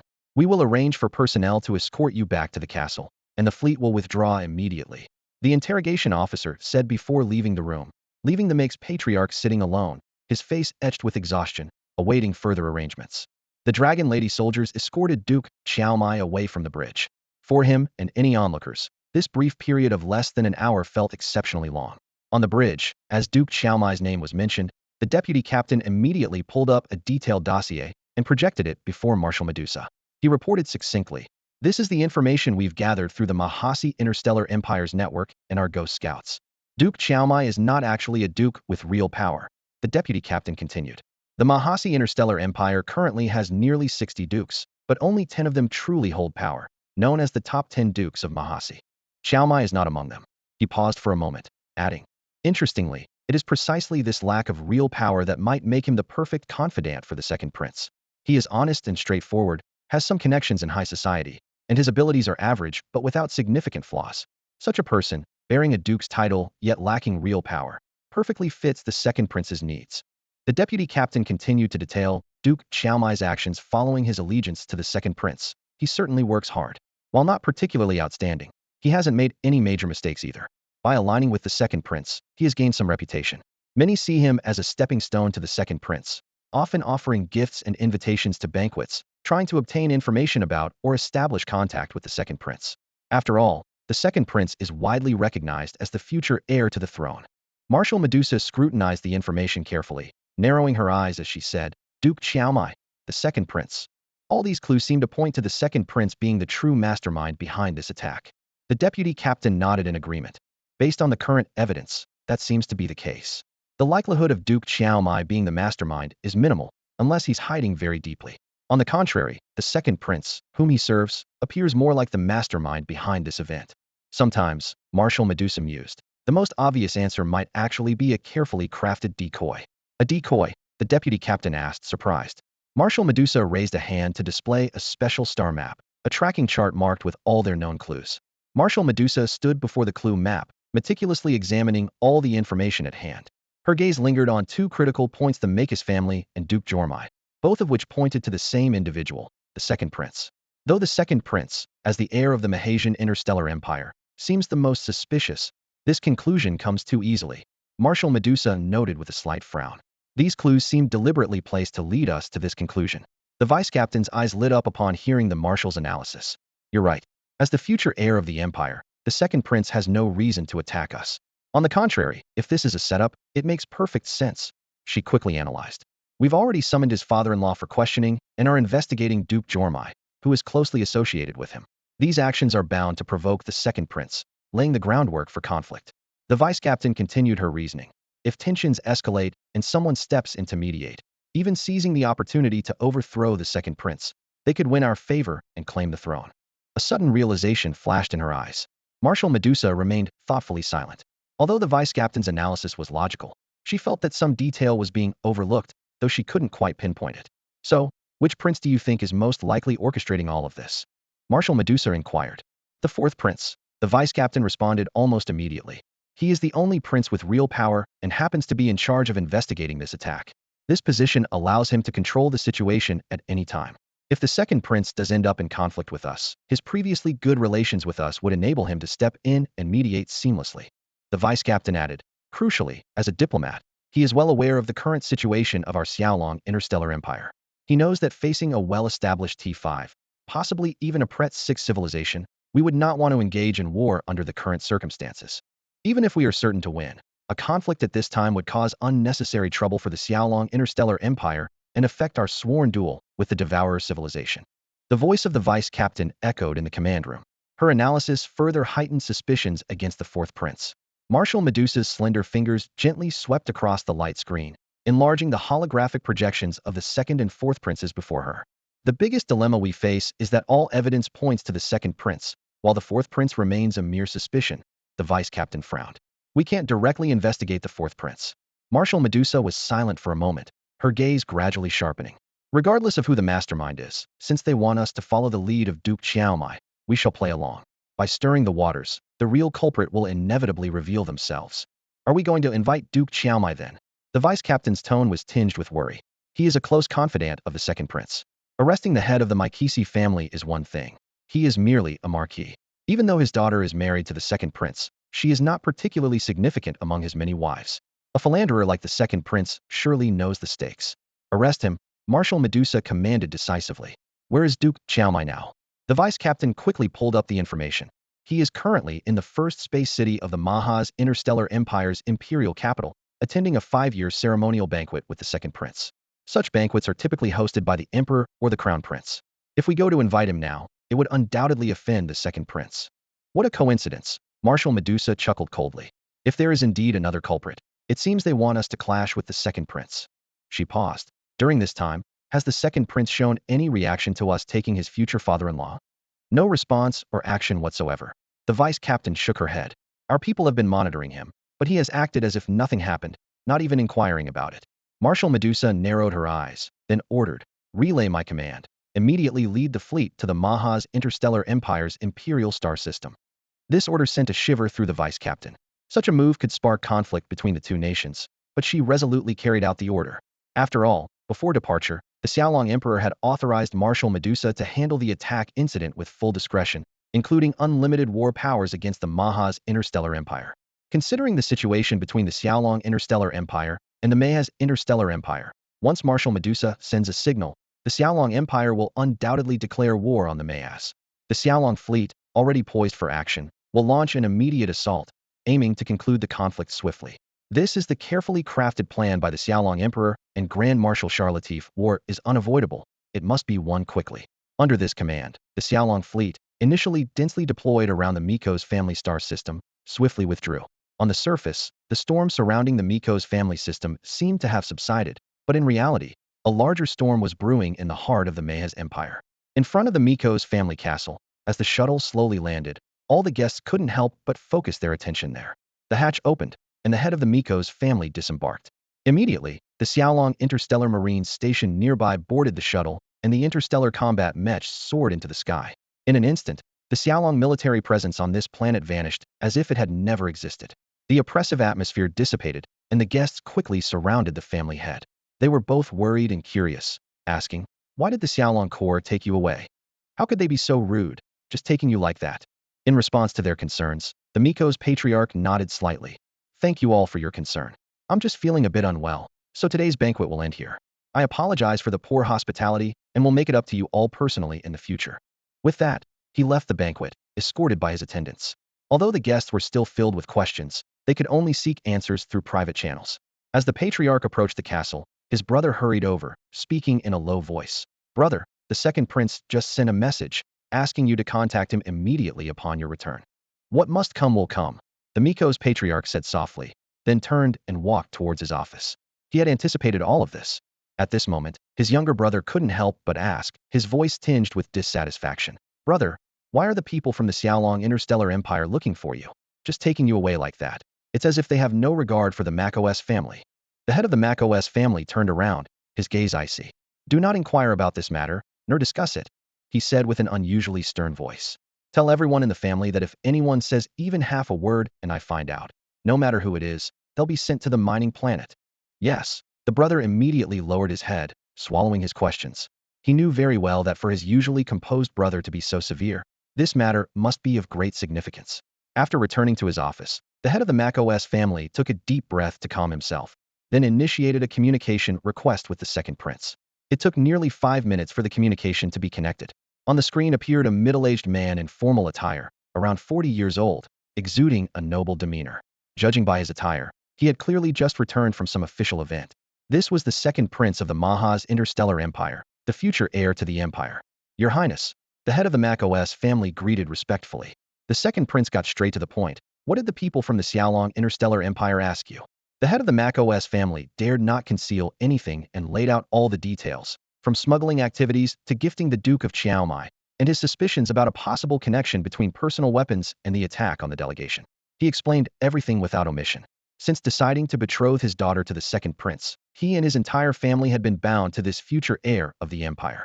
If he aroused the prince's suspicion, the consequences would be unimaginable. Rather than being evasive, it was better to be honest. "That's the situation. I dare not hide a single thing," he said sincerely. The second prince frowned slightly, then said calmly, "I understand the situation. Remember, these words must not be told to anyone else besides me. That's all." With that, he ended the communication. Looking at the darkened screen, the head of the macOS family sighed with relief. The second prince hadn't pursued the smuggling issue, which clearly indicated tacit approval of this mutually understood gray transaction. After all, every audience with the prince involved offering him a share. Although the immediate crisis was temporarily averted, the head of the macOS family remained worried. If the attack on the Xiaolong Interstellar Empire's delegation was indeed orchestrated by the second prince, the consequences would be dire. Given the strong stance the Xiaolong Empire had shown in their investigation, a fierce conflict between the two empires seemed inevitable.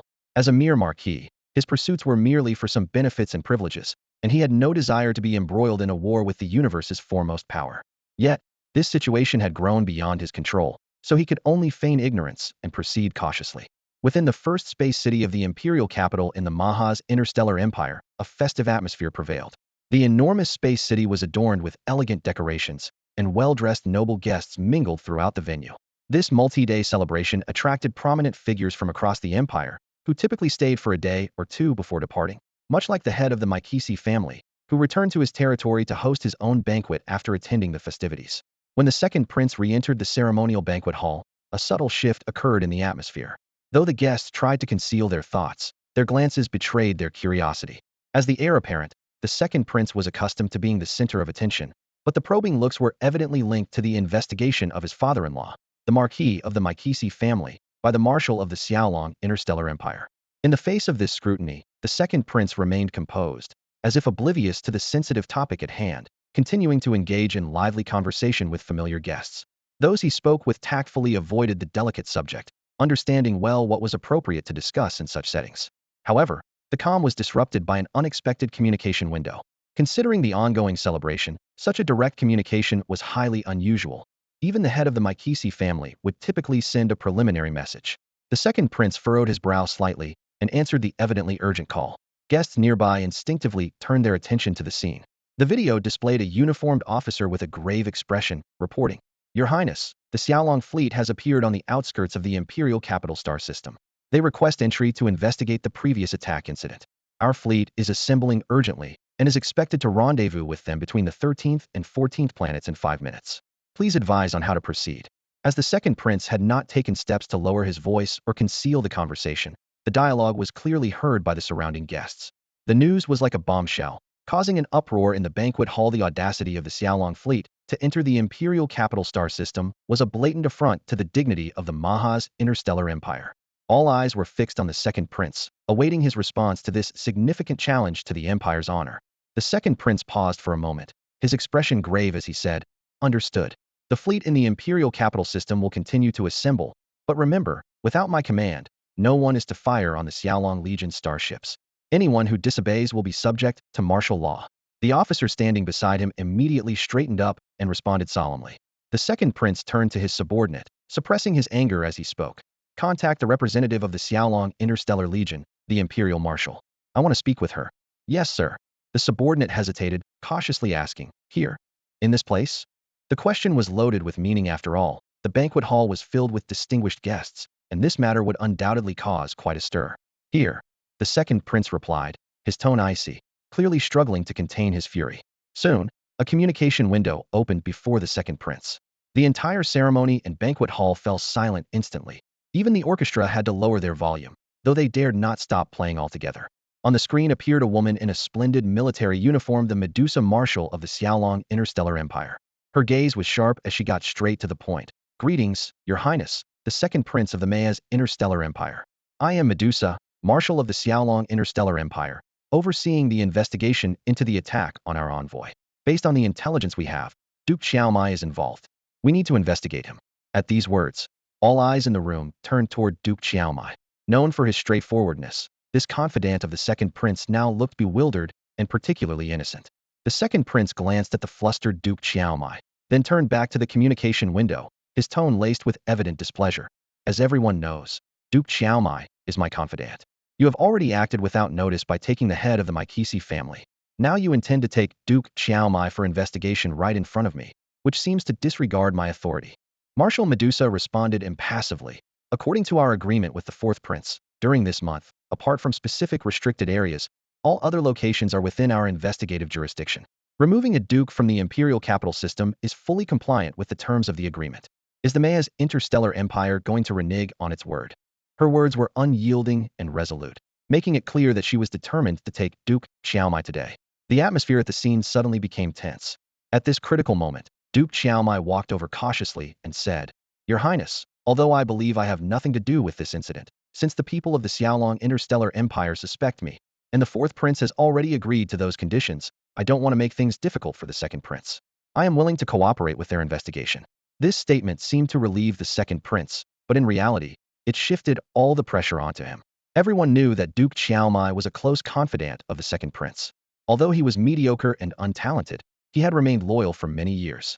If the second prince stood by silently while his trusted aide was taken away, how could he maintain authority in the future? Forced into a corner, the second prince had no choice but to speak up. "Marshal Medusa, this is going too far. I am the future heir of the Maya's interstellar empire, and yet you show me no respect." Marshal Medusa was unyielding. "Respect? If I were to abandon the current leads just to give His Majesty some face, how would I answer to the victims of the attack? How would I face the Xiaolong Emperor and all its citizens?" The situation was on the brink of erupting, and everyone present felt their hearts tighten. Some discreetly inquired about the situation outside and learned that the fleet of the Xiaolong Interstellar Empire had entered the star system and was approaching the defense fleet of the Imperial Capital Star System. The two sides were about to meet at a predetermined location. If this dispute couldn't be resolved in time, it could potentially lead to a military conflict, making reconciliation between the two interstellar empires almost impossible. At that moment, a female officer from the Xiaolong side quickly approached Marshal Medusa and whispered a few words in her ear. After contemplating for a moment, Marshal Medusa looked at the second prince again and said, "Your Highness, we are determined to uncover the truth. and will not overlook any clues. However, out of respect for you, we can take a step back and allow Duke Xiaomai to be interrogated at a location of your choosing. This was clearly a concession. Previously, in the Mako's family star system, the family head was taken away for interrogation without hesitation. All eyes were on the second prince, waiting for his decision. After a long silence, the second prince finally spoke coldly. Just this once. I will provide you with an interrogation room in the space city. With that, he turned and left the banquet hall, visibly angry. Those left behind quietly breathed a sigh of relief. After all, none of them wished to see a war break out between the Maya's interstellar empire and the powerful Xiaolong interstellar empire. This compromise not only preserved the second prince's dignity, but also avoided excessively offending the other party, which brought a sense of relief to everyone present. The crowd's attention then shifted to Duke Xiaomai, as there had to be a reason why the Xiaolong interstellar empire's fleet and investigators were targeting him. He must have some connection to the attack. Soon, Duke Xiaomai was escorted away from the banquet to undergo questioning by the Xiaolong interstellar empire's fleet investigators. Although the ceremony continued, the guests' minds were clearly no longer focused on the festivities. Outside the banquet hall, Duke Xiaomai saw the second prince waiting. He immediately bowed and greeted. "Your Highness, second prince." The prince scrutinized his longtime confidant and asked, "Are you truly not involved in the attack on the Xiaolong interstellar empire's envoy starship?" Duke Xiaomai quickly straightened up, his face tense yet resolute, and assured, "Your Majesty, I would never dare. I promise you, I have nothing to do with this attack." The second prince nodded slightly, patting his shoulder. "You've been my confidant for many years, so naturally, I trust you. Just cooperate with the Xiaolong interstellar empire's investigation and speak the truth. If you are indeed innocent, they can't do anything to you."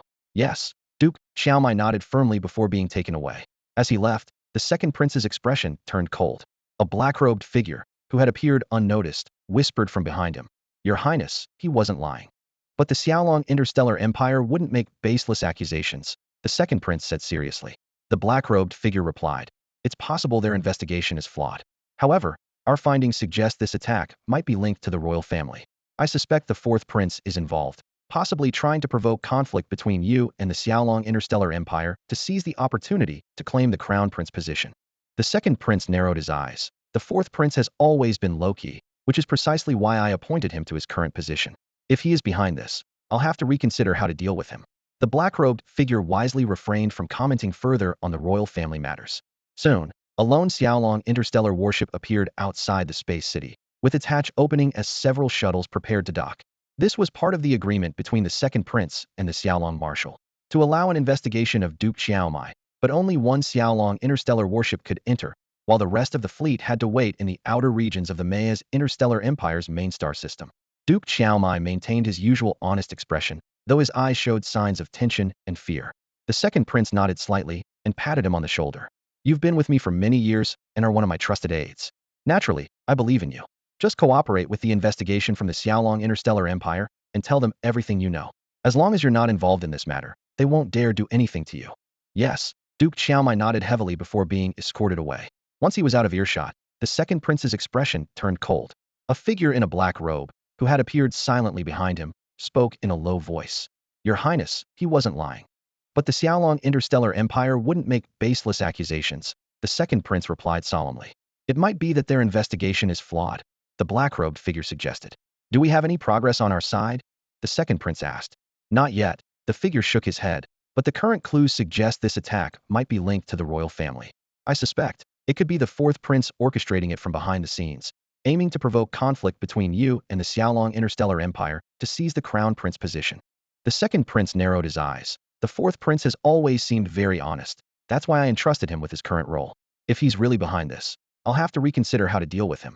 Knowing his place within the royal intrigue, the black-robed figure wisely refrained from further comment. His role was to report the information he had gathered accurately. At that moment, a solitary Xiaolong interstellar warship appeared outside the space city. Everyone at the banquet took notice of the ship.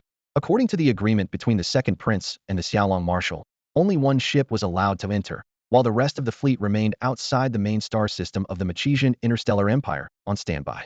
The warship's hatch opened, and several shuttles made their way towards the space city. At the docking bay, a team of soldiers, dressed in Xiaolong military uniforms and carrying various briefcases, disembarked one by one. The liaison personnel sent by the second prince eyed the Xiaolong female soldiers and their obviously lie detector-equipped cases with a cold gaze. "You've brought quite the equipment." Is it that you don't trust our facilities? The liaison's tone was icy. As subordinates of the second prince, watching the Xiaolong Empire conduct an investigation on their superior's trusted aide was undoubtedly humiliating. The Xiaolong female soldiers remained expressionless. Please lead the way. The female officer from the Xiaolong side spoke calmly and professionally. The liaison officer snorted and led the way ahead. The choice of interrogation location was quite deliberate. It was just a 5-minute walk from the shuttle landing point. Clearly a well-thought-out plan.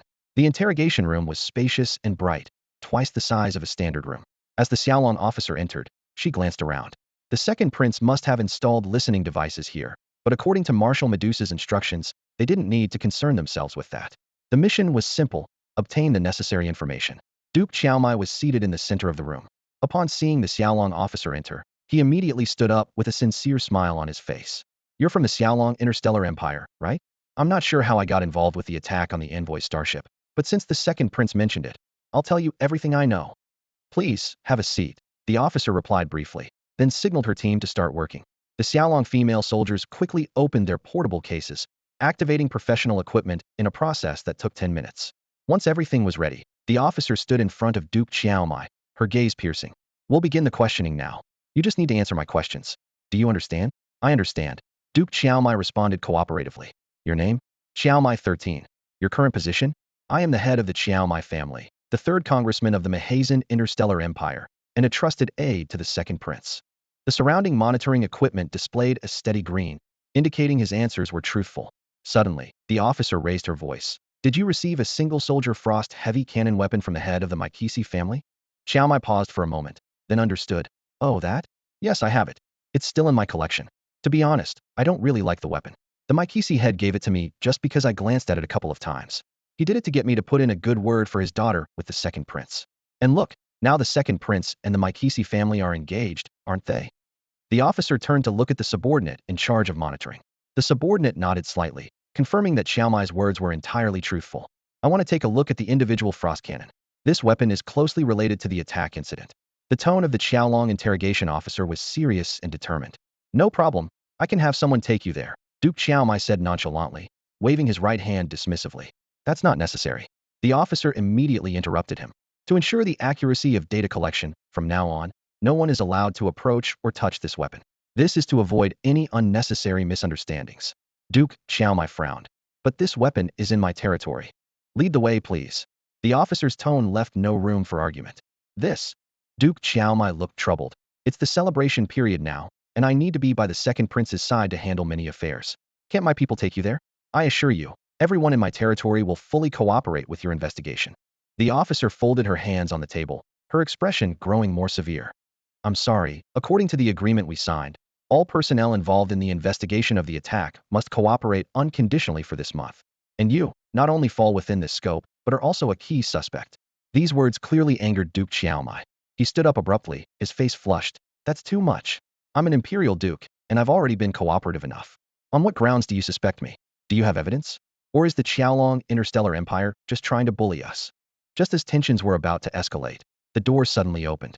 The Xiaolong interrogation officer frowned and turned her head. Walking in was none other than the second prince, the future heir of the Mayhassian Interstellar Empire. I want to know, what exactly is your so-called evidence? The second prince asked directly. The officer hesitated briefly. Considering your special status, I shouldn't disclose this, but... She paused. We found traces of an attack by the individual frost cannon on the attacked interstellar cruise. This weapon is not produced by the Mayhassian Interstellar Empire, but comes from the Burns interstellar civilization. According to the investigation, there is only this one within the entire Mayhassian Interstellar Empire, and just now Duke Xiaomai admitted that this weapon has always been in his collection. We have every reason to suspect that Duke Xiaomai is involved in this attack, declared the lady officer of the Xiaolong Interstellar Empire with a resolute tone. The second prince furrowed his brow at these words and turned his gaze to Duke Xiaomai. Indeed, if such evidence existed, the Xiaolong Interstellar Empire would be justified in considering Duke Xiaomai a suspect. Feeling the prince's suspicious gaze, Duke Xiaomai's face turned pale. Your Highness, he urgently explained. While it is true that this weapon is in my possession, I assure you it has always remained safely in my collection room. My subordinates would never use it to attack the Xiaolong Interstellar Empire's delegation. After his explanation, Duke Xiaomai turned to the Xiaolong lady officer, his voice slightly panicked. Why are you convinced that the frost cannon from my collection was used in the attack? This type of weapon isn't unique. There might be others circulating within our Myhasi interstellar empire. There's no point in arguing now. Please cooperate with our investigation. The Xiaolong lady officer replied calmly, but firmly. Duke Xiaomai looked to the second prince for help. After a moment of silence, the prince finally spoke. Since the Xiaolong interstellar empire has such evidence, you are indeed a suspect. Please cooperate with their investigation. With that, the second prince turned and left the room, his stance unmistakably clear. Seeing this, Duke Xiaomai could only nod in resignation. Since His Highness has spoken, I will comply fully with the investigation. Shall we depart now? Yes, immediately, the Xiaolong lady officer responded. We will take our starship. It will take just 1 day to reach your territorial star system. It seems you came well prepared, Duke Xiaomai said with a bitter smile, extending his hands. Do you need to handcuff me? The Xiaolong lady officer shook her head. No need. But I remind you, if you exhibit any threatening behavior, we are authorized to use unlimited force. The implication was clear. Duke Xiaomai paused, then let out a dry laugh, choosing to cooperate silently. On the bridge of the Xiaolong starship, Marshal Medusa was repeatedly reviewing the interrogation footage. Marshal, the deputy captain said, scratching his head, the lie detector shows that Duke Xiaomai is telling the truth. Could it be our reconnaissance was flawed? Marshal Medusa remained silent, still focused on the screen. This is really frustrating. The deputy captain couldn't help but complain. It would be simpler if we could just be told where the enemy is, so we could lead a straightforward battle. For these soldiers, they are more adept at engaging the enemy hidden, but struggle with those who lurk in the shadows. Marshal Medusa watched the interrogation video of Duke Xiaomai intently and suddenly said, he's lying. The deputy captain was taken aback, glanced at the data on the screen, and frowned. How is that possible? We're using the most advanced lie detection equipment. Marshal Medusa shook her head slowly. Theoretically, no lie detector, technological tool, or drug can achieve 100 accuracy. The deputy captain nodded thoughtfully. Indeed, the accuracy of all lie detectors can only reach up to 99.99. She asked, puzzled. So how exactly is Duke Xiaomai lying without being detected? There are a few possibilities, Marshal Medusa said, tapping her fingers lightly on the table. First, he could be telling the whole truth, which would naturally pass the test. Second, the person might have extraordinary control over their emotional responses. Current lie detectors primarily judge based on monitoring emotional fluctuations, facial expressions, body movements, and internal pheromones. If one can control these factors, they can evade detection. She paused and continued. The third scenario is more complex, possibly involving cybernetic or genetic modifications. However, we've confirmed that Duke Xiaomai is a pure Mayas with no signs of modification. Of course, there are also some less common possibilities. The deputy captain was shocked. That's too much of a coincidence, isn't it? It's not a coincidence. It's likely a carefully planned operation, Marshal Medusa replied. Should I order a thorough investigation into him and his network? The deputy captain hesitated. He's a confidant of the second prince. Should we also investigate the second prince? After a moment of contemplation, Marshal Medusa said, you can investigate, but proceed cautiously, especially without alerting the second prince's side. While our stance on this attack is firm, we should avoid unnecessary conflicts if possible. We are here to solve problems, not create them. Understood, the deputy captain nodded, then hesitated before asking. Marshal, how did you know Duke Xiaomai was lying? His demeanor seemed flawless. Intuition, Marshal Medusa replied. Okay, Marshal Medusa replied tersely. This formidable leader, who once dominated the Black Reef Star region, had secured a foothold for the Snake people in that chaotic territory, ultimately joining the Xiaolong fleet. The Xiaolong fleet made a grand display of taking away Duke Xiaomai, a close confidant of the second prince. This incident caused an uproar in the Maya's interstellar empire. Having a high-ranking noble taken away by a foreign power during a national ceremony was nothing short of a public provocation and a significant affront to national dignity. The greatest blow was dealt to the second prince. As the empire's crown prince, not only did he fail to prevent his ally from being taken, but it also happened during a ceremony he was hosting. The court and the public were abuzz with criticism, some accusing him of weakness and others questioning his subservience to the Xiaolong interstellar empire. This debacle severely damaged the second prince's reputation, leading to his absence from subsequent ceremonial banquets and sparking even more controversy. Inside a lavish palace on the capital planet, the second prince lounged lazily on a gemstone-crafted seat, holding a wine glass and perusing reports submitted by his subordinates with a complex expression. Surrounding him were numerous Mayas beauties, 2 at his feet massaging his legs, 2 beside him offering exquisite delicacies, and 1 behind him massaging his shoulders. Several dancers swayed gracefully in the hall. These were his consorts being a noble son-in-law. The second prince was connected by marriage to over 10 noble families. Your Highness, those unpleasant rumors outside. The woman massaging his shoulders spoke softly. You are now the crown prince. and if these discussions continue to escalate, they might affect your future succession. Before she could finish, the second prince raised his right hand, and a laser shot from the ring on his finger, piercing the woman's forehead. She fell backward with a look of disbelief. I actually quite liked you, the second prince remarked indifferently. But you crossed the line. I appreciate beauty, but I don't like women interfering in my affairs, nor do I like being dictated to. Pets should dutifully fulfill their role as pets. The second prince spoke softly, glancing around. The palace beauties were busy with their own tasks, seemingly accustomed to what had just transpired. The fallen body had been swiftly cleaned up by the attendants, leaving no trace behind. A new woman had already taken the previous one's place, continuing to massage the prince's shoulders as if nothing had ever happened. Moments later, steady footsteps were heard from outside the palace. An elder slowly walked in, and as soon as he appeared, the second prince immediately rose from his throne. The others discreetly bowed their heads and exited the palace, leaving only the mentor and his pupil. Teacher, the second prince said with a slight bow, his tone respectful and humble. No need for formalities, Your Highness, the elder gestured with his hand. I assume your visit is about the rumors circulating outside. The second prince got straight to the point. The elder gazed at the prince and nodded slowly. Indeed. While such rumors can usually be ignored, this time it's different. Especially since the other party involves the Xiaolong Interstellar Empire, they act like a magnifying glass, amplifying the situation immensely. The elder continued his analysis. The Xiaolong Interstellar Empire currently holds the top military strength in the known universe, and with their ongoing establishment of the Cosmic Trade Alliance, their economic standing will also reach the pinnacle. With dominance in both military and economy, they are destined to become an uncrowned king. We were planning to join the trade alliance, aiming for more benefits. But this attack incident, particularly with the suspect involving your confidant, Duke Xiaomai.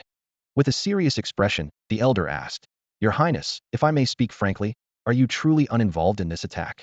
The second prince shook his head self-deprecatingly. Even if I lacked wisdom, I wouldn't do something as foolish as attacking the Xiaolong delegation. What benefit would that bring me? It's well known that I'm the future heir. With my father's illness, I could ascend the throne in 3 to 5 years. Teacher, I have no need to do such a thing. He continued. This is clearly a conspiracy against me. Those clues were deliberately left for the Xiaolong Interstellar Empire to find, intending to provoke conflict between us. They know they can't shake my position within the empire, so they resort to using Xiaolong's power to topple me. That's why I've always maintained humility towards the Xiaolong side, to show my sincerity. After hearing the second prince's explanation, the elder fell into deep thought. He nodded slightly, his expression serious. Currently, Duke Xiaomai is the primary suspect. If the investigators from the Xiaolong Interstellar Empire find solid evidence against him, it will be a major issue. A single Duke Xiaomai couldn't have orchestrated such a scheme alone. The investigation will inevitably lead to the mastermind behind him. As everyone knows, his greatest support is you. The second prince exhaled slowly after hearing this. Standing in front of the throne with his hands clasped behind his back, he said, I've considered all of this. But the wisest course of action now is to wait and see. The more I intervene, the more suspicious I become. Coming to Duke Xiaomai's defense during the ceremony was already a major taboo, but under those circumstances, I had no choice. He turned to the elder. Teacher, your timing is perfect. I was just about to seek your counsel. What options do I have now? The elder frowned, contemplating for a moment, then analyzed in a deep voice. Let's assume the worst-case scenario. If the investigators indeed find evidence against Duke Xiaomai, we must take 2 crucial steps. First, we need to distance ourselves from Duke Xiaomai, proving that the attack is unrelated to you. Second, we must prepare for the forthcoming investigation. He paused before continuing. We can verbally cooperate with the investigation while secretly delaying it. After all, according to the previous agreement, the Xiaolong Interstellar Empire only has a 1-month investigation period. Once that time is up, the authority to investigate will transfer to us, giving us much more room to maneuver. Meanwhile, we need to project an image of standing on equal footing with the Xiaolong Interstellar Empire to show our citizens that we have not succumbed. Only by doing so can we stabilize the situation and let this issue gradually subside. The second prince nodded thoughtfully. You make a valid point, teacher. We'll proceed with your suggestions. The elder sighed deeply. I'm getting old and won't live for many more years. I only hope to see you successfully ascend to the throne so I can retire peacefully. You're in excellent health, teacher. There's no doubt you'll live another 30 or 40 years. The second prince quickly reassured him. After exchanging a few more words, the elder took his leave. The second prince returned to the throne alone, sitting motionless for over half an hour, as if he had become a statue. Meanwhile, in Duke Xiaomai's dominion, the sudden appearance of the Xiaolong Interstellar Legion's fleet shattered the peace. Although the residents, under Duke Xiaomai's mediation, were quietly cooperating, everyone was closely monitoring the fleet's every move. Where is your collection? Sitting in the luxurious hall of the starship, the officer from the Xiaolong interrogation unit fixed her sharp gaze on Duke Qiaomai. Ever since inviting the Duke aboard, the two had been conversing in this elegantly decorated room. Through the expansive floor-to-ceiling windows, Duke Qiaomai looked out at his territorial star system, a bitter smile playing at the corners of his mouth. As a favored figure by the second prince, he never imagined returning to his domain under such circumstances. On my lordship's planet, within a building atop a high mountain, Duke Qiaomai replied. Then we'll need you to lead the way later, the officer said in a calm tone. Duke Qiaomai looked up and tentatively asked, I heard that the investigation into the attack is being led by a marshal from the Xiaolong Interstellar Empire. Is there any chance I could meet them in person? Since the investigation began and he was brought aboard the starship, he had only interacted with this officer, and the rumored marshal had remained unseen. If our marshal wishes to see you, they will. Right now, proving your innocence is what's most important, the officer replied, still expressionless. It seems your marshal holds themselves in high regard, Duke Qiaomai muttered under his breath. The officer appeared to ignore his comment. Soon after, a team comprised of the interstellar heavy infantry and hundreds of soldiers escorted them to the lordship planet. As the investigation progressed, it was clear that Xiaolong had heightened their security measures. Before long, the planet's tallest peak came into view. Originally uninhabitable, technological advances had transformed it, and a building with Mecca's cultural elements now stood prominently. The shuttle descended slowly, with several combat mechs dispersing to maintain vigilance. At the entrance, a Mecca's butler awaited respectfully. My lord, he greeted the Duke with a bow. Don't mind us. Duke Qiaomai gestured dismissively, preparing to lead them inside. But the officer stopped the butler. Are you the caretaker here? The butler turned to the Duke, who nodded in confirmation. Yes, he oversees the place in my absence. Then you should join us, the officer said, leading the entire team into the building. The estate had only 2 levels above ground, but its main structure extended deep into the mountain. As they descended in an elevator, the officer asked, I hear the Duke's collection is stored here? The butler nodded slightly. Yes. Is it everything? The interrogation officer, Xiaolong, fixed a sharp gaze on the butler. The butler glanced cautiously at Duke Qiaomai, his voice slightly hesitant. I wouldn't know. I only take care of everything within this estate. Duke Qiaomai spoke up at the right moment, his tone calm. Not everything. Some items I keep on the flagship since, given my current position, I need to have appropriate gifts when interacting with other dignitaries. Items not suitable for taking out are stored here. Do you know what's stored here? Xiaolong turned her attention to the butler. Everything is meticulously catalogued, the butler explained. I remember the items the master has made public. But some come in small boxes or covered with black cloth, and the master hasn't mentioned them, so I don't inquire. These only have numbers. So, once these collectibles come in, no one ever touches them again. As they spoke, the elevator stopped, and the doors opened, revealing a dimly lit corridor. The butler led the group down the hallway, answering as he went. That's correct. The security for this collection room is very strict. Without the biometrics of the master and me, the elevator won't even reach this floor. Entering the collection room requires our additional authorization. They arrived at a large door. The butler stepped forward, and a laser immediately scanned his body. The door slowly opened, revealing an oval-shaped cavernous space. Several white rectangular containers floated in the air, neatly distributed in different positions. So you can enter and take any collectible at will? Xiaolong squinted. The butler shook his head. That's not the case. The collectibles are stored in these white containers, varying in size. I only have access to enter. Opening the containers requires the master's authorization. Sometimes when the master is not around and requires a specific item, he grants me access to that particular collectible. Xiaolong turned to Duke Qiaomai, who nodded to confirm the butler's statement. Where is the single-soldier frost cannon weapon? Has there been any recent activity regarding it? Xiaolong pressed on. The butler showed a puzzled expression, clearly unaware of this particular collectible. The one in C03, Duke Qiaomai said calmly. Oh, C03. The butler pulled up an interface. This item has not been taken out since it was stored. Are you sure? Xiaolong fixed her gaze on the butler. The butler nodded respectfully. Yes, it is indeed my duty to guard this place. Then take us there now. The female officer from the interrogation unit ordered crisply. The butler promptly led the way, quickly bringing them to a standardized white box. Opening this requires the master's authorization, the butler said, turning to Duke Qiaomai. Duke Qiaomai stepped forward and placed his hand on the surface of the white box. The box immediately cracked open with a cross-shaped pattern, unfolding like a blooming flower to reveal its contents a prominent black chest placed at the center. My personal frost cannon is stored in this box, Duke Qiaomai explained. After the interstellar merchant gifted it to me, I only played with it a few times initially. It's not particularly valuable, not suitable as a gift, and I have no intention of forming an armed force, so it's been kept here. Please open it for inspection, the female officer instructed. Duke Qiaomai shrugged, stepped forward, and used a special key to unlock the black chest. As the chest opened, the air seemed to freeze where the frost cannon should have been. There was nothing but empty space. Duke Xiaomai's expression changed dramatically, staring incredulously at the empty chest. He quickly approached the butler and demanded harshly, "Where is my collection? Where is the frost cannon?" The butler looked shocked and hurriedly explained, "Master, I don't know. No one has come to check it since it was placed here. I assure you, no one has entered this place. Please, both of you, remain calm." The female officer raised her hand to signal, then ordered her team, "Conduct an investigation here." The soldiers entered the white box space with their investigative equipment and began scanning the interior. These devices could trace biological information within the space. Soon, the investigation results were presented to the female officer. She examined them closely and frowned slightly. Other than their own recent biological information, there was almost no record of any biological presence in the past 2 years. "Is there any surveillance footage?" the female officer asked the butler. "There is."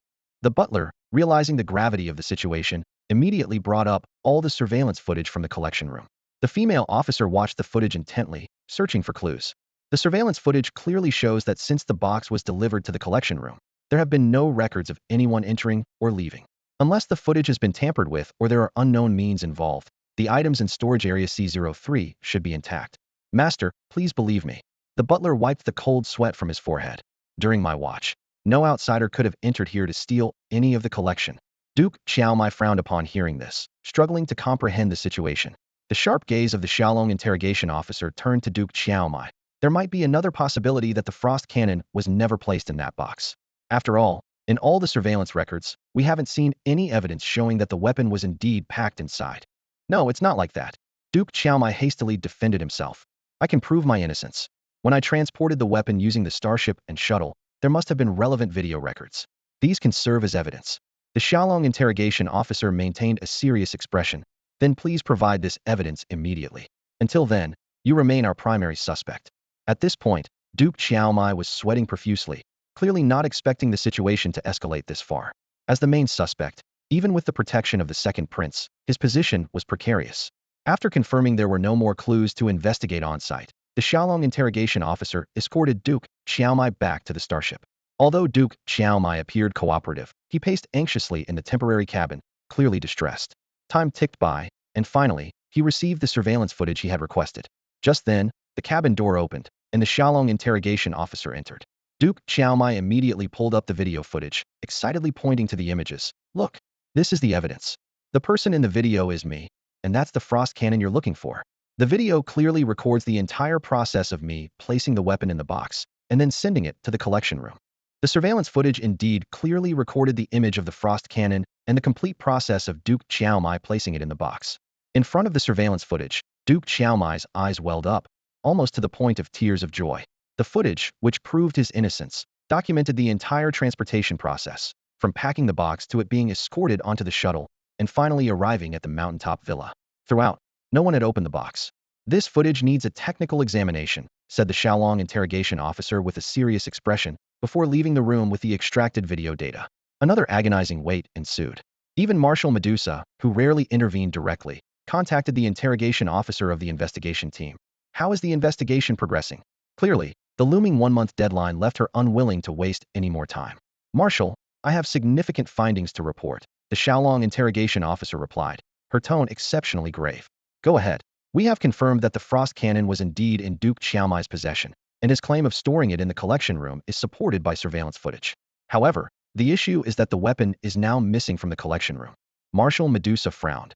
"Does this mean Duke Xiaomai is cleared of suspicion, but the weapon's whereabouts remain a mystery?" "Nothing disappears without a trace," the Xiaolong interrogation officer said, pulling up another video file. "We conducted an in-depth analysis of all the footage and discovered some potentially significant clues." She zoomed in on the transportation surveillance footage. "On the surface, the entire transportation process seems fully documented. But our professional analysis revealed a 2-second anomaly in the footage the moment the box was loaded onto the shuttle.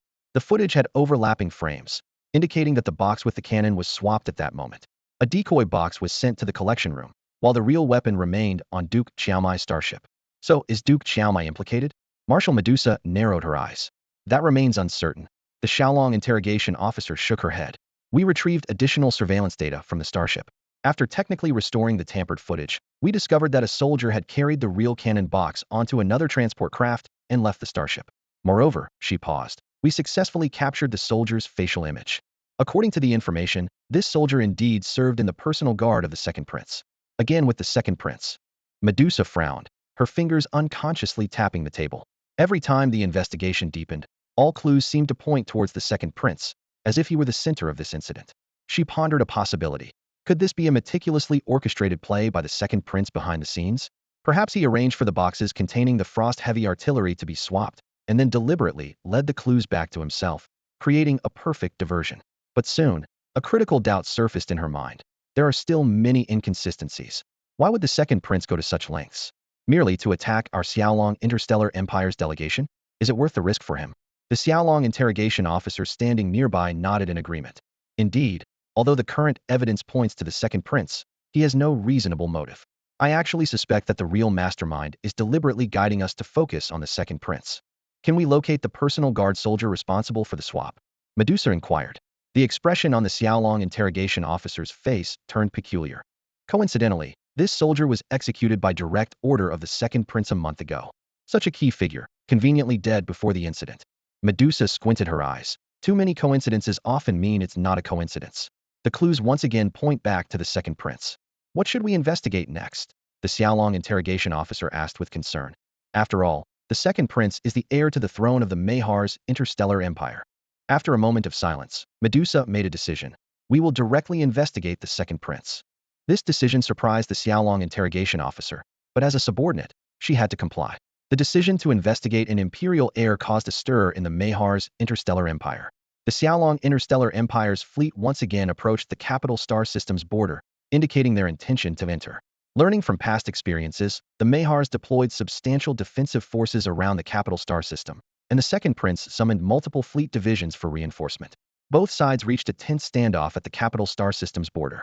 The second prince immediately ordered a complete lockdown of the capital star system, even halting ongoing celebrations, drawing all eyes to this escalating situation. As more people began to take interest in the matter, various rumors started circulating within the Mahar's interstellar empire. The most striking among them linked the second prince to the attack on the starship of the Xiaolong Interstellar Empire's diplomatic mission. It was rumored that Duke Xiaomai and the second prince's personal guard were involved. Further evidence suggested that the infamous three-headed dragon pirate group was actually the second prince's private force, used to handle covert operations. These clues collectively pointed to the second prince as the primary suspect in the attack. Although the second prince remained silent on these rumors, reports indicated that he was engaged in secret negotiations with the Legion fleet sent by the Xiaolong Interstellar Empire to investigate. There were two prevailing theories regarding the motive behind the attack. One suggested it was an accident, claiming the three-headed dragon pirate group had mistakenly targeted the wrong ship, forcing the second prince to cover up the truth. The other suggested that the Xiaolong Interstellar Empire's mission had secretly agreed to support another high-ranking contender for the throne within the Mahar's empire, prompting the second prince to order the attack to sabotage this alliance. While the latter theory seemed somewhat far-fetched, it was not entirely implausible. Meanwhile, the previously empty star region had become the focus of the Empire's attention. Some family factions attempted to send starships to investigate, only to be warned off immediately upon approach. The few ships that ignored these warnings and forced their way in were met with direct military action.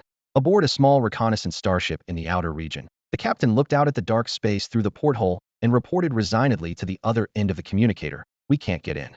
The second prince has deployed 30,000 interstellar warships there, with dense patrols around. Maintain your position and report any valuable intelligence immediately," came the brief command from the other side. "Understood," the captain replied, then looked up at the heavily guarded space region with a sigh. "Let's hope those inside can keep calm and not stir up any major trouble."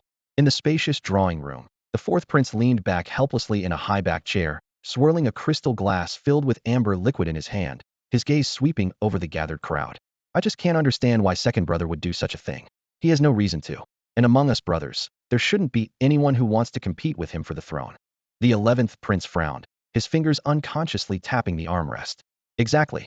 This is about the Xiaolong Interstellar Empire. If not handled properly, their fleet will soon be at our doorstep. With our Maha's strength, we're no match for them." The 9th prince let out a cold laugh and set down his glass. "I heard that the 6th, 10th, and a few others have already fled.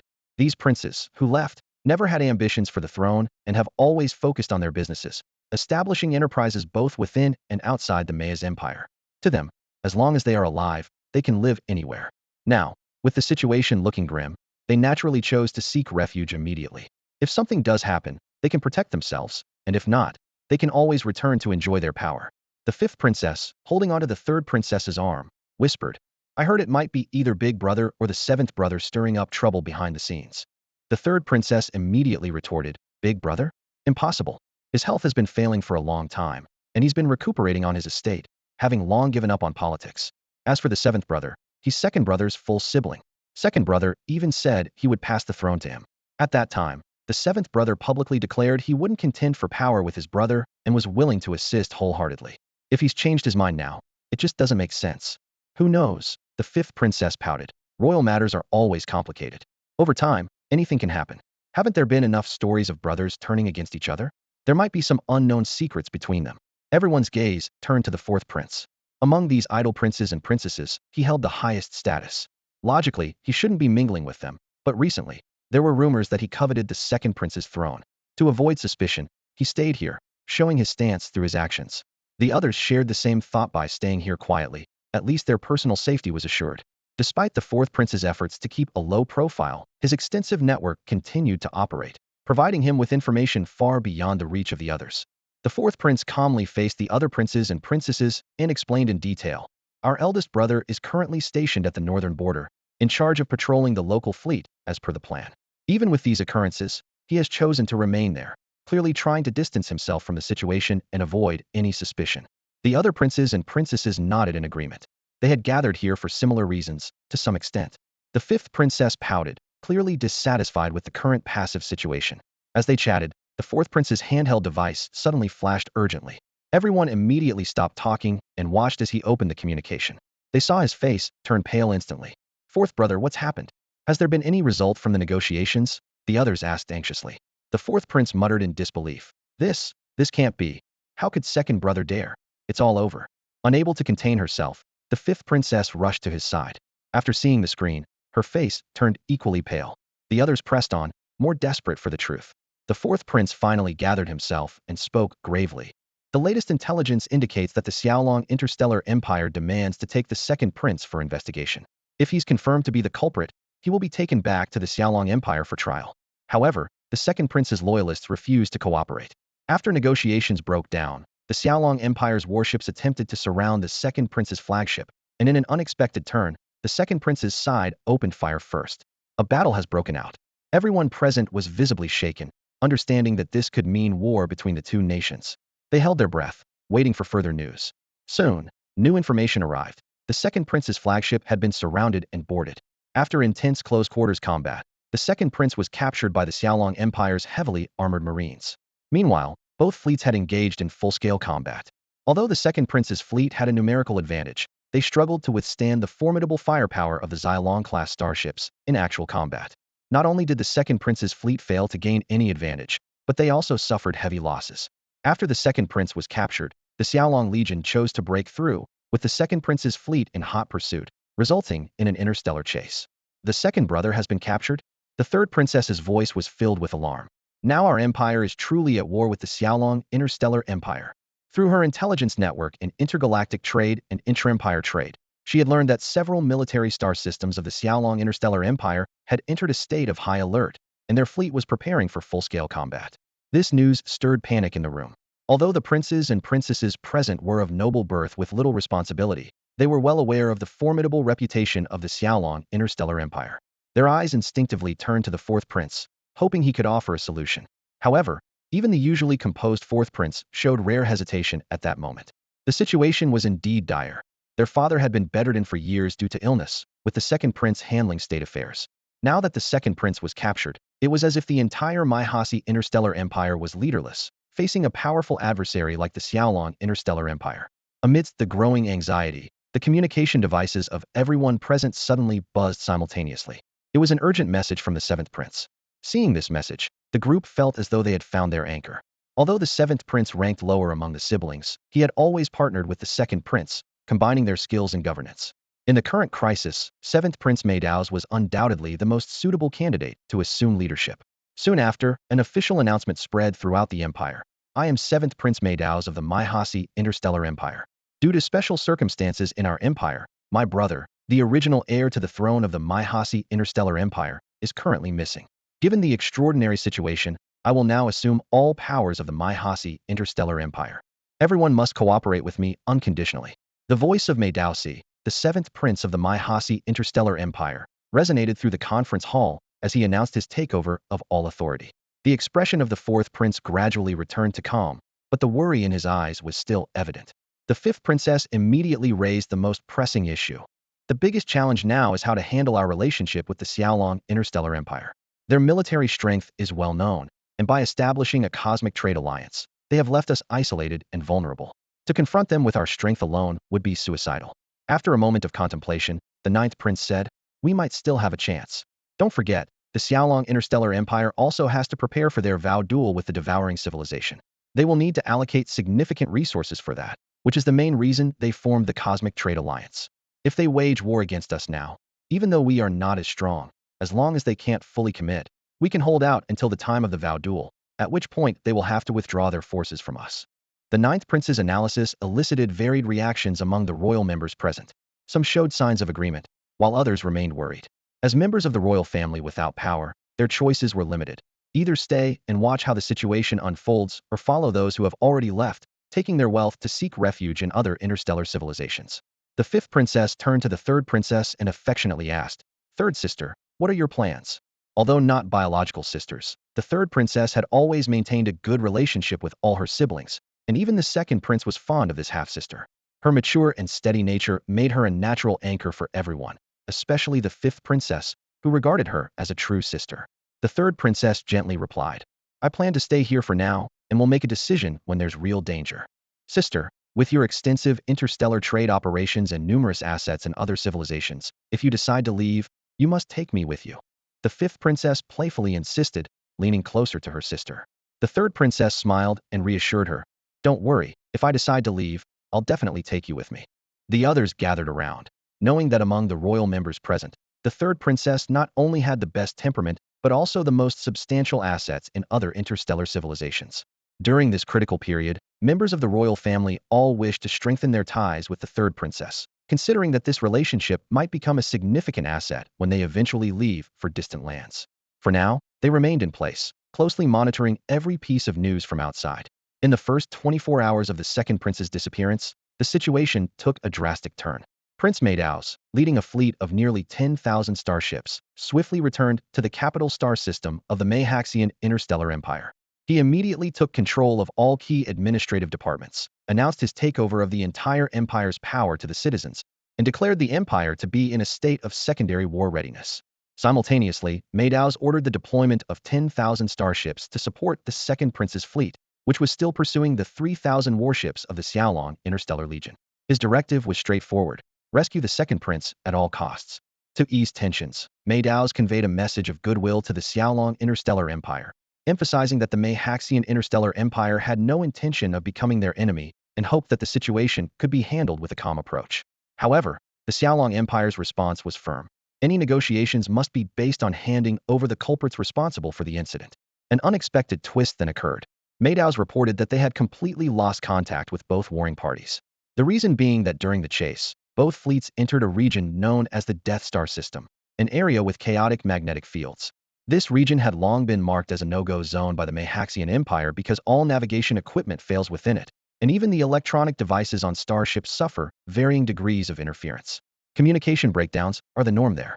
After a series of discussions, as the current ruler of the Meihaxian Empire, Meidaus requested a face-to-face negotiation with the Xiaolong Emperor, seeking a mutually acceptable solution. The Xiaolong Emperor agreed to this request. The negotiation site was chosen to be a shattered Universian environment no longer suitable for any form of life, much like the universe previously selected for the duel between the Xiaolong Emperor and the devouring civilization's Black God Emperor. Such shattered universes serve well as neutral negotiation grounds for two interstellar civilizations. Given the urgency of the situation, both parties agreed to meet promptly. Eventually, the negotiation was scheduled for the following day, which would be the third day since the second prince went missing. At the agreed time and location, both parties could only bring fewer than 3,000 starships to the meeting point.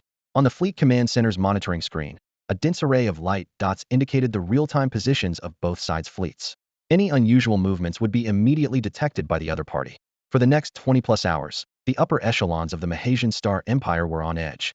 The conference hall was bustling, with generals frequently checking the latest battle reports, anxiously awaiting the outcome of this meeting that might determine the fate of the empire. Soon, two crucial pieces of news arrived in quick succession. The 7th Prince Meidao's personal guard fleet had set off for the fractured universe, while simultaneously, the Emperor's personal guard fleet of the Xiaolong Empire had also departed. In the Gray Gemstone universe, Zhao Chen stood silently by the porthole. This was once a thriving T5 civilization universe, now shattered and desolate after an invasion by a devouring civilization. Before them lay only floating debris and eternal darkness, with not a single intact planet, let alone signs of life. I really can't imagine if the Xiaolong Star Empire's universe were to end up like this. The vice captain, a young female officer, said with deep concern in her voice. Zhao Chen turned to her, a faint smile on his lips. Don't worry, our Xiaolong Star Empire's universe will never end up like this, he silently vowed to himself. Your Majesty, is it not a bit risky for you to come personally this time? The vice captain finally voiced her concern. What's risky about it? Zhao Chen replied, settling back into his throne with confidence. The vice captain continued, standing by his side. The Mahasian's actions this time are too strange. I always feel there's something hidden behind them. You could have easily assigned someone else to come. If I don't come personally, how can I find out what major figures are behind this? A flicker of coldness passed through Zhao Chen's smile. Just then, a bridge officer reported. Ahead, we've detected the personal guard fleet of the Mahasian Star Empire's 7th Prince Meidao's. They request a video communication. Patch them through, Zhao Chen said calmly. Soon, a somewhat distorted video window appeared before them, distorted by the interference of the fractured universe. Even the most advanced quantum communications struggled to maintain a perfect signal here. Although the communication screen was somewhat blurry, it was still clear that the person on the other side was a Mahas individual dressed in opulent attire. Greetings, esteemed Emperor of the Xiaolong. The 7th Prince of the Maya's Interstellar Empire, Meidao's, said with a slight bow. I am Meidao's, and it is an honor to meet with you. I deeply apologize for the events that occurred within our borders and the current situation. This is not the outcome we, the Maya's Interstellar Empire, desire, and we have no intention of declaring war. I hope this friendly exchange will clear up any misunderstandings and allow us to handle the matter appropriately, avoiding unnecessary conflict. Observing the prince's sincere demeanor, Zhao Chen asked calmly. So, how do you propose we discuss this? Meidao's detailed the meeting process. As agreed, each side will send a starship to the neutral zone for docking, with other warships prohibited from entering the area. Negotiators will meet on the docked shuttle, and as leaders, you and I must attend. Do you have any objections? No, let's proceed as planned, Zhao Chen replied succinctly. I look forward to meeting you, Meidao said earnestly. Regardless of the resolution, we bear undeniable responsibility for what happened within our territory, and I will personally apologize to you. After the communication ended, Zhao Chen stood up, a slight smile at the corner of his mouth. I wonder what their true intentions are. Soon, both fleets came to a halt at a safe distance. All battleships faced outward, with their weapons deactivated and engines powered down. Each side dispatched a shuttle to approach and deployed small drones to perform safety scans on the other shuttle to ensure there were no threatening weapons. The shuttle successfully docked, and the central hatch opened. Zhao Chen looked up to see an equally 10-person team on the opposite side. Along with his 5 core members, he was accompanied by 5 personal guards led by Leopard Woman. Standing in the center of the opposite team, Meidao's, the actual ruler of the Maya's Interstellar Empire, respectfully greeted. Greetings, Emperor of the Xiaolong. Zhao Chen gave a slight nod in acknowledgement. Hello. Given the current tensions, the firm stance displayed by the Emperor of the Xiaolong Empire seems understandable. Prince Meadows, with a serious expression, was the first to speak. On behalf of the Maya's Interstellar Empire, I deeply apologize for the attack on the delegation. We will provide the highest standard of compensation to the families of the victims. Additionally, I will personally pay an extra 100,000 crystal coins to each victim's family. Regardless of whether my brother is involved, these compensations are necessary. Zhao Chen squinted slightly and asked coldly, if it's proven that your brother is behind this, how do you plan to handle it? Meadows' clenched fist revealed his internal struggle, but he resolutely said, as long as there is conclusive evidence, I will agree to whatever resolution the Xiaolong Interstellar Empire proposes. Even if he is my brother, a royal member, and the heir to the empire, I will not cover for him. Including turning him over to us for trial? Zhao Chen pressed. Yes, Meadows replied earnestly. Then, the negotiation table automatically expanded, and representatives from both sides began discussions on how to handle the incident. The Maya side advocated for maintaining peace and requested time to investigate the truth, while the Xiaolong side insisted on deploying a fleet of 500,000 warships and demanded unrestricted arrest rights within Maya's territory, including the right to arrest their emperor. After nearly 15 minutes of back-and-forth negotiations, Zhao Chen finally lost patience and stood up. If there's no sincerity in negotiation, then there's no need to continue. With that, he turned to leave. Wait. Prince Meadows suddenly called out to Zhao Chen. Prince Meadows stared at Zhao Chen's back, a hint of urgency in his voice. Your Majesty of the Xiaolong Empire, can't you give us a little more time? Time. Zhao Chen turned around, a cold smile playing on his lips. I gave you time, but you didn't give me the answer I wanted. Now, we have to do it ourselves. Meadows' face darkened instantly, a glint of coldness flashing in his eyes. Your Majesty is being a bit overbearing, isn't he? Does your Xiaolong Galactic Empire really think it's invincible among the many universes? The atmosphere in the cabin suddenly grew tense. Zhao Chen, however, seemed intrigued, turning to meet Meadows' gaze directly. Overbearing? I don't usually like that word. But this time, dealing with your Mycosine Galactic Empire, I intend to be overbearing. As for whether we are invincible, I can't guarantee it, but handling your Mycosine Galactic Empire is more than enough. If you don't believe me, try it. Just then, Zhao Chen's handheld terminal began to flash with a blinding red light, emitting an urgent alarm. A female guard observing the external situation suddenly raised the alarm. Not good. The enemy starships are making unusual movements. At the same time, Zhao Chen's wrist terminal projected the hologram of Deputy Commander Xiong. Your Majesty, withdraw immediately. It's a trap. A large number of unknown galactic fleets have suddenly appeared, and they're targeting us. Before the words were finished, Prince Meadows launched a sudden attack on Zhao Chen. There should have been an energy barrier between the two interstellar shuttles, but Meadows pierced through it, his fists extending sharp steel blades aimed directly at Zhao Chen's vital points. The nearby leopard woman guard immediately activated her personal star shield to protect her leader, but was shocked to find Meadows' attack completely ignored the shield's defense, the steel blades on the verge of piercing her throat. In the nick of time, a hand swiftly grabbed Meadows' bladed fist. Then, a powerful military boot descended from above, slamming Meadows' head into the floor with such force that it dented the surface. The series of actions were so fast, almost no one could trace Zhao Chen's movements. Meanwhile, the 9 companions Meadows brought with him quickly formed a fan-shaped formation surrounding Zhao Chen. Their bodies began to undergo bizarre transformations. Some sprouted blades from their arms, others swelled into half-beast forms, and some were covered in hard scales.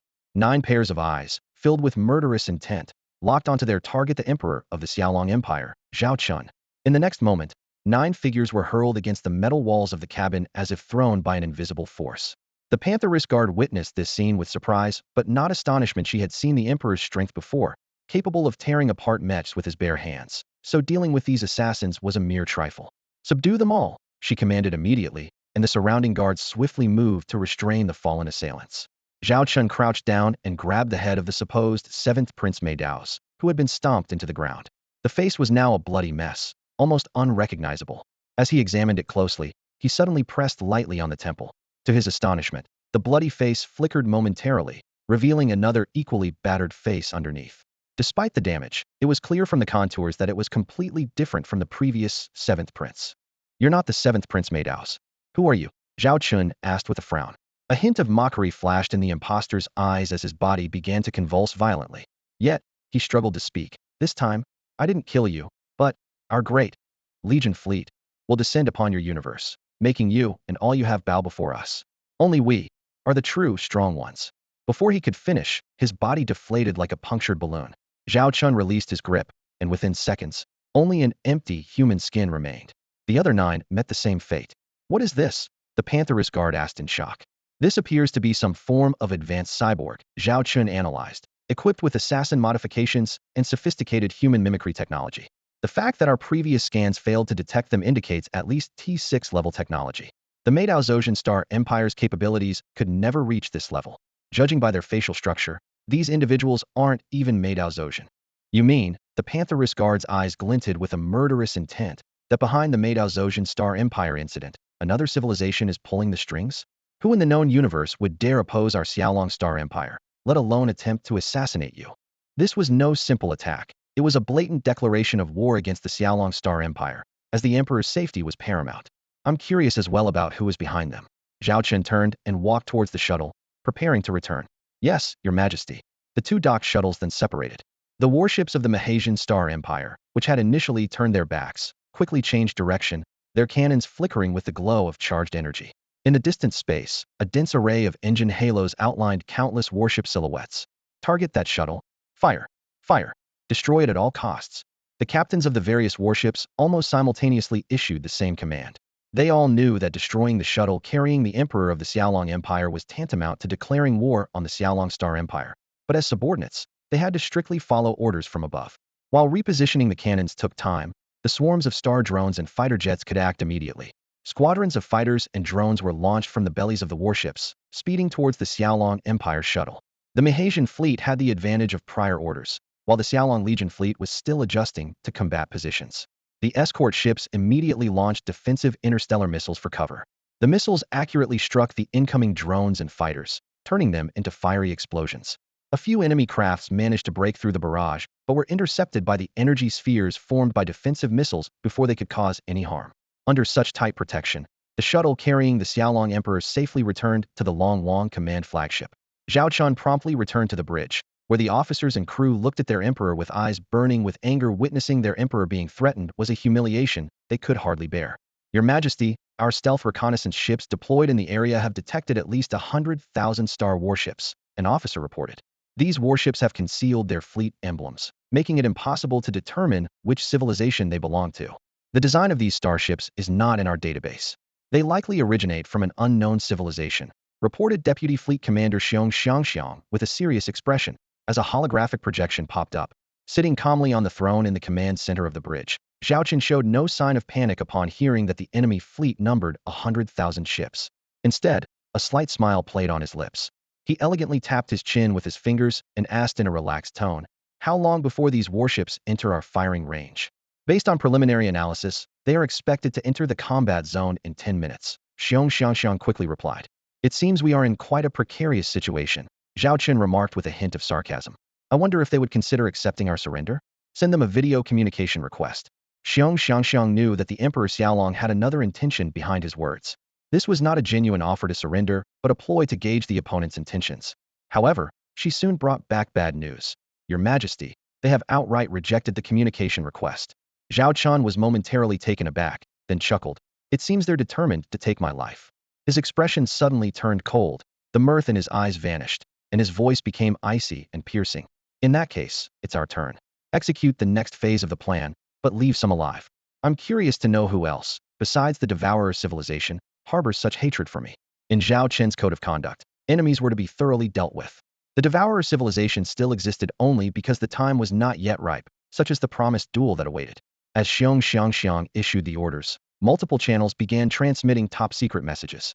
Stealth reconnaissance ships quickly relayed intelligence to those who needed to be informed. Time ticked by, and the mysterious fleet, consisting of 10,000 warships and 3,000 from the Mahaz Empire, had surrounded the Emperor's elite guard fleet, with the distance continuing to close. Just as both sides were about to enter firing range, the scan results finally came through. Although the enemy fleet had only 100,000 ships, every single one was a top-tier T4 class warship. "The proportions are incredibly sharp," Vice Commander Xiong Xiangxiang stated seriously. "Among these over 10,000 interstellar warships, there are 10,000 T4 class ships, 1,000 T5 class ships, and a full 1,000 T6 class ships. 1,000 T6 class interstellar warships." Zhao Chen narrowed his eyes, his expression grave. In the known universe, not even the Holy Elven Empire could mobilize such a large T6 class fleet at once. And there's an even more astonishing discovery. The Vice Commander continued to report. "We've observed a uniquely shaped warship that we preliminarily judged to be near T7 class. If confirmed, the enemy fleet will have nearly 100 of these near T7 class ships. Of course, their actual combat power still needs to be verified through battle." Zhao Chen decisively concluded. "This fleet cannot belong to any known civilization in our universe." He quickly analyzed the situation. While each civilization may have hidden aces, possessing 1,000 T6 ships and 100 near T7 ships simultaneously is truly unimaginable. This can only mean one thing. This fleet comes from another unknown universe. This hypothesis sparked deeper contemplation.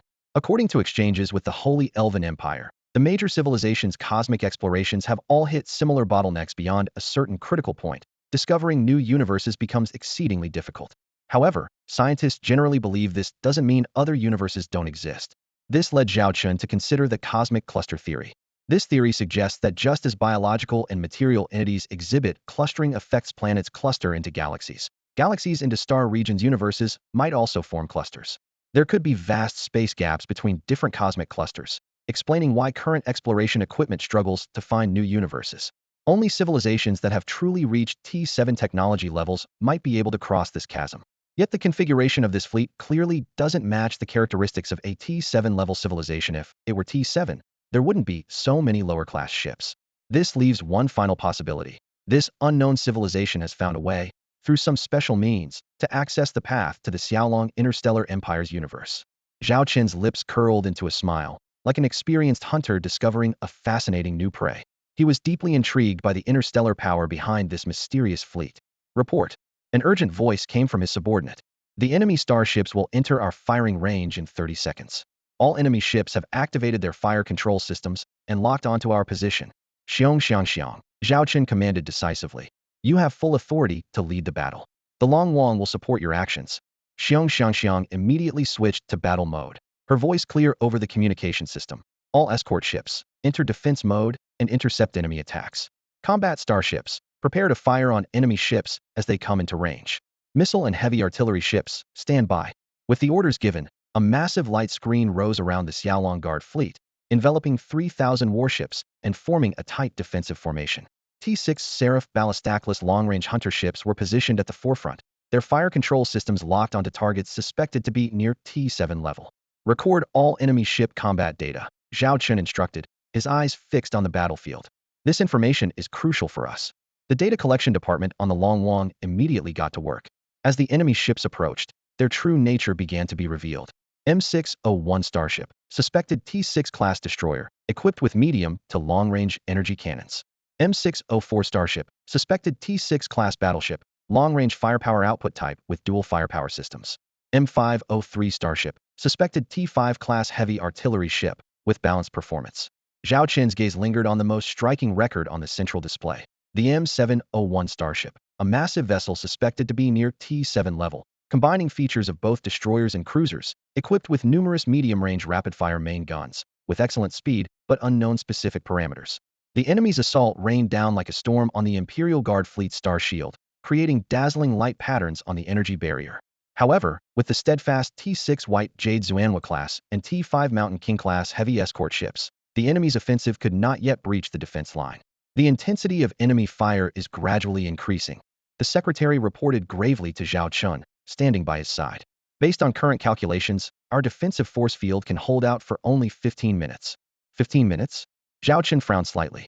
That wasn't much time, but considering the enemy had deployed 100 quasi-T7 class starships, along with a massive fleet exceeding 100,000 vessels, lasting that long was quite impressive.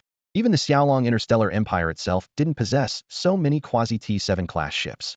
Facing an enemy force 30 times larger, managing to hold for 15 minutes with just 3,000 ships showcased the formidable strength of the Xiaolong Imperial Guard fleet. 15 minutes is enough, Zhao Chen said, a confident smile playing at his lips. Just then, the secretary excitedly opened the interstellar radar map. Report. We've received information from our fleet core. Several glowing dots appeared on the radar screen, accompanied by a stream of reports. Marshal Chu Xian's 2nd Fleet Group, entering combat position in 3 minutes. Leona's 5th Fleet Group, about to reach the battlefield. The Hells Angels Ace Fleet Group, led by Shui, and the Reverse Scale Ace Fleet Group, commanded by Charlotte, also reported entering the battlefield. Grand Marshal Charlotte's holographic image appeared before Zhao Chen. Your Majesty, all Fleet Corps are in position and ready to launch the attack. The data showed that the support forces included 50,000 ships from the 2nd Fleet Group, 50,000 from the 5th Fleet Group, and 5,000 each from the Hells Angels and Reverse Scale Ace fleets. Together, they matched the enemy's numbers, totaling 110,000 ships. This was a countermeasure Zhao Chen had meticulously planned. Given the urgency and the interstellar nature of the operation, deploying more fleets wasn't feasible in time, nor was it resource efficient. With future challenges like the Oath Duel to consider, the optimal strategy was to conclude this battle with the most streamlined force possible. This time, the deployment consists entirely of elite fleets. Zhao Chen's objective is clear: to eliminate the enemy here completely with the least amount of time, resources, and military force. Charlotte, according to the intelligence, the enemy belongs to an unidentified interstellar civilization, likely at a quasi-T7 level. Although they have only over 100,000 interstellar warships, among them are about 100 suspected quasi-T7 level warships and nearly 1,000 T6 level warships. Do you think we need to dispatch additional reinforcements? Zhao Chen asked, his expression serious. The operations staff had already drafted more than a dozen contingency plans, ready to deploy second or even third waves of reinforcements, depending on various battlefield scenarios. Charlotte, the Grand Marshal, smiled slightly. I've reviewed the battlefield situation. With the interstellar warships we've brought, we can handle the current enemy. It's not like we don't have quasi-T7 level warships ourselves. Indeed, the Xiaolong Interstellar Empire not only possesses quasi-T7 level warships, but based on combat data analysis of the enemy's warships, their quasi-T7 warships are far superior in performance. This assessment is not blind arrogance, but is supported by solid data. Remember to leave a few alive, Zhao Chen said, narrowing his eyes. I want to know exactly who we're dealing with. Of course, Charlotte replied, a cold glint in her eyes. I, too, am curious about who dares to challenge our Emperor of Xiaolong. Charlotte then swiftly deployed a new combat plan. As the elite flagship coalition of the Xiaolong Legion began their attack, the enemy commander decided to fight on two fronts, maintaining pressure on the Xiaolong Emperor's fleet on one side, while responding to the offensive of the Xiaolong elite flagship coalition on the other. The battlefield situation presented a stark contrast. The Emperor's guard fleet was in a defensive position, while on the other front, the enemy's proactive attack quickly faltered. The Xiaolong elite flagship coalition displayed astonishing combat power, like an enraged tiger descending the mountain, leaving the enemy with no chance to retaliate. The first wave of the attack was initiated by the interstellar missile ships in a blanket strike. More than 3,000 missile ships, including the T6 level Holy Blood Hell Angel class heavy interstellar strategic missile ships, unleashed missiles like a torrential downpour. Although the enemy was an elite corps with high interception efficiency, they struggled to defend against such a dense barrage. Simultaneously, other Xiaolong warships began their coordinated assault. As the barrage from the interstellar missile ships subsided, the Xiaolong interstellar warships advanced to their optimal attack range. The firing range of both sides' interstellar warships completely overlapped, marking the beginning of a true space battle. At the heart of the battlefield, 30 quasi-T7 Golden Scarab class heavy interstellar dreadnoughts charged forward like colossal beasts. Their massive hulls provided natural cover for the fleet behind them, while their main guns, secondary guns, and other weapon systems unleashed a relentless barrage, creating a dense web of firepower.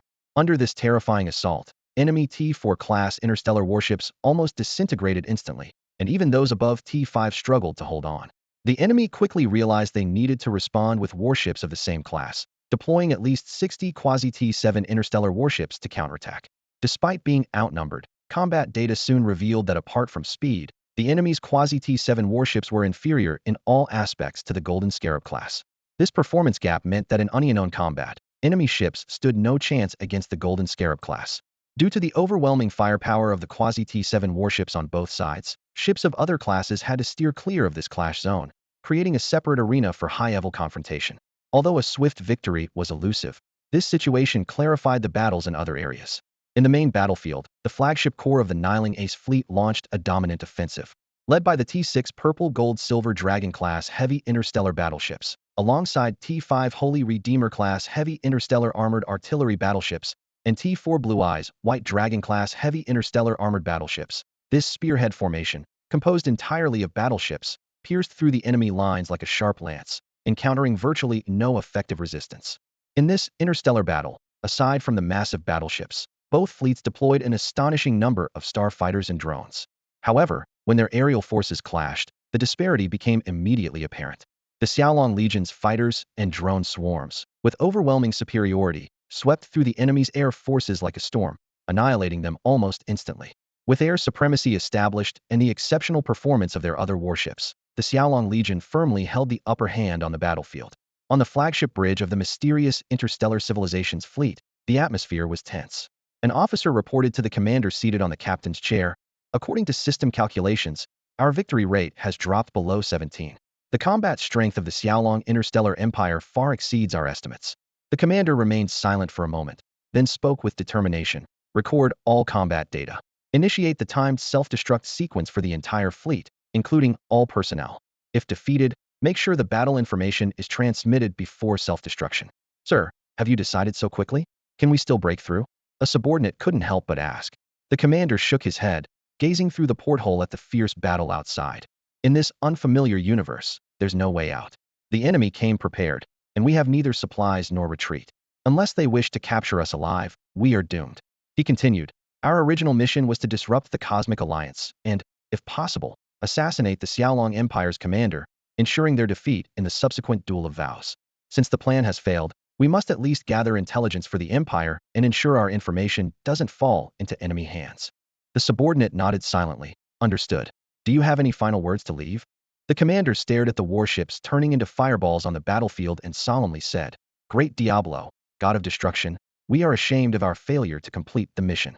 By the time you read this, our fleet will have been entirely destroyed. In your future endeavors, the Xiaolong Interstellar Empire will be a formidable adversary. I recommend upgrading their threat level from S to SSS. If given the chance, eliminate them at all costs. They possess interstellar battleship technology far superior to that of humans, giving them an absolute advantage in combat at the same level, along with a considerable number of quasi-T7 level interstellar battleships. On the battlefield, the enemy fleet is being gradually eroded.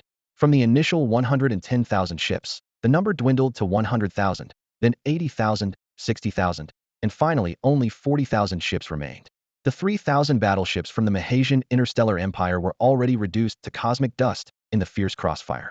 In this clash between advanced civilizations, the Mahasian Empire's fleet was like a drop in the ocean, disappearing without a trace in an instant. On the quasi-T7 level battlefield, the scene was even more shocking.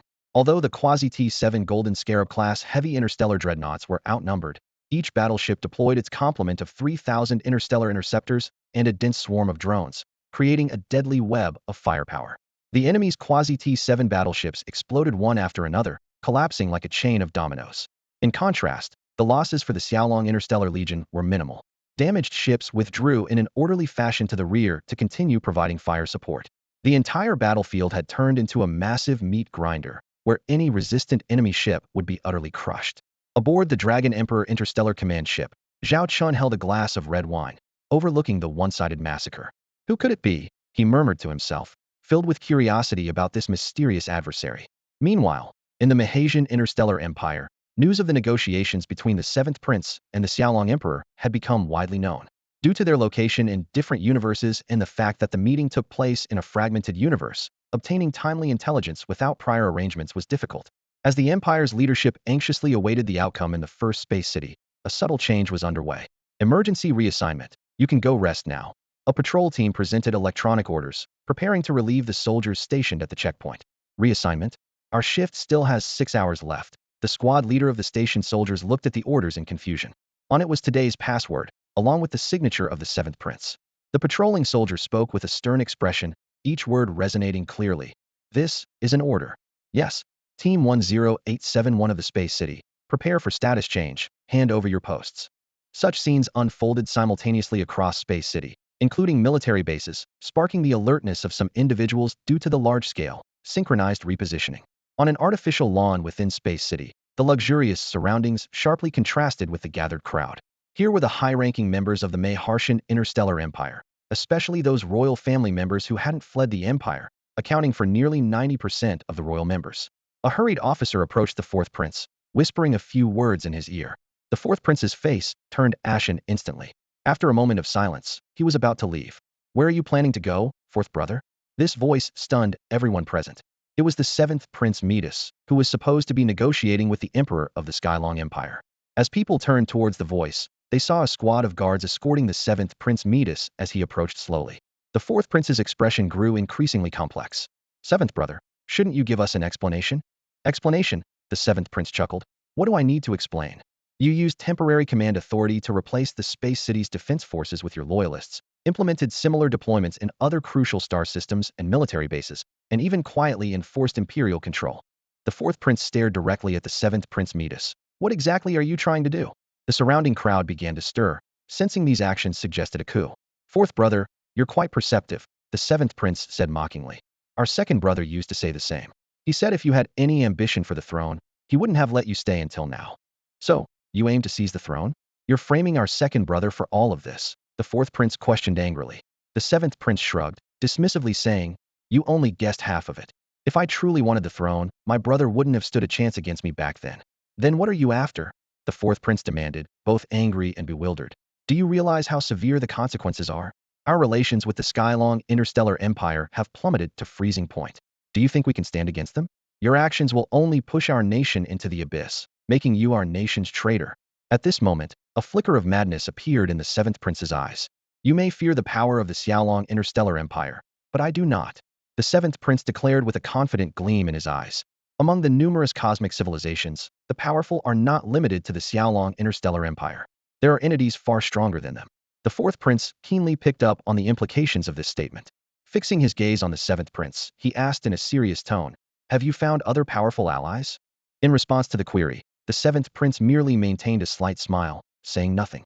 The fourth prince, seeing this, pressed on, "You mentioned earlier that you're not doing all this for the throne. Then what is your true motive?" At this moment, the seventh prince's gaze suddenly burned with intensity. The fourth prince frowned slightly, puzzled. Though not particularly close, he and the seventh prince had maintained a cordial, if superficial, relationship typical among royal siblings. But now, the seventh prince's unusual expression made him uneasy. Soon, the fourth prince realized the truth. The seventh prince's fervent gaze wasn't directed at him, but at someone beside him. The usually composed and reserved third princess suddenly abandoned her demure demeanor, striding forward with confidence. "Third sister," the fifth princess murmured in astonishment, watching the unfamiliar figure of the third princess. Others also noticed the third princess's uncharacteristic behavior, casting puzzled glances her way. The perceptive fourth prince saw not only the intensity in the seventh prince's eyes, but also detected a special sentiment. The third princess walked directly up to the seventh prince. The seventh prince immediately performed the imperial knight's salute, placing his hand over his chest and bowing slightly. Then, with a gentle yet resolute voice, he said, "From this moment on, this empire will be yours. Everything I've done is for you. I once promised you that whatever you desired, I would strive to obtain for you. Now, look upon your empire, my empress." Empress? Empire. The initial confusion among the onlookers turned into shock. Although such feelings were forbidden within the empire, tales from folklore and histories of other interstellar empires were not without precedent. Still, no one expected such an event to unfold before their eyes, involving members of the royal family. The third princess ignored the astonished stares around her. She slowly placed her hand on the seventh prince's, then turned to face the crowd. Gone was the gentle and virtuous look she once wore. It was replaced by the commanding presence of a ruler. She surveyed the assembly coldly, her voice brooking no dissent. "I declare that from this moment, none of you may leave this place. I do not wish for my ascension to the throne to be marred by unnecessary bloodshed." The hall fell silent in that moment. Everyone watched the once familiar third princess, only to find she seemed like a completely different person now. Though just a few meters apart, it felt as if an insurmountable galaxy lay between them. The fourth prince broke the silence. His face darkened as he looked directly at the third princess and said, "Sister, you know well that in our empire, the throne is passed to men, not women. Even if you take the throne with the help of the seventh, the traditional nobles will never accept you. What you're doing will only bring disaster to the empire. It's not too late to stop now." Before he could finish, a blinding laser shot toward the ground in front of him, leaving a charred mark. The third princess held a laser gun, her expression unchanging as she said, "Old fourth, given that you once treated me well, I'm willing to call you that. But I hope you understand the situation, or next time my gun will aim at your head." Seeing this, the others in the room were struck with fear. If even the fourth prince was threatened like this, the lesser royals dared not make a sound. A look of helplessness crossed the fourth prince's face, and he softened his tone. "Are you really doing all this just for the throne?" His words seemed to strike a nerve in the third princess, and anger flashed in her eyes. "I refuse to accept it. Why can't women become emperors? Why should our status be lower than yours?" Her voice began to tremble. "You only see the brilliance of our eldest brother, the strategies of the second, and your eloquence. But do you remember who always topped every subject in school? It was me. Yet every time I presented my achievements to father, his eyes were only on you, never on me. Is that fair?" Seeing his sister so emotional, the fourth prince's tone softened further. "Fifth, if you wanted to prove yourself, why didn't you just talk to us, to father? Even if father wouldn't give you the throne, he would have given you a chance to show your talents. Talk." The third princess's anger flared again, her eyes wide. "Do you think I didn't try? I once held that naive hope. And the result?" Her voice suddenly dropped to a whisper. "The result? The person who loved me most paid a heavy price for my naive hope." The fourth prince listened to the third princess's words, and his expression suddenly changed, as if he had thought of something unbelievable. "My mother's death was a result of sorrow, and I didn't even get to see her one last time before she passed." "Your mother? Could it be?" His voice was filled with shock. "Back then, father punished your mother because..." The third princess forced a bitter smile and slowly shook her head. Her voice was low and hoarse. "I was still young at that time and didn't dare to mention this directly to father. I could only confide my thoughts to mother." Her gaze became distant, as if she was reliving those memories. "My wish was simple, really. I just wanted a chance to prove myself. Not to fight for the throne, but to show father and mother how capable their daughter was." She unconsciously clenched her sleeve. "But my naive words then pushed mother into a situation from which there was no return. The third princess continued. Mother came from a fallen noble family, with no power or influence in the harem, yet she understood the status of women in the Mahasian Star Empire's royal family. But she loved me too much to let me be disappointed. Her voice trembled slightly. She went to see father herself, bringing all my outstanding achievements, hoping to secure an opportunity for me. But father, the third princess let out a bitter laugh. I was just one of his many daughters, and if I hadn't been one of the firstborn, he probably wouldn't even remember I existed. He was bound by traditional beliefs and couldn't accept the idea of his son being outshone by a daughter. So, he punished my mother for daring to speak up for me. He concocted a ridiculous excuse, claiming mother's family was attempting to meddle in politics. Just like that, mother was exiled back to her home planet, forbidden to ever leave, and I was banned from seeing her. The third princess's voice was filled with pain. I didn't even have the chance to say goodbye. 3 years later, mother died alone in her home star system. Because of her, the entire family was implicated, and the clan looked upon her with disdain. As for me, the third princess's voice choked. I only learned of her death a month later, and I never got to see her one last time. The royal women present listened to this story, their faces reflecting sadness. As women, they all understood this powerless predicament. Though many among them were exceptionally talented, under the traditional culture of the Mahasian Star Empire, these talents would eventually be buried and forgotten. They had long learned to endure in silence, even habitually ignoring such injustices, but the regret deep within their hearts was something that could never be erased. From that moment on, my father forbade me from learning anything further. The third princess spoke, her voice filled with years of suppressed resentment. To outsiders, I am nothing more than a pitiable princess, imprisoned due to my mother's disgrace. Her eyes gleamed with a frenzied light, her voice becoming increasingly distorted. He said women shouldn't hold high positions? Fine, then I will rise to the pinnacle of the Mahasi intergalactic empire. I will make him watch as the daughter he once looked down upon surpasses his so-called noble sons to become the first empress in the empire's history. Standing behind her, the seventh prince silently grasped her wrist. This renowned military commander showed a rare tenderness, his gaze full of compassion. The fourth prince fell silent. He had lived through that period, yet was unaware of the secrets it held. But even if he had known then, what could he have done? To their father, they were just one among many children, dispensable. Third sister, I'm here for you. The seventh prince's voice was gentle, unlike that of a commander who led thousands. If you wish to become empress, I will forever stand behind you as your strongest support. Just then, a shocking voice suddenly rang out. Third sister, seventh brother, you truly disappoint me. Everyone turned in shock towards the source of the voice. There stood a man dressed in ordinary noble attire, yet his unmistakable aura of authority revealed his extraordinary identity. It was the second prince, rumored to be dead or captured by the Xiaolong intergalactic empire. How can this be? The third princess exclaimed in disbelief. Weren't you already dead? The seventh prince looked even more terrified. Second brother. The second prince did not immediately attack. Instead, he looked at the third princess with a gaze full of pity. Third sister, I have always recognized your talent. Before, when father was in charge, I was indeed powerless. But since I took power, entrusting you with the empire's interstellar trade was not merely due to a few words from the seventh. I understand people better than he does. Unfortunately, his tone suddenly turned cold. I ultimately misjudged you. The third princess's expression twisted into something grotesque. The seventh prince, my Daos, stared at his brother in disbelief, his voice trembling with shock. Why? Why are you still alive? The news I received clearly stated that our soldiers from the Xiaolong Interstellar Empire had killed your second prince. At that moment, the sudden sound of footsteps interrupted him. A woman in military uniform strode in, exuding a fierce and intimidating aura. Her sharp gaze swept over everyone present, causing the royal nobles of the Mahas Interstellar Empire to shiver involuntarily. It felt as though they were being watched by a dragon ready to strike, threatening to tear them apart at any moment. Medusa Marshal? The fourth prince recognized the Xiaolong female officer as the marshal responsible for investigating the attack on the Mahas Interstellar Empire. Medusa gave a slight nod as a response. The third princess, my Nana, turned pale. Is this your trap? How could I know my dear sister had such a grand scheme without luring the snake out of its hole? The second prince narrowed his eyes, looking between his sister and brother.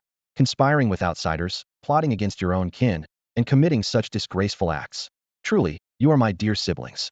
The seventh prince, my Daos, stepped forward to shield the third princess, my Nana. Brother, since you are here, it's clear our plan has failed.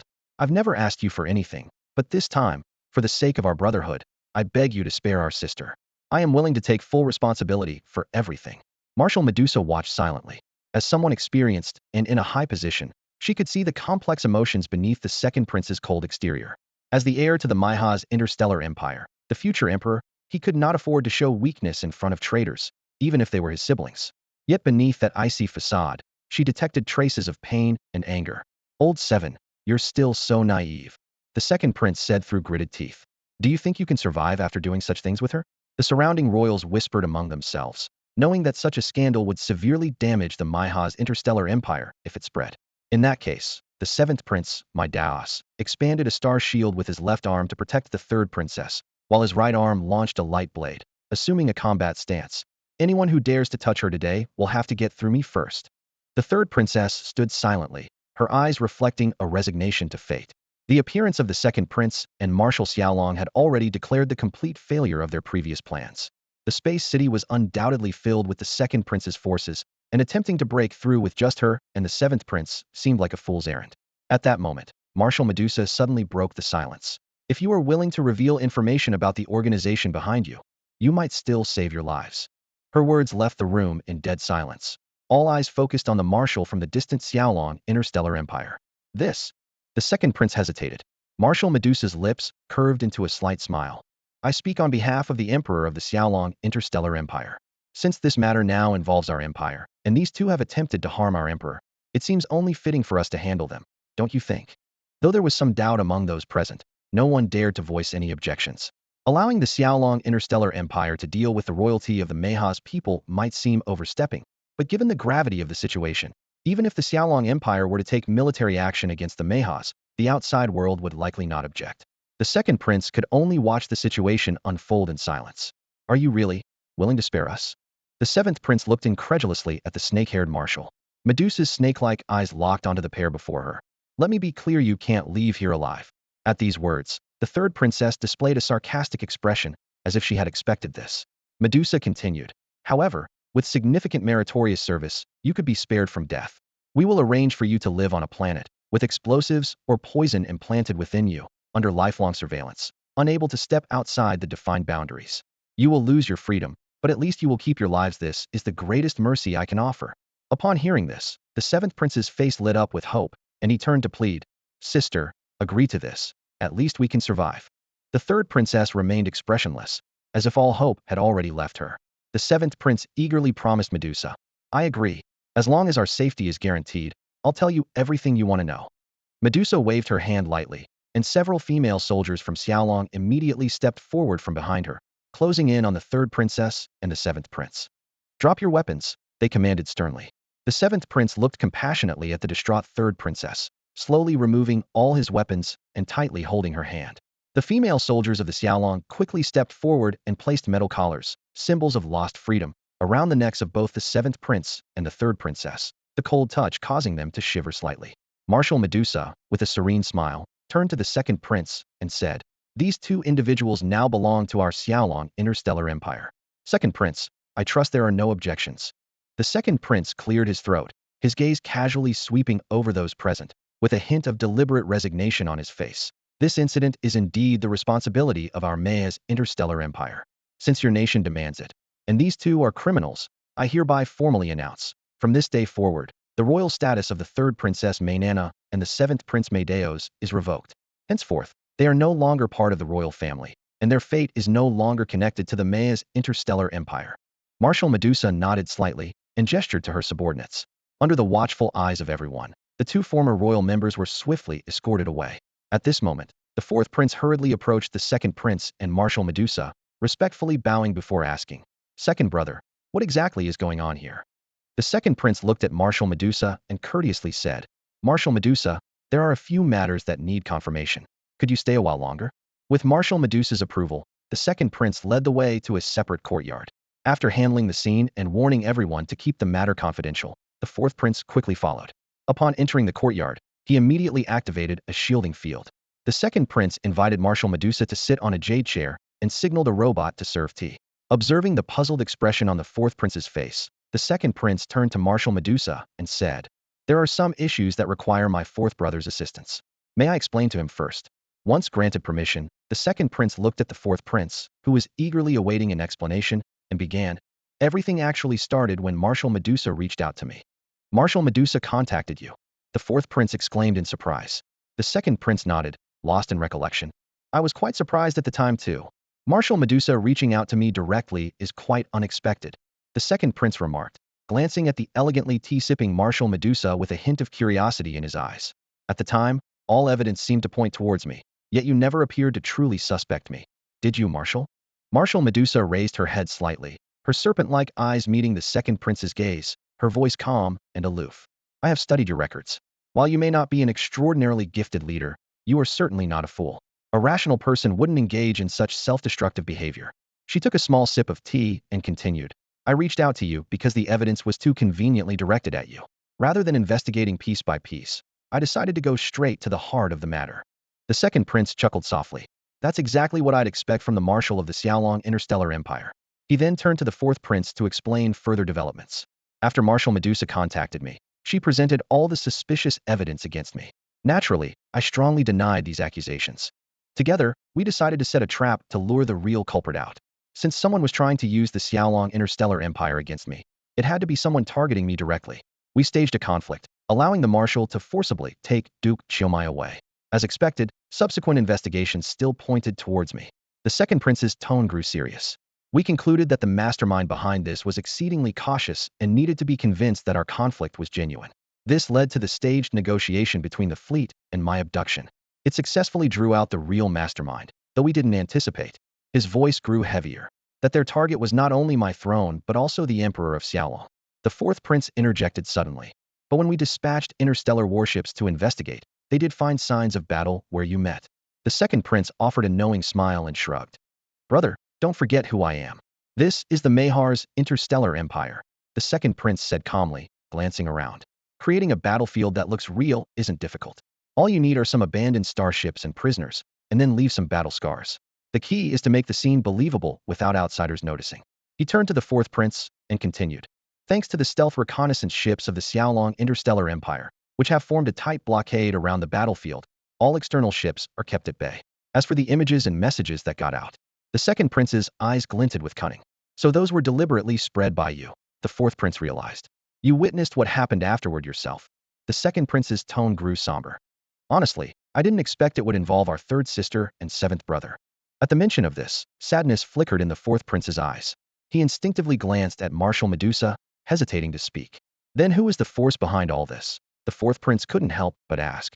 The second prince shook his head. Currently, we have no idea. We'll have to wait for the interrogation results of those two. Previously, Marshal Medusa and I secretly investigated but found no valuable information. We can only hope for answers from them now. He looked toward Marshal Medusa, who remained calm. Regarding interrogation intelligence, all the information that can be disclosed will be communicated to you. Now, we should discuss the main issue. The second prince straightened up. Regarding the attack, we will handle the cleanup of the third princess and the seventh prince's followers. This is an internal matter. Anyone involved in the attack will be handed over to the Xiaolong Interstellar Empire unconditionally. Though the fourth prince felt a tinge of humiliation, he understood it was unavoidable. After all, the Xiaolong Interstellar Empire was powerful, and they were indeed at fault this time. Are there any other conditions? The fourth prince asked, surprised. Yes, the second prince sighed. We will pay the highest compensation to the families of those who sacrificed. Additionally, I will represent the royal family in a universal live broadcast memorial service, sincerely apologizing for this event. As for the other conditions proposed by Marshal Medusa, we have agreed to all of them. You'll be responsible for coordinating these follow-up tasks, my brother. The fourth prince was momentarily stunned, unsure why he was suddenly given this task. Shouldn't you inform him of the details first? Marshal Medusa pointed out, seeing the fourth prince's bewildered expression. The second prince opened a document and placed it in front of the fourth prince. Now, with our third sister and seventh brother involved in this, Sai, you're the only one in the royal family I can rely on to share this burden. This task is yours to handle. The fourth prince stared down at the document in front of him. Although the title was straightforward, Cooperation Terms and Conditions between the Malaysian Interstellar Empire and the Xiaolong Interstellar Empire, his expression turned increasingly grim as he read on. The terms were unbelievable, almost tantamount to national humiliation. If not for the presence of Marshal Medusa, an outsider, he might have already questioned his second brother on why he agreed to these conditions. What made it even harder to accept was that he was the one tasked with handling this thorny issue, effectively placing him in a position where he would face nationwide scorn in the future. On the surface, these cooperation terms seemed like ordinary interstellar trade agreements, such as joining the Cosmic Trade Alliance. However, The bilateral trade agreement with the Xiaolong Interstellar Empire clearly showed that the Malaysian Interstellar Empire was at a significant disadvantage. These figures were far from normal cooperative data. Once this agreement became public, the signatory would undoubtedly be condemned by history. The second prince was clearly aware of this, which is why he passed this hot potato to his younger brother. Feeling his brother's angry gaze, the second prince casually averted his eyes and looked at the sky, saying, "The weather is really nice today. Well, we've covered the basics, and the remaining details will be handled by the diplomatic staff. I have other matters to attend to." Marshal Medusa then got up to leave, and the two princes saw her off as protocol dictated. Once the marshal was out of sight, the fourth prince could no longer hold back and slammed his brother against the wall. "Explain to me what these trade agreements are all about." The second prince shrugged helplessly. "I had no choice either. Think about the mess third sister and seventh brother made in the shattered universe. Do you really think the negotiations with the Xiaolong Emperor were just negotiations? It was a trap. If the Xiaolong Interstellar Empire hadn't been prepared. But that's not our responsibility." The fourth prince tried to argue. The second prince sighed deeply. "Is there any point in assigning blame now? Did this situation not arise because of the Malaysian Interstellar Empire? Aren't third sister and seventh brother members of our royal family? In the eyes of outsiders, this is our responsibility. If the Xiaolong Interstellar Empire wanted to hold us accountable, they could use this as a pretext for war." He continued, "I didn't want to sign these agreements either. But what choice do we have? It's clear there's an unknown interstellar force secretly watching from the shadows behind this major event. If we worsen relations with the Xiaolong Interstellar Empire now, how long do you think we can last? These agreements, while humiliating, are temporary, with the longest lasting no more than 99 years. For the sake of the Empire's survival, temporary endurance is necessary. Then why aren't you handling this yourself?" the fourth prince demanded, glaring at his brother. The second prince wore a troubled expression and sighed softly. "I would like to handle these matters myself, but as the heir to the throne of the Mysian Galactic Empire, if I were to step in, it would tarnish the royal family's reputation and prestige. So, I'm afraid I'll have to ask you to take this on, my dear brother. Rest assured, I will remember your contribution. Now, tell me, what reward would you like?" The fourth prince glared at his brother's feigned, innocent face, gritting his teeth as he said, "Right now, I want your throne. If you want it, then you can have it." The second prince replied nonchalantly. Shifting the topic, the fourth prince inquired about another matter. "Speaking of which, your confidant, Duke Xiaomai." "Yes, he was indeed a spy planted near me," the second prince interrupted. "But he took his own life before his identity was revealed. I sent people to investigate the Xiaomai family and found the real Duke Xiaomai long dead in a basement." "The real Duke Xiaomai?" the fourth prince asked in shock. "Are you saying we've been dealing with an impostor all along?" The second prince nodded and explained. "This spy belonged to a special race that can perfectly mimic others, even replicating biological traits like blood, fingerprints, voice patterns, and irises. That's why I couldn't detect him. Now, I'm concerned there may be more such spies within the Empire, and I'm planning a thorough investigation." "We definitely need to investigate," the fourth prince said gravely. "To think they colluded with our sister and the seventh prince under our noses, I won't rest until we root them out."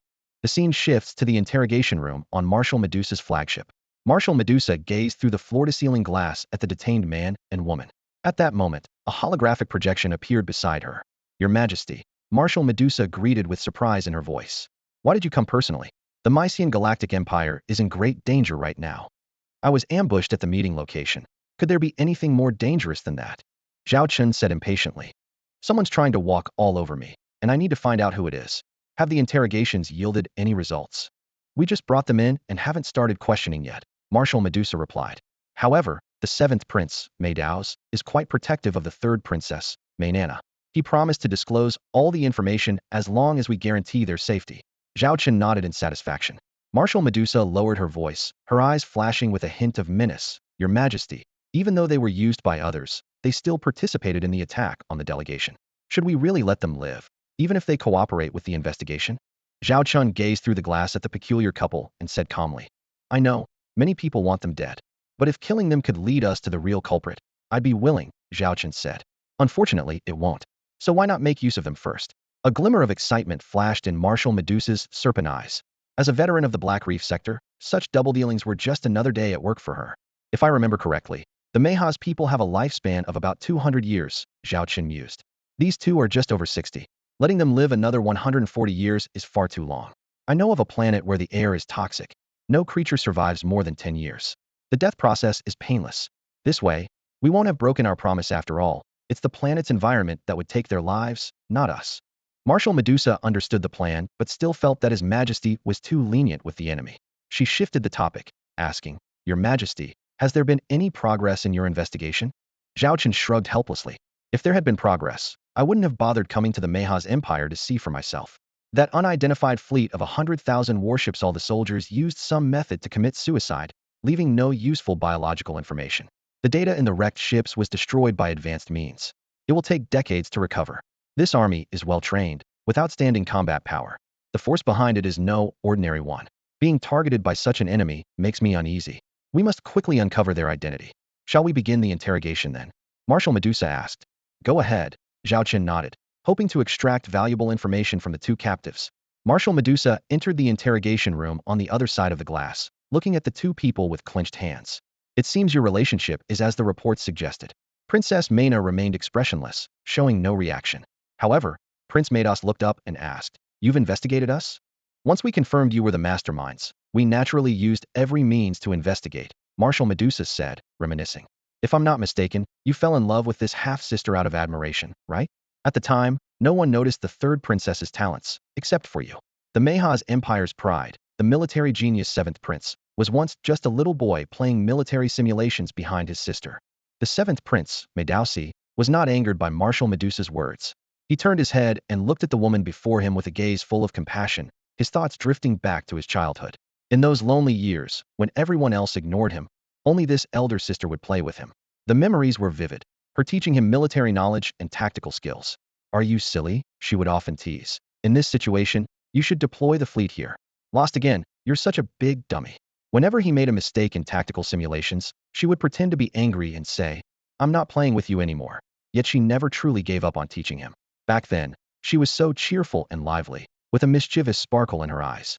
To keep playing with her, he kept learning and striving, just to keep up with her pace. He naively believed that such happy times would last forever. However, an incident changed this girl forever. He could never forget the scene of her kneeling and not rising, his heart aching but too fearful to plead on her behalf. He always had a deep fear of his so-called father, the emperor. Later, she became obedient and sensible, quite popular among the many royal sisters. But every time he saw her deliberately displaying her docile demeanor, his heart ached. It was no longer the lively girl he remembered. If only everything could go back to that time, May Dowsey whispered softly. Marshal Medusa got to the point.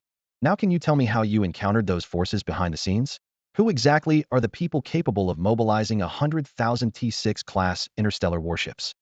After a moment of silence, May Dowsey admitted, To be honest, I don't know their true identity. At the time, my third sister was always seeking a chance for revenge. We were developing our own forces and planning actions. But within the Empire's system, even if I became a Legion Marshal, I posed no real threat to the Emperor's rule. We needed a more favorable opportunity. Later, the opportunity came to us. A group of mysterious individuals in black robes approached us, claiming to be from another powerful interstellar civilization. They stated that due to certain reasons, they couldn't mobilize all their forces and needed us to establish a foothold here. In return, they promised to help us overthrow the Emperor. When they showcased dozens of T6-class interstellar warships, my third sister immediately decided to cooperate with them. Marshal Medusa frowned slightly, her sharp gaze fixed on the other person as she asked, You don't even know which interstellar civilization they come from, yet you dare to collaborate with them on such a risky plan? Prince Midos forced a wry smile and replied, At the time, we truly had no other choice. When they approached us, they already had information on some activities my sister and I were conducting privately. They used this to threaten us, saying they would expose everything. His voice lowered. If these matters were revealed, my brother would never tolerate our existence. We would be as good as dead. Rather than sit and wait for our end, we decided to take a gamble. Marshal Medusa narrowed her eyes further and pressed. You've been working with them for so long, and they can even mobilize 100,000 starships to support your operations. Have you really not gathered any valuable intelligence? Midos fell into thought and slowly said, Regarding their civilization's name or origins, we truly know nothing. They control all the communication channels and always contact us first. He paused, his expression grave. However, I did discover something unsettling. Among them, there exists a special intelligent life form capable of perfectly replicating others, not just their appearance, but also their memories and personality. Remember Duke Jomai? Midos looked at Medusa meaningfully. You investigated him, but could only trace information back to my second brother. In fact, that was one of those creatures in disguise.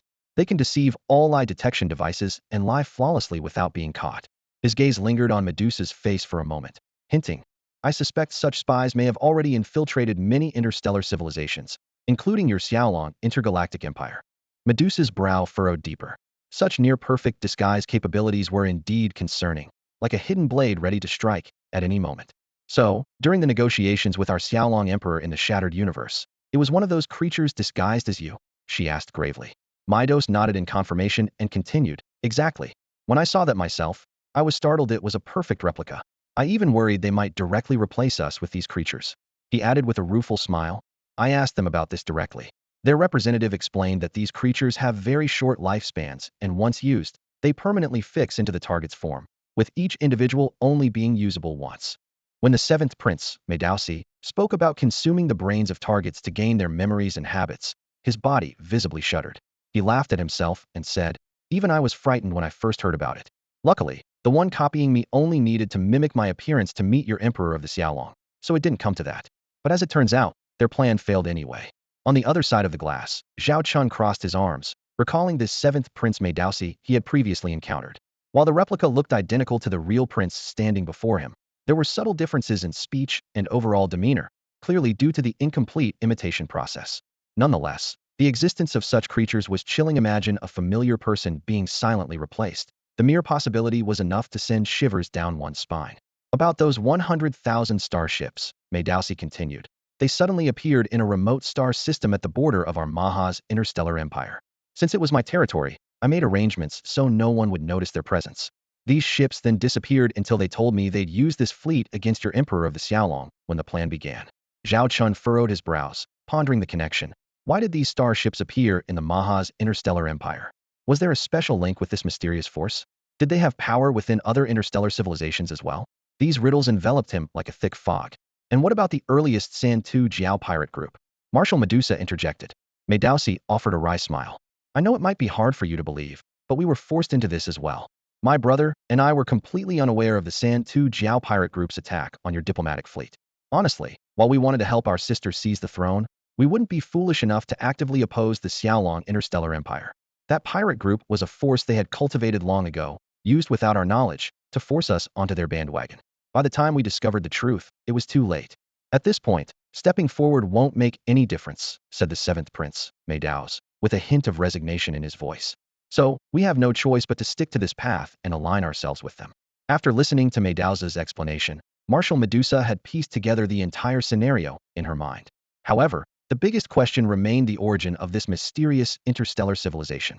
Do you know how to find the people you've been dealing with? Medusa asked directly. Meidaus shook his head.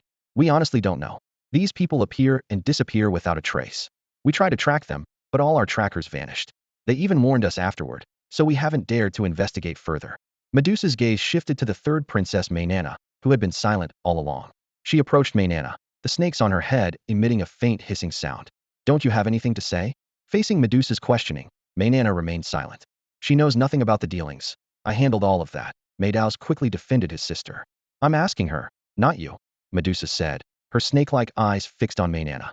I agreed to help under the condition that you cooperate with me. Your brother is cooperating, but you seem unwilling. The seventh prince tightened his grip on his sister's hand, his voice pleading, Sister. Finally, Mainana looked up, first with a cold gaze at Medusa, then with a complex expression at her brother. After a moment of silence, she spoke. I did investigate those people privately.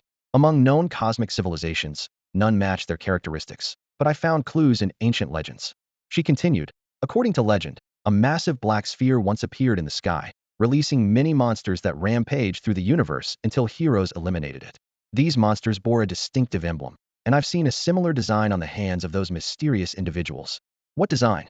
Medusa pressed immediately. Mainana looked at Medusa, who understood, and opened a sketchpad.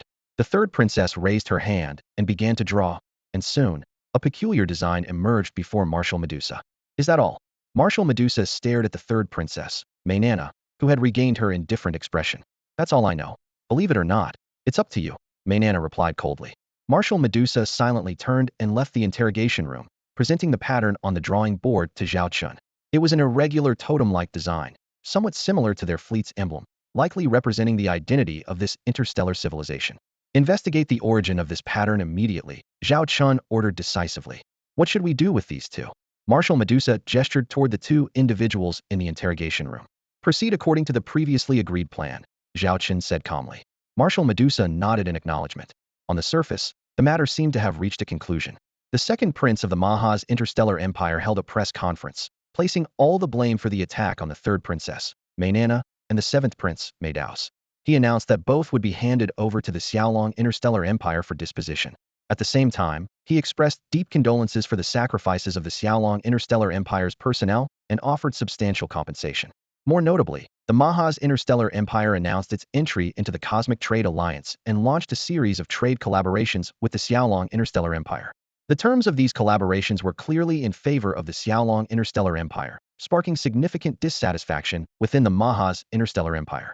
However, the second prince ignored these voices of discontent and even announced an upcoming visit to the Flower Fairy Federation galaxy. In White Orchid City, those attendees who had not yet left closely followed these developments. The Xiaolong interstellar empire, in less than half a month, had swiftly quelled the turmoil with decisive measures. Though the anticipated war did not occur, the agreement signed served as a powerful deterrent to the Maha's interstellar empire. This event significantly enhanced the Xiaolong interstellar empire's status and prestige within the Cosmic Trade Alliance. Unlike in the past, where their influence was solely reliant on military might, this time, the approach demonstrated deeper wisdom. They could reason with others when willing, yet maintained a firm stance when they didn't wish to reason. The Xiaolong interstellar empire set the terms. Bailon City was taken by surprise at how the Xiaolong interstellar empire managed to handle the situation so elegantly in just over 2 weeks. They upheld the empire's prestige without resorting to war, persuaded the other party to provide substantial compensation, signed a series of agreements, and willingly handed over the two main culprits. In the opulent hall, glasses clinked and banquets continued.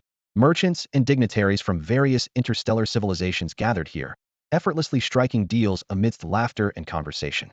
The most popular topic was undoubtedly the Xiaolong interstellar empire's strategy this time around. Now, can we finally rest easy?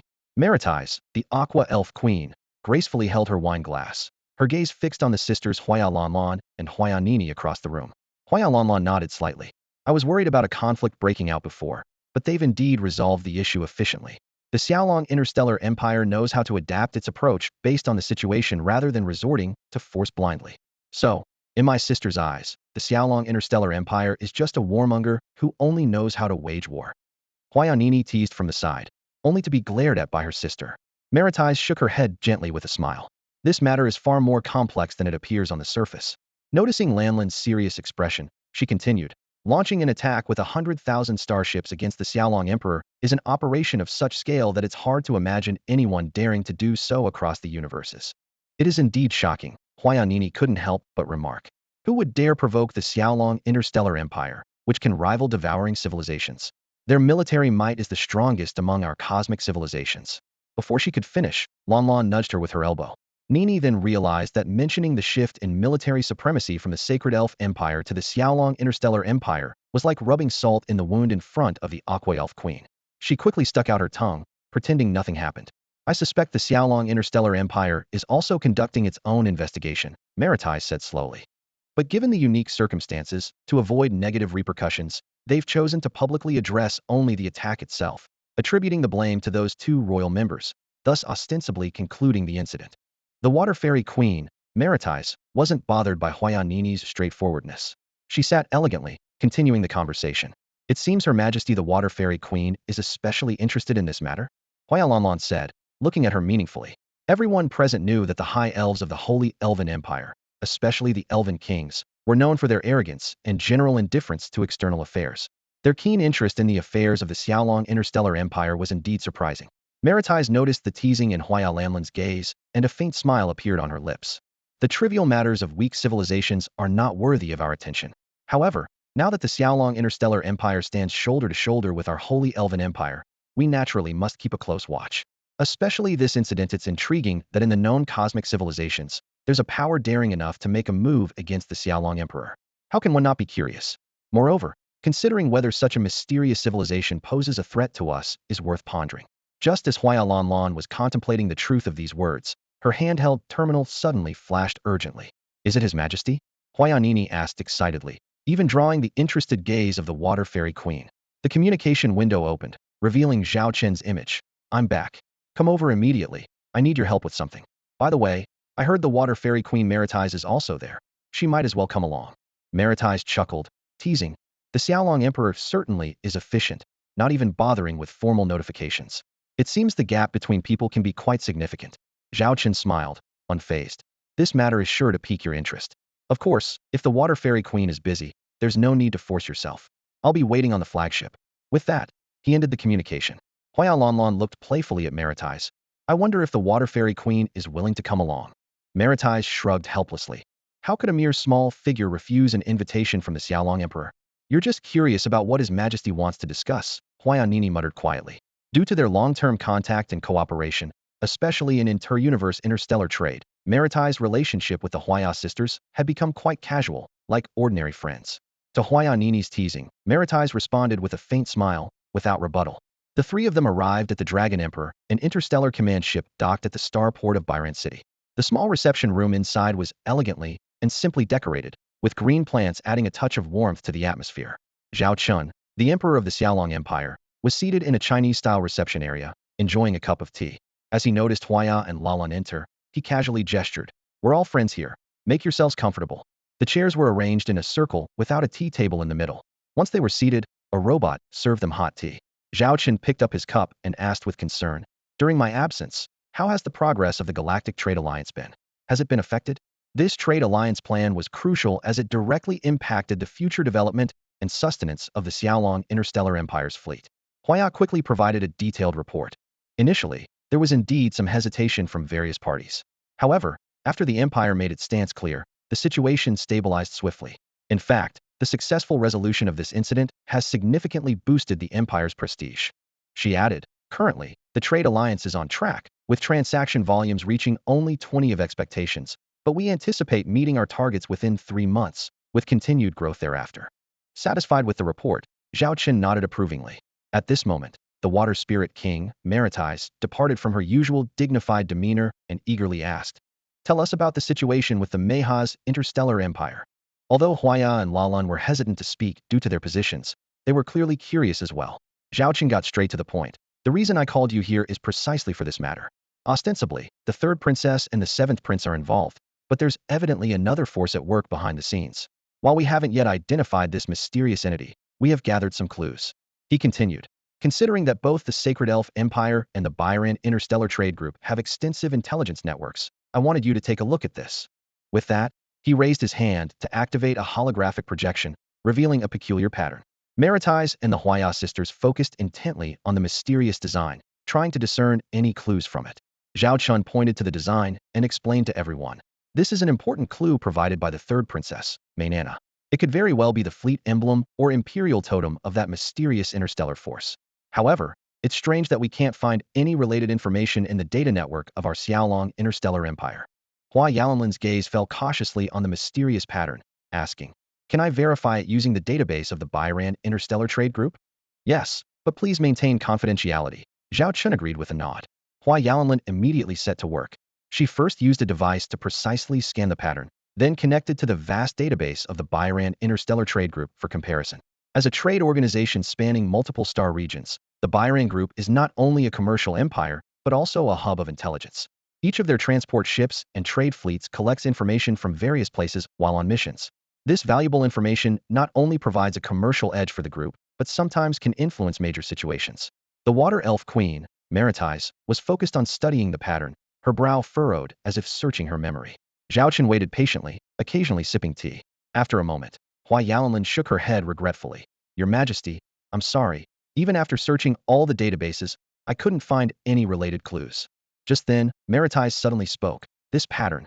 I feel like I've seen it somewhere. Zhao Chen immediately perked up. Are you sure? Yes, but I can't recall exactly where, Maritais explained. Our elf race has long lifespans and travels extensively, encountering many things, so some memories can become vague. But I'm certain I've seen this pattern. Then please try to remember it well, Zhao Chen stated seriously. Maritais asked, do you have any other clues? Zhao Chen pondered for a moment before analyzing in detail. Based on the scale of the attack and the equipment used, the force behind it should be a T6 level interstellar civilization, possibly even reaching a quasi-T7 level. They deployed a large number of T6 level interstellar warships and a quasi-T7 level flagship in battle. More concerning is that they possess a type of special biological spy. Whether these creatures are naturally occurring or artificially bred is unclear, but they have a unique ability. They can perfectly replicate a person's appearance, including all features such as fingerprints and irises. However, each individual can only replicate once in their lifetime, and once they do, their life begins to count down. The most challenging part is that our current equipment cannot distinguish between the original and the copy. Really? That's incredible. Hua Yanini's eyes widened in shock. Zhao Chen's expression grew even more serious as he continued. Replication is just the first step. These clones can absorb the genetic fluid from the brains of those they replicate, acquiring their memories, habits, and personality traits. Once this process is complete, they can achieve a perfect replication. This has already happened with a trusted minister of the second prince of the Meichaz interstellar empire. So, once they infiltrate, it will be difficult for us to detect these clone infiltrators?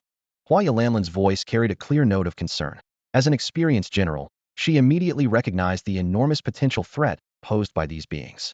Zhao Chen nodded in agreement. Exactly, the threat posed by this ability is indeed massive. What's more worrying is that we know nothing about the interstellar civilization behind it. He stood up and began pacing the room. Especially as we are about to engage in a vowed duel with the devouring civilization, this potential threat is like a ticking time bomb. We must uncover the truth before the duel. It definitely needs thorough investigation, Hua Yalanlan agreed solemnly. Just then, the water spirit king, Maritais, suddenly exclaimed excitedly. I remember. I saw it at the residence of the Kagaya spirit king, Onions. Kagaya spirit king Onions? Hua Yalanlan repeated the name in confusion. Hua Yanini's face suddenly turned pale. Could it be that Kagaya spirit king Onions himself is a clone? This possibility cast a heavy shadow over the room. Zhao Chen immediately turned to Maritais, his eyes sharp. Are you sure you saw it on Onions? If this were confirmed, it would mean that a high-ranking spirit king of the Holy Spirit Empire could be a puppet planted by the enemy. The thought sent a chill down Zhao Chen's spine. If the Holy Spirit Empire had been infiltrated, what about other civilizations? Could his own Xiaolong interstellar empire have already been compromised? Maritais frowned, trying to recall. I can't be certain if it was on him. I just remember seeing the totem there, but it was a long time ago. I don't remember the details clearly. Zhao Chen was silent for a moment, then decided. It seems that only the person who tied the bell can untie it. In that case, we should go directly to the source. Could you please introduce me, Maritais? Let's head to the sacred elf empire now and meet with the Kagaya elf king. Zhao Chen said directly. The aqua elf queen, Maritais, frowned slightly, her voice tinged with concern. It's not difficult to arrange a meeting with Onions. But are you sure you want to go personally? As you mentioned before, if Onions has really been replaced, it would be too risky for you, the emperor of the Dragon Empire, to go there yourself. A confident smile played on Zhao Chen's lips. If it's a face-to-face with this Onions elf king, it should be him worrying about his safety. Since there's no issue, let's set off now. Turning to Hua Lanlan and Hua Yanini, he instructed, continue handling the affairs of the Cosmic Trade Alliance. Representatives from the Mahasian Interstellar Empire will come for negotiations later, and you will be in charge of that meeting. Though curious about the situation, the sisters, as interstellar traders, understood the importance of their duties. They acknowledged the orders and left the Dragon Emperor's starship. In line with Zhao Chen's usual decisive approach, once Maritais agreed, they set off immediately. Maritais had no objections, as her responsibilities in White Orchid City were already managed, and staying was merely to monitor the Mahasian Interstellar Empire's movements. The Dragon Emperor's starship, accompanied by 2 escort fleets, quickly arrived within the Sacred Elf Empire's territory, directly entering the star domain governed by the Kagaya Elf King. Unlike previous visits, Maritais had informed Onions in advance, clearly stating the Dragon Emperor's request for a meeting. Considering the Emperor's influence, a secret meeting with an Elf King in the Sacred Elf Empire was nearly impossible, so a straightforward visit was more appropriate. Onions readily accepted the request and invited Zhao Chen to visit the Kagaya Palace. This palace was a modified satellite orbiting the main star of the Kagaya Elves. From afar, it appeared like a typical satellite, its surface dotted with craters. As the Dragon Emperor's ship approached, Zhao Chen noticed that some of these craters had been converted into starport passages leading directly into the palace. Repurposing satellites into space cities is a common practice. Although it saves construction costs, it demands a high level of technology. The quality of these space cities varies greatly. The poorer ones are just simple holes dug into the surface of a satellite, while masterpieces like the Kagaya Palace are a whole different world. After the Dragon Emperor's interstellar command ship docked, Zhao Chen walked inside and was awestruck by the scene before him. The innate aesthetic taste of the Elven race was fully showcased in this space city. The smooth lines of the corridors, the elegant decorations, and the harmonious color scheme all exuded an artistic flair. Every corner seemed like a meticulously arranged photo shoot location. As Zhao Chen and the Water Elf Queen, Maritais, walked through the connecting corridor, they saw the Kagaya Elf King, Onions, already waiting there. Dressed in black, with an expressionless face, he looked like someone there to collect a debt. I didn't expect Lord Onions to personally greet us. Zhao Chen feigned surprise and eagerly shook his hand before he could respond. The Kagaya Elf King frowned slightly, clearly uncomfortable with the Dragon Emperor's enthusiasm. After Zhao Chen let go, Onions discreetly wiped his hand behind his back and coldly said, I didn't want to come, but given your status as the Dragon Emperor, not coming would be disrespectful to the Kagaya Elves. With that, he turned and began to walk away, as if his enthusiasm had been exhausted. Zhao Chun and Maritais exchanged smiles and followed. After a few steps, Onions suddenly stopped, looking back at them with confusion, particularly casting an uncomfortable glance at Zhao Chun. Why are you walking behind me? This is your territory. We're not familiar with the place, so naturally, we need you to lead the way, Zhao Chen explained with a smile. Onions paused, seemingly finding the reasoning sound, and continued walking. But soon he stopped again, turning around, exasperated. Your Excellency, Dragon Emperor, is there something on me? Huh? Was it that obvious? Zhao Chen feigned surprise. The Kagaya Elf King's face began to twitch. If he didn't know Zhao Chun was married, he might have suspected some unusual interest. Among the elves, such matters were not uncommon due to their natural beauty, often attracting special attention from other races. There are things better left unsaid for now. Continue leading the way, and I promise I won't stare at you anymore, Zhao Chen said. The Elven King of Kagaya, Onions, furrowed his brow as he scrutinized the visitor before him. The Emperor of the Owl Dragons was known for never visiting without a reason, and their relationship had always been tense. Now, with an introduction from the Water Elf Queen, Maritais, there must be a significant reason for this visit. The atmosphere in the room was stifling and oppressive. Sensing Onion's cold demeanor, Zhao Chen wisely softened his gaze. The three moved to a secluded room, where Onion spoke in a steely voice. This room is for my use only, completely confidential. So what do you want? His tone was laced with clear resistance, as if eager to send the uninvited guest away. Zhao Chen casually sat down, crossing his legs as he surveyed the room. The bare tabletop made him raise an eyebrow. Is this how the Kagaya elves treat their guests? Not even a glass of water. Onion's mouth twitched as he reluctantly tapped a few commands on a virtual screen. A glass of water appeared out of thin air in front of Zhao Chun, freezing his expression. He shot Maritais a look, hinting at the Elf King's questionable hospitality. However, Maritais simply sipped her water, indifferent to the situation. I've come regarding the attack on the Mayha's Star Empire. Zhao Chen finally revealed his purpose. That matter has been resolved. What does it have to do with me? Onion's tone remained cold. That's the official story, but the real mastermind hasn't been caught, Zhao Chen said, his eyes piercing as he watched for any change in Onion's expression. We have few leads, and Maritais mentioned seeing one of them here. Onions looked at the Water Elf Queen in confusion, still trying to piece things together when Zhao Chun raised his hand to reveal a totem.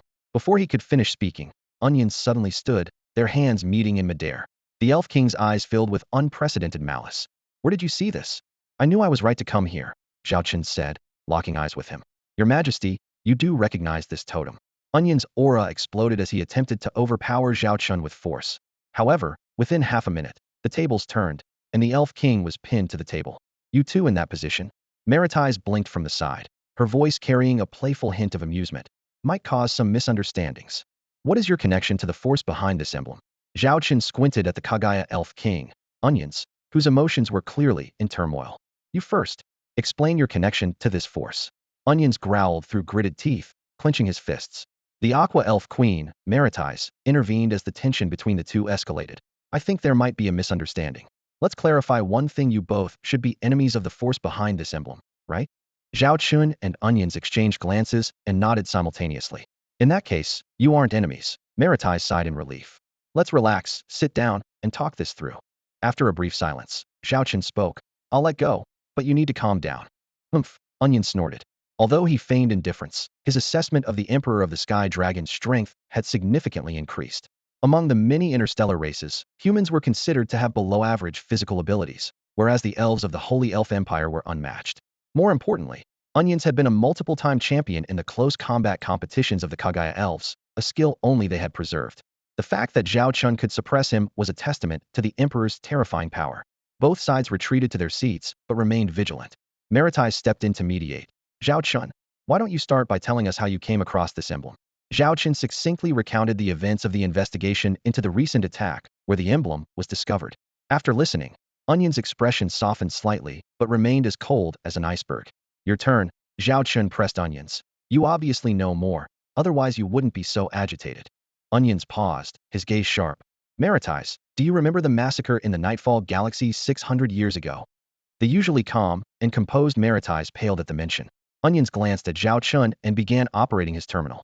The intricate decryption process indicated the document's extreme confidentiality. The Nightfall Galaxy was once the third largest galaxy of our Kagaya elf race, prosperous and thriving. Onions began to explain. 600 years ago, a tragedy struck the Nightfall Galaxy. The voice of the Kagaya elf king, Onions, was low and filled with anger as his fists clenched unconsciously.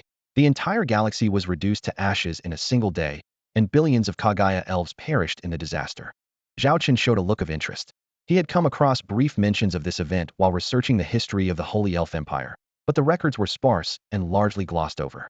While galaxy-level destruction isn't unheard of in the universe, it usually comes with warnings, giving local rulers years or even decades to organize evacuations. A sudden disappearance like that of the Nightfall Galaxy is indeed rare. The records you saw describe it as a cosmic disaster, don't they? Onions asked coldly. Zhao Chen nodded in agreement and then pressed. Is there another explanation? Onions brought up several images, pointing to the screen. The Nightfall Galaxy was my home. I was just a child then, sent by my family to study at the academy in the first galaxy, hoping I would achieve something great. His voice was laced with barely concealed pain. When I returned, all I found was ruin. My parents, siblings, all lost in that so-called disaster. The images were staggering. Shattered planetary fragments floating in the dark void, broken interstellar warships drifting aimlessly. Even the stars had lost their light and were in pieces. The entire galaxy seemed to have descended into an eternal abyss, devoid of any signs of life. This is not the result of a natural disaster, Zhao Chen concluded after closely examining the images. This was man-made. Some force managed to annihilate an entire galaxy in just one day, right under the Holy Elf Empire's nose. How is that possible? Questioned Meritus, the aquamarine elf queen, in disbelief. The Holy Elf Empire was the most powerful civilization known in the universe at the time. Onions gave Zhao Chen a meaningful look. Why not? Isn't there someone daring enough now to attack the emperor of the Xiaolong Interstellar Empire? The implication in his words was unmistakable. At this time, there's actually someone daring enough to attack the rising Xiaolong emperor, Zhao Chen said, frowning slightly. In the past, attacking a galaxy seemed impossible. So you just kept this under wraps back then? The Elf King of Huey, Onions, nodded solemnly. Indeed. The Elf King immediately convened a high-level meeting. Because the attackers were unknown and exceptionally powerful, we decided to keep this confidential until we could investigate further. The then Elf King of Huey took full responsibility for the investigation. He paused. But even after he stepped down, the mystery remained unsolved. An Elf King couldn't figure it out? Zhao Chen asked, a hint of skepticism in his voice. Onions recognized Zhao Chen's doubt and replied calmly yet firmly. There's no need for suspicion. That Elf King of Huey uncle had no ulterior motives. My mother, his most beloved sister, also perished in that disaster. To uncover the truth, he risked his life, traveled everywhere, and contracted numerous incurable diseases, eventually dying young. He took out a few drawings from his pocket and showed them to Zhao Chen.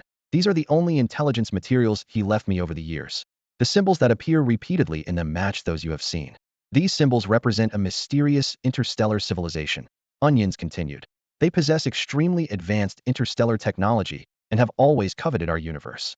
However, due to certain limitations, they can only send part of their power here. Based on deciphered texts, we call them the Conqueror civilization, a civilization filled with violence and plunder. They have reached a quasi-T7 level and have maintained it for centuries. Onions turned to Zhao Chen. They hold several powerful technologies, similar to your Xiaolong Interstellar Empire's ultimate supernova bomb. The disaster in the Nightfall Galaxy might have been caused by them using similar super technology. This also explains why they can still stand against order at the quasi-T7 level. Zhao Chen narrowed his eyes in thought. But in known interstellar civilizations, there's no trace of such a civilization. Onions nodded and said, this brings us to the theory of universe clusters. There is an aggregation effect between different universes, where multiple universes cluster together to form a universe cluster. Once a civilization reaches the T5 level, it can travel between universes within the cluster. At the T6 level, it can explore the borders of the entire universe cluster. Between clusters of galaxies in the universe, there are vast expanses of darkness, much like how continents on Earth are separated by vast oceans. With the power of T6 technological civilizations, crossing these dark zones is nearly impossible. Even for a true T7 interstellar civilization, establishing connections between different galaxy clusters is a significant challenge. The Water Elf Queen, Meritis, furrowed her brows and pointed out the contradiction. If that's the case, how did those conqueror civilizations, which are only at a quasi-T7 level, manage to reach our galaxy cluster? The Moonlight Elf King, Onions, looked serious as he slowly revealed his findings. That's exactly what I've been investigating. By analyzing the information I obtained from my uncle, I've noticed a pattern. In every galaxy where a conqueror civilization has appeared, there's a common feature: the presence of a white hole. Upon hearing the term white hole, Zhao Chen and Maritais both showed expressions of surprise. Compared to the well-known black holes, white holes are much more mysterious. They are not only difficult to find, but their locations are also constantly shifting. Onions explained in detail. The nature of white holes is exactly the opposite of black holes. Black holes devour everything, while white holes continuously eject matter, like an endless fountain. Even starships equipped with T6 level technology cannot approach a white hole.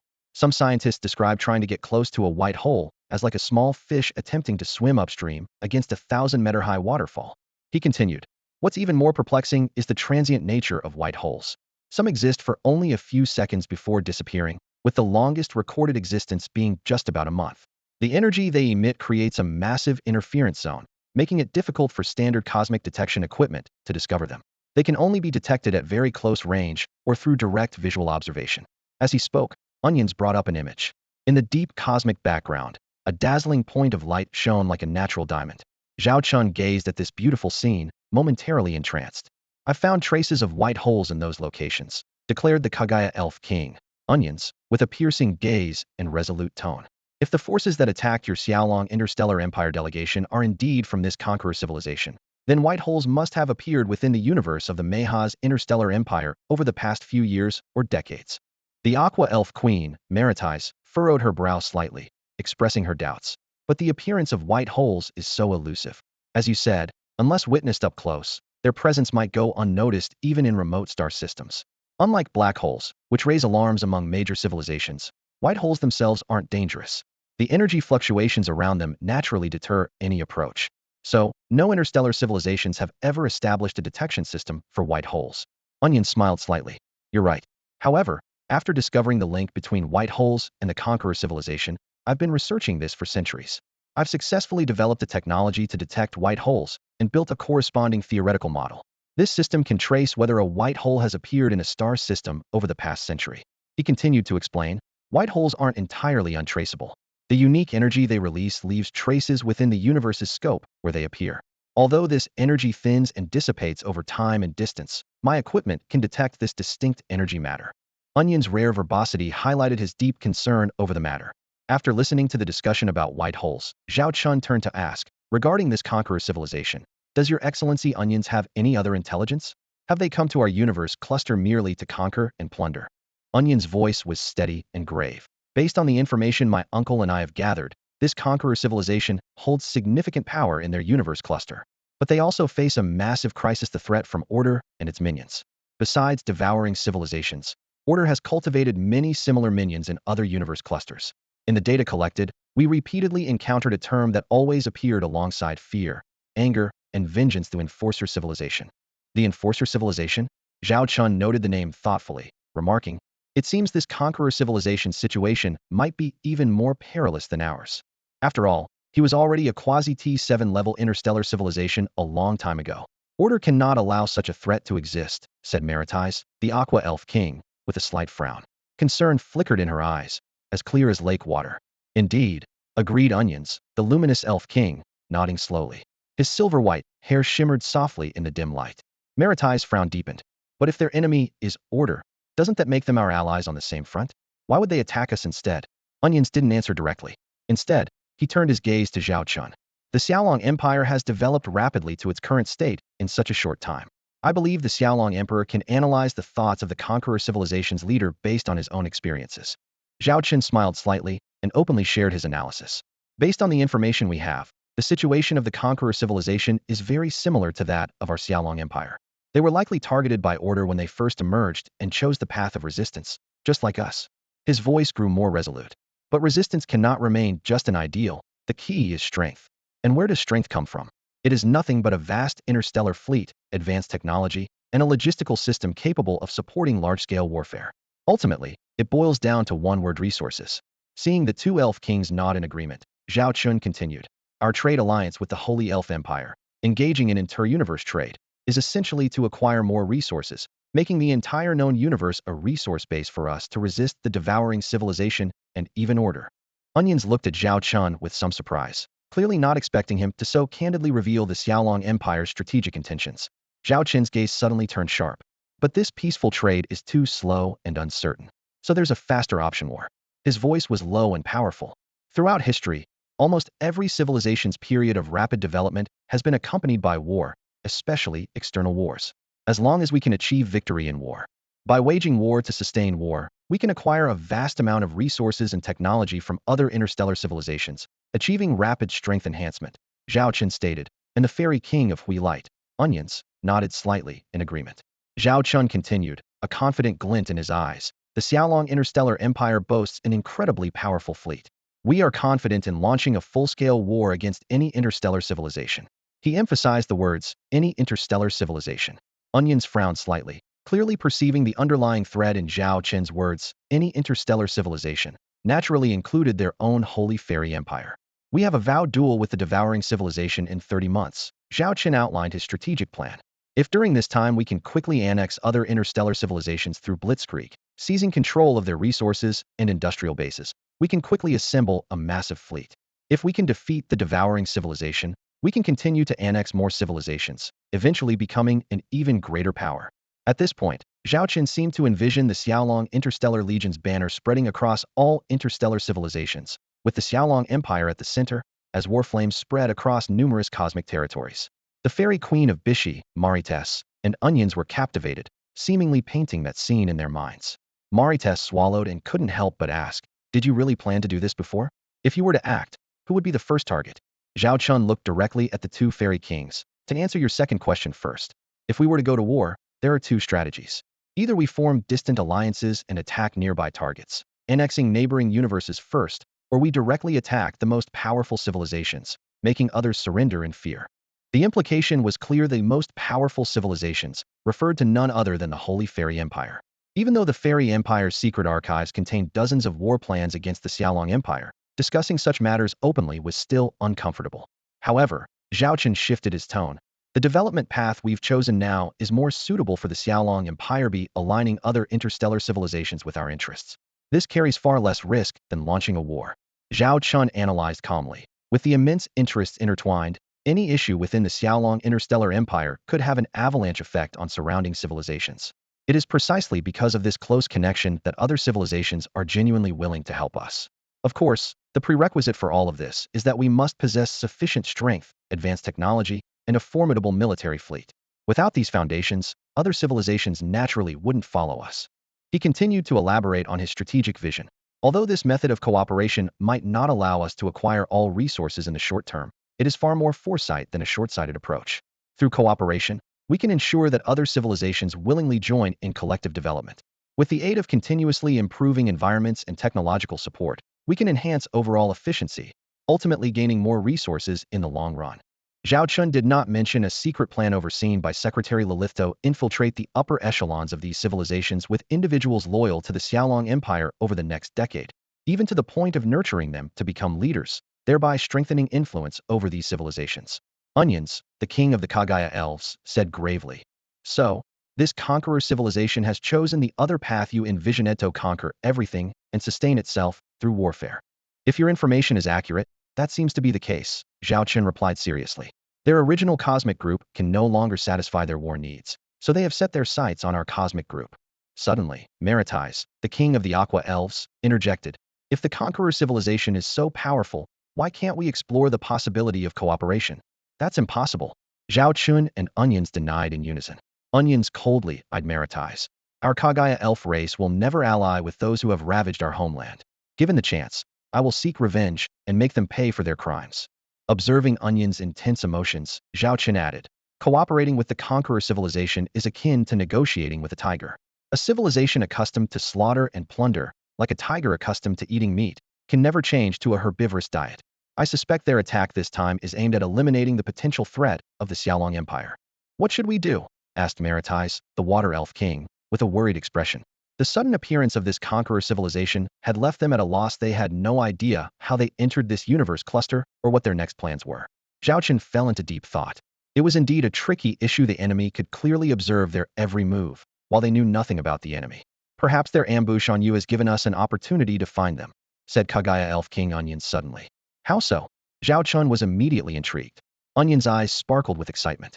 You mentioned they sent 100,000 elite warships to ambush you. To deploy such a large fleet, they either used the large white hole recently discovered within the Maha Star Empire's territory, or their fleet deployment technology has made significant breakthroughs. Either way, there will be traces. It was clear that the usually indifferent Kagaya Elf King harbored a strong hostility towards the conqueror civilization. Do you need our help? Zhao Chen offered. Onions turned to Zhao Chen, who continued, regardless of how you view me and the Xiaolong Star Empire, at least when it comes to fighting the conqueror civilization, we are on the same side.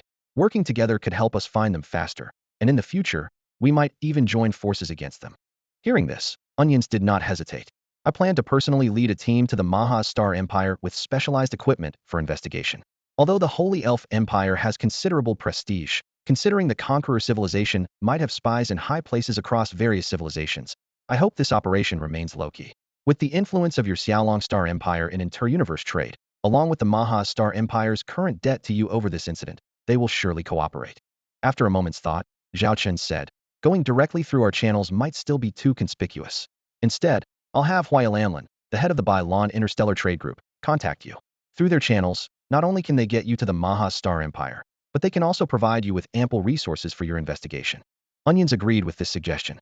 However, Maritais expressed concern, saying, Onions, you're an elf king.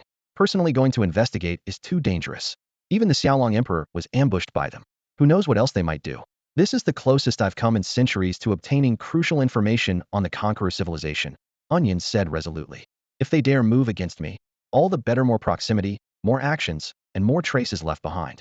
As for my identity and leaving the Holy Elf Empire, you might have forgotten that among the 5 Elf Kings, the Kagaya Elf King is specifically in charge of covert operations and is the only one with the privilege to leave the Holy Elf Empire at any time. Maritais was at a loss for words. It was indeed a privilege of the Kagaya Elf King. After their discussion, Zhao Chen and the Kagaya Elf King, Onions, formed a small alliance, at least in dealing with the conqueror civilization. Surprisingly, after the talks concluded, Onions invited Zhao Chen to stay for a meal. The room was simple and modest, with a small square table that could comfortably seat 3. Looking around, Zhao Chen was a bit taken aback. There was no trace of technology or luxury. It resembled an ordinary elf's dwelling more than that of an elf king. My place is simple, and the food is plain. If you don't mind, please have a seat, Onion said as he sat down. The table was set with 5 vegetarian dishes, reflecting the elves' dietary habits. The water elf queen, Maritais, gave a resigned look and explained to Zhao Chen, don't mind him, he's always been like this. He has little regard for life's luxuries, not even the basic aesthetic pursuits of our elf tribe. Sensing Onion's gaze, she quickly corrected herself, or rather, to him, simplicity itself is a form of beauty. As Maritais sat down, she continued, he can't stand our kin's penchant for opulence. When he sees someone decorating a starship lavishly, he can't help but make a snide comment. This has made him the least popular among the 5 elf kings, with hardly anyone willing to associate with him, including his own people. If it weren't for his remarkable abilities, unmatched among the Kagaya elves, he wouldn't have secured the position of elf king. She looked at Onions with a hint of disdain. Honestly, when you invited the Emperor of the Dragon Empire for a meal, I thought you had changed. Yet here you are, hosting an esteemed guest so plainly. If this doesn't suit your taste, we can always head to the Space City, where you'll find any delicacy you desire. What surprised Zhao Chen was Onion's approach to food, which was unlike that of other elves. Typically, elves dine with elegance, every gesture filled with grace. Onions, however, focused intently on his meal, as if it were his last. No problem, this is just fine, Zhao Chen said as he sat down and picked up the utensils. Taking a bite, he found the seemingly simple vegetarian dishes unexpectedly flavorful and to his liking. Seeing Zhao Chen's reaction, Maritais visibly relaxed, having been worried that the Emperor of the Dragon Empire might feel they had neglected their guest. My home is quite simple, and the food is nothing fancy. If you don't mind, have a seat and join me, Zhao Chen said. The Fairy King Hui Onions, took a seat without hesitation. Suddenly, several glowing orbs floated into the room, gently lowering platters onto the table. Zhao Chen recognized these as sprites, low-intelligence creatures akin to pets raised by the fairy tribe. They could follow simple commands, but were extremely fragile, easy for even an ordinary human to kill. Thus, sprites usually relied on fairies for protection, serving them in return. Once 5 dishes were set on the table, the sprites quietly dispersed throughout the room. Zhao Chen glanced around, realizing that the walls and furniture, made of plants, provided ample hiding spots for the sprites. Scanning the dishes, Zhao Chen was unsurprised to see they were all vegetarian. He had long grown accustomed to the dietary preferences of the fairy tribe. Beside him, the Aqua Fairy Queen, Marites, gave a resigned smile and said to Zhao Chen, "Don't mind him. Onions has always been like this. He has no pursuit for life, not even caring for our basic fairy aesthetics. All his dwellings look like this. He's practically an old relic who doesn't know how to enjoy life." Noticing Onion's gaze, Marites quickly added, "Oh, I mean, to him, this is the beauty of simplicity. He doesn't like our people's extravagant tastes and can't help but mock when someone decorates a starship lavishly. This makes him the least popular among the 5 fairy kings, with few willing to associate with him, including his own people. If it weren't for his exceptional abilities, unmatched by anyone else, he wouldn't have become a fairy king." As she spoke, Marites took a seat, casting a slightly disdainful look at Onions. "Honestly, when you invited the Emperor of Songlong for a meal, I thought you'd come around. But here you are, still serving such a humble meal to your guests. If you can eat, great. If not, we can take a shuttle to the space station restaurant, where you'll find what you want." Onions ignored Merida's complaints, focusing intently on the meal before him. Zhao Chen watched, somewhat surprised. In the fairy tribe, dining was usually an elaborate affair, with every gesture meticulously refined. Yet Onions displayed a rare concentration, as if this meal might be his last. Observing this, Zhao Chen softly said, "No worries, this will do just fine." Zhao Chen quietly spoke before sitting down and picking up his utensils to enjoy the meal in front of him. Though the dishes appeared simple, they had a unique flavor that surprisingly suited his taste. Seeing his reaction, the Water Elf King, Marites, discreetly sighed in relief, having worried earlier that the Emperor of the Owl Dragon might find their hospitality lacking. After a few bites, Zhao Chen couldn't help but comment, "This conqueror civilization might have infiltrated various interstellar civilizations with spies, and your Holy Elf Empire is likely no exception. We need to conduct a thorough investigation." His brow furrowed, indicating his serious concern about this potential threat. He continued, "We can't always react passively. If the lead on the white hole proves difficult to break through, we'll have to rely on our current cosmic exploration equipment. I suggest we share technology in this area to accelerate the development of devices capable of exploring another universe cluster. It benefits both sides, and collaboration is essential." Having said this, Zhao Chen noticed the lack of response from the Kagaya Elf King, Onions. Puzzled, he looked up to see Onions still focused on his meal, seemingly indifferent to everything around him. Even as Zhao Chen watched him in confusion, Onions remained unresponsive, like a cold, unyielding iceberg. Seeing this, Marites explained with a hint of helplessness, "Don't mind him. That's just his nature. He never talks at the dining table unless he's finished eating. We're all used to it." Zhao Chen realized this was quite different from his own habits.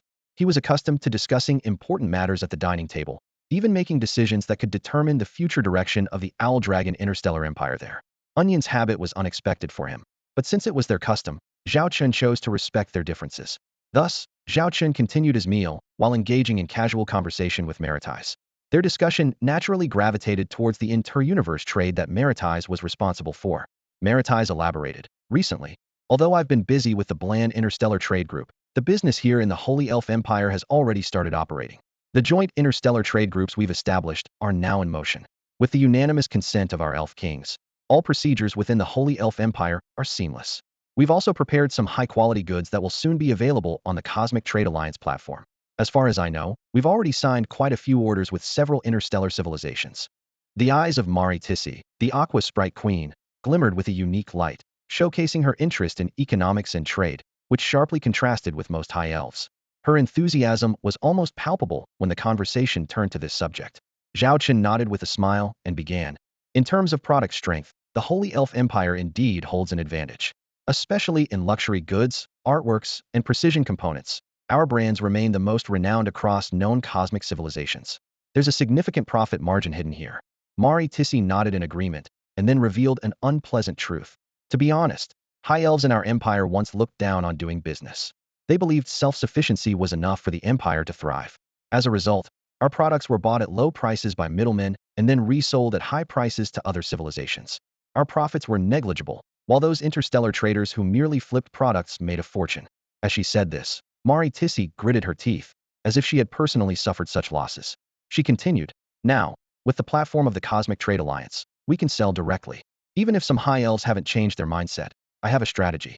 I plan to establish a specialized agency to consolidate resources within a galaxy and appoint agents to handle sales. This way, those high elves can earn a substantial amount of star coins without lowering themselves, so they naturally won't refuse. And by amassing a large pool of product resources, we have more leverage in external negotiations." Mari Tissi did not hold back in her criticism of her fellow high elves. As the sprite queen in charge of interstellar trade, she was more pragmatic than other high elves, lacking their rebellious attitude. Otherwise, she would not have been able to conduct interstellar trade with the outside world. At that moment, Kagaya Sprite King Onions, seated across the table, set down his utensils and dabbed the corner of his mouth with a napkin. Placing the napkin aside, he turned his gaze to Zhao Chen and spoke slowly. Regarding the spies you mentioned, I had received some reports before, but lacked substantial evidence.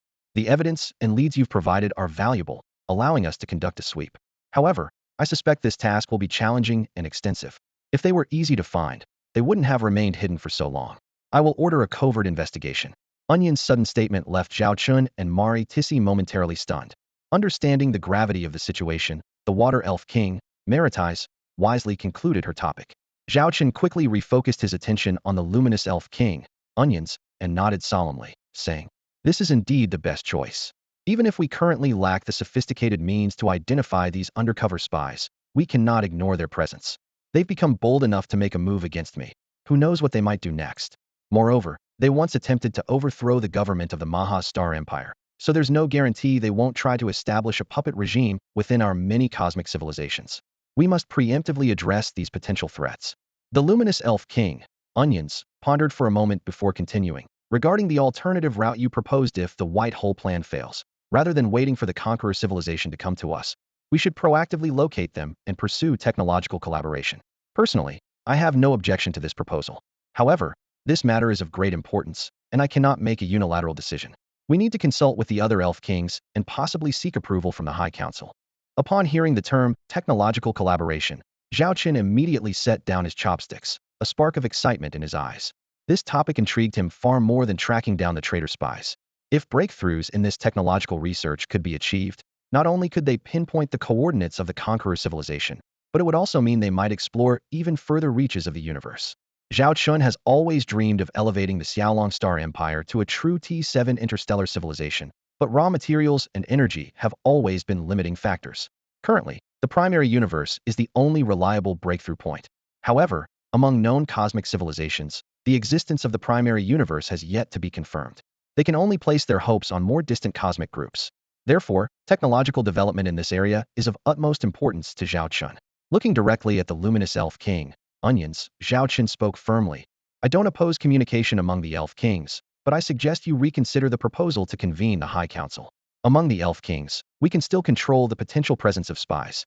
But with so many high-ranking elf counselors in the High Council, can you guarantee there are no eyes from the conqueror civilization among them? This could very well alert them. Once they're alarmed, it will be much harder to find any clues, and we could even face a covert attack. In the current situation, we are in the open, and they are in the shadows. Every step we take must be cautious and discreet."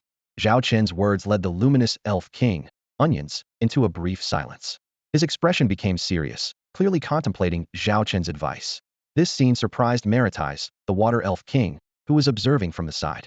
Among the Elf Kings, the most rule-abiding was not the elderly radiant Elf King, Gustav, but rather the luminous Elf King, Onions, in front of her. Yet at this moment, the typically rigid luminous Elf King was considering the possibility of flexibility.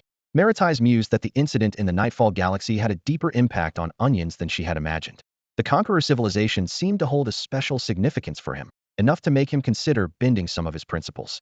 This realization gave Maritais a new understanding of the severity of the situation. Zhao Chen's fingers tapped lightly on the table, a rhythm that revealed his inner contemplation.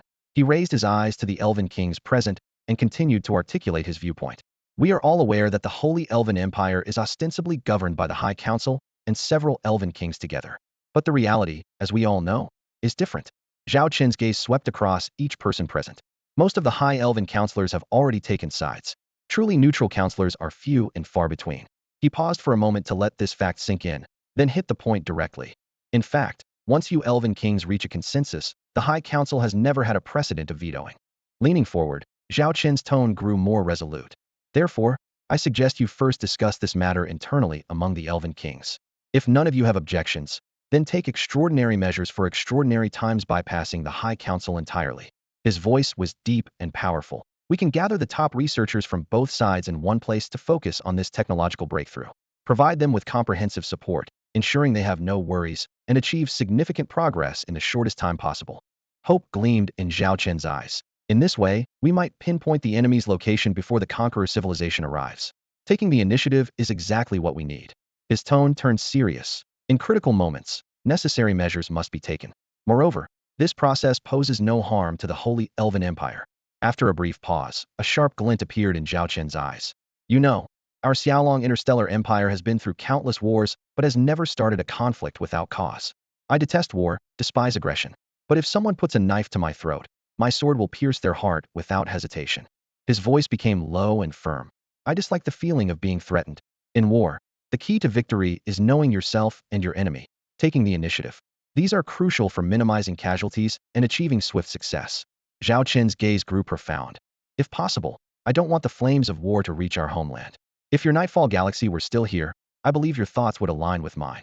As he finished speaking, the aquatic elf king, Maritis, gracefully set down her utensils and gently wiped the corner of her mouth.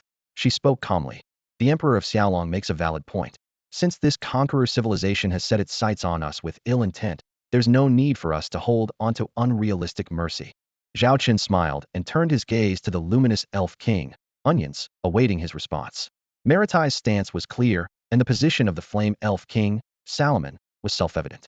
If the usually opposing luminous elf king, Onions, also agreed to this proposal, then the remaining emerald elf king, Mansfield, and radiant elf king, Gustav, would not be an issue.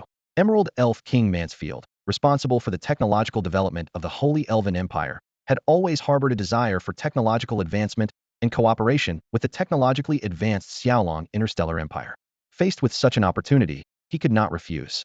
As for Radiant Elf King Gustav, as long as the other Elven Kings reached an agreement, he would not oppose it alone. Zhao Chen quietly awaited, knowing that the next response would determine the direction of this negotiation. Zhao Chen sat face-to-face with Onions, the Elven King of Kagaya, and a slight tension filled the air. Onion's sharp gaze seemed to pierce into Zhao Chen's soul. We're merely initiating scientific research in the field of technological exploration equipment, Onions declared in a deep, resolute voice. Zhao Chen smiled slightly and shrugged, responding in a relaxed tone. Naturally. Onions immediately added with an undeniable seriousness. All research findings in this field are to be shared between us and kept confidential from the outside. All experiments must be disclosed to both parties. No problem. Zhao Chen agreed without hesitation. He was well aware that despite their pleasant conversation, shared dinners, and common enemies, Onions remained wary of the Xiaolong Interstellar Empire. This attitude did not bother Zhao Chen. Instead, it made him appreciate Onions even more. In his view, Onions was a straightforward person, clear about his likes and dislikes, never pretending to be friendly while harboring hidden intentions.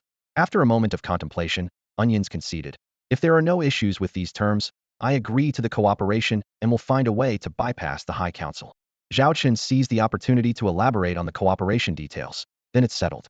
You should quickly discuss and confirm this matter with the other Elven Kings. Considering the unique environment of your Holy Elven Empire's universe, the research facility will be provided by our Xiaolong Interstellar Empire. Of course, if you have any concerns, you can choose a third-party location. Onions waved his hand, speaking calmly. If the other Elven Kings agree, then it can take place in your Xiaolong Interstellar Empire universe. As for funding, we won't take advantage. We'll each bear half of the costs. Since it's a collaborative research effort, it's only fair. Agreed, Zhao Chen nodded. Suddenly, Onions shifted the topic, posing an unexpected question. Regarding your duel of vows with the Dark God King, how confident are you? Zhao Chen took a deep breath, looking at Onions with determination. Absolutely certain. This battle must be a sure win because we have no retreat. Onions remained silent for a long time before finally saying, if you need assistance at the time, have Salomon bring it up in the High Council. I can agree to provide you with some assistance. These words left the Water Elven King, Maritis, astonished. She looked at Onions in disbelief, thinking that his behavior today was quite uncharacteristic. In her memory, Onions had never been so proactive in offering help to others, especially to a potential rival. The conclusion of the meeting brought about a significant shift in Zhao Chen's perception of the Emperor of the Xiaolong Empire. He skipped formalities and expressed his heartfelt gratitude directly. Then, Zhao Chen rose to his feet, ready to depart, and return to the Xiaolong Interstellar Empire. Bishui Elf Queen Maritis personally saw Zhao Chen off, a gesture that showed her respect for the Emperor. In stark contrast, the attitude of Kagaya Elf King Onions was much cooler. He simply said goodbye, and turned away, as if their conversation had never taken place. Zhao Chen shrugged helplessly, fatigue written all over his face. He explained to Maritis, I have a lot to deal with back home. Preparing for the Oath Duel, the Cosmic Trade Alliance matters, the issues with the Mayha's Interstellar Empire, and now this Conqueror civilization trouble. I thought these 30 months would pass peacefully, but problems keep arising. Maritais chuckled softly, her eyes glinting with teasing light. After all, you are the Emperor of Xiaolong. Many envy your status and position. She paused and then asked, by the way, you and Salamence get along well. Why didn't you visit her this time when you came to the Holy Elf Empire? Zhao Chen ignored the teasing in Maritais' words and replied with resignation. Forget it. There will be other opportunities. Maritais gave a meaningful, oh, still watching Zhao Chen. He quickly shifted the topic to business. Regarding the Cosmic Trade Alliance, I'll need your support. Although this project was initiated by our Xiaolong Interstellar Empire, we can't achieve results quickly on our own. Only by working together to expand this cake can we all gain more. Maritais nodded in agreement. Rest assured, this is part of my duty. It benefits our Holy Elf Empire as well. Since we've decided to join the Cosmic Trade Alliance, we'll give it our all. After all, we don't want to lag too far behind your Xiaolong Interstellar Empire. Zhao Chen smiled slightly and continued. There's also the matter of the conqueror civilization and our joint technological cooperation. I might not be able to contact Kagaya Elf King Onions directly, so I'll rely on you to mediate. If there's any important news from his side, please inform me promptly. If you need our assistance, feel free to ask. Technological cooperation benefits both of us, and I hope you can push this forward to ensure it materializes soon. Time is the most precious resource for the Xiaolong Intergalactic Empire. Emperor Zhao Chen understands this well, and every decision he makes is a race against time. After listening to Zhao Chen's strategy, Queen Maritais of the Aqua Spirits nodded and smiled. I understand now why the Xiaolong Intergalactic Empire has risen so quickly. With your decisive nature and efficient methods, it's hard for the Empire not to develop rapidly. Zhao Chen couldn't help but laugh heartily. Is that a compliment? It's funny because my subordinates think I'm a hands-off leader. Maritais disagreed. Perhaps you seem laid back on the surface, sometimes even carefree. But in reality, you're always mindful of the Empire's affairs. That's 1,000 times better than leaders who only talk. Zhao Chen jokingly replied. All right, stop flattering me. No matter how much you praise me, it won't change our profit sharing. With that, he had already made his way to his shuttle. They paused by the shuttle. Zhao Chen said, I should head back. I'll leave the cooperation matters to you. Of course. Maritais shook hands with Zhao Chen in farewell. Zhao Chen boarded the shuttle, and the door closed slowly. Amidst the roaring engines, the shuttle ascended and moved towards the distant starship. Maritais stood watching as the shuttle gradually disappeared from view. Meanwhile, in a hidden military base, a secret meeting was underway in a dimly lit conference room. Several mysterious figures cloaked in black were discussing a recent failed military operation. Why did this plan fail? A deep voice broke the silence. Another voice responded. We underestimated the military strength and vigilance of the Xiaolong Intergalactic Empire. They seemed to anticipate our move and dispatched significant reinforcements the moment our intentions were revealed. According to the general's last report, the Xiaolong Empire's starships far outperform ours of the same class. In that case, eliminating the Xiaolong Intergalactic Empire is even more urgent, a third voice stated gravely. Suddenly, a question interrupted the discussion. Why are we attacking the Xiaolong Intergalactic Empire now? Aren't they in a 30-month duel with the devouring civilization? Why not wait until during or after the duel? After a moment of silence, a voice explained, regarding the timing of our action, there were actually two plans discussed. One is what we're executing now, and the other was to act after the duel. But the latter has a problem. The shadow of the oath duel loomed over everyone, the air thick with tension and uncertainty. A senior official furrowed his brow and slowly articulated the predicament they faced. In this oath duel, the power balance between the Xiaolong Interstellar Empire and the devouring civilization remains a mystery. Our actions are constrained, making it difficult to respond promptly to this unknown conflict. He paused, his gaze sweeping across everyone present, and continued. If the Xiaolong Interstellar Empire wins, we might have a chance to exploit the situation. But what if the devouring civilization triumphs? His voice dropped a notch. We've received intelligence that several other factions are dispatching fleet reinforcements to support the devouring civilization. This means the Xiaolong Interstellar Empire has little chance of victory in this duel. The atmosphere in the room grew even heavier. The official went on to explain. The higher-ups want us to overthrow the Xiaolong Interstellar Empire and seize the technology we need before the oath duel begins. Once the war erupts and the devouring civilization controls the Xiaolong Interstellar Empire, it will be nearly impossible to obtain the complete Xiaolong system interstellar warship technology. As soon as he finished, a puzzled voice broke the silence. A young officer couldn't help but spread his hands and asked in confusion. I still don't understand why the rush. Our original plan was to take action a year later in the Mayhar's interstellar empire. By then, we would be better prepared, and maybe these issues wouldn't arise. Enough! A sharp rebuke interrupted the young officer. Then, another calm voice spoke up. It's not exactly a secret. We've encountered major issues on our side. Resources are no longer sufficient to sustain the front line's consumption. The Empire needs us to accelerate the establishment of colonies and extract more resources to support it. These words stunned the questioning young officer. He quickly grasped the crux of the issue. Their empire was in trouble, urgently needing resources from this universe, and couldn't wait a year or two.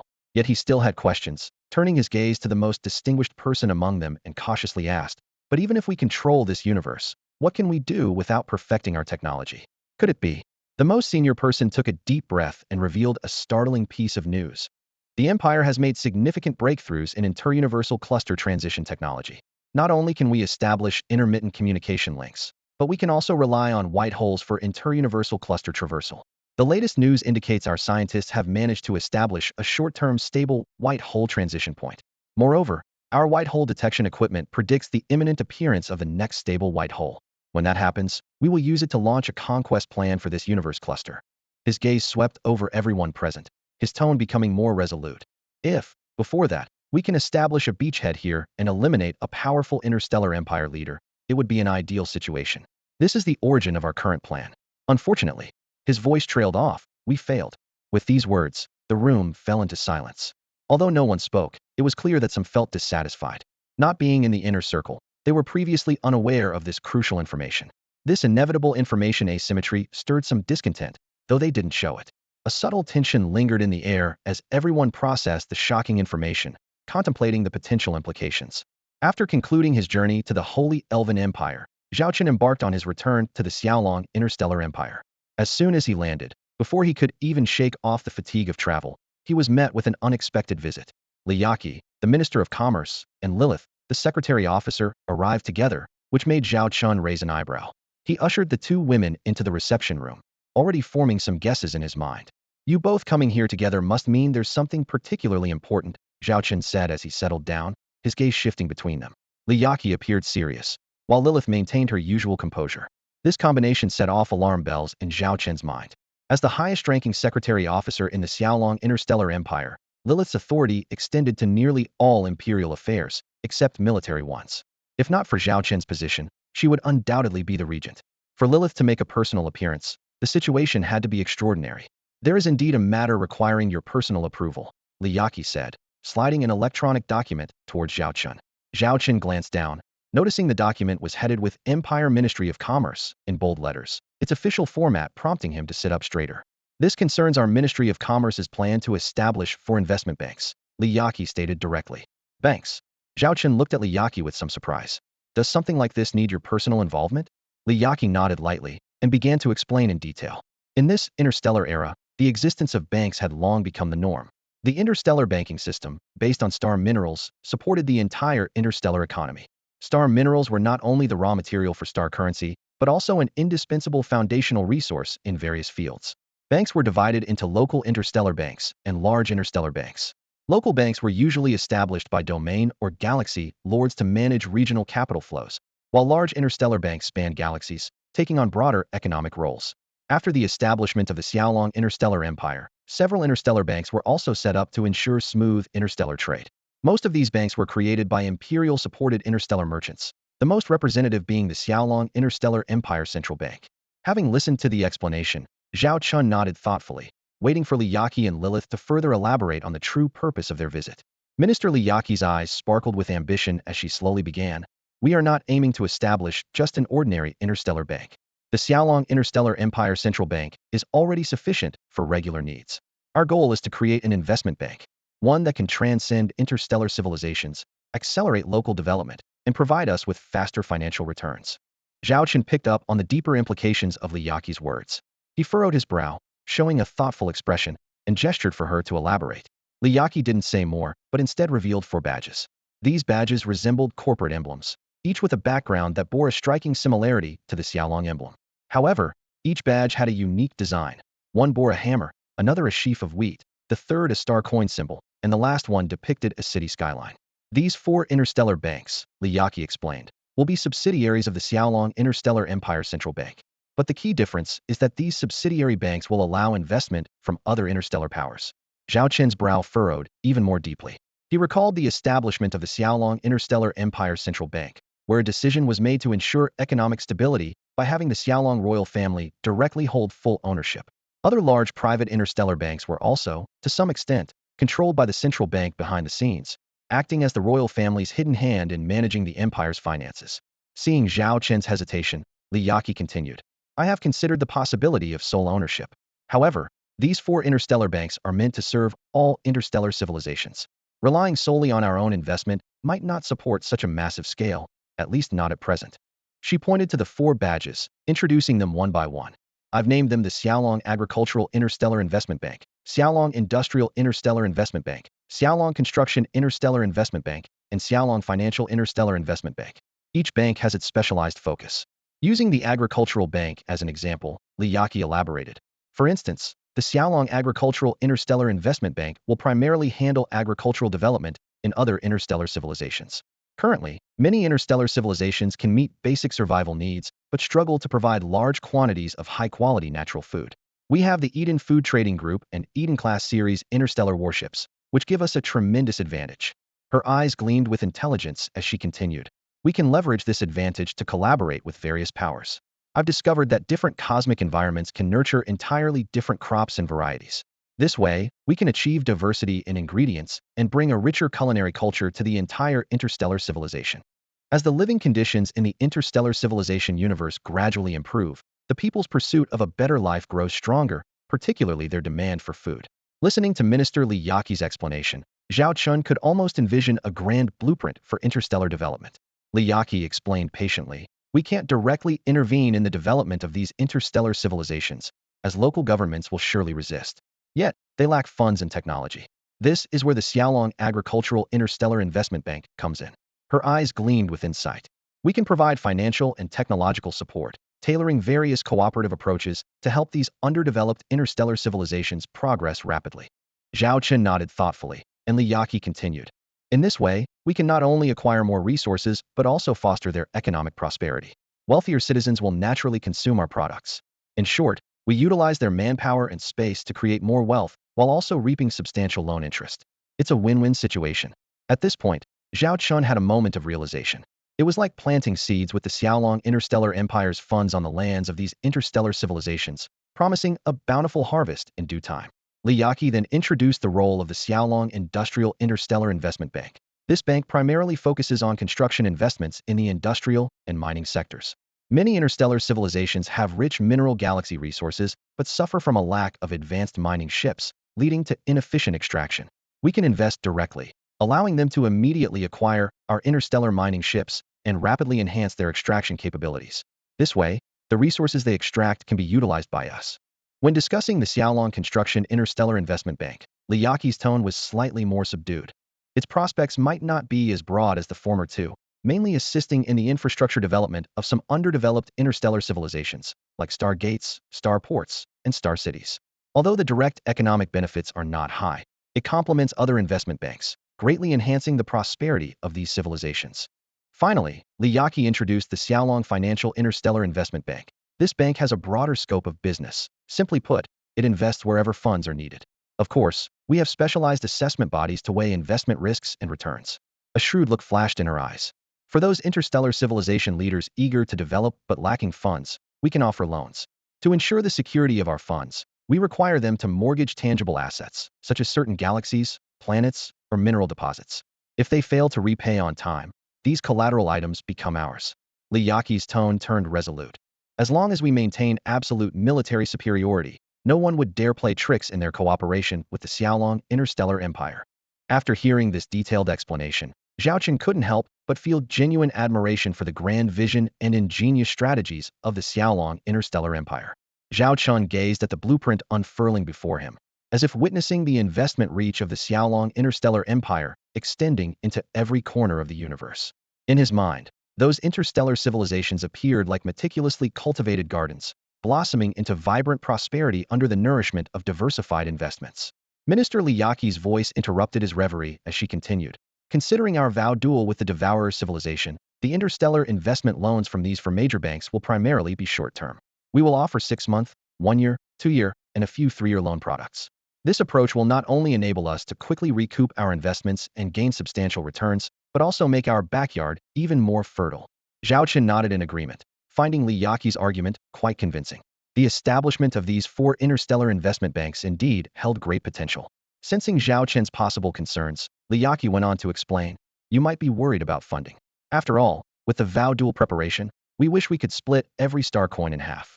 But don't forget, those interstellar civilizations and traders hold a vast amount of funds. We can leverage the Xiaolong Interstellar Empire's reputation to raise capital. As for the investment returns, we will provide detailed reports, and those astute interstellar traders will surely calculate everything clearly." Her eyes sparkled with intelligence as she continued, "We can categorize investors into long-term partners and temporary investors.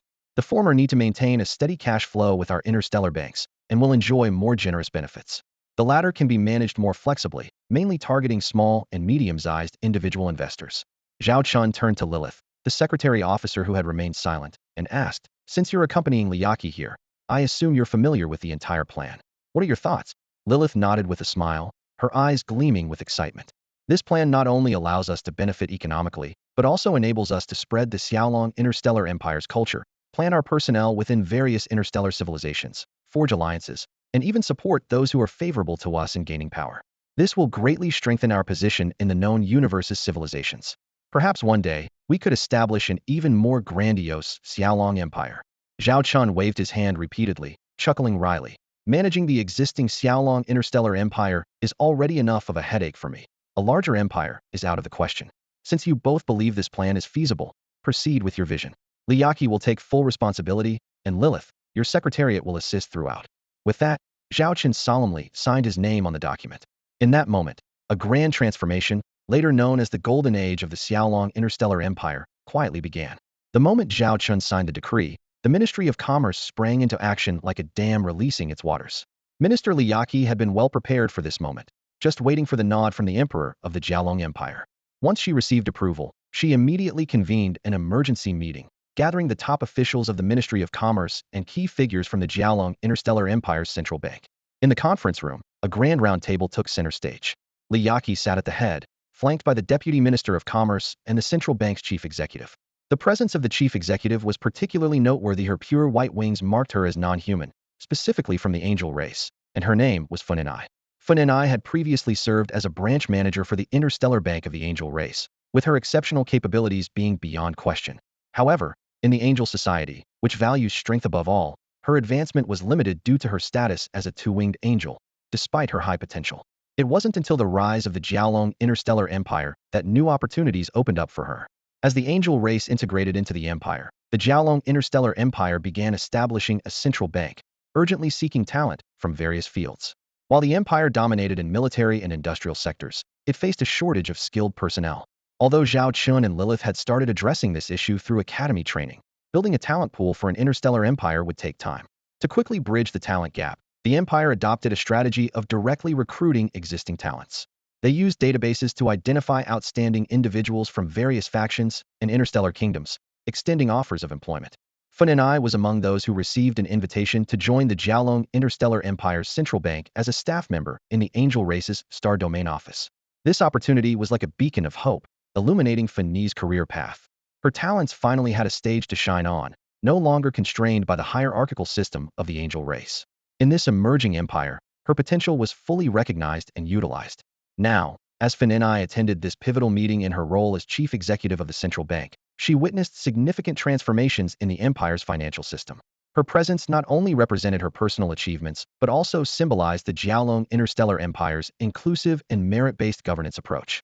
During the rise of the Xiaolong Interstellar Empire, a large-scale talent recruitment campaign quietly unfolded.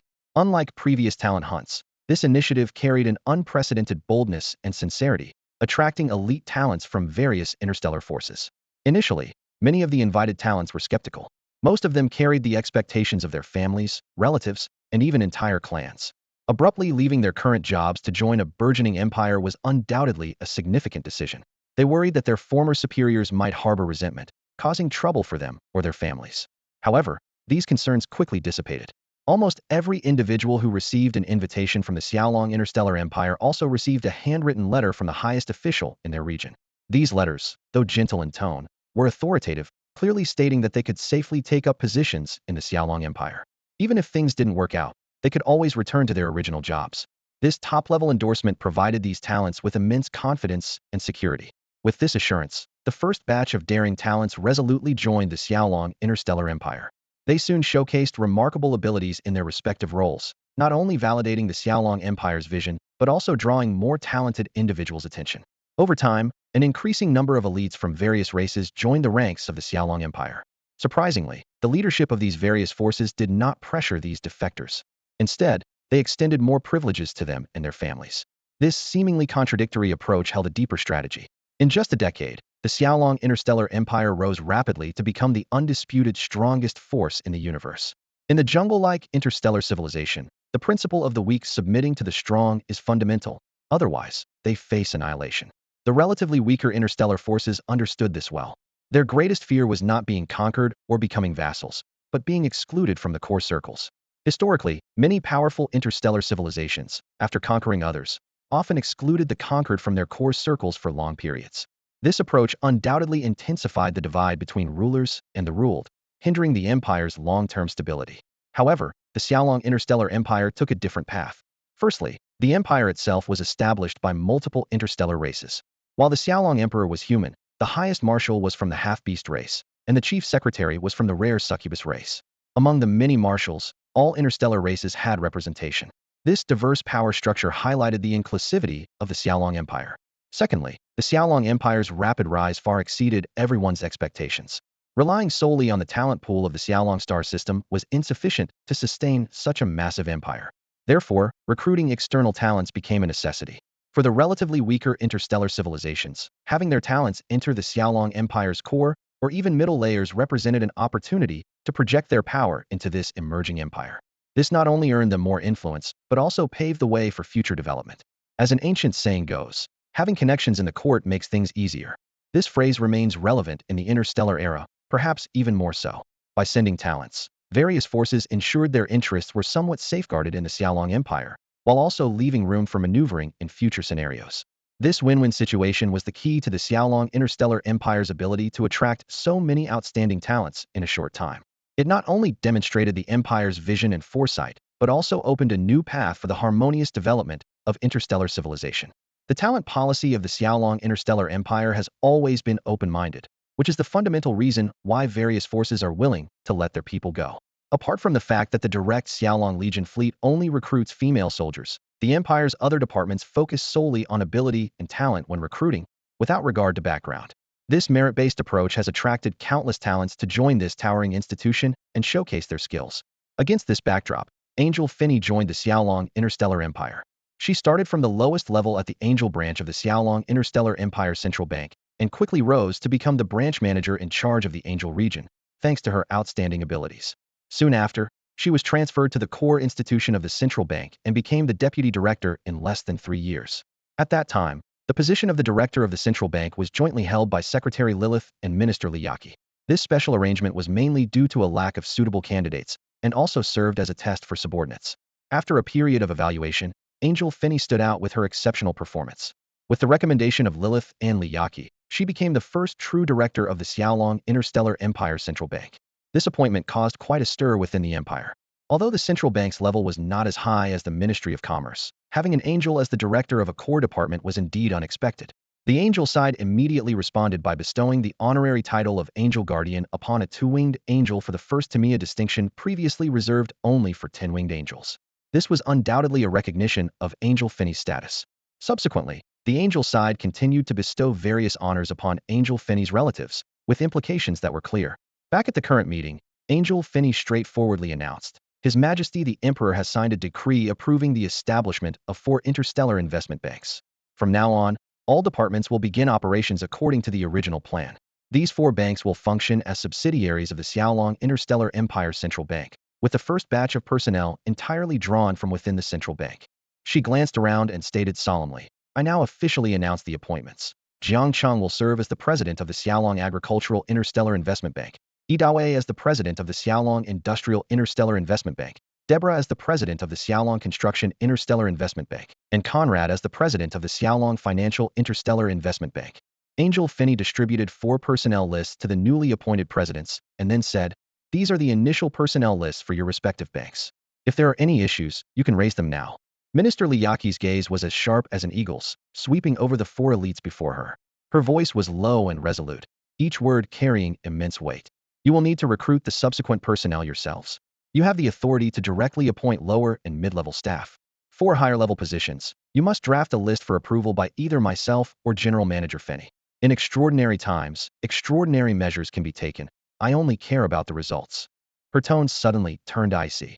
If the results are unsatisfactory, not only will your positions be at risk, but you will also lose the opportunity to return to Central Command.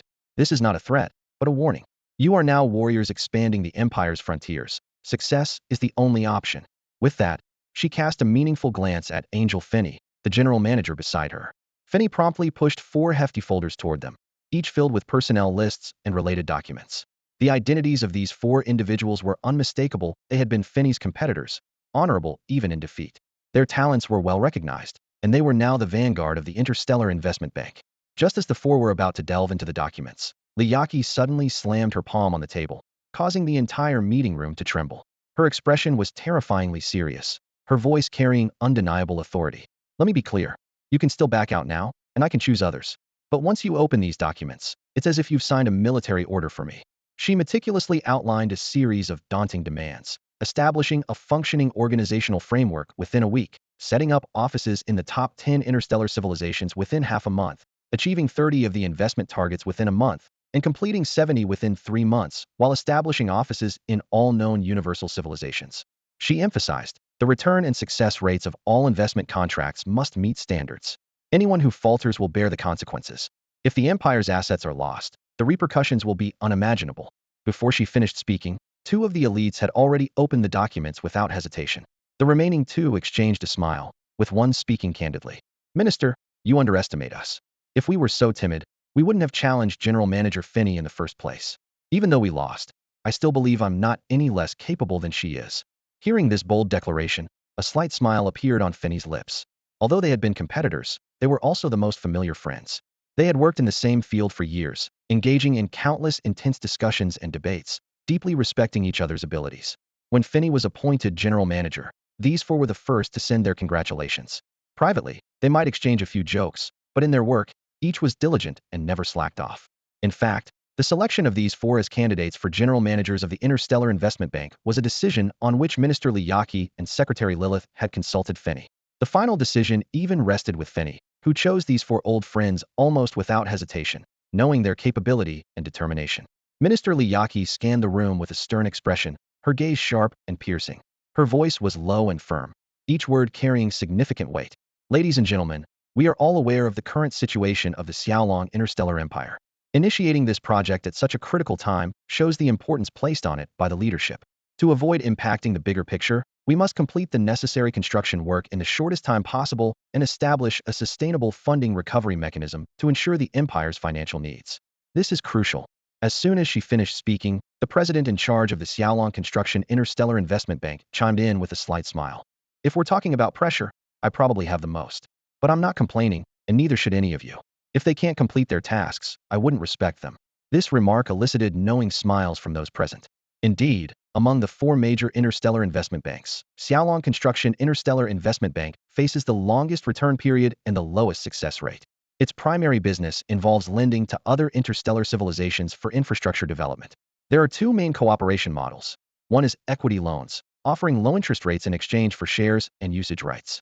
Unless it's a significant Stargate or Starport project, the return period usually ranges from 10 to 30 years, or even over a century, which clearly doesn't align with the current needs of the Xiaolong Empire. The other model is high-interest loans, suitable for civilizations unwilling to let the Xiaolong Empire hold shares. Additionally, there is a special leasing model. The ownership of the buildings belongs to local forces, but the usage and management rights for 50 or 100 years are agreed to be with the Xiaolong Empire, in exchange for low or no-interest loans. Despite this investment model remains the most challenging to implement among the 4.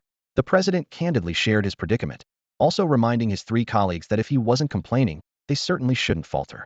Suddenly, another president seriously pointed out, actually, these task metrics are secondary. The most crucial thing is determining how much funding the central bank is willing to provide us. This statement was like a stone thrown into a calm lake, instantly plunging the meeting room into silence.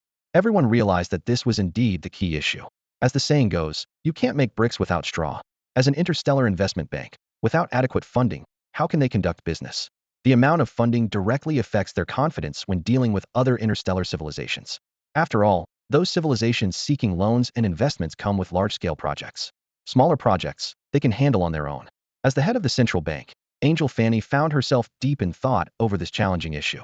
Her gaze instinctively landed on Liyaki, the Minister of Commerce, seeking answers. Although Liyaki technically didn't have the authority to decide on such significant matters, she had already communicated with Lilith, the chief secretary who managed the treasury of the Xiaolong Interstellar Empire, before the meeting and obtained a satisfactory figure. Liyaki looked around, cleared her throat, and began, "Ladies and gentlemen, this is the first operation for our 4 major interstellar investment banks. Frankly, no one can accurately predict the scale of actual demand. Even calculating the financial needs of a single universe takes considerable time, let alone multiple interstellar civilization universes. Therefore, the authorities have provided this funding policy." She paused before continuing. "Firstly, the 4 major interstellar investment banks will receive a total allocation of 100 trillion star coins. Secondly, you have the right to engage in technical investment collaborations below T5 technology level and may apply for collaborations at T6 technology level.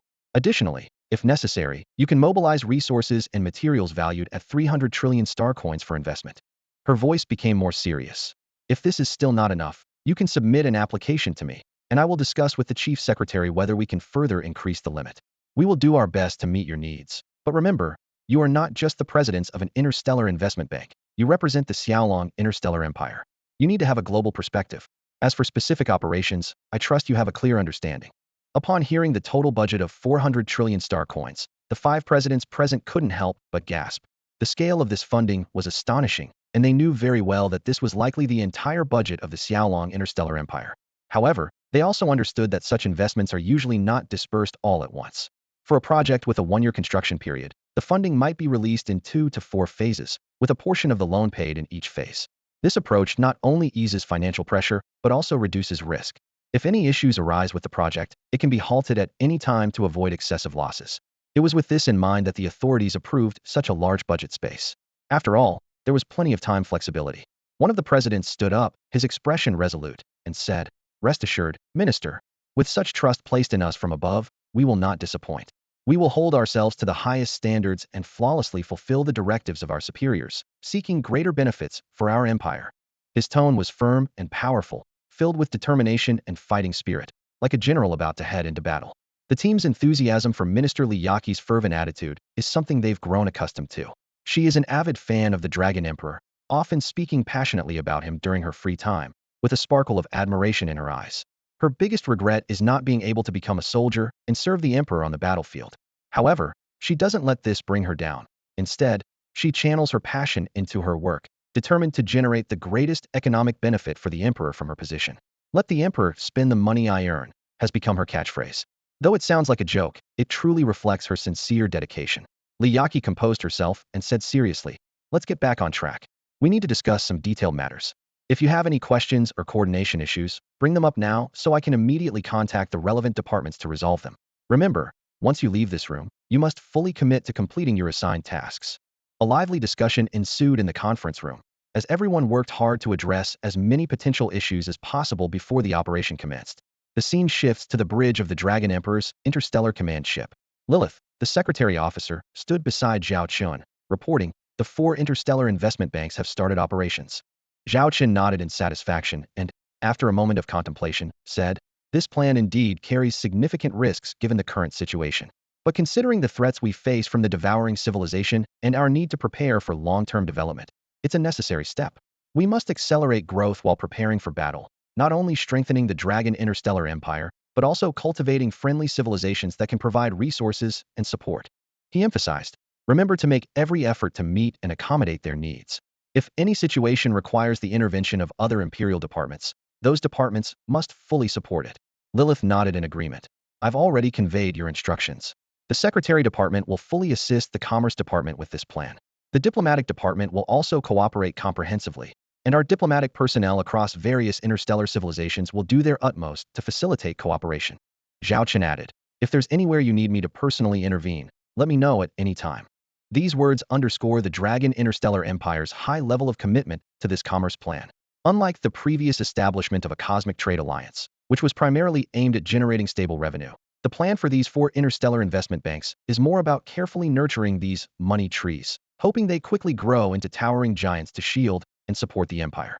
After discussing the Commerce Department's affairs, Zhao Chen asked, "How is the progress on the Cosmic Exploration Technology Cooperation Project previously agreed upon with the Holy Elf Empire's Elf Kings?" Lilith quickly accessed the relevant documents and replied, "Following the high-level meetings between both sides, the Holy Elf Empire immediately dispatched a team of top scientists and researchers to our country. We promptly arranged for them to work at the number 903 Institute, a subsidiary of the highest military research institute in the Dragon Empire.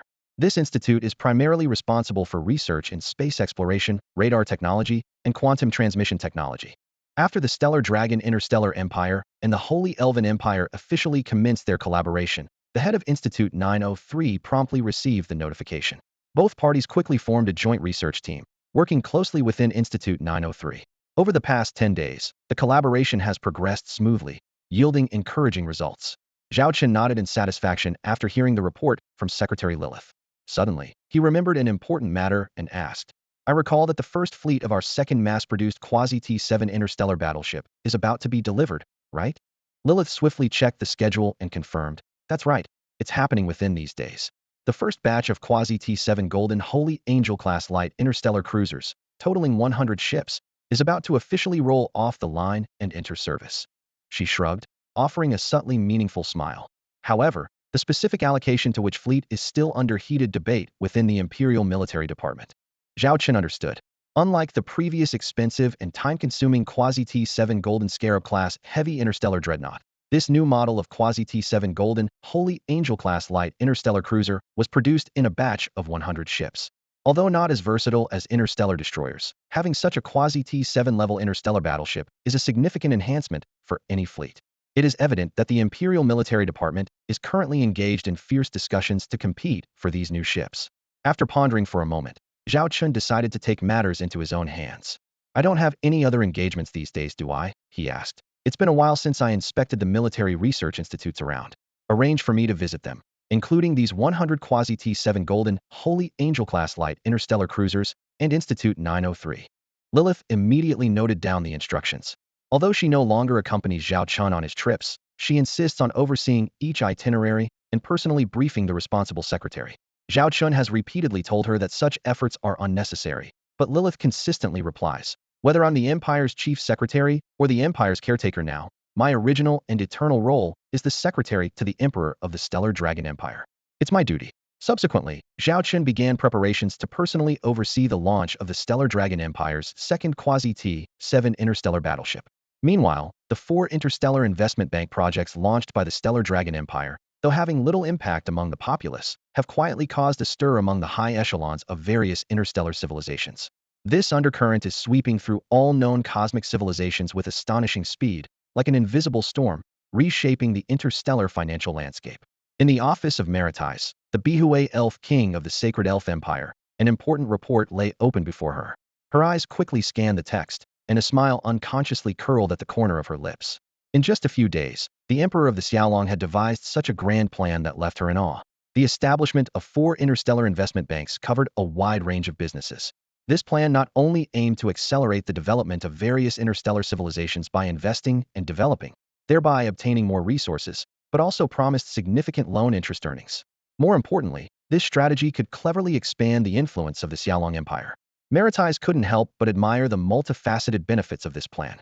Just then, a cold voice interrupted her thoughts. Through a video window, the icy face of Onions, the Huey Elf King, appeared before her, his eyes filled with caution and skepticism.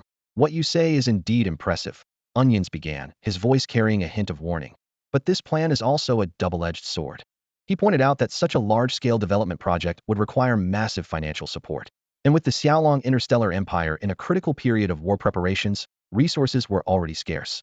The Cosmic Trade Alliance's plan had yet to recoup its costs, and now they were embarking on this project, which lacked financial assurance. The construction funds needed by those interstellar civilizations were astronomical. Onions continued his analysis. If it were a time of peace, the Xiaolong Interstellar Empire might have the strength to support such a plan. But now, this risky move could deplete a vast amount of resources in the short term, severely impacting military plans. His tone grew more serious. "You must understand that what the Xiaolong Interstellar Empire should focus on right now is the upcoming Oath Duel. If they fail in the duel, all these plans will become futile, possibly benefiting the devouring civilization. After hearing Onion's analysis, Maritais gently shook her head, a faint smile appearing on her face. In this regard, I hold the opposite view to yours. Seeing Onion's surprised expression, Maritais continued to explain. You know, I'm known for my cautious nature, always looking 3 steps ahead. But the Xiaolong Interstellar Empire, especially that Xiaolong Emperor, their way of thinking is completely different. Every step they take considers the next 10 steps, even 100. She paused, her gaze deepening. Although it's widely known that the Xiaolong Interstellar Empire should be focusing on the oath duel and not depleting valuable resources elsewhere, what if, in the eyes of the Xiaolong Emperor, victory in the oath duel is certain? If they have absolute confidence in their victory, shouldn't they begin considering longer-term matters? Maritais' voice grew more resolute. The devouring civilization is the claw of order. Although order itself is hypocritical and restricted by its nature from direct intervention, the existence of the devouring civilization is to fill this gap. However, if the Xiaolong Interstellar Empire can truly eliminate the devouring civilization, and even, according to the Oath Duel's wager, have the devouring civilization pledge allegiance, what would happen then? A hint of wariness flashed in her eyes. Order would inevitably become extremely wary of the Xiaolong Interstellar Empire's existence. I dare say, at that time, the Xiaolong Interstellar Empire will undoubtedly become a thorn in Order's side. At that time, the Order will stop at nothing to destroy the Xiaolong Interstellar Empire. Time is of the essence. Perhaps only 3, 5, or at most 10 years remain. The Xiaolong Emperor understands the value of time and has already begun implementing a series of development plans to prepare for the impending war. The words of the Aqua Elf Queen, Maritais, echoed in the air, catching the attention of the Kagaya Elf King, Onions. He frowned and asked gravely, aren't they being too aggressive in their approach? Maritais sighed softly and shrugged. A hint of helplessness flickered in her eyes as she explained, the Xiaolong Interstellar Empire is fundamentally different from us. We seek stability, avoid risks, and have even built a turtle shell to avoid conflict with the Order. But they dare to challenge everything, showing no fear even in the face of the most powerful T7 interstellar civilization. She paused briefly before continuing. A true leader must plan ahead. If you want to enjoy the shade of a tree, the best time to plant it is now. Onions fell into deep thought. Maritais seized the moment to add, as for the issue of resource scarcity, the Xiaolong Interstellar Empire already has a solution. They have established 4 new interstellar investment banks seeking partners and funds. Onions raised an eyebrow in surprise. They've acted so quickly? But will anyone really be willing to cooperate? Maritais smiled slightly, wagging her finger gently. You still underestimate the lure of market interests. As long as the profits are sufficient, people will be tempted. In the vast interstellar civilizations, there are both those lacking funds and those who are affluent. Right now, the Xiaolong Interstellar Empire is the ultimate cash cow. There was a hint of amazement in her tone. According to the latest information I've received, a royal family from an interstellar civilization, 5 transuniverse interstellar trading companies including the Byron Interstellar Trading Group, and dozens of interstellar power organizations have announced their intention to invest. The total investment has already reached an astonishing 30 trillion, and it's still climbing. I estimate it will soon surpass 100 trillion. Onions shook his head in disbelief.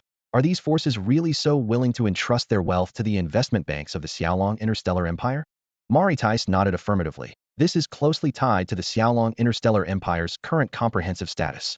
We must admit, they have become the uncrowned king of known cosmic civilizations, with influence surpassing any interstellar power, including our Holy Elf Empire. A flicker of admiration crossed her eyes. Most importantly, the Xiaolong Interstellar Empire can provide them with advanced technology and opportunities to generate wealth. This is the fundamental reason attracting so many civilizations to invest.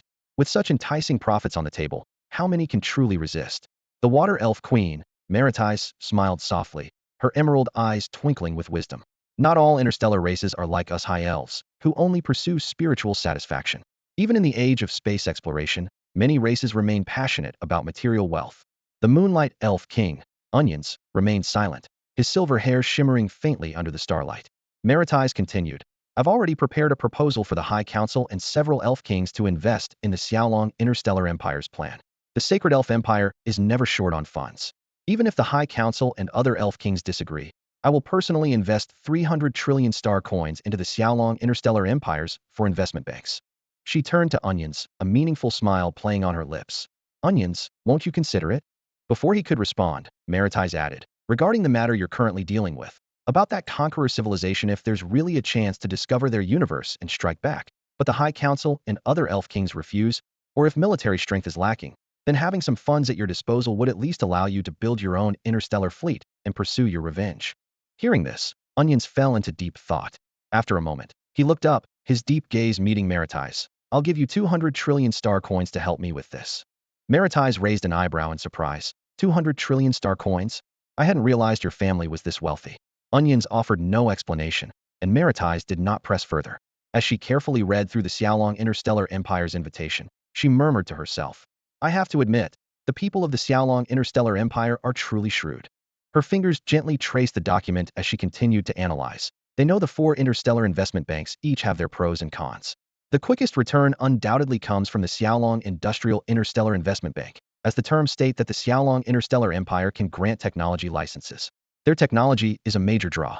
Coupled with the newly established Cosmic Trade Alliance, it won't take long to recoup the investment. Maritize's gaze shifted to another section.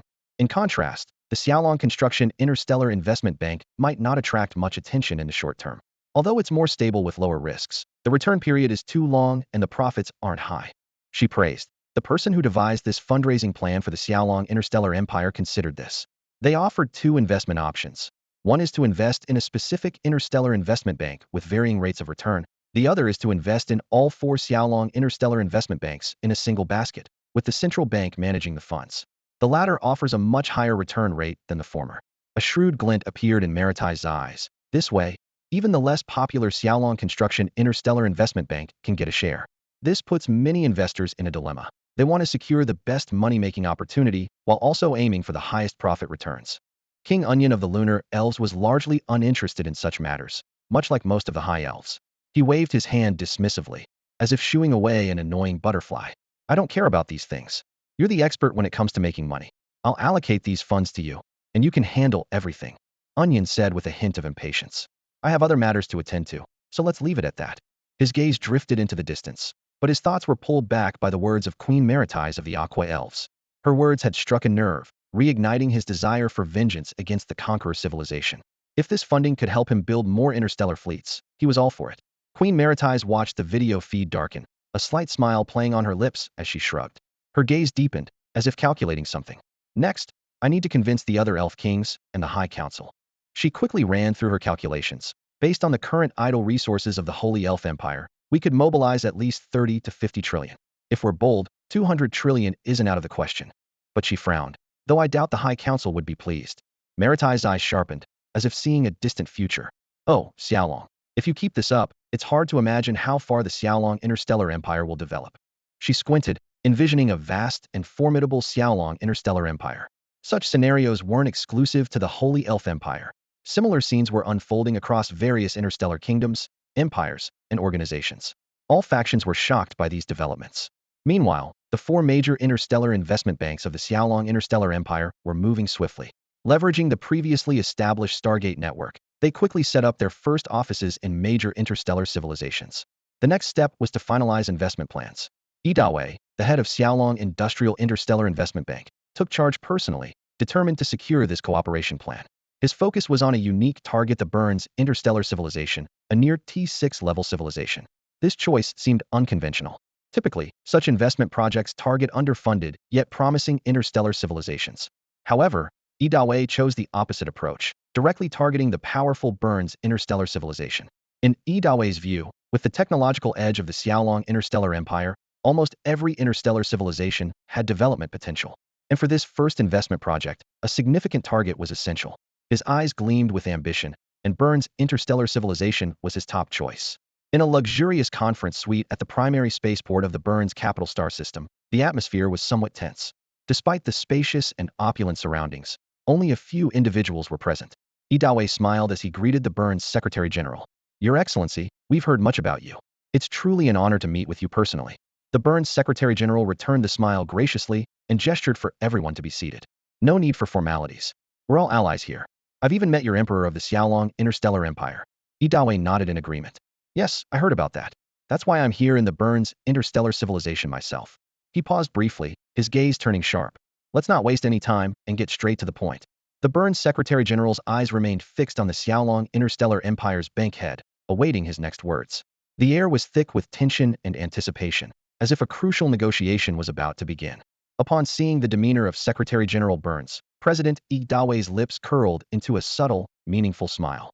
Instead of diving straight into the subject, he cleverly posed a question.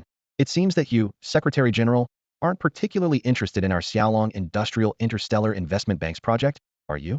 Secretary General Burns immediately donned a professional smile and quickly clarified. That's not quite the case. We have always held the Xiaolong Interstellar Empire in high regard. In fact, just before your arrival, we decided to invest 1 trillion star coins into the 4 investment banks of the Xiaolong Interstellar Empire's Legion as a gesture of support. President Yi listened and calmly pressed on. So, may I ask if you have any interest in our investment project? Burns sighed internally, realizing that he probably wouldn't leave without securing a few projects. If it were any other interstellar civilization being this persistent, he would have found an excuse to part ways long ago. But the representative before him was from the Xiaolong Interstellar Empire, a formidable entity not easily offended. It seemed he had no choice but to concede a bit. Putting on a spirited front, he said, "Of course, it's certainly of interest. However, while the Burns Interstellar civilization is not as mighty as the Xiaolong Interstellar Empire, as an established T5 level civilization, we don't have many areas in need of investment. But since you, President, have come in person, I must extend you this courtesy." After a brief moment of thought, Burns continued, "Here's an idea. We have a project, code ZN901, which involves setting up a T4 level dismantling plant for old products. It's still short about 30 billion star coins. I can arrange for the relevant parties to discuss it with you in detail." He thought to himself, this small project should satisfy their appetite, right? However, President Yi saw through his intentions and remained unfazed, saying, "Secretary General, our aim here isn't for such minor projects. We are quite interested in your recent development plan for the Wilkett star system." Upon hearing the name of this project, Secretary General Burns' expression turned grim. He abruptly stood up, his tone noticeably displeased. "President, I just remembered I have urgent matters to attend to. Our governor will be seeing me in half an hour.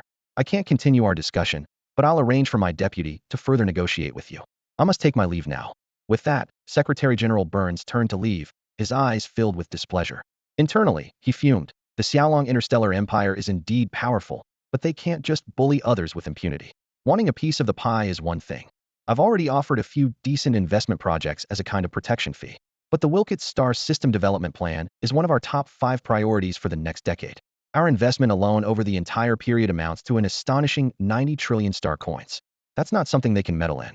The return on this project is incredibly high, with a remarkably short payback period. The statistical department of the Burns Interstellar Civilization has calculated that each phase of the project will break even in just 1 year after completion. Although the total investment cycle spans 10 years, with all phases running concurrently, the overall payback period is no more than 15 years. The potential future earnings from this project are enormous, with preliminary estimates suggesting an annual output value of 1 quadrillion star coins, equivalent to 1/10 of the Burns Interstellar Civilization's total annual output. Excitingly, they are fully prepared in terms of funding and technology. At this critical moment, the Xiaolong Interstellar Empire suddenly expressed interest in investing. This move seemed like an attempt to gain something for nothing, sharing in the ready-made results. The leaders of the Burns civilization couldn't agree to such a demand. Even at the risk of angering the governor of the Xiaolong Interstellar Empire, they decided to refuse. At most, they might offer some minor projects as a consolation, but there would be no concessions on this major project. However, just as the Burns Secretary General was about to leave, Governor Idawe spoke up. "Secretary General, perhaps you should hear my cooperation plan." His tone carried a hint of mystery, piquing the Secretary General's curiosity. Governor Idawe continued, "As I understand, your Wilkett Star System Development Plan has been in preparation for many years. From the initial 5-year investigation and analysis to a 3-year preliminary plan formulation, followed by 2 years to gain high-level approval, it was only 3 months ago that actual construction began." He detailed the characteristics of the Wilkett Star System, a newly discovered resource-rich star system, once considered a danger zone due to persistent cosmic disasters. It wasn't until 10 years ago that Burns scientists discovered the disaster intensity was rapidly decreasing, along with abundant mineral resources. "Your plan is outstanding," Governor Idawe praised, "requiring only a substantial amount of T4 technology and a small amount of T5 technology for execution. Upon completion, it could increase Burns civilization's annual output by 1 quadrillion star coins, equivalent to 10 of the current total output. This is undoubtedly a significant project." He paused, his eyes bright with intent. "If someone wants a share, I understand your reluctance. But what if we could make the pie bigger? For instance, increase the annual output to 5 quadrillion star coins." At this figure, the Burns Secretary General, who had been about to leave, stopped abruptly and turned, casting a skeptical glance at Governor Idawe. Governor Idawe gestured invitingly to the empty seat across from him. Secretary General, can we sit down and discuss this in detail? The Burns Secretary General hesitated for a moment, but eventually returned to the seat. Are you serious? He asked, his eyes sparkling with excitement. Would the governor have any issues with this? No problem, the Secretary General waved it off. I suddenly realized the governor's matter isn't urgent. Let him wait a bit. Let's talk about these 5 quadrillion star coins first. His eyes lit up as he eagerly awaited to hear more about this astounding proposal. Idawe gently pushed open the door to the private room, a confident smile playing at the corners of his mouth. Clutched tightly in his hand was a document as ace in the hole for negotiating with the Burns interstellar civilization. With this data, he was confident he could secure the cooperation plan. Clearing his throat, Idawe looked directly at the Burns chief secretary, speaking earnestly. Before I delve into the details of this plan, I must first apologize. Some of the information might touch on your confidential data, which we acquired through special channels. I hope you'll understand. The Burns chief secretary, unfazed, waved his hand dismissively, his eyes glinting with urgency as he cut to the chase. That's not important. What I care about is the issue of the 5 quadrillion star coins. Honestly, every interstellar civilization has its spies and others. It's commonplace. I'm not surprised that the Xiaolong Interstellar Empire got hold of our development plans. He paused, frowning slightly, and added, however, the matter we're discussing now involves some confidential aspects. Even if we don't reach an agreement, this information must not leak. Before Idawe could respond, the Burns chief secretary raised his hand, his fingers lightly touching a control to open a translucent interface. As he operated it, the air in the room seemed to tremble slightly, forming an invisible barrier. From now on, the Burns chief secretary's voice was low and resolute. This room is in complete isolation, with no communication signals connecting to the outside world. I assure you, nothing we discuss will be leaked. His tone grew urgent, almost through gritted teeth. Now, can we talk about those 5 quadrillion star coins? Idawe couldn't help but chuckle internally at the sight of the chief secretary almost leaping out of his seat. He knew that if he delayed any longer, the secretary might just leap across the table and throttle him. Ahem. Idawe cleared his throat, adopting a serious tone.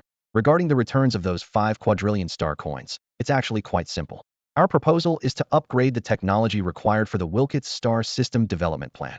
He opened the document in his hand, continuing, your original plan was to use T4 and some T5 level technologies. While this would ensure the success of the development, it wouldn't fully maximize the resource extraction efficiency of the Wilkets star system. Idawe's fingers glided over the document, showcasing a series of data and charts. Our proposal, drafted by the Xiaolong Interstellar Empire's engineering team, exclusively uses T5 technology and even includes some T6 cutting-edge technology. This upgrade could boost the annual output from 1 quadrillion to 5 quadrillion star coins. The Burns chief secretary's eyes lit up the moment he saw the document. Although the plan wasn't overly detailed, for someone who had been closely following the Wilkets star system development, it was enough to envision a grand blueprint in his mind. You're willing to provide T6 level mineral processing facilities? The Burns chief secretary's voice was filled with barely concealed surprise and excitement. Idawe nodded with a smile. Exactly. Once extracted, mineral resources need processing before they can be sold and used. This step is crucial. His tone turned grave. After all, unprocessed raw materials might sell for significantly less, sometimes not even being transportable over long distances and having to be stored on-site. Such raw materials don't count as real profits. The mineral processing facilities of the Xiaolong Interstellar Empire utilize advanced T6 level technology, which is 30 times more efficient than the T5 level technology used in the Burns Interstellar Civilization Plan. Bank Director Idawe confidently presented their proposal to the Burns chief secretary, sliding his fingers across the holographic display to showcase various data and facility plans. Look here, Idawe pointed to a blinking blue dot. We can construct a starport and a cosmic stargate. This way, from collection to refinement to shipping, the entire process seamlessly connects. In the fastest scenario, raw materials can be delivered to buyers within 24 hours. The Burns secretary nodded in approval, a hint of admiration in his eyes. Idawe continued. In addition, we have interstellar transport ships and T5 and T6 interstellar mining ships. These cutting-edge technologies can increase the original annual output value from 10 trillion star coins to 50 trillion star coins, or even higher. The Burns secretary fell into thought, his brow furrowed. Sensing his hesitation, Idawe softly asked, is there a problem? Your plan is excellent, Burns said slowly, but elevating technology by a level isn't just simple addition. The cost issue poses a significant challenge. While the output value might reach 50 trillion star coins, construction costs could increase 5 to 10 times, far exceeding our estimated 90 trillion star coins. Additionally, the construction period would be significantly extended. These factors need careful consideration. Dawei smiled and responded, "We've already accounted for these factors. According to our calculations, construction costs will increase to about 30 trillion star coins. However, the construction period might actually shorten." Seeing Burns' puzzled expression, Dawei explained, "In your original plan, 70 of materials were produced by the Burns civilization, with 30 needing to be procured from other parties, which would extend the timeline.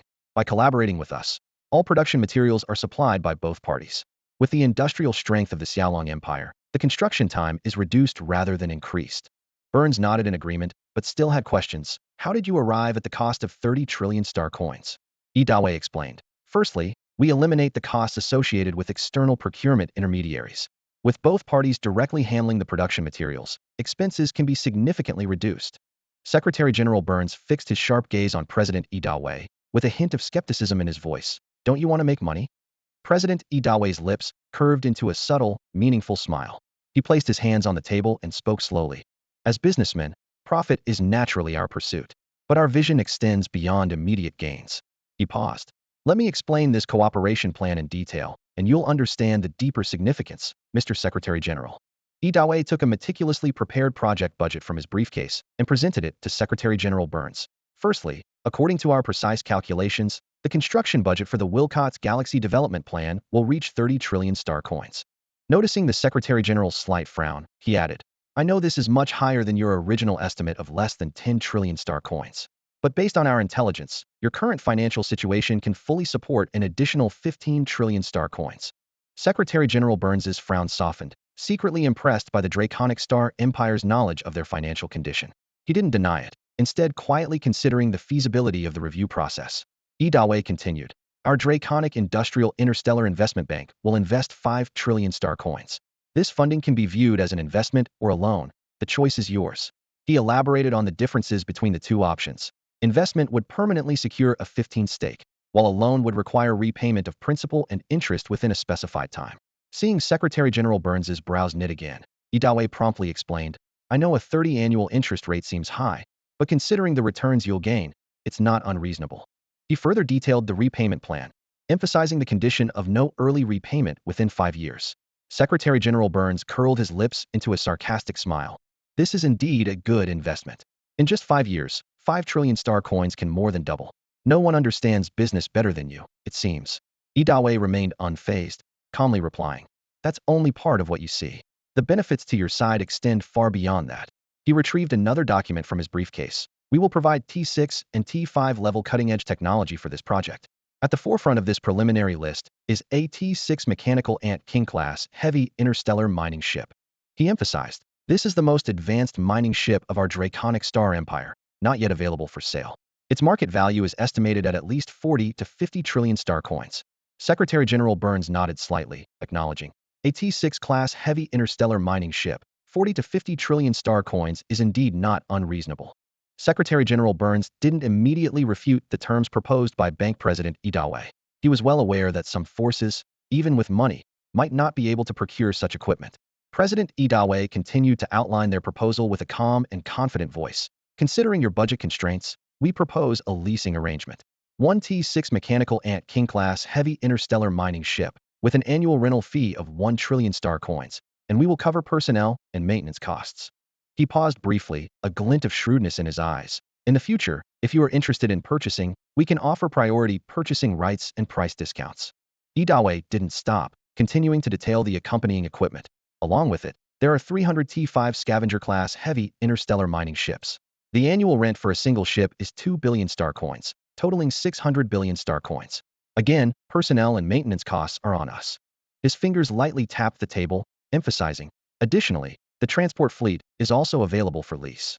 One T6 Star Sea Whale-class ultra-heavy interstellar transport ship and 500 T5 Star Kun-class ultra-heavy interstellar transport ships, with a total annual rent of 400 billion star coins." Dawei took a deep breath and continued, "There are also supporting facilities like stargates and starports, with an annual rent of 1,600 billion star coins.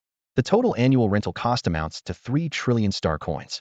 After discussing the costs, Dawei raised a finger, his tone becoming more serious. "Moreover, we have one condition. The raw materials mined from this resource galaxy must grant the Xiaolong Interstellar Empire absolute priority purchase rights, and the purchase cost must be at a 10 discount from the Cosmic Trade Alliance's average price. After hearing this, Secretary General Burns couldn't help but applaud, a wry smile on his face. President, you really know how to do business. Even if our annual revenue reaches 5 trillion star coins, the rent and interest paid to you exceed 4 trillion. Isn't this working for you? Idawe was unfazed by the barbed remark, maintaining a calm tone. That's not quite how the math works. On the surface, it seems we're taking 4 trillion out of a 5 trillion pie. But don't forget, these facilities are investments we made up front, and that's real capital at work. We can't operate at a loss. There's no such thing as a charity without cause. He paused, his gaze firm. At the same time, we're not forcibly monopolizing this share of the profits either. The words of President Idawe landed like a hammer on Secretary General Burns' heart. The allure of 50 trillion star credits was like a giant web, slowly tightening. As long as the funds are sufficient, you can completely acquire this portion of the actual industry, Idawe coaxed. By then, interstellar transport ships and mining ships will be yours, and the 50 trillion star credits will naturally land in your pockets. Secretary General Burns furrowed his brow, caught in an internal struggle. He tried to maintain composure, but his flickering gaze betrayed his inner turmoil. Idawe, quick to notice this detail, continued. Wasn't it initially 10 trillion star credits? What has changed since then?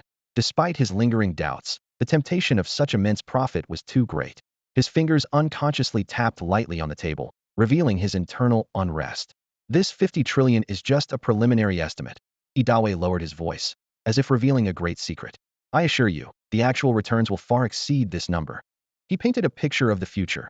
In 20 to 30 years, at the latest 50 or 100 years, aside from the priority purchase rights and a small discount, the entire pie will be yours.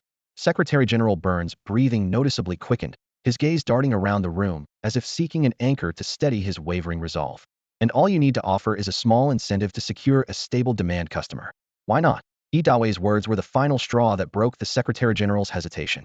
Finally, Secretary General Burns took a deep breath and said seriously, Mr. President, this matter is significant and beyond my decision. Allow me to report this to the chief executive. Within 24 hours, we will give you an answer. Idawe smiled and waved his hand. No rush, but we can't wait too long either. His tone carried a hint of warning. You know, the funds of our 4 major investment banks are pooled together. If others sign a major project first, I can't guarantee we'll be able to offer what we're discussing now. He solemnly promised. Within 12 hours, as long as you sign the contract, I guarantee with my life that all the terms will be fulfilled. Secretary General Burns stood up, his steps quicker than when he arrived. Please, my team will see you out. Within 12 hours, you will have our response. Once Burns and his team left, Idawe led his subordinates into another luxurious room. They quickly set up jamming equipment, creating a soundproof bubble. President, do you think they'll agree? A young subordinate couldn't contain his curiosity. Idawe gave a knowing smile. This is General Manager Lee Yaki's suggestion: bring the product to the negotiation table. On the surface, we're just providing investment loans and earning starship rental fees. But in reality, there's much more profit hidden behind the scenes. His words hinted that this deal was far more complex and profound than it appeared. The room's atmosphere became tense and expectant, as everyone realized they were part of a grand interstellar chess game. The interstellar mining and transport ships are like products already pre-sold to the Burns interstellar civilization. The young subordinate's eyes sparkled with excitement as he clapped his hands and said, I thought of this too. His voice was filled with pride. Look, even if they buy all the starships in one go 50 years from now, the leasing fees over these 50 years would amount to a staggering 15 trillion star coins. He paused, letting the astounding figure linger in the air, then continued, but that's not all. If they want to purchase that T6 mechanical Ant King class heavy interstellar mining ship and the T6 Star Sea Whale class super heavy interstellar transport ship, along with the 2 T5 class mining and transport ships, it would total nearly 150 trillion star coins. The atmosphere in the meeting room grew tense with the weight of these numbers. The young subordinate's voice became more resolute. As long as they agree to this cooperation plan, the Burns interstellar civilization must procure our starships. The entire development plan hinges on this equipment, making it nearly impossible to switch. If they want to monopolize this profit, they must buy our products. It's like we've signed a 150 trillion star coin deal in advance. Another subordinate quickly chimed in, his eyes gleaming with excitement. Not only that, we've secured absolute priority in raw material procurement at a 10 discount. This effectively establishes a stable supply chain for the Xiaolong interstellar empire. Annually, we can steadily supply over 5 trillion star coins worth of raw materials to develop the industrial products we need. He took a deep breath and continued. More importantly, this deep cooperation means that just this development plan's 5 trillion star coins account for 30 of the Burns interstellar civilization's annual output. This effectively binds the Burns interstellar civilization closely with our Xiaolong interstellar empire. If we encounter problems, this 30 economic impact would spell an economic disaster for them. President Idawe sat quietly on the sofa, looking up at the ceiling as if seeing the figure of General Manager Liyaki. There was a hint of emotion in his voice. Now I understand why I lost to her back then. His gaze swept over everyone present, and his tone became serious. You're only seeing the surface. Do you think the people of the Burns interstellar civilization won't see through this? Don't always assume others are fools. The brilliance of General Manager Liyaki's plan lies in putting all the benefits out in the open. Not only do we gain, but we also let the Burns interstellar civilization see hope. Idawe stood up, pacing in the meeting room as he continued to analyze. The Burns interstellar civilization's annual output is only 10 trillion star coins, and this plan boosts their economy by half in 10 years. This absolutely allows them to profit handsomely. Moreover, this timeline extends beyond the Oath duel, posing relatively low risk to them. When the Oath duel begins, our mutual benefit chain is not fully established. Even if we lose, their losses are minimal, and they might even gain a batch of starships and investments for free. His voice carried admiration. If we succeed, it means the future journey of the Xiaolong interstellar empire will be even further, and the Burns interstellar civilization would naturally want to hold on to this opportunity. And regarding that 150 trillion star coin order, on the surface, we benefit, but in acquiring our advanced Xiaolong system starships, haven't they gained even more? Idawe concluded, his voice filled with respect. General Manager Liyaki has crafted an offer that no one can refuse. The Golden Seraphim-class light interstellar cruiser of the Xiaolong Interstellar Empire, an advanced quasi-T7 level warship, was vividly displayed in a holographic projection, showcasing its majestic presence. Annie stood before Zhao Chen, pointing at the intricate projection as she began to detail the starship's various parameters. This warship is equipped with a quasi-T7 star shield, boasting substantial energy levels, Annie said with a hint of pride in her voice. Its standard cruising speed can reach 50 million units, with a maximum cruising speed of up to 5,800 star knots. In Golden Seraphim mode, the cruising speed can soar to 8,000 star knots.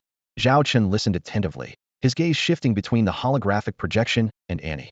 She continued, "What's most astonishing is its warp engine, capable of reaching 9,999 star knots, equipped with a 9.9 level warp engine captain. Although this warship isn't large, with a mass of only 60 kilometers, its combat power is not to be underestimated." Annie's fingers slid across the projection, revealing the warship's weapon systems. It's armed with 36-barrel rapid-fire pulse electromagnetic cannons, 300 torpedo launchers capable of storing 100,000 interstellar torpedoes, and 1,000 interstellar bomb deployment systems that can store 3 million high-explosive interstellar bombs. The most special feature, Annie noted with excitement, is its secondary space warp engine, allowing for short-distance space jumps. This gives us a significant tactical advantage. Just as Annie finished her introduction, Zhao Chen's attention was drawn to the scene outside the window. Through the massive floor-to-ceiling windows, he saw a breathtaking sight. 100 golden starships lined up in space, each one radiating a brilliant golden light. Noticing Zhao Chen's reaction, Annie added, "This is the first batch of mass production we completed on schedule. There will be a second and third batch following. Thanks to the experience gained from the first batch, our factory can now significantly reduce construction time. We estimate that the construction time for each Golden Seraphim-class light interstellar cruiser can be reduced by about 15 compared to the first batch. With the second and third batches, we are confident we can compress this time even further." Zhao Chen nodded in satisfaction. Although he was already familiar with these data points, seeing them materialize into actual starships filled him with excitement. Annie continued to explain, "The performance data of this interstellar cruiser might not seem particularly impressive, but its advantage lies in the integration of multiple mature technologies. We've utilized mature technologies from the T6 Wind Goddess-class light interstellar cruiser and the Quasi-T7 Golden Scarab-class heavy interstellar dreadnought, combined with our independently developed mechanical and insectoid technologies, to create this Quasi-T7 Golden Seraphim-class light interstellar cruiser. From a technical standpoint, the Golden Seraphim and Golden Scarab are like siblings." Annie's explanation helped Zhao Chen better understand the relationship between these two types of warships. Because of this relationship, they share many similar construction components. We've discussed before that some top-tier materials are used on the Golden Scarab-class heavy interstellar dreadnought, while less perfect materials can be used on the Golden Seraphim-class light interstellar cruiser. This doesn't affect the Golden Seraphim's combat power because its material requirements are inherently lower than those of the Golden Scarab. In fact, its material requirements might not even match those of some super flagships, and are comparable to the T6 Blood Hell Angel-class heavy interstellar strategic missile ship in some respects. Annie concluded, Due to these factors, we can keep the cost of this quasi-T7 Golden Seraphim-class light interstellar cruiser at such a low level, just 1 trillion star coins to complete the construction of one. After hearing Annie's detailed explanation, Zhao Chen once again turned his gaze to the magnificent fleet outside the window. These 100 gleaming golden warships not only represented the formidable strength of the Xiaolong Interstellar Empire, but also symbolized their determination and ambition in interstellar warfare. Zhao Chen gazed at the fleet before him. 100 brand-new quasi-T7 Golden Seraph-class light interstellar cruisers were neatly lined up, their metallic sheen glinting in the light. He nodded slightly, contemplating whether this investment of 10 trillion star coins was worth it.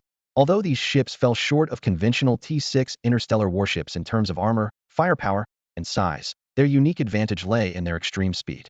Chief Engineer Annie, Zhao Chen turned to the woman beside him, concern in his eyes. Are you sure about the maximum speed of these ships? Annie smiled confidently, her voice filled with professional pride. Rest assured, Mr. Zhao, we've conducted extremely rigorous tests on their speed. She gestured towards a test ship in the distance and continued. For that prototype alone, we've carried out hundreds of tests under various extreme conditions.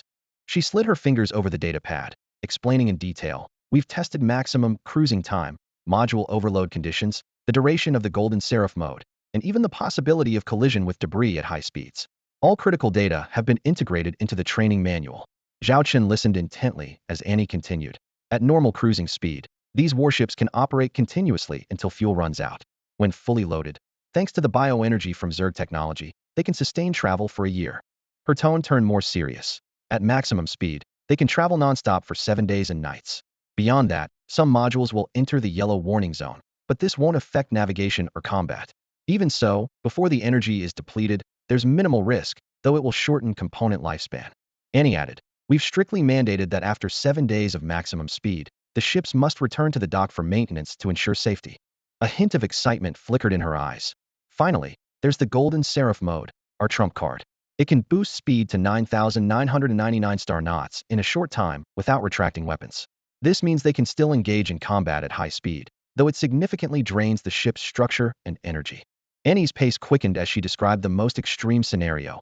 Imagine a warship traveling in Golden Seraph mode, suddenly ambushed by enemy ships, simultaneously firing back. In such a situation, the engines and energy systems can only sustain combat for 60 minutes. By then, over 30 of critical modules would be severely overloaded. At best, they may temporarily lose some functionality. At worst, her voice lowered. It could lead to multiple catastrophic explosions. Zhao Chen nodded thoughtfully, his gaze sweeping over the formidable yet fragile fleet once more, weighing the power and vulnerability of this force. Zhao Chen listened intently to Annie's explanation, a vision of golden lightning flashing through his mind. The figure of 9,999 light-years per hour was staggering in its implications. It not only surpassed the conventional speed of almost all current interstellar battleships, but also held an absolute advantage under warp travel, above thousands of ships. What was most astonishing was that the Golden Seraph-class light interstellar cruiser could maintain its artillery capabilities at such extreme speeds.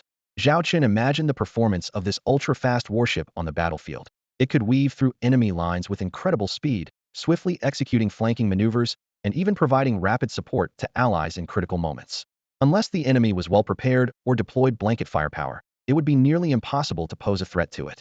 Annie continued, explaining that beyond its remarkable speed, this warship was equipped with a stable warp engine, short-range single-ship teleportation capability, and a starshield system. But what truly set it apart was its weapon configuration. To craft a professional interstellar cruiser, the design team forsook secondary firepower, opting instead for 36 triple-barrel rapid-firing electromagnetic main cannons of the Seraph class. These main cannons were distributed around the ship's hull, capable of focusing 24 barrels on a single target simultaneously. Although the power of a single cannon was not particularly impressive, its ability to unleash a concentrated burst of firepower in a short period was enough to break through enemy defenses, disrupt formations, and even hunt down enemy medium and small-sized warships like destroyers, frigates, and cruisers. Annie vividly compared the warship to a phantom assassin, appearing before the enemy with a dagger at their throat before they even realized it. As she spoke, she mimed holding a dagger ready to strike. To compensate for the lack of sustained firepower, the design team also loaded a large number of interstellar torpedoes and bombs into the extra space. With 300 torpedo launchers storing a total of 100,000 torpedoes, these could be launched over short distances and had some capability to evade interception by enemy defensive fire control radars. The interstellar bombs were deployed via a drop method. Though their range was limited, Their explosive power was immense. Annie explained that while conventional warships might risk self-damage using such bombs, the Golden Seraph-class light interstellar cruiser could quickly drop bombs and retreat from the blast radius thanks to its incredible speed. Moreover, its high-speed travel provided additional initial kinetic energy to the bombs, further enhancing their impact. The ship is equipped with 1,000 interstellar bomb launchers and has a reserve of 3 million high-explosive interstellar bombs. Chief Engineer Annie stood next to Zhao Chen, hands on her hips, explaining the features of the Golden Saint Angel-class light interstellar cruiser in detail. We chose interstellar bombs over missiles because missiles take up too much space due to their size. Although missiles can fly independently and are suitable for medium to long-range attacks, they lack power, Annie explained, her fingers gliding over the holographic projection displaying the ship's internal structure. This cruiser is designed for close combat, so interstellar bombs are more appropriate. Zhao Chen nodded in approval, his gaze sweeping over the neatly arranged fleet of 100 Golden Saint Angel-class light interstellar cruisers, each gleaming with a cold metallic sheen. You not only met the deadline, but delivered ahead of schedule. This is like a powerful weapon for the Xiaolong Interstellar Legion fleet. He placed his hand on Annie's head, gently ruffling her hair, ignoring her playful protest. Annie stepped back, scrutinizing Zhao Chen's face. You seem to have more wrinkles around your eyes, she hesitated. Is it because of the upcoming oath duel? How confident are you? Zhao Chen smiled, looking around, his gaze sweeping over the cruisers before settling on the busy factory in the distance. With you all here, I have complete confidence. Annie rolled her eyes and straightened her tousled hair. Cut the flattery, she said, arms crossed, her expression serious. I need to remind you that the demand for raw materials for so many warships is significant. With your recent investment plans, the demand for auxiliary warships is also increasing. We can guarantee production, but raw materials might become scarce at any time. You need to be prepared for that. Zhao Chen waved it off with a smile. You don't need to worry about that. We'll handle it. You just focus on your work. Annie stretched. I almost hope the raw materials run out so my team can finally get some rest. We've been working overtime nonstop. She turned to leave. I need to keep an eye on those clumsy newcomers to prevent any mistakes. Watching her walk away, Zhao Chen suddenly called out. Isn't there anything you want this time? Annie didn't turn back, just waved a hand. I'll let it slide for now. After the oath duel, I'll make sure to get something out of you. Don't think I'll forget I remember everything. The waiting time for the Burns interstellar civilization had only reached halfway when an unexpected surprise awaited President Devourer and his delegation. 6 hours later, a steady knock on the door broke the room's silence. Upon receiving permission, the highest secretary of Burns entered the room, walking solemnly towards President Devourer. President E, thank you for your patience. Please follow me now. Devourer stood up, carefully adjusting his suit with a composed smile on his face, and extended his hand, saying, lead the way. His eyes, sharp as a hawk's, scanned the secretary's face, capturing every subtle change in expression. Judging by the secretary's demeanor, the Burns leadership seemed to take this matter quite seriously, which was undoubtedly a positive sign. Devourer calculated that finalizing the cooperation on this trip should be feasible, with only the details left to negotiate. With these thoughts in mind, he led his team to follow the secretary to an impressive council chamber. This shaped, ivory-colored meeting room was more spacious and formal than the previous one. Instead of a traditional long table, there was a wide aisle with uniquely designed chairs arranged on either side. The Burns Interstellar Civilization's leadership was already seated on one side, with the most notable figure being the one seated in the center, wearing a special badge symbolizing the highest executive officer status. Although he recognized the person's identity, Devourer maintained a composed and respectful demeanor. The secretary stepped between the two parties to introduce the members. He first introduced Devourer and his delegation, highlighting Dewawer's significant position in the Xiaolong Interstellar Empire and the capabilities of his accompanying team. After the introduction, Dewawer smiled and slightly bowed to the highest executive officer, who returned the gesture politely. The secretary then introduced the Burns delegation, including ministers from the departments of Foreign Affairs, Finance, Defense, and Internal Affairs. After mutual greetings, the secretary invited everyone to take their seats. Dewawer and his team sat across from their counterparts, and a transparent floating table appeared in front of them, with a peculiar yet practical texture. This unique meeting setup caught Dewawer's attention, but he didn't show much surprise. Being a straightforward person, he was ready to dive into the heart of the matter and commence the crucial negotiations. Secretary General Burns took a deep breath and slowly opened the meeting that would decide the fate of two civilizations. His gaze swept over each minister present, finally resting on President Devourer. President E, he began directly. Regarding the investment project for the Wilkets Star System Development Plan you previously mentioned, I have had in-depth discussions with our Supreme Leader and all cabinet ministers. We are very willing to collaborate with the Xiaolong Interstellar Empire on this project to deepen our relationship. However, there are certain terms of the cooperation we need to further clarify. President Idawe smiled slightly, his steady voice resonating in the conference room. Feel free to speak. As I mentioned in my previous discussions with you, Secretary General, the proposal we presented is not the final version. It is merely a reference point. We can negotiate the specifics of how we will cooperate. The tension in the air seemed to ease slightly with his words. Yet, the Minister of Defense suddenly spoke, his voice carrying a subtle hint of caution. Since President E is so direct, please allow me to speak bluntly. He paused, seemingly choosing his words carefully.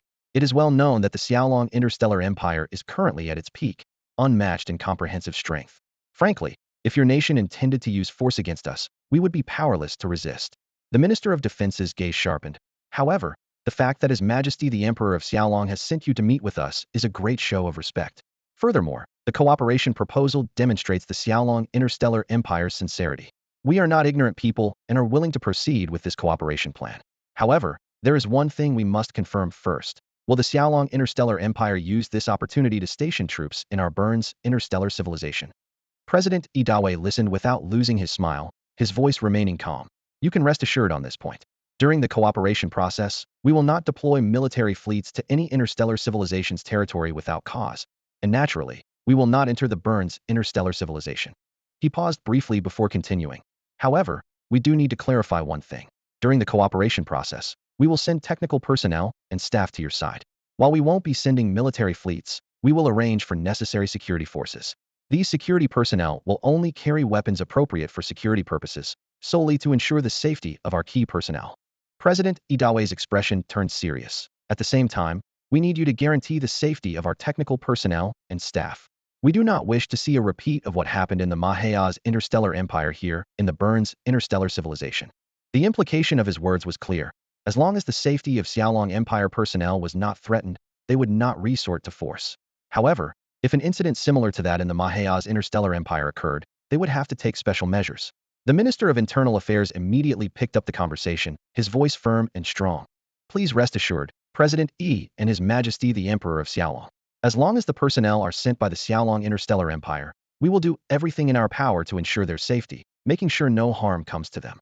The atmosphere in the conference room seemed to relax considerably following this statement. After all, such conditions were reasonable. When one civilization sends personnel to another's territory for cooperation, the host has a responsibility to ensure their safety. If even this cannot be guaranteed, it is understandable for the other party to hold them accountable. The atmosphere in the conference room was tense as the Minister of Finance cleared his throat, breaking the brief silence. His gaze was fixed on President Idawe, his tone cautious yet expectant. Regarding the terms of cooperation, you mentioned that T5 or T6 level production tools could be provided through leasing or sale. We are very interested in this. However, delivery time is equally crucial. Can you provide a specific timeline? Are we talking about 6 months, a year, or 5 years? The difference is significant. President Idawe displayed a confident smile, crossing his hands on the table and leaning slightly forward. That's a very good question. We can certainly include specific delivery times in the contract. Although I can't provide precise figures at this moment that require statistics from our specialized departments, I assure you that all the production tools mentioned earlier will be delivered within 3 years. He paused for a moment before continuing. Specifically, we plan to deliver in about 6 phases, with each phase providing a portion. This approach will meet the needs of the Wilkets Star System Development Plan while easing our burden. After all, the Xiaolong Interstellar Empire currently faces significant industrial demands, making it unrealistic to deliver all tools at once in the short term. Rather than making promises we can't keep, it's better to be honest now so everyone is aware. President Idawe's gaze swept across everyone present, his tone becoming more sincere. If you'd like to finalize a detailed timeline now, I can arrange for my team to provide accurate data within 3 hours. If the data is unsatisfactory, we can further discuss it. The Minister of Finance nodded in satisfaction, clearly appreciating President Idawe's candid attitude. He then raised another critical question.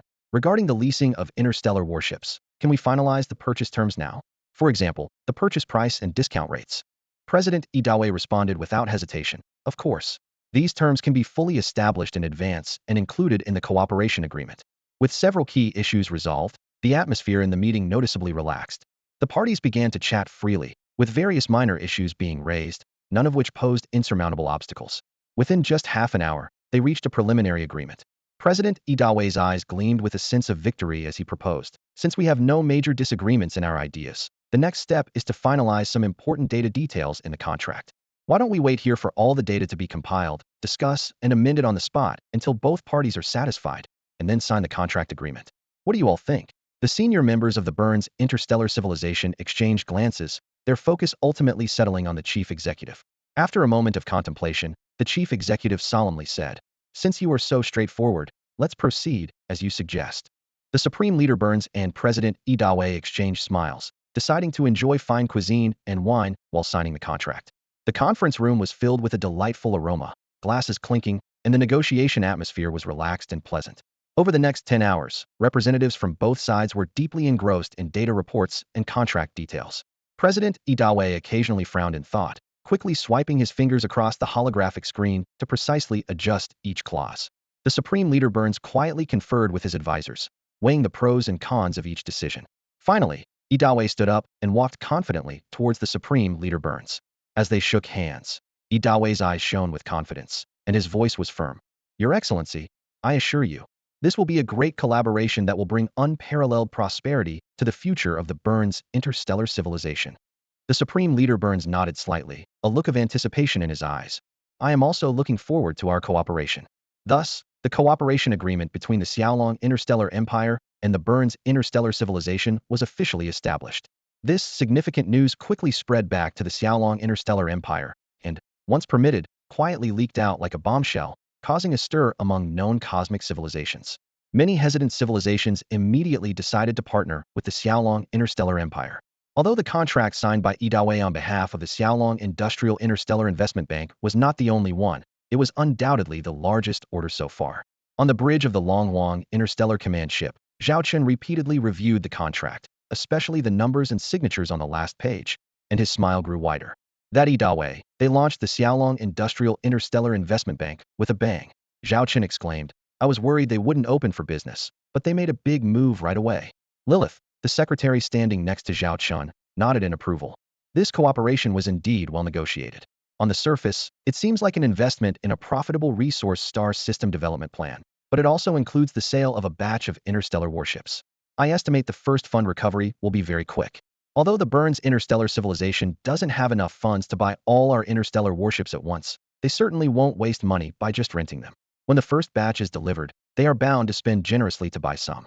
According to my calculations, the Burns Interstellar Civilization has at least several 100,000 trillion star coins in existing funds, more than enough to purchase a few interstellar warships. Zhao Chen laughed heartily. Exactly. Idawe did a great job this time. When he returns, I must celebrate with him. This deal not only allows us to quickly recover funds, but also make a substantial profit. More importantly, it serves as an indirect encouragement. With a major interstellar power like Burns willing to cooperate with us, those civilizations still on the fence have no reason to hesitate any longer. The announcement of the multi-trillion star currency investment agreement between the Burns Interstellar Civilization and the Xiaolong Interstellar Empire caused a major stir in the interstellar community. This news not only brought fame to the four interstellar investment banks under the Xiaolong Empire, but also enhanced the influence of the Cosmic Trade Alliance, propelling the entire interstellar economy to a new peak. Various interstellar civilizations seem to have boarded a speeding train, eager to catch this express. Civilizations that were previously unable to expand production or improve industrial levels due to a lack of funds now see hope, thanks to the strong support of the four major investment banks of the Xiaolong Empire. These banks not only provide financial support, but also bring advanced technology, serving as a boon for interstellar entrepreneurs. Within just a month, these four interstellar investment banks completed the planned construction of their office networks at an astonishing speed. Surprisingly, the leaders of various star regions and systems were eager to have these banks settle in. They not only waived rent and construction fees, but also provided a fast-track entry for the banks. To them, having a branch of the Xiaolong Empire's investment bank in their jurisdiction was akin to establishing a direct connection with this vast empire, instantly elevating their status. The Xiaolong Empire's two initiatives investment banks and the Cosmic Trade Alliance complemented each other, creating a remarkable synergy that fueled the vigorous development of the entire interstellar economy. However, these are stories for another time. At this moment, Zhao Chen faced a pressing issue: how to allocate the 100 newly launched Quasi-T7 Golden Holy Angel-class light interstellar cruisers. Although not an economic expert, as the ruler of the empire, he had to keep a close eye on such significant decisions. The allocation of these 100 advanced warships was undoubtedly one of the most urgent matters at hand. Sitting in a luxurious shuttle, Zhao Chen watched a holographic video window floating before him. On the other end was the Empire's Grand Marshal, Charlotte. Charlotte was reporting the latest developments to Zhao Chen. Your Majesty, the crew training for the 100 Quasi-T7 Golden Holy Angel-class light interstellar cruisers is complete. They are ready for combat at any time. She paused, a hint of a wry smile on her face. The commanders below are all quite envious, each hoping to get a few ships. Especially the Red Eye's Blizzard Ace fleet, which has been focusing on interstellar cruisers and has long been interested in this new model. Charlotte, unable to help herself, added with a chuckle, with no combat missions lately, Red Eye has been practically living on one of the Golden Holy Angel-class light interstellar cruisers, refusing to come down even to eat or sleep. Zhao Chen raised an eyebrow at this. Known for her icy demeanor and aloofness, Red Eye's obsession with a warship spoke volumes about the allure of these new cruisers. It seems we must finalize the allocation plan for these 100 Golden Holy Angel-class light interstellar cruisers soon, Zhao Chen remarked seriously, his gaze steady on Charlotte. You've always handled military affairs. I assume you have an initial plan? Charlotte, sensing Zhao Chen's intention to delegate, rolled her eyes but replied earnestly. Yes, I have a preliminary plan. It largely follows our previous practices. The issue of deploying the new elite interstellar warships was now in front of Zhao Chen. This Golden Seraph-class light interstellar cruiser was fundamentally different from the previous Golden Scarab-class heavy interstellar dreadnought. There were more of them, and their numbers would continue to grow. Zhao Chen contemplated Charlotte's suggestion, absent-mindedly rubbing his chin. We can form a small fleet with these 100 Golden Seraph-class ships, Charlotte explained, temporarily incorporating them into the Blizzard Ace fleet group under Marshal Chidong's command. However, during combat operations, they would report directly to you, me, and the Imperial Military Command. Zhao Chen's eye showed a hint of agreement. So, they would follow the Blizzard Ace fleet group during peacetime and be directly deployed by us during wartime? Exactly, Charlotte nodded. These Quasi-T7 level ships are significant in number and have unique combat characteristics, so we should control them. Temporarily assigning them to the Blizzard fleet group is because that environment is more suitable for interstellar cruisers. Once their numbers are sufficient, they will join the Blizzard fleet group in large numbers. This arrangement also allows Marshal Chitong to become familiar with the combat features of this warship ahead of time. Zhao Chen nodded in approval. Your arrangement is very appropriate, I agree. I'll prepare a briefing later for your review and signature, Charlotte added. Zhao Chen acknowledged this routine process. With the communication over, Zhao Chen's shuttle also arrived at its destination, the 903 Institute, a subsidiary of the Xiaolong Interstellar Empire's Military Research Institute. This special research facility wasn't located within any star system, but was built on an artificial asteroid in the edge of a star system space. From the outside, it was difficult to discern it as a research institute, but inside, it was a bright and orderly modern environment. The 903 Institute primarily focused on radar, space, and exploration research. Its location in the edge of a star system was chosen to provide a pure research environment. As the shuttle door opened, Zhao Chen descended the ramp. Waiting to greet him were two figures who had been waiting for some time. A human male with graying hair, appearing advanced in years, and a rare, elderly female elf. Elves are known for their longevity, often maintaining their most beautiful appearance throughout their long lives. Seeing such an aged female elf was a testament to her considerable age. In the long lifespan of the elven race, childhood and old age are merely fleeting moments, comprising less than a tenth of their time. There is a saying that when you see an elf aging, it means they are nearing the end of their life. In a bright and spacious conference room of Unit 903, Dr. Peng Huafeng, the highest authority, was giving an introduction. He stood tall, with piercing eyes and a resonant voice, saying, I am Dr. Peng Huafeng, the head of Unit 903. This is Dr. Aurora, one of the leaders of our collaborative project with the Holy Elven Empire. Dr. Peng smiled as he turned to the distinguished guest beside him and continued. This is His Majesty, the Emperor of the Xiaolong Galactic Empire. Upon hearing this, Dr. Aurora immediately directed her gaze towards Zhao Chen. Her eyes, bright despite the years, flashed with a hint of surprise before she slightly bowed in greeting. This scene surprised Dr. Peng, as in past interactions, these elven researchers had been notably arrogant. It was rare to see a proud elf, especially one involved in research, show such respectful courtesy. Zhao Chen smiled and said, Dr. Peng, Dr. Aurora, I fear my visit might be interrupting your work. There's no need for excessive formalities. Please just give me a brief tour of your current research progress. I'm here to get a general understanding. Of course, please follow me, said Dr. Peng, leading the way with Dr. Aurora following closely behind. Along the way, Dr. Peng detailed the research developments at Unit 903. He candidly admitted, to be honest, our research previously faced significant obstacles, like an insurmountable wall. But with the assistance of the Holy Elven Empire's researchers, we've made breakthroughs in several areas. Both teams are now working closely to achieve substantial research outcomes as soon as possible. As Dr. Peng was enthusiastically explaining, Dr. Aurora suddenly interrupted him. She looked directly at Zhao Chen, her eyes shining with curiosity, and asked, I understand that many of the main directions and core technologies of Unit 903's research were provided by you. Although the researchers here have relatively shallow knowledge reserves and are somewhat outdated, I must say they're standing on a gold mine. Initially, we didn't have high expectations and were reluctant to stay long. But upon seeing the technological materials you provided, they opened new directions for our research, and we've gained a lot. I would like to ask if those materials were personally developed by you, Your Majesty? Zhao Chen calmly nodded and replied, Yes, those were indeed insights I explored and understood on my own. Dr. Aurora's eyes widened in amazement, her voice filled with incredulity. It's truly unbelievable. I had heard that many of the Xiaolong system's interstellar warships incorporate your technology. I didn't expect you also have such profound expertise in space exploration technology. She gazed intently at Zhao Chen, her tone filled not only with admiration but also with curiosity. Zhao Chen understood her doubts, likely stemming from disbelief that one person could achieve so much in various technological fields. He maintained a peaceful smile, anticipating any further questions Dr. Aurora might have. Zhao Chen's extraordinary abilities stem from the system's bestowed advantages and the modifications to his brain, but these secrets were not something he was willing to disclose. With a smile, he explained, many technologies are interconnected. After all, interstellar warship technology involves space, quantum communications, and radar exploration. I have some knowledge in these areas, and combined with some personal insights, I've accumulated this knowledge. But that's about it. To achieve breakthroughs quickly, I've provided you with all the theories and ideas I could think of. Zhao Chen shrugged, and his words were not mere modesty. He genuinely compiled all the useful knowledge in his mind, including insights from certain events, into documents for the researchers.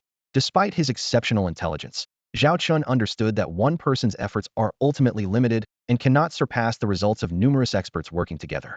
Moreover, he had to focus on various matters and could only offer guidance at crucial moments. Dr. Aurora seemed to accept this explanation and didn't press further. Zhao Chen then asked, Are you facing any major issues at the moment? Dr. Aurora was straightforward. The biggest challenge lies in materials and energy. Even with the world tree materials from the Holy Elf Empire, our space exploration equipment still can't overcome the vast distances between cosmic clusters. Unless we have significant breakthroughs in these two areas, it's difficult to create equipment capable of exploring other cosmic clusters. Zhao Chen turned to Dr. Peng, who nodded in agreement, albeit helplessly. We've considered building larger equipment, but the improvement is not significant, and it's a drop in the ocean when it comes to exploring other cosmic clusters. Seeing both experts in a bind, Zhao Chen pondered for a moment and proposed a new idea. Actually, my visit this time is not just to understand the situation but also to share a concept. Given the limitations in materials and energy, could we establish some intermediary points to relay exploration signals through these points? Intermediary point. Dr. Peng and Dr. Aura exchanged surprised glances, clearly intrigued by Zhao Chen's suggestion. Without further explanation, Zhao Chen raised his hand and made a gentle motion with his fingertip. In an instant, a holographic projection unfolded in midair, shifting with the movement of his hand. First, an icon resembling a radar emitter appeared at the center, followed by a green circle slowly expanding around it. The two doctors understood that this represented the detection range of the main device. Let's assume this is where we place our main device. Zhao Chen pointed to the central point. Given our current level of technology, a single device can't detect other cosmic clusters. So, we'll launch an intermediary point in this direction. Before he finished speaking, a small sphere shot out in the hologram, initially at great speed, then gradually slowing until it stopped at a specific location. Zhao Chen continued, Our main device just needs to send a signal to this intermediary point. Once received, the intermediary point will amplify it, thereby expanding the detection range further. With Zhao Chen's explanation, the holographic image began a dynamic demonstration. From the center, a fan-shaped detection wave spread in one direction, growing weaker as it traveled farther, almost fading. But upon reaching the intermediary point, the once diminished light wave seemed rejuvenated, regaining its strength and continuing its journey. This dynamic display caught the attention of both doctors. However, Dr. Aura quickly voiced a concern. The theory is indeed feasible, but in practice, there's a challenge. How do we ensure the intermediary point receives the signal? The vastness of space between cosmic clusters makes it as difficult as finding a needle in a haystack to precisely hit the intermediary point with the detection signal. Zhao Chen responded calmly. First of all, this task is inherently as difficult as finding a needle in a haystack. If it were easy, we wouldn't need experts like us to discuss it. Secondly, we don't have to limit ourselves to a single intermediary point. We can launch multiple at once, 10, 100, or even more. This way, at least one or two will be hit during the experiment, right? Hearing this, Dr. Peng was struck with excitement and added, We can even extend this concept further. If one intermediary point still can't detect other cosmic clusters, we can establish a second one farther out, and a third if necessary. This could potentially expand our exploration range by dozens of times. Dr. Aura fell into deep thought, his mind racing to verify the feasibility of this process and identify any potential issues. In the laboratory, the intellectual synergy of the three scientists at that moment paved a new pathway for humanity's journey into the cosmos. Zhao Chen stepped forward, his expression grave as he pointed out several critical issues with the plan. His gaze swept over everyone present, and his voice was steady and powerful. Firstly, the construction of intermediary points is a major problem. We need to produce them in large quantities, but the building costs and timeframes cannot be too high. These devices are essentially disposable and might not even activate. Therefore, we can appropriately lower the quality requirements as long as they can complete a single operation. Dr. Peng nodded thoughtfully, his fingers tapping the table. This suggestion is valuable. We can consider building the intermediary points with the lowest cost and shortest time frame. With our current technological level, this is not too difficult. Zhao Chen continued, a slight frown on his brow. Then there's the technology for deploying these devices. I've considered several methods, like using warp devices to accelerate before deploying, but this method is too costly and unstable. Launching to greater distances is even more challenging. He paused, his gaze sweeping over everyone again before offering his suggestion. I think we can adopt technology similar to single-ship warp. We can set a certain distance and directly use space folding technology to deploy these unmanned devices to the target area. This way, we don't need to consider life support systems, greatly reducing our dependence on certain technologies. We just need to ensure the devices reach the designated locations and operate normally. Dr. Aurora's eyes lit up, and she quickly picked up the topic. This is a great idea. Our holy Elven Empire happens to have relevant technology samples. Previously, we had to consider the safety of the destination, but now we don't. We only need to consider the distance factor. Even if one deployment fails, we can deploy 100 more. From a technical perspective, this is not a significant challenge. Zhao Chen nodded in agreement, but his expression became even more serious. However, the biggest challenge is actually the choice of the test site. To minimize costs, our cosmic exploration devices should use a sector-based detection approach rather than an all-around detection. Even if we can reduce the cost of intermediary point devices to the minimum, achieving all-around deployment in the short term is difficult. Therefore, choosing a direction for the experiment is the most reasonable. His voice became more assertive. Site selection is crucial. A good site can significantly lower our testing difficulty, while a wrong one could waste a lot of time. Both Dr. Peng and Dr. Aurora agreed with Zhao Chen's analysis. Dr. Peng concluded, in other words, we need to find the closest cosmic group to us in a certain direction. Dr. Aurora frowned, her tone carrying a hint of frustration. But that's too difficult. The cosmic groups formed by known cosmic civilizations are already vast. Choosing one direction among so many, and that direction coincidentally having a nearby cosmic group, is like gambling without any clues. At that moment, Zhao Chen's lips curved into a slight, mysterious smile. Actually, we're not entirely without clues. After Zhao Chen left, Dr. Peng and Dr. Alois immediately immersed themselves in their work. They were fully aware of their responsibilities and focused on completing the tasks assigned by the Emperor of the Xiaolong Empire. Dr. Alois cautiously estimated, we will need about 2 years. Hopefully, your progress will meet this timeline, so we can conduct field studies which will greatly benefit our experiments.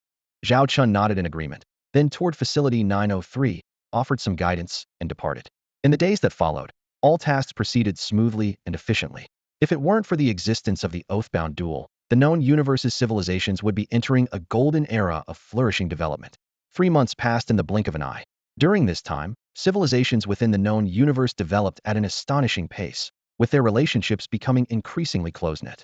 The Cosmic Trade Alliance now encompassed all interstellar civilizations, becoming the sole and largest interstellar trade and financial organization. As the controller of this platform, the Xiaolong Interstellar Empire advanced at a remarkable rate. Yuhang City, serving as the primary office location for the Cosmic Trade Alliance, attracted nearly all interstellar civilizations. Various civilizations purchased or leased land to establish offices there. In just 3 months, the construction costs of Yuhang City had been recouped, making it the latest but quickest to return on investment among the 6 divine palace-level interstellar complexes. Today, every inch of Yuhang City is precious, particularly the area known as the Golden Inner Ring, which is the most expensive. This area houses several important offices, solidifying the status of this prime real estate. The Imperial Department of Commerce building of the Xiaolong Interstellar Empire, the Central Bank building, and the headquarters of the 4 major interstellar investment banks in industry, agriculture, construction, and finance. Additionally, there are office buildings for several companies directly affiliated with the Xiaolong Interstellar Empire. These structures not only showcase the strength of the Xiaolong Empire, but also bring unparalleled economic value and influence to Yuhang City. The concentration of these key institutions instantly transformed Yuhang City into the most lucrative gold mine in the known universe. Surrounded by a moat, only 3 plots of idle land remained, sparking unprecedented fierce competition. The first plot, in the best location, was auctioned off at a sky-high price to the Holy Elf Empire. With a 30-year lease at 100 billion star coins, equivalent to 3 billion star coins annually, it was enough to purchase a T3 class interstellar warship. What would have been considered a foolish move in the past now only elicited envy. The remaining 2 plots were quickly snapped up. White Orchid Interstellar Trading Group acquired one for 91 billion star coins, while the other was jointly purchased by 3 interstellar powers for 110 billion star coins. The 30-year lease of these 3 plots alone allowed Yuhang City to recoup nearly 300 billion star coins. The plots in the middle and outer rings were also frantically seized. Notably, these were merely rights to use, not permanent ownership. Once the lease expires, repurchasing is necessary. Besides, there are various service fees and property charges, ranging from hundreds of thousands to tens of millions of star coins annually. However, for those able to establish offices here, these expenses are negligible. Even so, many interstellar powers remained eager, casting their eyes on surrounding planets and competing to establish a presence. This directly propelled the Yuhang galaxy into unprecedented development within just 3 months. Previously undeveloped planets were rapidly prioritized, with funds pouring in like a tide. Economic institutions predict that within 3 years at most, the Yuhang galaxy will become the most prosperous galaxy in the known universe. Despite lacking an industrial and agricultural base, the revenue from various transaction taxes and the service industry alone will make the Yuhang galaxy a brilliant jewel. However, Jiang Hong, the governor of the Yuhang galaxy, was overwhelmed. Staring at the mountain of documents on her desk and the dozen subordinates waiting to report, she felt her scalp tingle. She regretted taking on this position, with a strong impulse to flip the table and walk away. After finishing the documents on her desk, Jiang Hong leaned back wearily in her chair, covering her eyes with her hands. She reflected on how she had become the acting governor of the Yuhang star system. Initially, due to its unique nature, the Xiaolong Emperor found it difficult to appoint a suitable candidate. Since Jiang Hong's responsibilities as the governor of the Xiaolong star system were relatively light, she was chosen to temporarily take on the role. However, this temporary assignment became indefinite. The development of the Yuhang star system far exceeded expectations, and the overwhelming workload left Jiang Hong struggling to keep up. She repeatedly requested the Xiaolong Emperor and Secretary Lilith to appoint a permanent governor, but her requests went unanswered. The Xiaolong Emperor even suggested she take on the role permanently, to which Jiang Hong fiercely objected, even threatening drastic measures. Eventually, the higher-ups compromised, allowing Jiang Hong to train suitable management personnel and recruit deputies from across the empire to assist her. With this arrangement, Jiang Hong assembled an elite team of young talents from various star systems and domains of the empire. This team played a crucial role in the rapid and orderly development of the Yuhang star system. Over time, the standout members of this initial management team were dispatched to different parts of the empire to serve as governors. The experience in the Yuhang star system became a golden credential for them and gradually established a tradition. Future senior management had to undergo training in this bustling star system. Thus, the Yuhang star system became a place both fondly remembered and feared by the empire's management backbone, evolving into a financial and trade hub within the known universe. Despite this, Jiang Hong's workload did not diminish. At this moment, she was once again compelled to directly contact the Xiaolong Emperor, determined to resolve this seemingly endless temporary appointment. As the governor of the Xiaolong star system, she had the privilege of direct communication with the emperor, and this time, she was resolved to finally address this long-standing issue. Of course, whether to accept the call was the prerogative of the emperor of the Xiaolong Empire.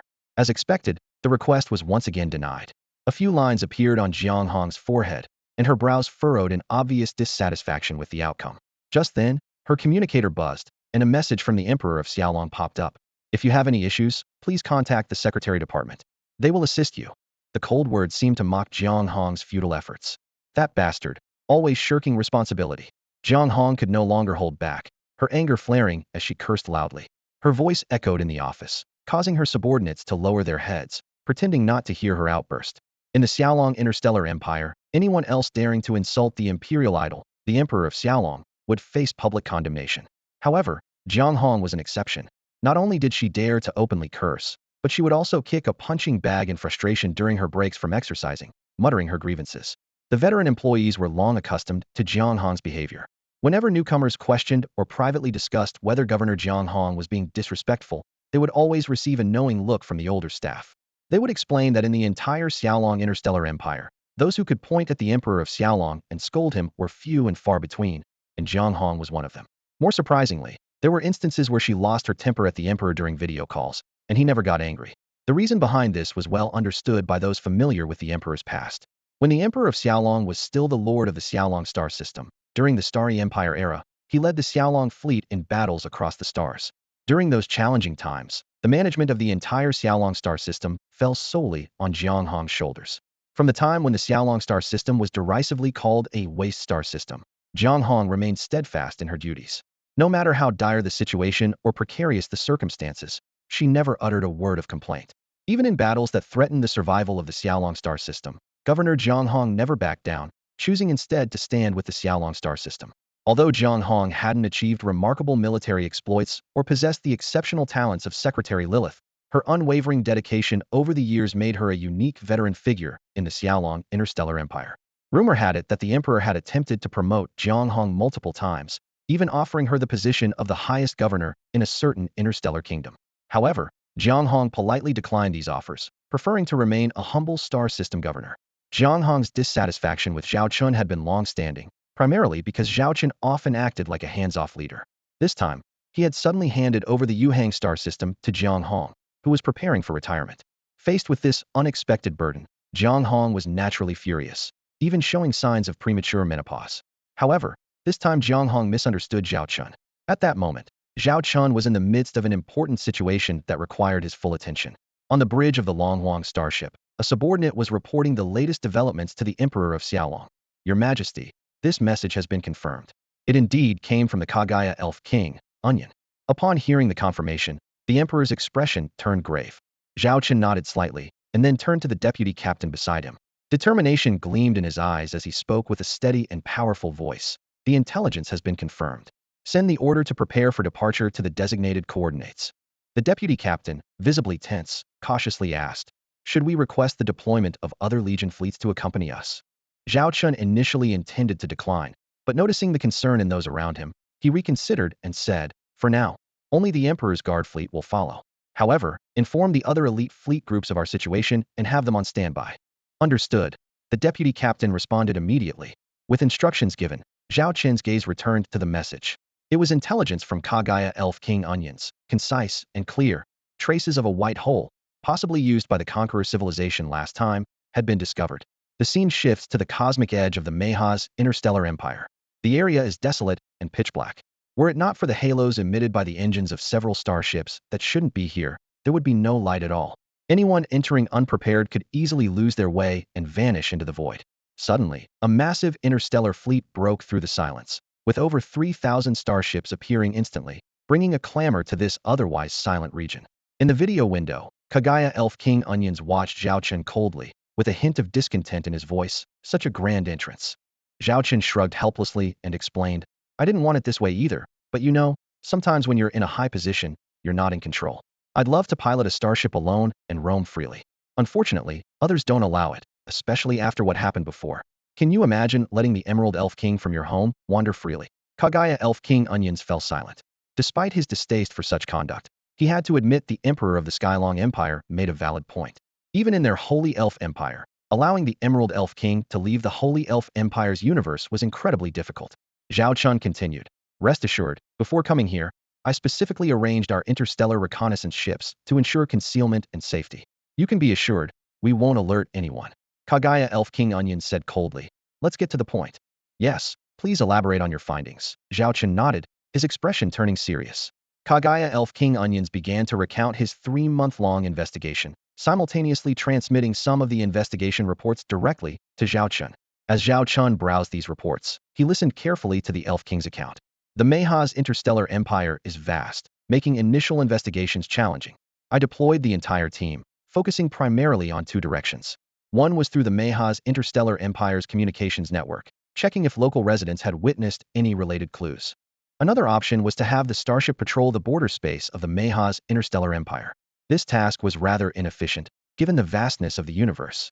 With the current number of starships, it would take at least several years to conduct a comprehensive patrol of the Mayha's empire's borders.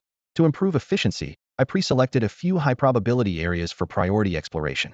Fortunately, this time we had some luck. It only took us 2 months to discover this suspicious location. This discovery primarily stemmed from a civilian tip.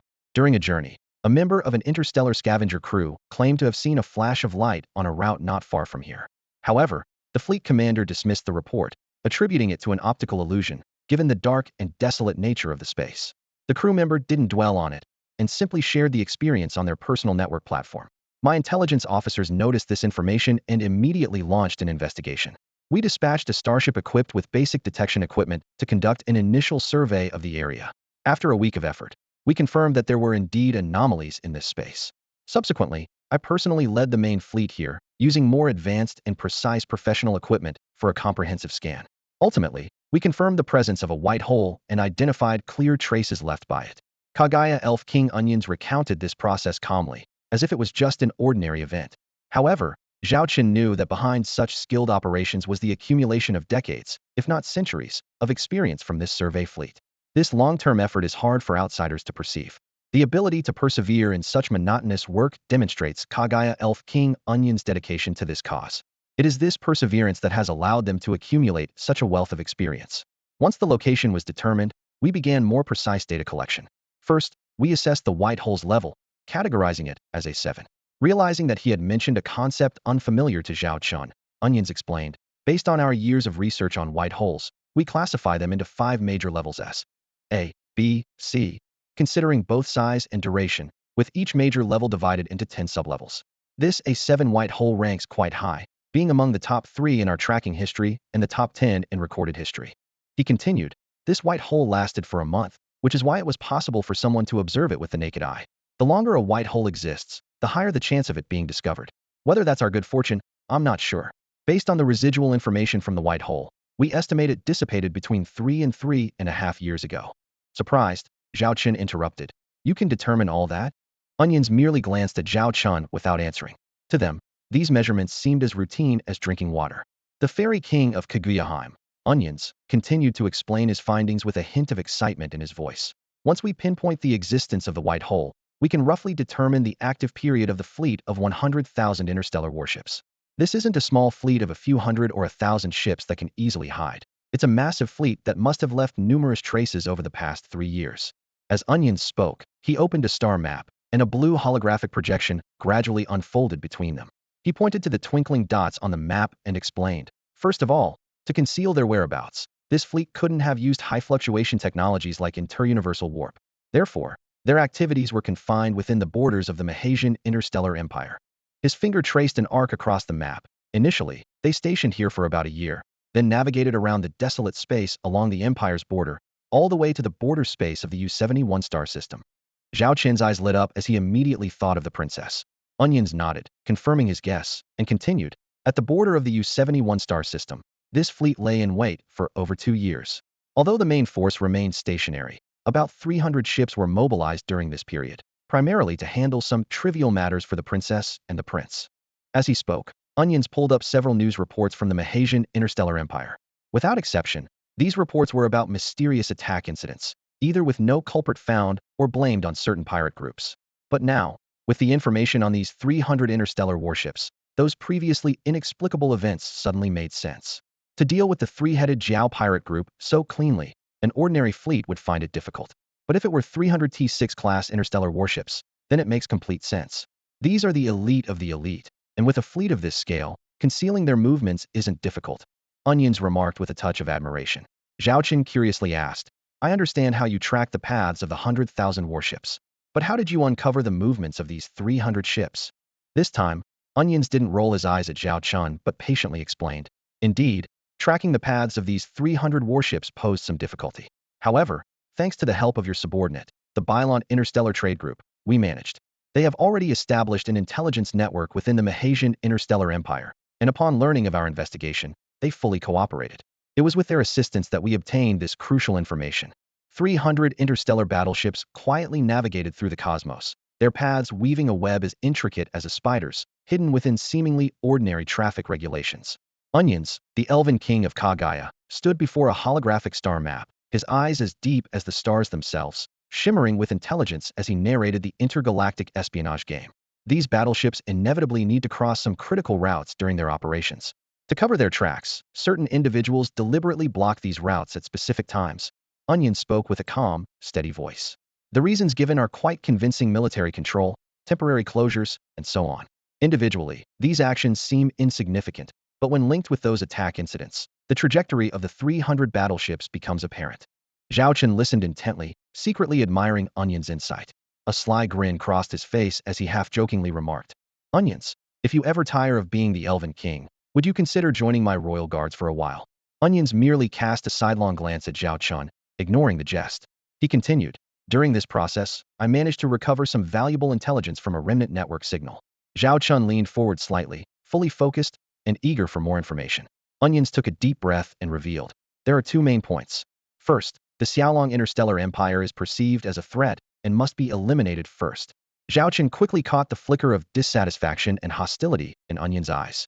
He understood that the Elven King was likely thinking, why do they only see the Xiaolong Interstellar Empire as a threat while ignoring the Holy Elven Empire? Isn't this a slight against us? The second point, Onions continued, is to secure operational space for the Grand Invasion Plan. Zhao Chen's heart skipped a beat. The mere mention of a Grand Invasion Plan was enough to suggest its immense scale. He asked gravely, "Do you have any information about timing, the scale of the invasion, or any other useful details?" Onions shook his head, his silver hair gently swaying. "None of those details are available. However, based on the clues I've gathered, I have a hunch." His gaze deepened. These people wouldn't dispatch such a large fleet to the Mahas People's Interstellar Empire without reason. If there truly is a grand invasion plan, I suspect the Mahas People's Interstellar Empire is their forward base, which explains why they deployed a massive fleet there early on. Onions paused briefly, continuing his analysis. "Moreover, I believe that with their level of technology, they couldn't possibly deploy such a large fleet on their own. Since they've already visited our universe cluster and are aware of your Xiaolong Interstellar Empire's military strength, they must have conducted an assessment. For them, the worst-case scenario is facing all the interstellar civilizations in our universe cluster, so they first need to determine how many fleets are necessary to confront us." Onion's voice grew more somber. "It's crucial to understand that this battle is highly unfair for both sides in terms of timing and location. They might even face logistical challenges. If the difficulty of previous inter-universe operations was 10, then this kind of cross-universe cluster battle could be as challenging as 100. At this point, Onions, the Elven King of Kagaya, paused and looked at Zhao Chen, awaiting his reaction. Zhao Chen, the Emperor of the Xiaolong Interstellar Empire who had just experienced a cross-universe battle, furrowed his brow as he recalled the thrilling conflict. He nodded slowly, his voice deep and resolute. "Indeed, the difficulty cannot be underestimated." With his hands crossed and body slightly leaning forward, Zhao Chen appeared to be explaining in detail to everyone present. "Just in terms of strategic resources, you need to invest several times more than the enemy. To completely conquer the opponent and achieve a comprehensive victory, the overall combat power of the Legion fleet must be at least 3 times that of the enemy. And in terms of resource consumption, you need to prepare 5 to 10 times more." His gaze swept across everyone in the room, his tone becoming more serious. "If these conditions cannot be met, even if you hold an advantage on the battlefield, you might fail due to insufficient follow-up support. This was precisely why our Xiaolong Legion fleet chose to withdraw during the battle against the Devourer civilization." Zhao Chen stood up and walked to the holographic star map, tracing his finger over the twinkling galaxies. "And this is just for cross-universe warfare. If it involves multiple universes, the difficulty will increase exponentially." He turned to face the others, a gleam of caution in his eyes. "Those guys aren't fools. If they dare to make such a plan, they must be well prepared. I estimate they will deploy at least 30 to 50 million elite Interstellar Legion fleets, second only in quality to our Xiaolong Legion. According to previous intelligence, a large number of quasi-T7 level interstellar warships are likely to appear." Zhao Chen's voice suddenly deepened. If they could choose, now would be their best time to strike. The sharp gaze of Huey Elf King Aeonians once again fell on Zhao Chen, and he spoke slowly, a hint of hope in his voice. "However, we might be able to predict their next attack timing." Zhao Chen looked at Aeonians in surprise, raising an eyebrow. "How can we determine that?" Aeonians raised a hand, indicating it was just a hypothesis. "First, assuming our previous assumptions are correct, those people went to the Mahasi Interstellar Empire with a purpose, using it as an outpost. So, they are likely to land in the Mahasi Interstellar Empire universe." He stood up, walked to Zhao Chen's side, and pointed at the star map, continuing, "Based on my previous analysis, it's difficult for them to cross galaxy clusters with just their technology. But using white holes is possible. This means they must have made breakthroughs in white hole research." Aeonion's eyes gleamed with wisdom. "We can hypothesize that they can either predict the appearance of white holes in advance, artificially create white holes, or have a way to lock a white hole at specific coordinates. If these assumptions are correct, white holes are the key clue. If we can predict where and when white holes will appear in the Mahasi Interstellar Empire, we can infer their attack timing. Zhao Chen nodded thoughtfully. Aeonion's explanation made sense. However, a critical question surfaced in his mind: how to predict the appearance of white holes in advance. The answer to this question might be the key to turning the tide of the war. Zhao Chen gazed at the moonlit Elven King, Onions, with eyes filled with surprise and curiosity. The Elven King had brought him so many surprises that, aside from his perpetually stern face and occasionally sharp remarks, Zhao Chen almost wanted to recruit him immediately. Can you predict the appearance of white holes? Zhao Chen asked directly, a hint of urgency in his voice. Onions nodded slightly, his expression serious.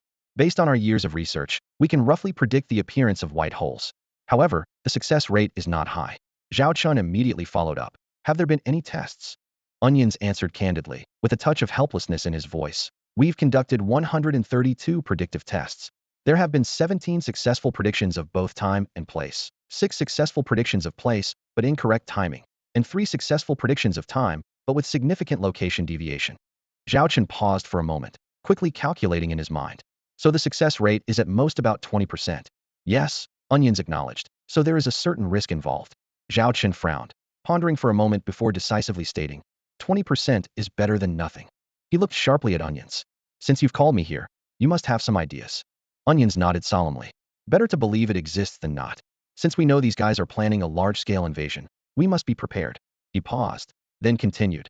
In our universe cluster, the strongest in terms of overall strength are naturally your Xiaolong Interstellar Empire and our Holy Elven Empire. And now, with your recent initiatives, the Xiaolong Interstellar Empire has achieved a status that surpasses all interstellar civilizations in history. Zhao Chen shook his head with a wry smile. Don't flatter me now. You know the situation of the Xiaolong Interstellar Empire, don't you? His voice carried a hint of helplessness. Our current status is high, but that's because reality has forced us. We have to prepare for a duel with the Devourer civilization's vow. As you mentioned, those guys will choose the most opportune time to invade. It's obvious when that will be. At that time, it will be really difficult for us to handle both fronts. Onion's expression was grave, fully aware that Zhao Chen was speaking the truth. Preparing for a duel with the Devourer civilization's vow was already a daunting task, and dealing with an invasion by the conqueror civilization would certainly increase the difficulty.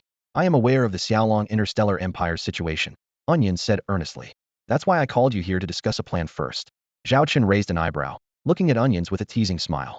The words of the moonlit Elven King are quite interesting. For such an important matter, you actually came to discuss with me first, instead of following your Holy Elven Empire's procedure by holding a meeting of the Elven Kings or a High Council meeting. Unfazed by Zhao Chen's teasing, Onions replied calmly. In extraordinary times, extraordinary measures are required. Let's get to the point. His tone turned serious. I understand that the Xiaolong Interstellar Empire will be hard-pressed when facing the Devourer civilization's vow. But relying solely on our Holy Elven Empire and other potential united interstellar civilization fleets to deal with the Conqueror civilization's invasion is quite challenging. Onions met Zhao Chen's gaze and continued. From your perspective, even if you win the duel with the Devourer civilization's vow, do you have the confidence to clean up the mess in our universe cluster afterwards? Your establishment of the Universe Trade Alliance and those interstellar investment banks is essentially to make our universe cluster a strategic reserve base for the Xiaolong Interstellar Empire, continuously supplying strategic resources. If these strategic reserve bases catch fire, and you've just gone through a fierce battle with the Devourer civilization, what are your chances against a Devourer civilization that strikes while the iron is hot? Zhao Chen shrugged with a knowing smile, a hint of shrewdness flashing in his eyes. He looked at the Kagaya Elf King, Onions, and said in a relaxed yet probing tone, Since your majesty has analyzed the situation of our Xiaolong Interstellar Empire so thoroughly, I assume you've already prepared a strategy for us? Onion's expression turned serious instantly.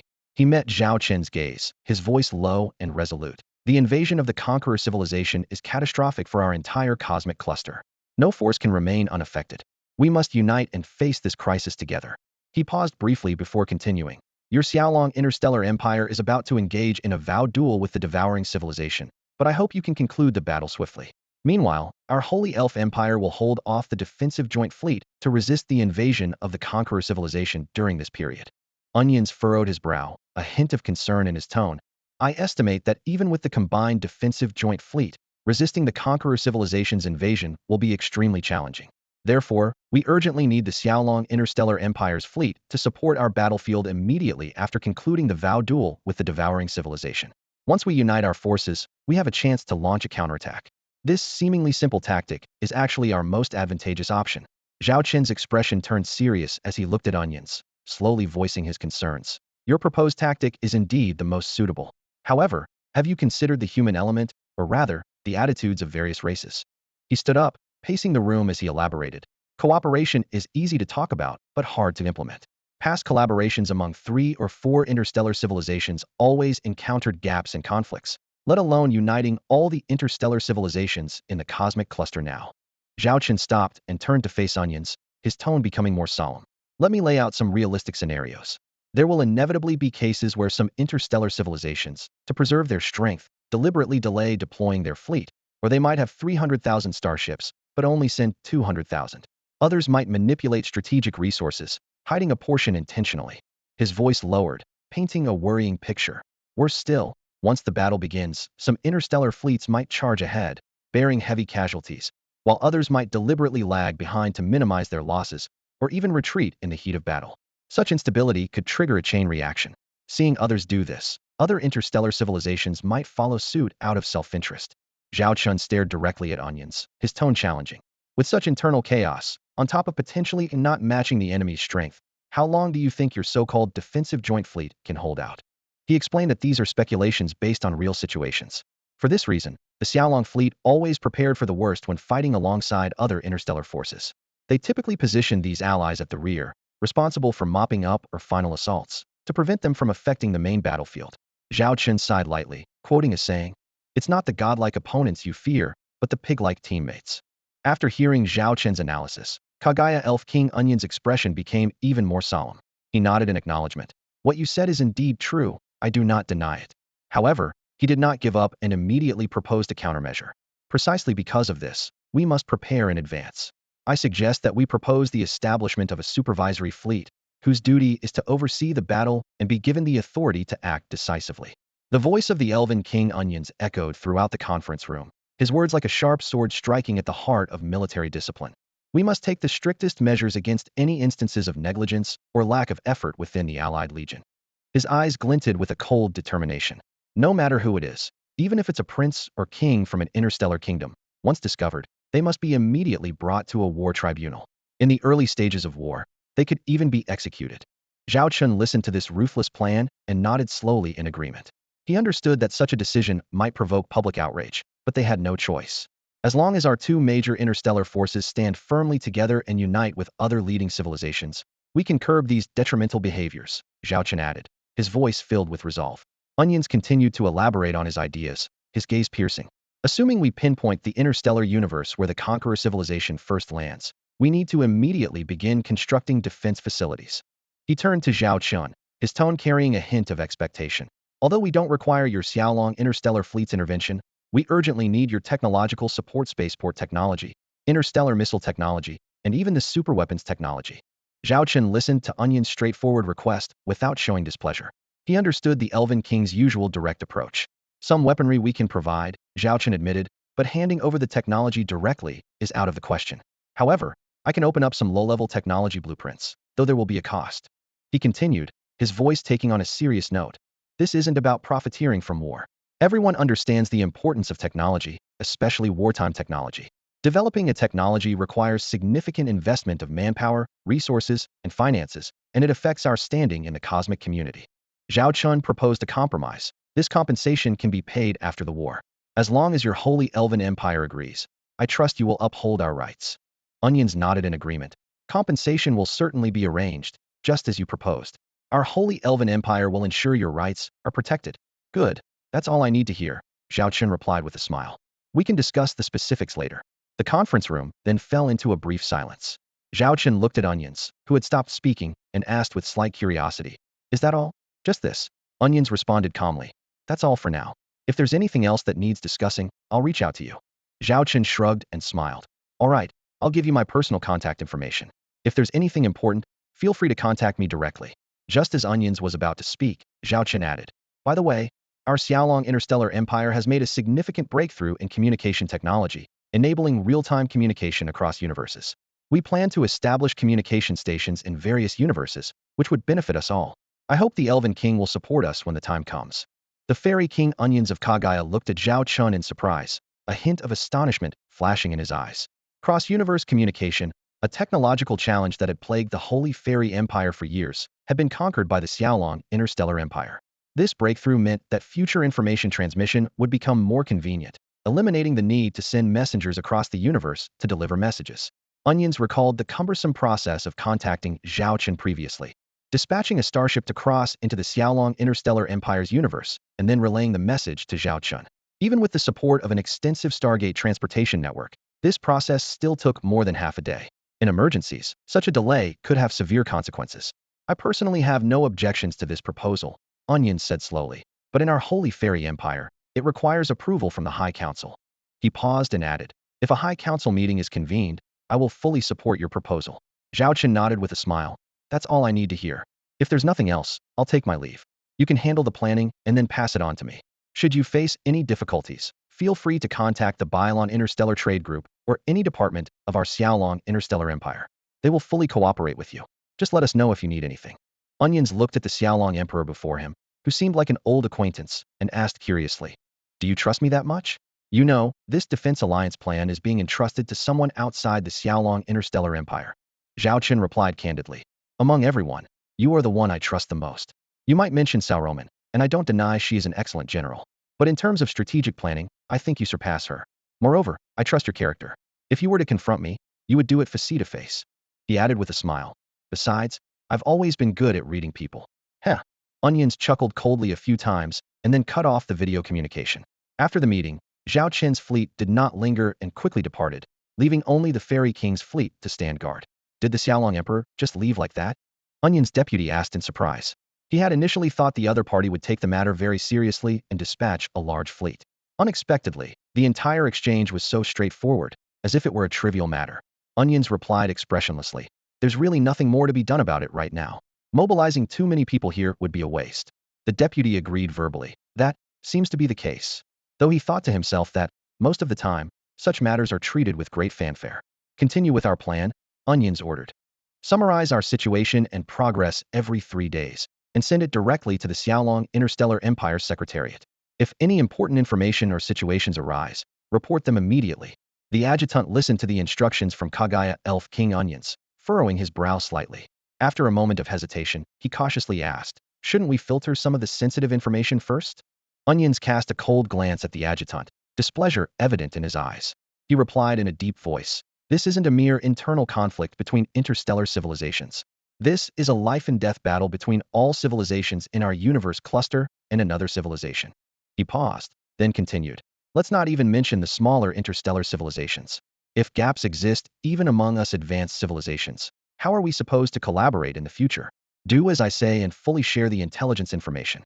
Yes, sir. The adjutant responded immediately, not daring to say more. Around them, the staff continued with their tasks, each managing their own duties. Kagaya Elf King Onions walked alone to the porthole, gazing into the dark expanse of space. A slight smile played on his lips as he murmured to himself, what an interesting fellow. Meanwhile, in the Xiaolong Interstellar Empire, Zhao Chen was not unprepared for the potential large-scale invasion by the conqueror civilization. Upon returning to the empire, he immediately summoned Chief Secretary Lilith and Grand Marshal Charlotte to inform them of the situation in detail. Upon hearing the news, both Lilith and Charlotte's expressions grew serious. Lilith massaged her temples, worriedly saying, this situation is indeed grave. We were already stretched thin dealing with the oath duel against the Devourer civilization, and now we face the threat of an invasion by a quasi-T7 level interstellar civilization. Charlotte took over, analyzing with a serious demeanor. The plan you discussed with Kagaya Elf King Onions is indeed the most suitable strategy we have. However, ending the oath duel with the Devourer civilization in a short time is extremely challenging for us. The Imperial Military Department will need to completely revise all previous battle plans. Additionally, to quickly end this oath duel, we will inevitably increase our combat consumption significantly. Zhao Chen crossed his hands under his chin, elbows resting on the desk, and said gravely, I understand. This change has a massive impact. Our previous preparations in the Xiaolong Interstellar Empire might need a complete overhaul, but it's something we must do. The conqueror civilization is targeting our entire cosmic universe.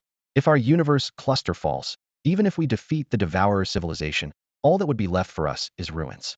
Furthermore, our carefully managed cosmic trade alliance and interstellar investment plans would collapse entirely. So, we cannot accept such an outcome under any circumstances. Turning to Charlotte, Zhao Chen said firmly, I know this is very challenging, but it's a problem we must overcome. Charlotte was silent for a moment, then resolutely said, rest assured. I will immediately convene the high-ranking officials of the Imperial Military Department to reformulate the plans, ensuring we can end the Oath duel with the Devourer civilization in the shortest time possible and prepare for the Conqueror civilization's invasion. Lilith also said helplessly, since things have come to this, we have no choice. We must give it our all. Seeing their determination, Zhao Chen felt reassured. It was precisely because of their persistent efforts that the Xiaolong Interstellar Empire could always rise to the challenge and forge ahead against adversity. Turning to Lilith, Zhao Chen continued. Additionally, I've discussed with Kagaya Elf King Onions. During their initial battles, we won't send fleet support, but we will provide some technological assistance to help them build their defense systems and share some starship technology blueprints. They will compensate us as promised after the war. You'll be responsible for drafting the plan and coordinating directly with King Onions. Also, all our departments should cooperate as much as possible with King Onion's preparations for this war. Understood. Lilith nodded solemnly in agreement. In the highest military conference room of the Xiaolong Interstellar Empire, 15 figures gradually illuminated, their light converging into holographic projections. Grand Marshal Charlotte scanned the faces of these imperial marshals, her expression solemn. She took a deep breath and announced bluntly, all established plans for the Oath Duel campaign are to be cancelled. As soon as she spoke, the room erupted in astonishment. Marshal Xue Xiaoxiao widened her eyes in disbelief and said, cancel everything? Those are the plans we spent months developing. Memories of endless days and nights flashed through her mind, leaving her with a sense of futility. Charlotte nodded, her eyes sharp. Yes, because we are facing a significant variable. Her voice was low and serious. We have received reliable intelligence that outside our galaxy cluster, in another unidentified galaxy cluster, there exists a Proto-T7 level interstellar conqueror civilization. They intend to launch a massive invasion during our Oath duel. With Charlotte's words, the atmosphere in the room became tense. The marshals, who were previously a bit lax, immediately sat up straight, listening intently. Charlotte continued. The previous events with the Mayha's Interstellar Empire and the attack on our Xiaolong Emperor by those 100,000 starships were all orchestrated by this conqueror civilization. Hearing this string of shocking information, all the marshals' expressions turned extremely serious. Charlotte scanned the room and continued. Currently, our intelligence on this conqueror civilization is very limited, mostly speculative. But what is certain is that they are powerful, possessing at least 2 Proto-T7 level starships, along with a large number of T6 and T5 level ships. Although these ships' individual combat power may not match ours, considering they might have been at this power level for some time, their underlying strength is undoubtedly substantial. She paused, her tone more grave.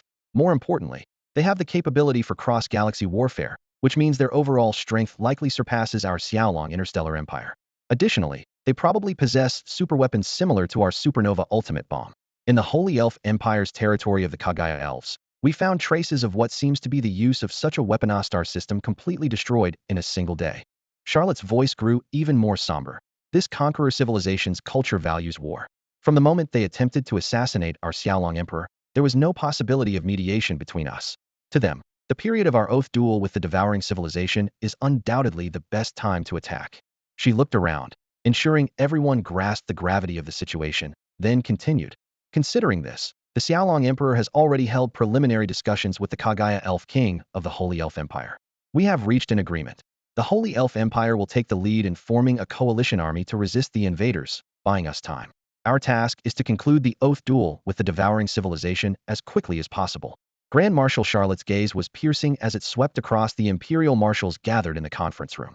Her voice was steady and resolute. Ladies and gentlemen, we are facing an unprecedented challenge. We originally estimated it would take us 2 to 3 years to achieve victory in the Vow duel, but now, we don't even have a year.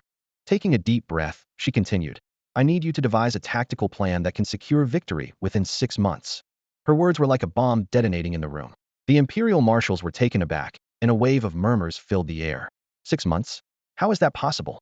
This isn't just a simple battle. It's a clash between 2 cosmic civilizations. The enemy has millions of starships, and their will to fight is undoubtedly strong. The 2-year plan we initially discussed was already optimistic, and now the time frame is cut to a quarter. Charlotte listened quietly to their doubts, understanding their confusion and concerns. Once the room quieted down a bit, she spoke up, I fully understand your worries. To be honest, even I don't have a suitable battle plan right now, nor do I know how to fight this war. Her honesty brought a brief silence to the room. Seizing the moment, Charlotte continued. But this is the reality we must face. If we delay the vowed duel for too long, by the time we turn around, we'll be facing a universe in ruins and a conquering civilization ready to strike. Without the resources and support of other interstellar civilizations, we would stand alone against the conquerors, and regardless of the outcome of the vowed duel, the result would be the same: you lose. Her voice grew more determined. Therefore, we must conclude the vowed duel as quickly as possible, and then join forces with other universes to resist the invasion of the conqueror civilization. We have no other choice. Charlotte's words struck each heart like a heavy hammer. The room was silent once more as everyone pondered the seemingly impossible task ahead. Finally, Medusa broke the silence. Ending the vowed duel in 6 months isn't entirely impossible. However, it requires us to make sacrifices and endure battlefield losses, exchanging significant costs for a time advantage. It's a common situation in many wars who can't hold the upper hand in every aspect. We must either achieve the greatest victory with minimal cost or accept high casualties to achieve rapid success. Charlotte nodded, her expression still serious. I've already discussed this issue with His Majesty the Emperor. Her gaze scanned each marshal present, as if searching for someone willing to take on this daunting task. The Emperor's decree reached the military conference room, and Grand Marshal Charlotte's voice resonated through the air. She announced the unique nature of this campaign. No casualty limitations, no consumption constraints. The sole requirement was to conclude the battle within 6 months, preserving the combat strength of the fleet as much as possible to swiftly engage in the war against the conqueror civilization. Charlotte emphasized that time was of the essence, with the former requirement being the primary task and the latter dependent on circumstances. Inside the conference room, the imperial marshals had varied reactions. Some frowned, others fell into deep thought. The air was thick with tension and contemplation. About 15 minutes later, Marshal Chitong broke the silence with a firm and powerful voice. In a civilization-scale war of this magnitude, to end the conflict quickly, we must launch an all-out offensive. No feints or coordination are necessary, just a relentless push to break through the battlefield completely. As Chitong's words settled, Marshal Sulan took over, her eyes gleaming with intelligence. While Marshal Chitong's strategy is viable, we could also consider surprise attacks and high-speed penetration tactics. According to intelligence, the devouring civilization's fleets are not all elite. Their main force is still the direct legion under the Black God Monarch. If we can swiftly annihilate these direct legions, we can gain an advantage in the entire war. More importantly, this is precisely the specialty of our Xiaolong Interstellar Corps. Following this, other marshals began to voice their opinions, and the discussion in the conference room became heated. The interstellar map of the fragmented universe was projected onto the conference table, becoming the focal point of everyone's attention. The marshals gathered around this three-dimensional star map, discussing strategies and pointing out key areas. The intense debate continued for a full 2 hours, with various tactics proposed, analyzed, and weighed. Eventually, the debate subsided, and all eyes turned to Grand Marshal Charlotte. Her expression was serious, her eyes fixed on the star map before her, as if she could already see the interstellar battlefield unfolding. After a moment of silence, Charlotte summarized, "The tactical suggestions from everyone are excellent. In summary, there are 2 main directions. One is a full-scale advance on the front lines to completely penetrate the enemy's defenses. The other is to assemble elite fleets for penetrating assaults, prioritizing the annihilation of enemy elites to gain battlefield superiority." She paused, her gaze sweeping over each marshal present, then made a decision that surprised everyone. "Both of these tactics are excellent. So, we will implement both." Upon hearing Grand Marshal Charlotte's words, the imperial marshals in attendance displayed expressions of astonishment. The conference room fell silent, with everyone contemplating the potential impact of this bold and challenging decision. Grand Marshal Charlotte rose from her seat, her gaze piercing as she surveyed the shattered cosmic star map before her. With a mere thought, countless flags began to materialize across the map. These flags represented all the regular fleet groups of the Xiaolong Interstellar Empire, neatly arrayed on the front line of the battlefield in a formidable horizontal formation. Behind this line, the flags of the elite fleet groups lay in wait, poised in their secondary battle positions. Opposite them, the flags of the Devourer civilization's fleet loomed like a dark cloud. At that moment, the flags representing the Xiaolong Empire's regular fleets began to advance, like a sharp blade ready to cut through the enemy's ranks. Grand Marshal Charlotte's voice resonated through the command room, each word filled with resolve and determination. "As the war commences, all regular fleet groups will launch a simultaneous attack. I don't care what tactics you employ, how many resources you expend, or how many troops you sacrifice. Your sole task is to focus on your fleet's attack route, as Marshal Chitong said, and break through the enemy lines as swiftly as possible." Her gaze swept over each of the assembled generals as she continued. During this process, whichever fleet group performs the best demonstrating superior combat readiness, the most aggressive momentum, and the potential to threaten the enemy's elite will see the elite fleet group deployed to that battlefield to execute a high-speed penetration tactic along that attack route. As Charlotte explained, the map's battle scenario began to shift. One flag representing the Xiaolong Empire surged ahead, outpacing the others and penetrating deep into enemy territory. Immediately, the elite fleet group's flags moved swiftly to converge around this leading unit. In an instant, this fleet seemed to be infused with boundless power, akin to a sharp spear piercing the enemy's core. After hearing Grand Marshal Charlotte's plan, the Imperial Marshals present fell into deep thought. Their expressions varied, clearly weighing the feasibility of this offensive strategy. Marshal Zhao Riyue broke the silence with a grave tone. This plan is not unfeasible, but if all fleet groups focus on offense, the battlefield consumption could be extraordinarily high. Marshal Shui Xiao, on the other hand, appeared extremely excited, exclaiming, "I think it's great. Let's show our skills and turn the tide of battle." However, Marshal Xinbing furrowed her brow slightly, raising a critical concern. If, and I stress if, a fleet group encounters unforeseen danger on the front lines, facing a crisis or even the risk of complete annihilation, how should we respond? As soon as Xinbing finished speaking, the command room fell silent. Though each general was confident in their abilities, they were not arrogant. If unfortunately surrounded by the enemy commander's forces at 30 to 50 times their number, without reinforcements and prohibited from retreating, even they could not guarantee a safe withdrawal. Grand Marshal Charlotte's expression grew exceptionally serious as she slowly spoke. "I've given this considerable thought as well. Since our tactical doctrine is to attack at all costs, we must be prepared for any possible scenario. The enemy may very well employ a tactic to delay our advance." Her gaze turned steely, her voice carrying an undeniable resolve. "Let me make it clear now. Regardless of which fleet group encounters such a situation, aside from ensuring battlefield resource consumption, no reinforcements will be provided. Even if it means facing total annihilation, so be it." Grand Marshal Charlotte's final words were unequivocal, clearly establishing her firm stance and setting a harsh and unyielding tone for the impending interstellar war. As soon as Grand Marshal Charlotte finished speaking, a low chuckle spread through the conference room. Being surrounded by enemy forces was somehow seen as an advantage by the Imperial Marshals. Marshal Qing Man stood tall, her serpentine tail swaying with excitement. "If that situation arises, please let me handle it. I love watching the enemy surround me, only to find themselves unable to defeat me," she said with confidence and a hint of provocation. Marshal Medusa glanced at her fellow clanswoman, a slight smile playing on her lips. She noticed that Qing Man was gradually adapting to her new role, even playfully teasing her in private, and their relationship was more like that of sisters. Marshal Pei Shengnan calmly stated, "What does it matter if they outnumber us several times over? Our 10th Legion fleet prefers fighting against the odds. It would be best if they surrounded us, so we don't have to chase their starships all over. I'm just worried they won't have enough ships for us to battle." Marshal Leona the Dragon Lady stood with her hands on her hips, exuding a fearless demeanor. "Hee, I wouldn't be interested in a battlefield without any challenges." Marshal Wei Shishir added with a playful tone, "I'm not worried about our situation, just that my attacks might be too swift and fierce for our logistics to keep up." Listening to their confident remarks filled Grand Marshal Charlotte with warmth. Although she had anticipated their attitudes, hearing it firsthand was reassuring. Grand Marshal Charlotte said seriously, "Aside from the attack, you don't need to worry about anything else. We'll ensure the logistics support is in place. You have over a year to prepare. As I've said before, how you fight, and the process is up to you. I only care about the outcome. Do you understand?" All the Imperial Marshals stood up in unison, saluted Grand Marshal Charlotte, and responded in one voice, "Understood." After giving a few more instructions, Grand Marshal Charlotte declared the meeting adjourned. She didn't lay out a detailed battle plan, which reflected her trust in the marshals. Every marshal who made it to this rank had extensive combat experience and a unique tactical style. If Charlotte had to micromanage every detail, it would not only be an overwhelming workload, but also an indication that the marshals were not up to standard. In the Xiaolong Galactic Empire, each marshal had risen to prominence through proven battle achievements.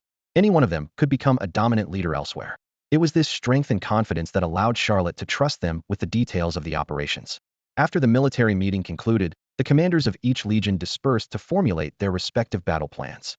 Grand Marshal Charlotte only needed to oversee the overall situation, which not only demonstrated trust in the capabilities of each legion, but also highlighted the strength of the Xiaolong Interstellar Empire's military. As soon as the meeting ended, Charlotte immediately contacted Secretary Lilith and Zhao Chen to report the final decision. She stated concisely, "Our goal is to end this war within 6 months." Upon hearing this, Zhao Chen's mind was already filled with visions of the brutal future battlefield. A full-scale offensive would inevitably lead to significant sacrifices, but to swiftly end the pledged duel, it was unavoidable. He replied in a deep voice, "This tactical plan is feasible. Prepare accordingly, and if you need anything, we will fully cooperate." Charlotte nodded and continued to emphasize, "The key to the plan lies in logistical support. A comprehensive offensive means resources will be consumed rapidly. We must ensure timely supply to the front lines and avoid any delays in the offensive pace due to logistical issues." As she spoke, her gaze shifted to Lilith. Lilith shrugged and responded confidently, "Rest assured, within these 6 months, regardless of the situation on the front lines, logistical support will be flawless." With all aspects confirmed, the battle plan for the pledged duel was quickly adjusted. The Xiaolong Interstellar Empire's military department quietly began its preparations. Unlike before, the pressure between the fleet groups of each legion subtly increased. Previously, under unified command, it was difficult to discern strengths and weaknesses. Now, each group fought independently yet for the same goal. Any fleet group that performed poorly would bring shame in front of all the Empire's legions and become a long-term laughingstock. From senior officers to ordinary soldiers, they would not be able to hold their heads high in front of comrades from other legions. At the same time, each legion was secretly competing. Although legion seats were nominally ordered by establishment time, they also implicitly reflected strength. The commanders of the leading legions were all veteran generals with exceptional capabilities, having held key roles in past campaigns, which attested to their strength and status. This underlying competitive atmosphere further fueled the fighting spirit of each legion. As the saying goes, in literature, there is no first. In martial arts, there is no second. Although the various legion fleets usually maintain a polite and humble demeanor, the competitive spirit among the warriors never ceases. Newly established legions are eager to earn military accolades in war to prove their strength, while the seasoned legions strive to excel on the battlefield to solidify their status as leaders. The new operational plan for the Oath Duel has undoubtedly highlighted the strengths and weaknesses of each legion fleet. On the surface, everything seems calm, but beneath, there are strong undercurrents. Senior commanders of each legion have canceled their leaves, engaging in round-the-clock discussions with the marshals about the battle plans. In the meeting room of the Xiaolong 5th Legion Fleet, Marshal Leona suddenly stood up. She slammed her hands heavily on the table, and her tail struck the ground with such force that the entire room seemed to tremble. "I've explained the situation." Marshal Leona's powerful voice echoed throughout the room. "The strategy for the Oath Duel has been revised. Each legion will fight its own battle. The process doesn't matter, only the result does. Whoever performs poorly will be a disgrace." She looked around with piercing eyes. "I don't want to see our 5th Legion becoming the worst. On the contrary, I want us to be the best, to be the main assault force in the Oath Duel." Her voice grew even more stern. "From now on, all deputy commanders and officers above the rank of secretary are to cancel their leaves. I want a complete operational plan drafted right here. No one leaves until the plan is finalized. Once a plan is confirmed, it must undergo a round of simulated combat. Your opponents will be those present here, and you must ensure a 100 success rate. Is that clear?" Her words were like a heavy hammer, striking at everyone's heart. The atmosphere in the meeting room instantly became tense, and the fighting spirit of everyone was ignited. Meanwhile, in the meeting room of the Xiaolong 15th Legion Fleet, Marshal Pei Xingnan's voice was equally commanding. "Listen up," she almost shouted. "In this Oath Duel, if anyone embarrasses me, don't blame me for coming to teach you a lesson myself." Marshal Pei Xingnan's gaze swept over every officer present. "Even though we are the 10th Legion, we must prove that our strength is not at the bottom. Our Xiaolong 10th Legion can also take on the main assault, and we are stronger than any legion." She continued, her voice carrying an undeniable authority. "From now on, aside from drafting battle plans, every legion fleet must undergo an assessment. The requirement is that when facing an enemy fleet 20 times their size, they must still gain the upper hand. Any legion fleet that fails the assessment will have me to answer to." The murderous glint in Marshal Pei Xingnan's eyes made the legion commanders shiver. They knew this was no idle threat. This tense atmosphere was not only present among the regular Imperial Legion fleets, but also among the elite Legion fleets. The entire Imperial military system had plunged into an unprecedented state of readiness due to the impending Oath Duel. In the meeting room of the Queen of the Stars Elite Fleet Base, a tense atmosphere permeated the air. Marshal Su Lan stood at the front, her voice as soft as an orchid, yet it commanded the undivided attention of every officer present. "Ladies and gentlemen, the new battle plan has been finalized." Marshal Su Lan's gaze swept over each person seated. "Although we are not a frontline combat fleet, our responsibility is equally significant. We will face the most elite and powerful fleet of the devouring civilization. Our mission is to annihilate all their starships in the shortest possible time." Her words carried an undeniable authority. The officers straightened their backs instinctively, each recalling the strictness of Marshal Su Lan. Not long ago, An officer who had served her for many years was demoted simply because the fleet was 5 minutes late in reaching the combat zone. In the rapidly expanding draconic interstellar empire, such a penalty meant at least 2 or 3 years of effort wasted. Marshal Su Lan continued.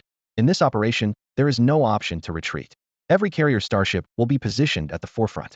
I know this is dangerous, but it greatly enhances our combat capability and reduces the attack range of our interstellar fighters and drone swarms. Remember, no advancing, no retreating. Even if it means sacrifice, it must be on the path of attack. Her voice grew colder. My requirement is simple. Within 15 minutes, we must completely secure interstellar air supremacy in the area our carrier starships can cover. Any squadron that fails to accomplish this task will face the consequences. Her words seemed to drop the temperature in the room, with everyone feeling the biting chill. This tactical arrangement overturned the traditional combat characteristics of carrier starships, placing them in extremely perilous positions. Yet, undeniably, this double-edged strategy significantly enhanced the attack efficiency and pace. Meanwhile, similar situations were unfolding across various fleet groups. Everyone was silently preparing for the imminent oath-bound duel. As the draconic interstellar empire quietly set its plans in motion, the long-dormant Holy Elven Empire finally took action. They announced the formation of a mutual defense cosmic alliance organization. The core of this alliance is the principle of collective defense. Member states must collaborate under any circumstances, taking necessary actions to ensure each other's territorial security, including military force. This move was undoubtedly a significant response to the current situation and hinted at potential major changes in the interstellar political landscape. The second principle of negotiation acts like an invisible bond, tightly connecting the member states of the alliance. It requires that any conflicts or disagreements on external issues among member states must be resolved through alliance coordination, with the minority yielding to the majority for the greater good. The implementation of this principle is akin to a carefully choreographed dance, where every member state must move in harmony to uphold the overall interests of the alliance. The third principle cleverly complements the first, as if adding a robust barrier to the alliance's defense system.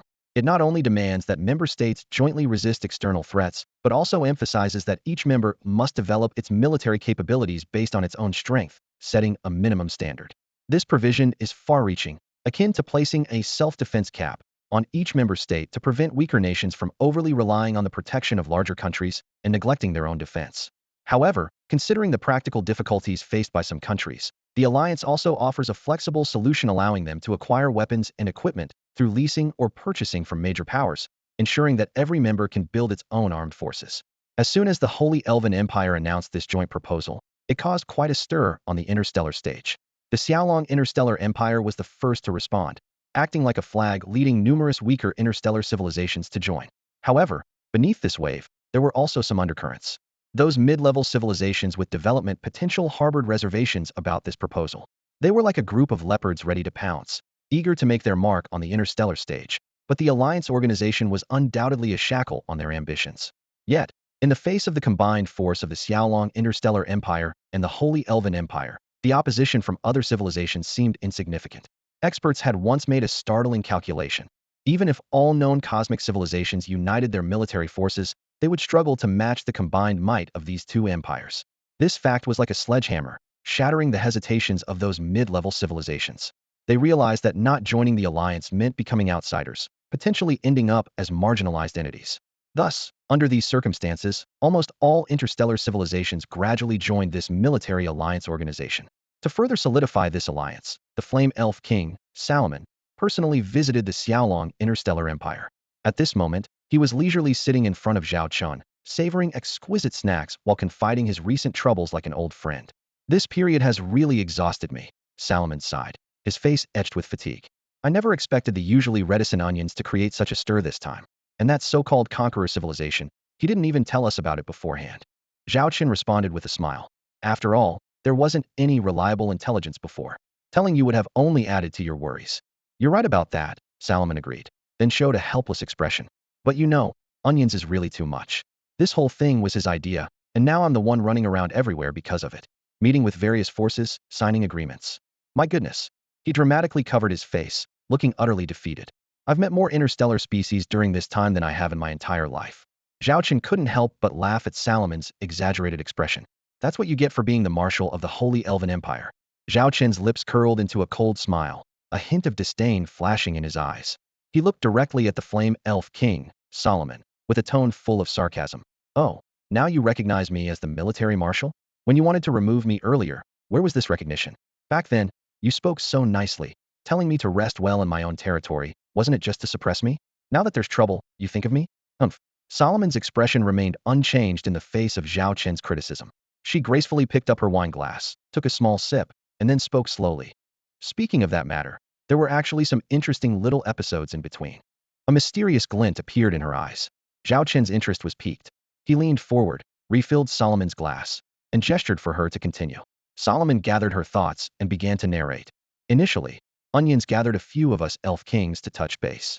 You know, when we previously collaborated on developing cosmic exploration and radar technology, we could do it secretly without the High Council's knowledge. But forming a military cosmic alliance is too big to hide from them.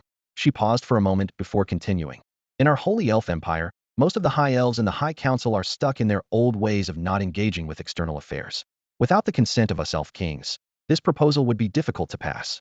Among us, Gustav is the most stubborn. He has the most allies in the High Council, and everyone gives him some respect. Solomon's tone turned serious. During our internal discussions, two main issues arose. The first was whether to form this cosmic military alliance. That was relatively straightforward. Once Onions explained the threat of the Conqueror civilization, everyone basically agreed. After all, the Conqueror civilization had invaded our Holy Elf Empire before.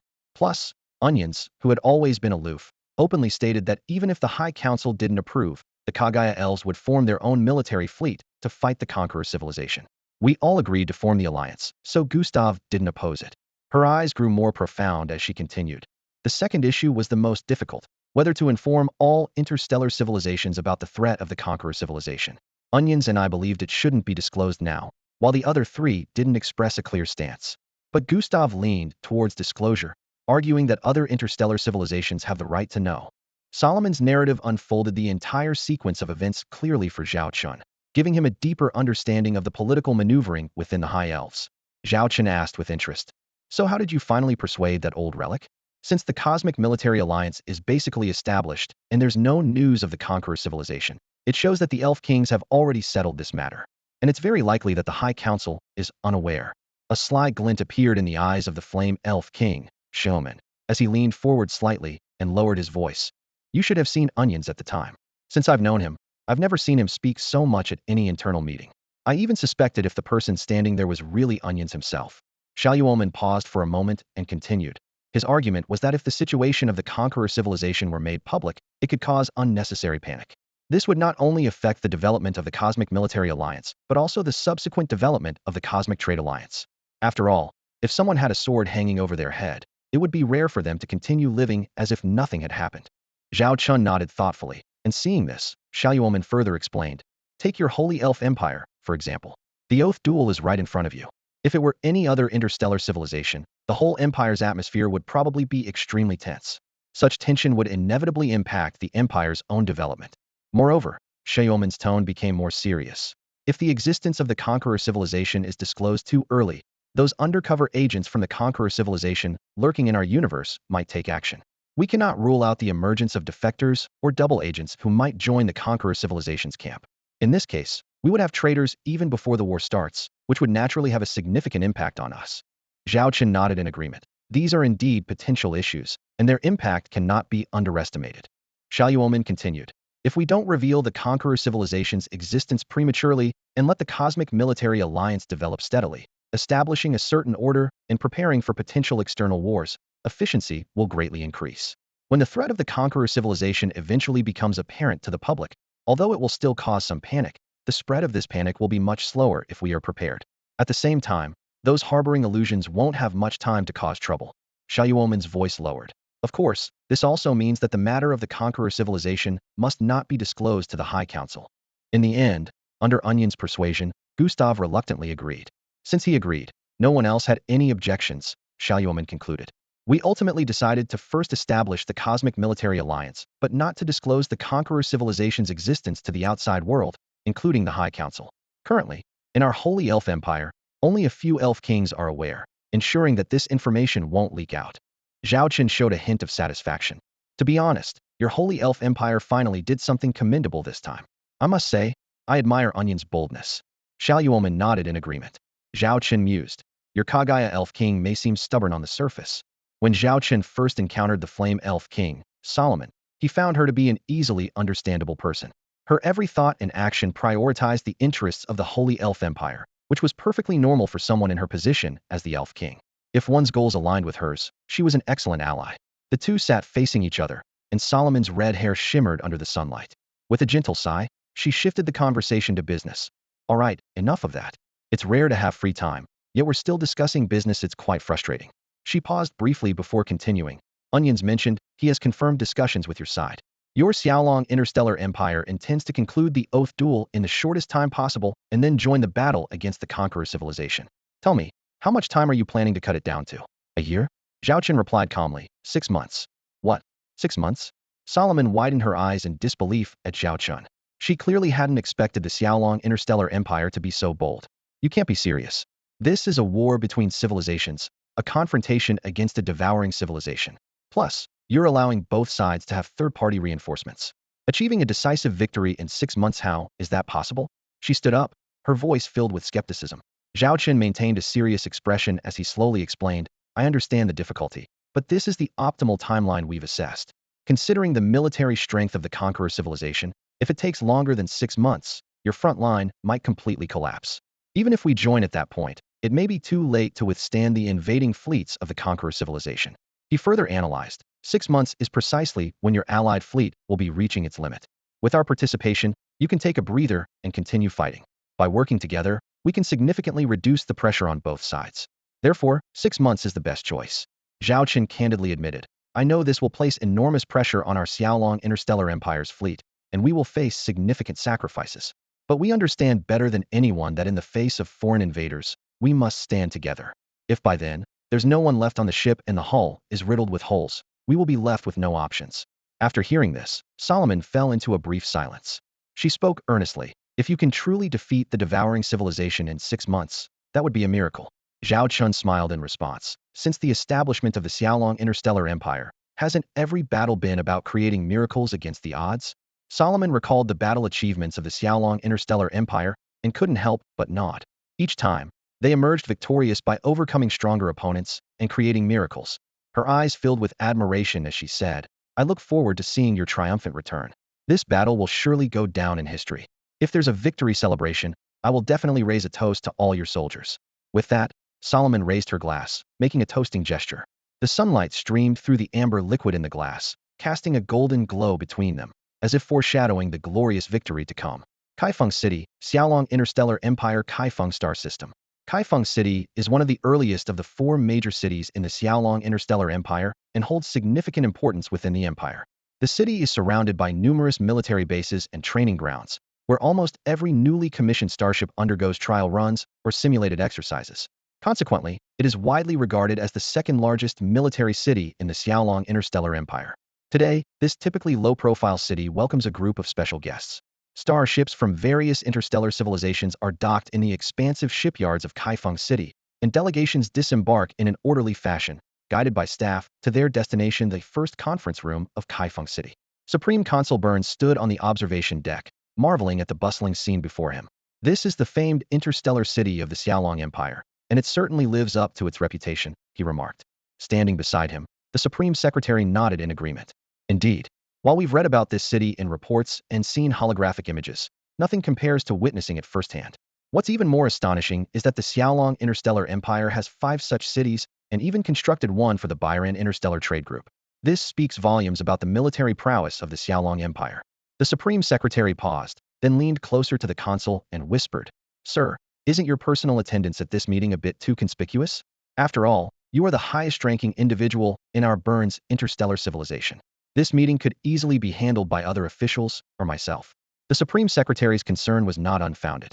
Although the Supreme Consul of Burns did not hold a position as elevated as the Xiaolong Emperor or the 5 Elf Kings of the Sacred Elf Empire, he was still a prominent figure among other interstellar civilizations. It was reported that the Xiaolong Emperor would not attend the meeting, and the Sacred Elf Empire was sending only one Elf King. Therefore, it seemed unnecessary for the Burns interstellar civilization to send its highest-ranking official. The Supreme Consul glanced at his secretary and replied calmly, I know the Xiaolong Emperor will not attend the meeting, but that doesn't mean we won't see him. Arrange a meeting with the Xiaolong Emperor. Our previous encounter was too brief. This will be our first formal meeting. Considering the significant collaboration between our Interstellar Investment Bank and the Xiaolong Empire, it's time for the highest leaders of both sides to meet. Hearing this, the Supreme Secretary realized the true purpose behind the consul's visit. The meeting was merely a pretext. His real intention was to meet the Xiaolong Emperor. Attending the meeting was just a formality, a gesture of support for the Xiaolong Empire. I understand.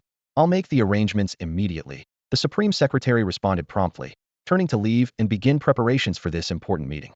Guided by the staff of Kaifeng City, the two senior officials from the Burns interstellar civilization stepped into the solemn and imposing meeting venue. The conference room had a funnel-shaped structure, with stone walls exuding an ancient aura. Towering Roman columns stood among statues of warriors from various eras, creating the illusion of stepping into an ancient battleground. The air was thick with a sense of tension, aligning perfectly with the meeting's theme. The staff pointed to the seats in the front row. "Gentlemen, your seats are there, with nameplates on the chairs. This is as far as I go." The highest leader of Burns smiled and nodded, graciously expressing thanks, before heading to the designated seats with the Secretary General. They appeared casual, but their sharp eyes scanned the hall, taking in everyone already present. The Secretary General whispered to the leader, "It seems some arrived before us. There are 15 minutes until the meeting starts, and the hall is almost full. The high-ranking members from various factions are here, either the top leaders or those with military authority." He noted that at least half of the attendees wore military uniforms. As they moved towards their seats, the attending representatives discreetly observed them. Some who had prior interactions with the Burns interstellar civilization nodded in acknowledgement, and the two returned the gesture politely. Once seated, the leader and Secretary General surveyed the room, noticing a clear distinction in seating arrangements. The inner circle was occupied by key figures from each faction, representing interstellar civilizations with at least an established T5 level of power, possibly even T6. The outer circles were arranged according to strength. The Secretary General, after careful observation, recognized all the individuals in the inner circle. He turned to the leader and discreetly activated a privacy field to isolate their conversation. "It seems the Xiaolong Interstellar Empire has classified all interstellar civilizations comprehensively," the Secretary General analyzed, considering not only military but also overall strength. "There are 10 levels, corresponding to the 10 circles of this meeting venue from the inside out." He continued to explain in detail. The inner circle includes T6 level, quasi-T6 level, and some top-tier established T5 interstellar civilizations, totaling 6, plus the Xiaolong Interstellar Empire itself, making 7. This is the first level.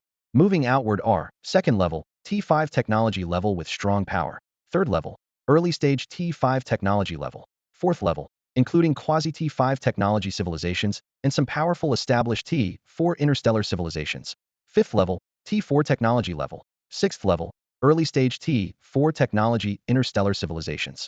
Secretary General Burns surveyed the assembly hall, his gaze lingering on the 7 seats in the innermost circle. Each seat was adorned with small flags representing different interstellar civilizations, silently proclaiming their status and power.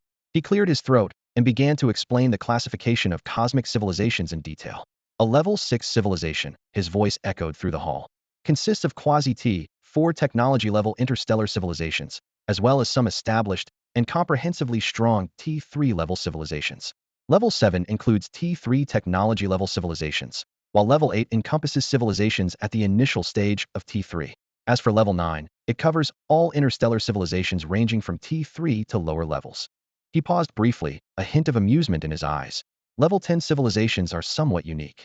Although they don't quite qualify as true interstellar civilizations, and their technology hasn't reached T4 levels, they have managed to make a significant impact on the interstellar stage.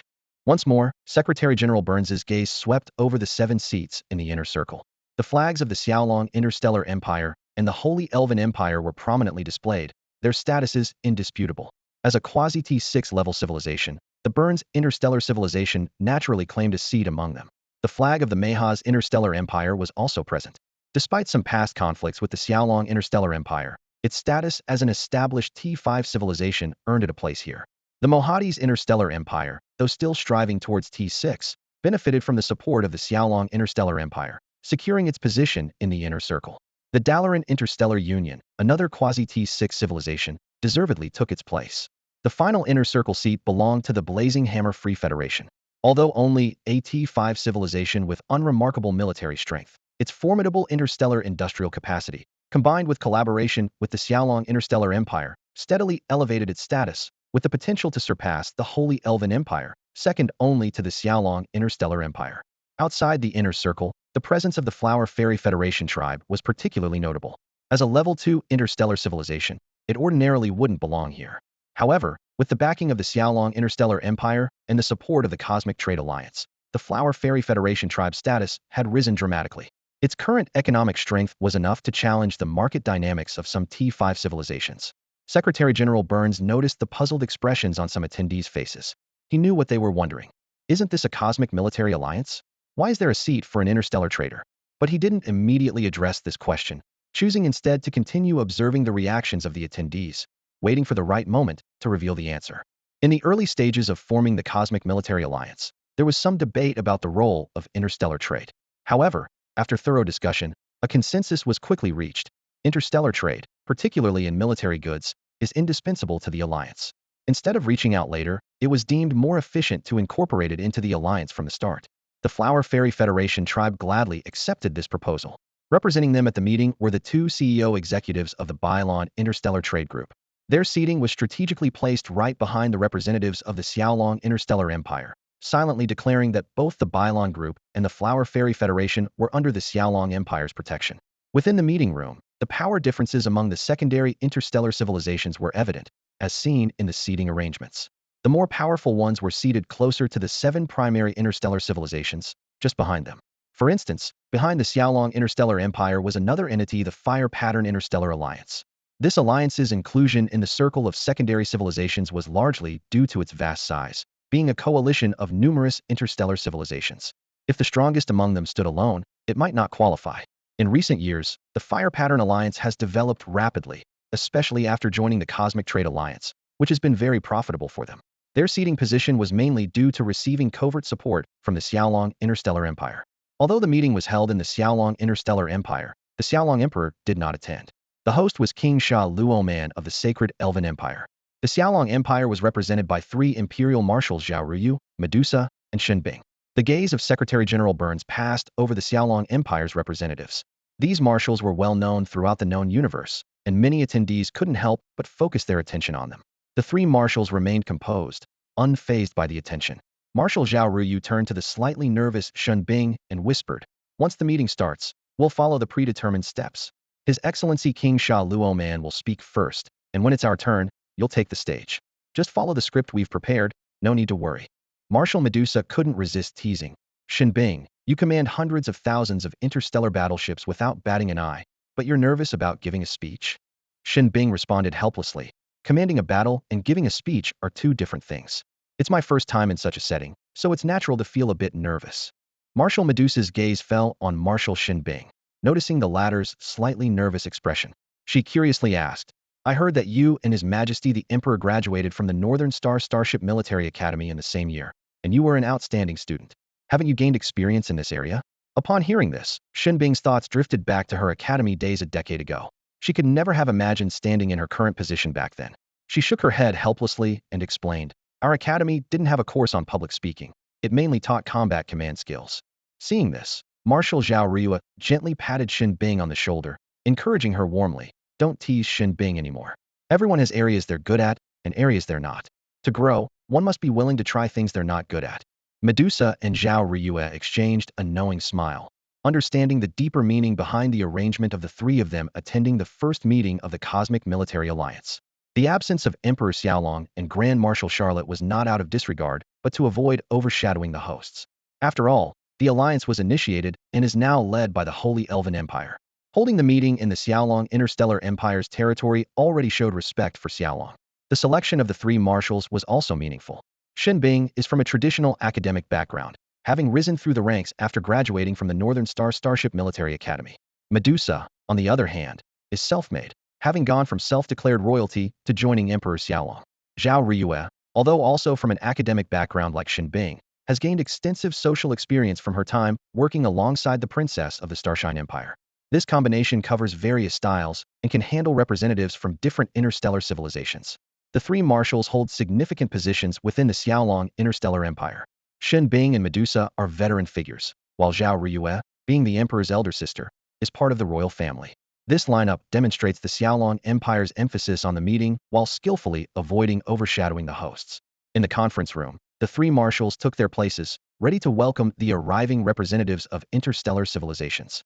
They understood that this meeting was not only about the future of the cosmic military alliance, but also an important moment for the Xiaolong Interstellar Empire to showcase its strength and diplomatic acumen on the interstellar stage.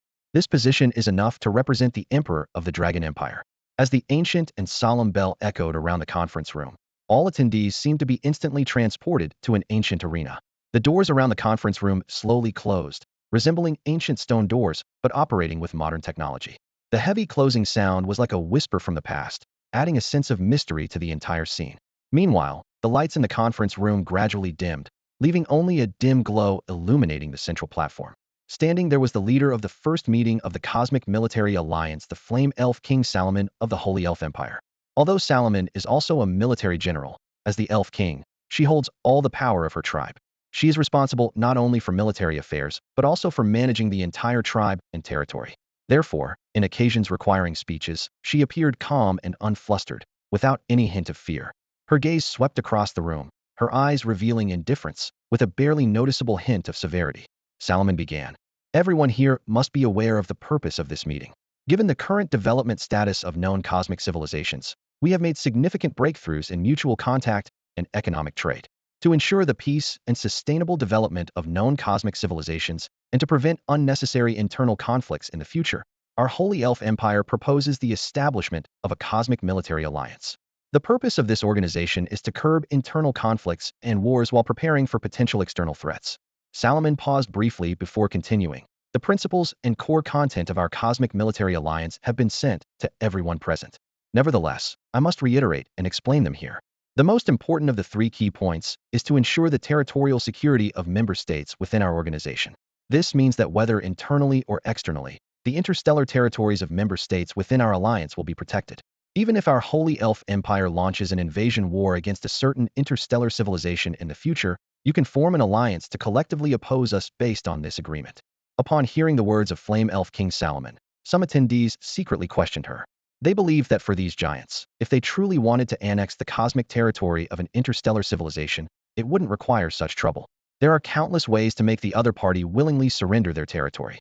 Even if it came to breaking ties, would anyone really go to war with a powerful giant over a mere alliance agreement? The answer to this was something everyone present knew well. King Solomon, the Flame Elf, stood in the center of the conference hall, his fiery eyes scanning the representatives of various interstellar civilizations present. The air was filled with a tense yet expectant atmosphere as everyone awaited the announcement of new alliance rules from this powerful civilization's envoy. Solomon spoke, his voice like molten lava flowing slowly. Ladies and gentlemen, regarding the rules of the new alliance, we have gathered your opinions. First, let's discuss the issue of territorial disputes. He paused to ensure that everyone was listening attentively, then continued. We all understand that these rules are not aimed at giants like the Holy Elf Empire or the Xiaolong Interstellar Empire. Instead, they are designed to protect smaller and medium-sized interstellar civilizations like yours from being annexed by certain mid to upper-level civilizations. Solomon's gaze swept across the room, noticing some representatives nodding slightly, while others remained expressionless. He went on. Regarding territorial disputes, we divide them into two categories. For star systems of little value, we suggest maintaining the status quo. Neither party is allowed to station troops or establish command structures in those areas. His tone became more serious. But for star systems with development potential, we have two options. First, the disputing parties can negotiate independently. Second, our alliance tribunal can intervene. A hint of a threat flickered in Solomon's eyes. This tribunal consists of 11 members, including 7 primary member states and 4 elected representatives. We will strive to ensure fairness, but the final decision will be irrevocable. The atmosphere in the conference hall grew heavy, with some representatives exchanging worried glances. Solomon continued. The second rule is the principle of consultation. We will establish a development direction that aligns with the interests of the majority of member states. In case of conflicts, the minority must yield to the majority. His voice became low and resolute. Whether it's territorial disputes or other conflicts, the alliance tribunal's mediation must be accepted first. This is non-negotiable. As soon as Solomon finished speaking, murmurs filled the conference hall. Some representatives seemed relieved, while others appeared anxious. But regardless of their internal dissent, they were powerless to oppose the united decision of the 7 major interstellar civilizations. This meeting marked the beginning of a new era, one dominated by the strong, where the weak could only reluctantly accept. And this was just the beginning. More rules and challenges awaited this newly formed alliance. The Flame Elven King cleared his throat, and continued to outline the third core principle of the cosmic military alliance. His voice echoed through the conference hall, each word carrying authority and conviction. The fundamental purpose of our alliance is to protect all member nations. This not only means curtailing internal conflicts, but, more importantly, when external threats arise, all member nations must provide military support unconditionally. His gaze swept across the representatives present, ensuring everyone grasped the significance of this point. The Flame Elven King continued. However, this does not mean that member nations can entirely rely on the alliance's protection. Each member nation must maintain a certain level of military capability. He paused, allowing this message to sink in.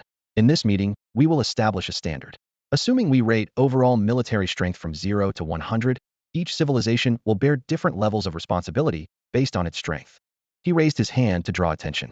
For instance, our Holy Elven Empire and the Xiaolong Interstellar Empire will bear the highest standard, required to reach 100 points. Meanwhile, smaller civilizations like the Flower Fairy Federation tribe might only need to achieve 70 points. A murmur of discussion filled the conference hall. Furthermore, the Flame Elven King raised his voice. Every member nation must allocate 1 to 5 of their budget annually to military spending. Exceeding this percentage is acceptable, but it must not fall below this standard. His tone grew serious. We do not allow any member nation to gamble on being protected by stronger allies and completely abandon their military development.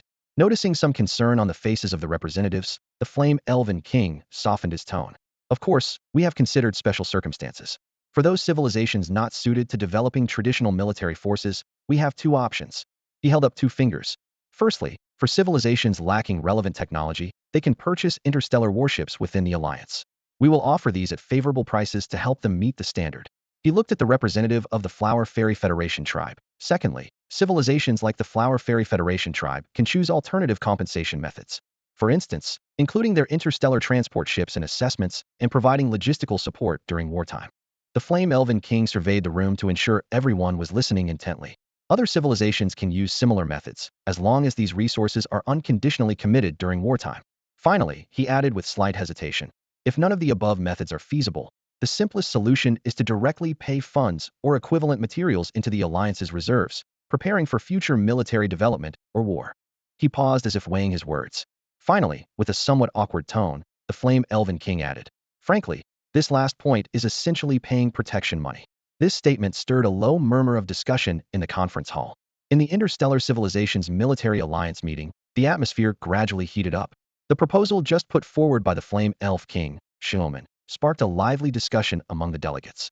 For those small and medium-sized interstellar civilizations unwilling to actively participate, paying a protection fee seemed like a viable option. After all, in this universe where strength reigns supreme, developing military power is both challenging and unprofitable for them. Instead of futile efforts, they might as well rely on the alliance's protection and focus on their development. Inside the conference room, representatives from various civilizations voiced their opinions, and the discussion became increasingly intense. Meanwhile, in a concealed room outside the conference hall, Zhao Chen sat leisurely on a sofa, legs crossed, observing the meeting's progress through a special one-way transparent wall.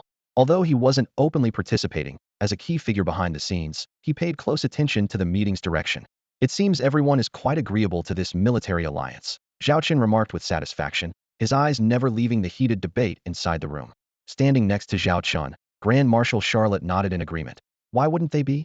In the known interstellar civilizations, small and medium-sized forces make up the vast majority, over 90%. Only a few possess significant power. Xiaoman's military alliance essentially offers indirect protection to these smaller forces. Even if they suffer some losses during negotiations, they will fully support the establishment of this cosmic military alliance. Charlotte continued to analyze. Only a few mid-sized civilizations with hopes of upward development are somewhat resistant to the alliance's formation. But they are currently in the minority, unable to compete with the more powerful civilizations above them. If they don't join the alliance, they risk being excluded in the future. Naturally, they have no choice but to join. It's an open strategy they simply cannot refuse. Zhao Chen turned to Charlotte, slightly surprised. It seems you're quite invested in the matters here. I thought you wouldn't take the time to come. Charlotte sighed and explained, I had no choice. With the threat of the conqueror civilization, this military alliance is essentially aimed at the future war against them. At that time, we'll be dealing with the order war against the Devourer civilization. I need to be involved to some extent. If they can strengthen their capabilities, they'll have some ability to protect themselves against the conqueror civilization's invasion. That, in turn, supports us. Zhao Chen nodded thoughtfully. In the current situation, the Xiaolong Interstellar Empire and these civilizations truly share a common fate.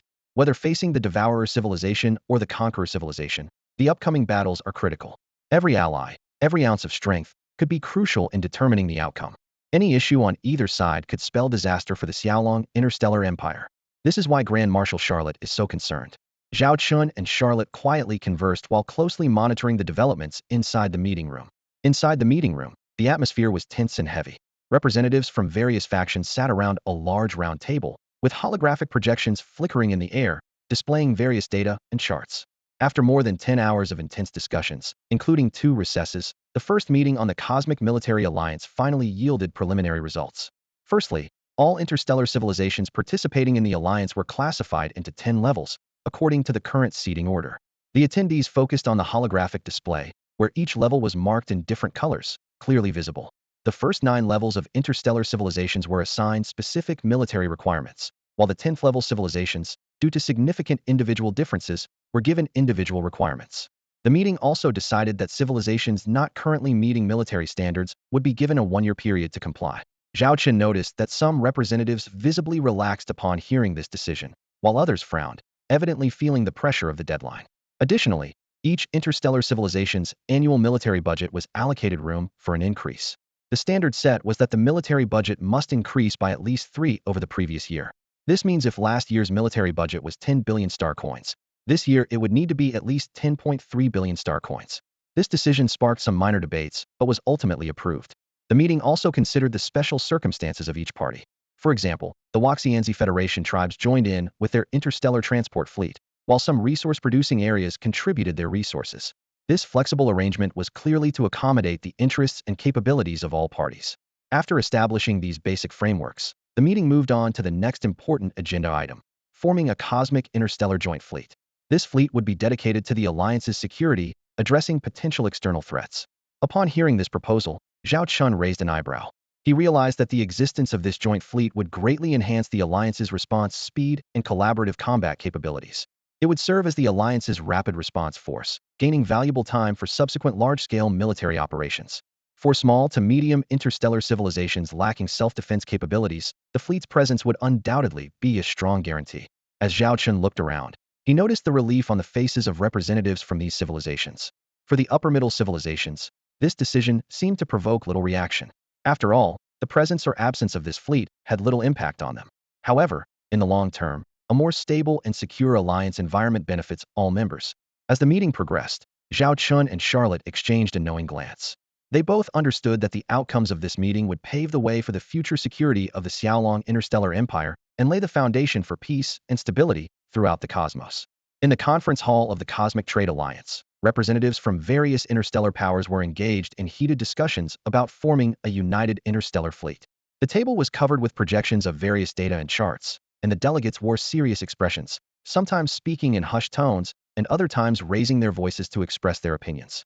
Eventually, amid the rising and falling debates, a consensus was reached on the fleet's size. The Flame Elf King, Xiaoman, rose with a flourish, his fiery red hair flowing, insisting that the fleet should consist of 3 million starships. The representative from the Xiaolong Interstellar Empire nodded slightly, tacitly approving the proposal. Representatives of other small and medium-sized civilizations exchanged glances and eventually nodded in agreement. The meeting then moved to the allocation of bases. A holographic projection displayed the emblems of 7 primary civilizations, which would serve as the main stations for the fleet. Other civilizations were also asked to provide bases, ranging from individual planets to entire military systems. The representatives from the Holy Elf Empire and the Xiaolong Interstellar Empire straightened their backs, as they were set to offer the largest bases. With time pressing, Xiaoman demanded that all fleets be in place within 3 months and fully operational within 6 months. A murmur of discontent rose in the room, but with the support of the Xiaolong Empire representative, this tight schedule was ultimately approved. After the meeting, in a secluded chamber, Zhao Chen and Grand Marshal Charlotte were engaged in a private conversation. Zhao Chen, with his hands crossed on the table, mused, "I fear all of this might be the handiwork of the Kagaya Elf King, onions. Ostensibly, it's for the stability of the alliance, but in reality, it's preparation for a possible future war." Grand Marshal Charlotte nodded in agreement, a worried look crossing his wrinkled face. "Indeed, that's their intention. Although we don't know if we can withstand the invasion of the conqueror civilization, at least we've done our best to prepare. From here on, We can only leave it to fate." The two fell into silence, with only the faint sound of breathing filling the room. They both understood that behind this seemingly calm meeting lay the fate of the entire universe. Zhao Chen stretched his limbs and lazily stood up. He grasped Charlotte's hand, ready to say something, but she interrupted him with a smile. Charlotte skillfully opened an electronic screen and presented it to Zhao Chen. "Your Majesty, it seems you will be quite busy," she said softly. "This is a list given to me by Secretary Lilith, featuring high-level representatives from various interstellar civilizations. Lilith emphasized that you cannot refuse." Zhao Chen's expression darkened instantly. He sighed helplessly. "All right, I've got some matters to handle here." Charlotte playfully pinched Zhao Chen's cheek. "Then I'll take my leave, Your Majesty." With that, she turned and left, leaving Zhao Chen with a look of resigned frustration. Zhao Chen heavily collapsed onto the sofa, silently complaining to himself. He had just managed to sneak away, yet Lilith still managed to catch him for work? Reluctantly, he glanced at the list and saw that the first line featured 2 representatives from the Burns interstellar civilization. Despite his reluctance, Zhao Chen forced himself to muster some energy to begin his day of business. He met with the representatives one by one, maintaining a polite smile. When he met the 2 representatives from the Burns interstellar civilization, they could clearly sense the aura of dissatisfaction emanating from the Dragon Emperor. They dared not ask questions, but secretly speculated. Had their civilization offended the Emperor somehow? This suspicion led to a large-scale internal investigation upon their return, causing many innocent officials to be implicated. Meanwhile, the Cosmic Military Alliance took shape rapidly under the impetus of the Flame Elf King Salomon and the covert support of the Kaguya Elf King Onions. With the backing of these 2 interstellar giants, the Alliance's establishment faced virtually no obstacles. After all, no one dared to provoke these behemoths.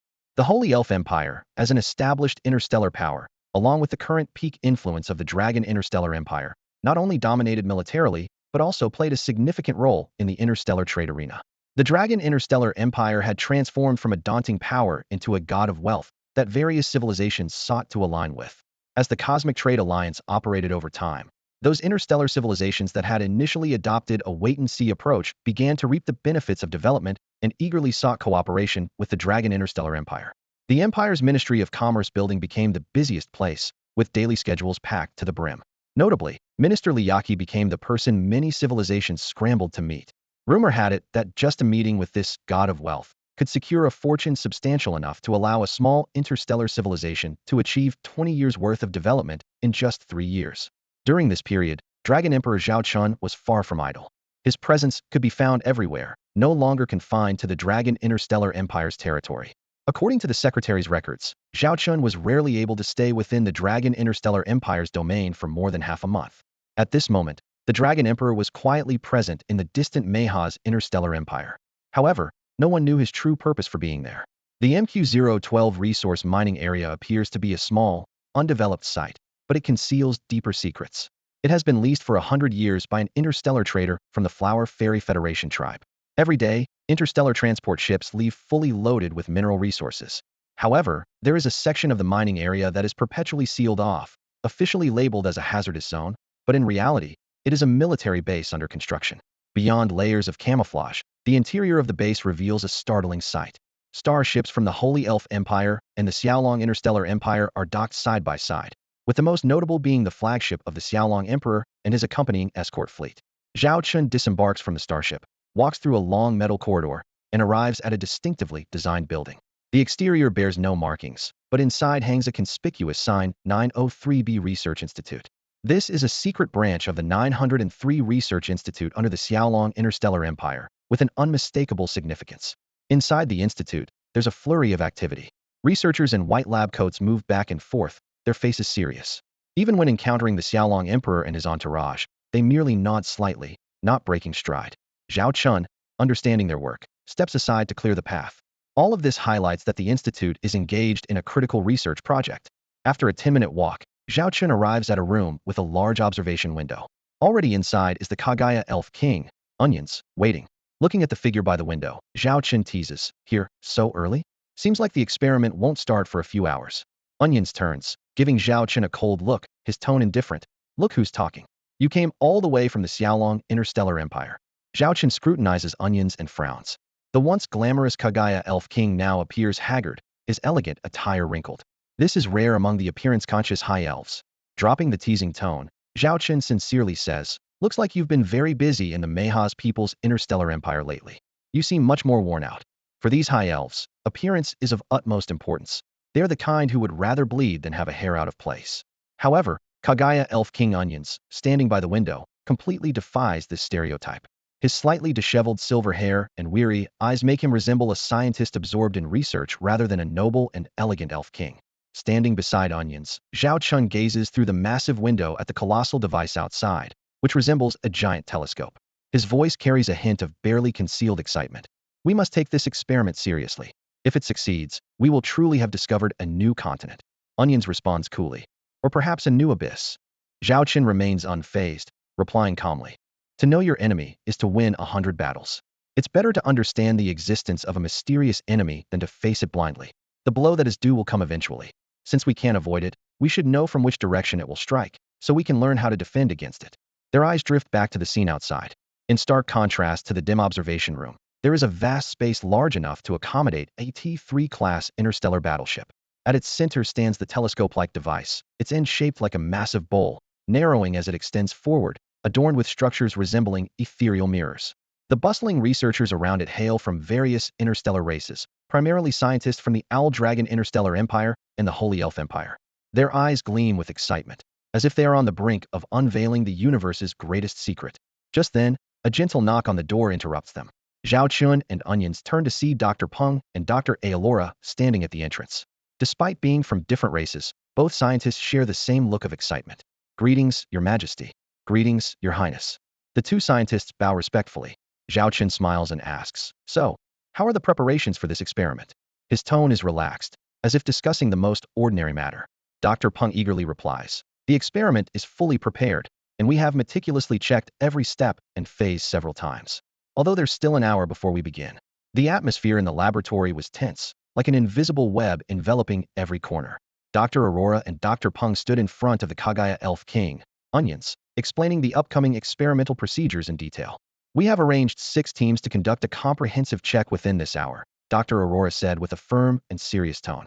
If any issue arises, the experiment will be immediately halted. Onions frowned slightly, a hint of puzzlement in his eyes. So strict. Wouldn't stopping the experiment waste a lot of time? Dr. Aurora replied earnestly, Your Majesty, this is scientific research.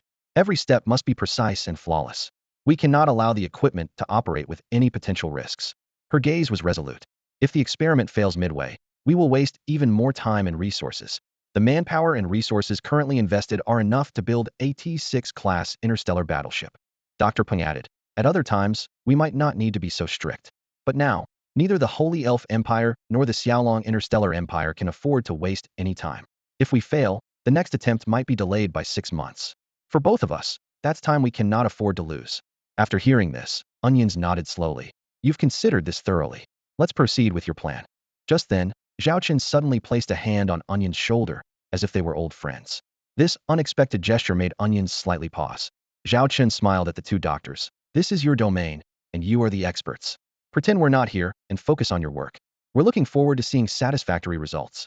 Onions gently removed Zhao Chen's hand and turned to the two doctors. The Dragon Emperor is right.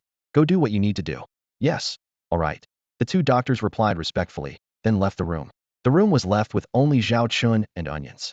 Zhao Chen looked at Onions, a teasing smile on his lips. You always have that stern face. Can't you give your hardworking subordinates a friendly smile or a few kind words? Anyone would think they owe you money. Onions glanced at Zhao Chun, neither refuting nor saying anything more, just quietly moving to stand by the glass window.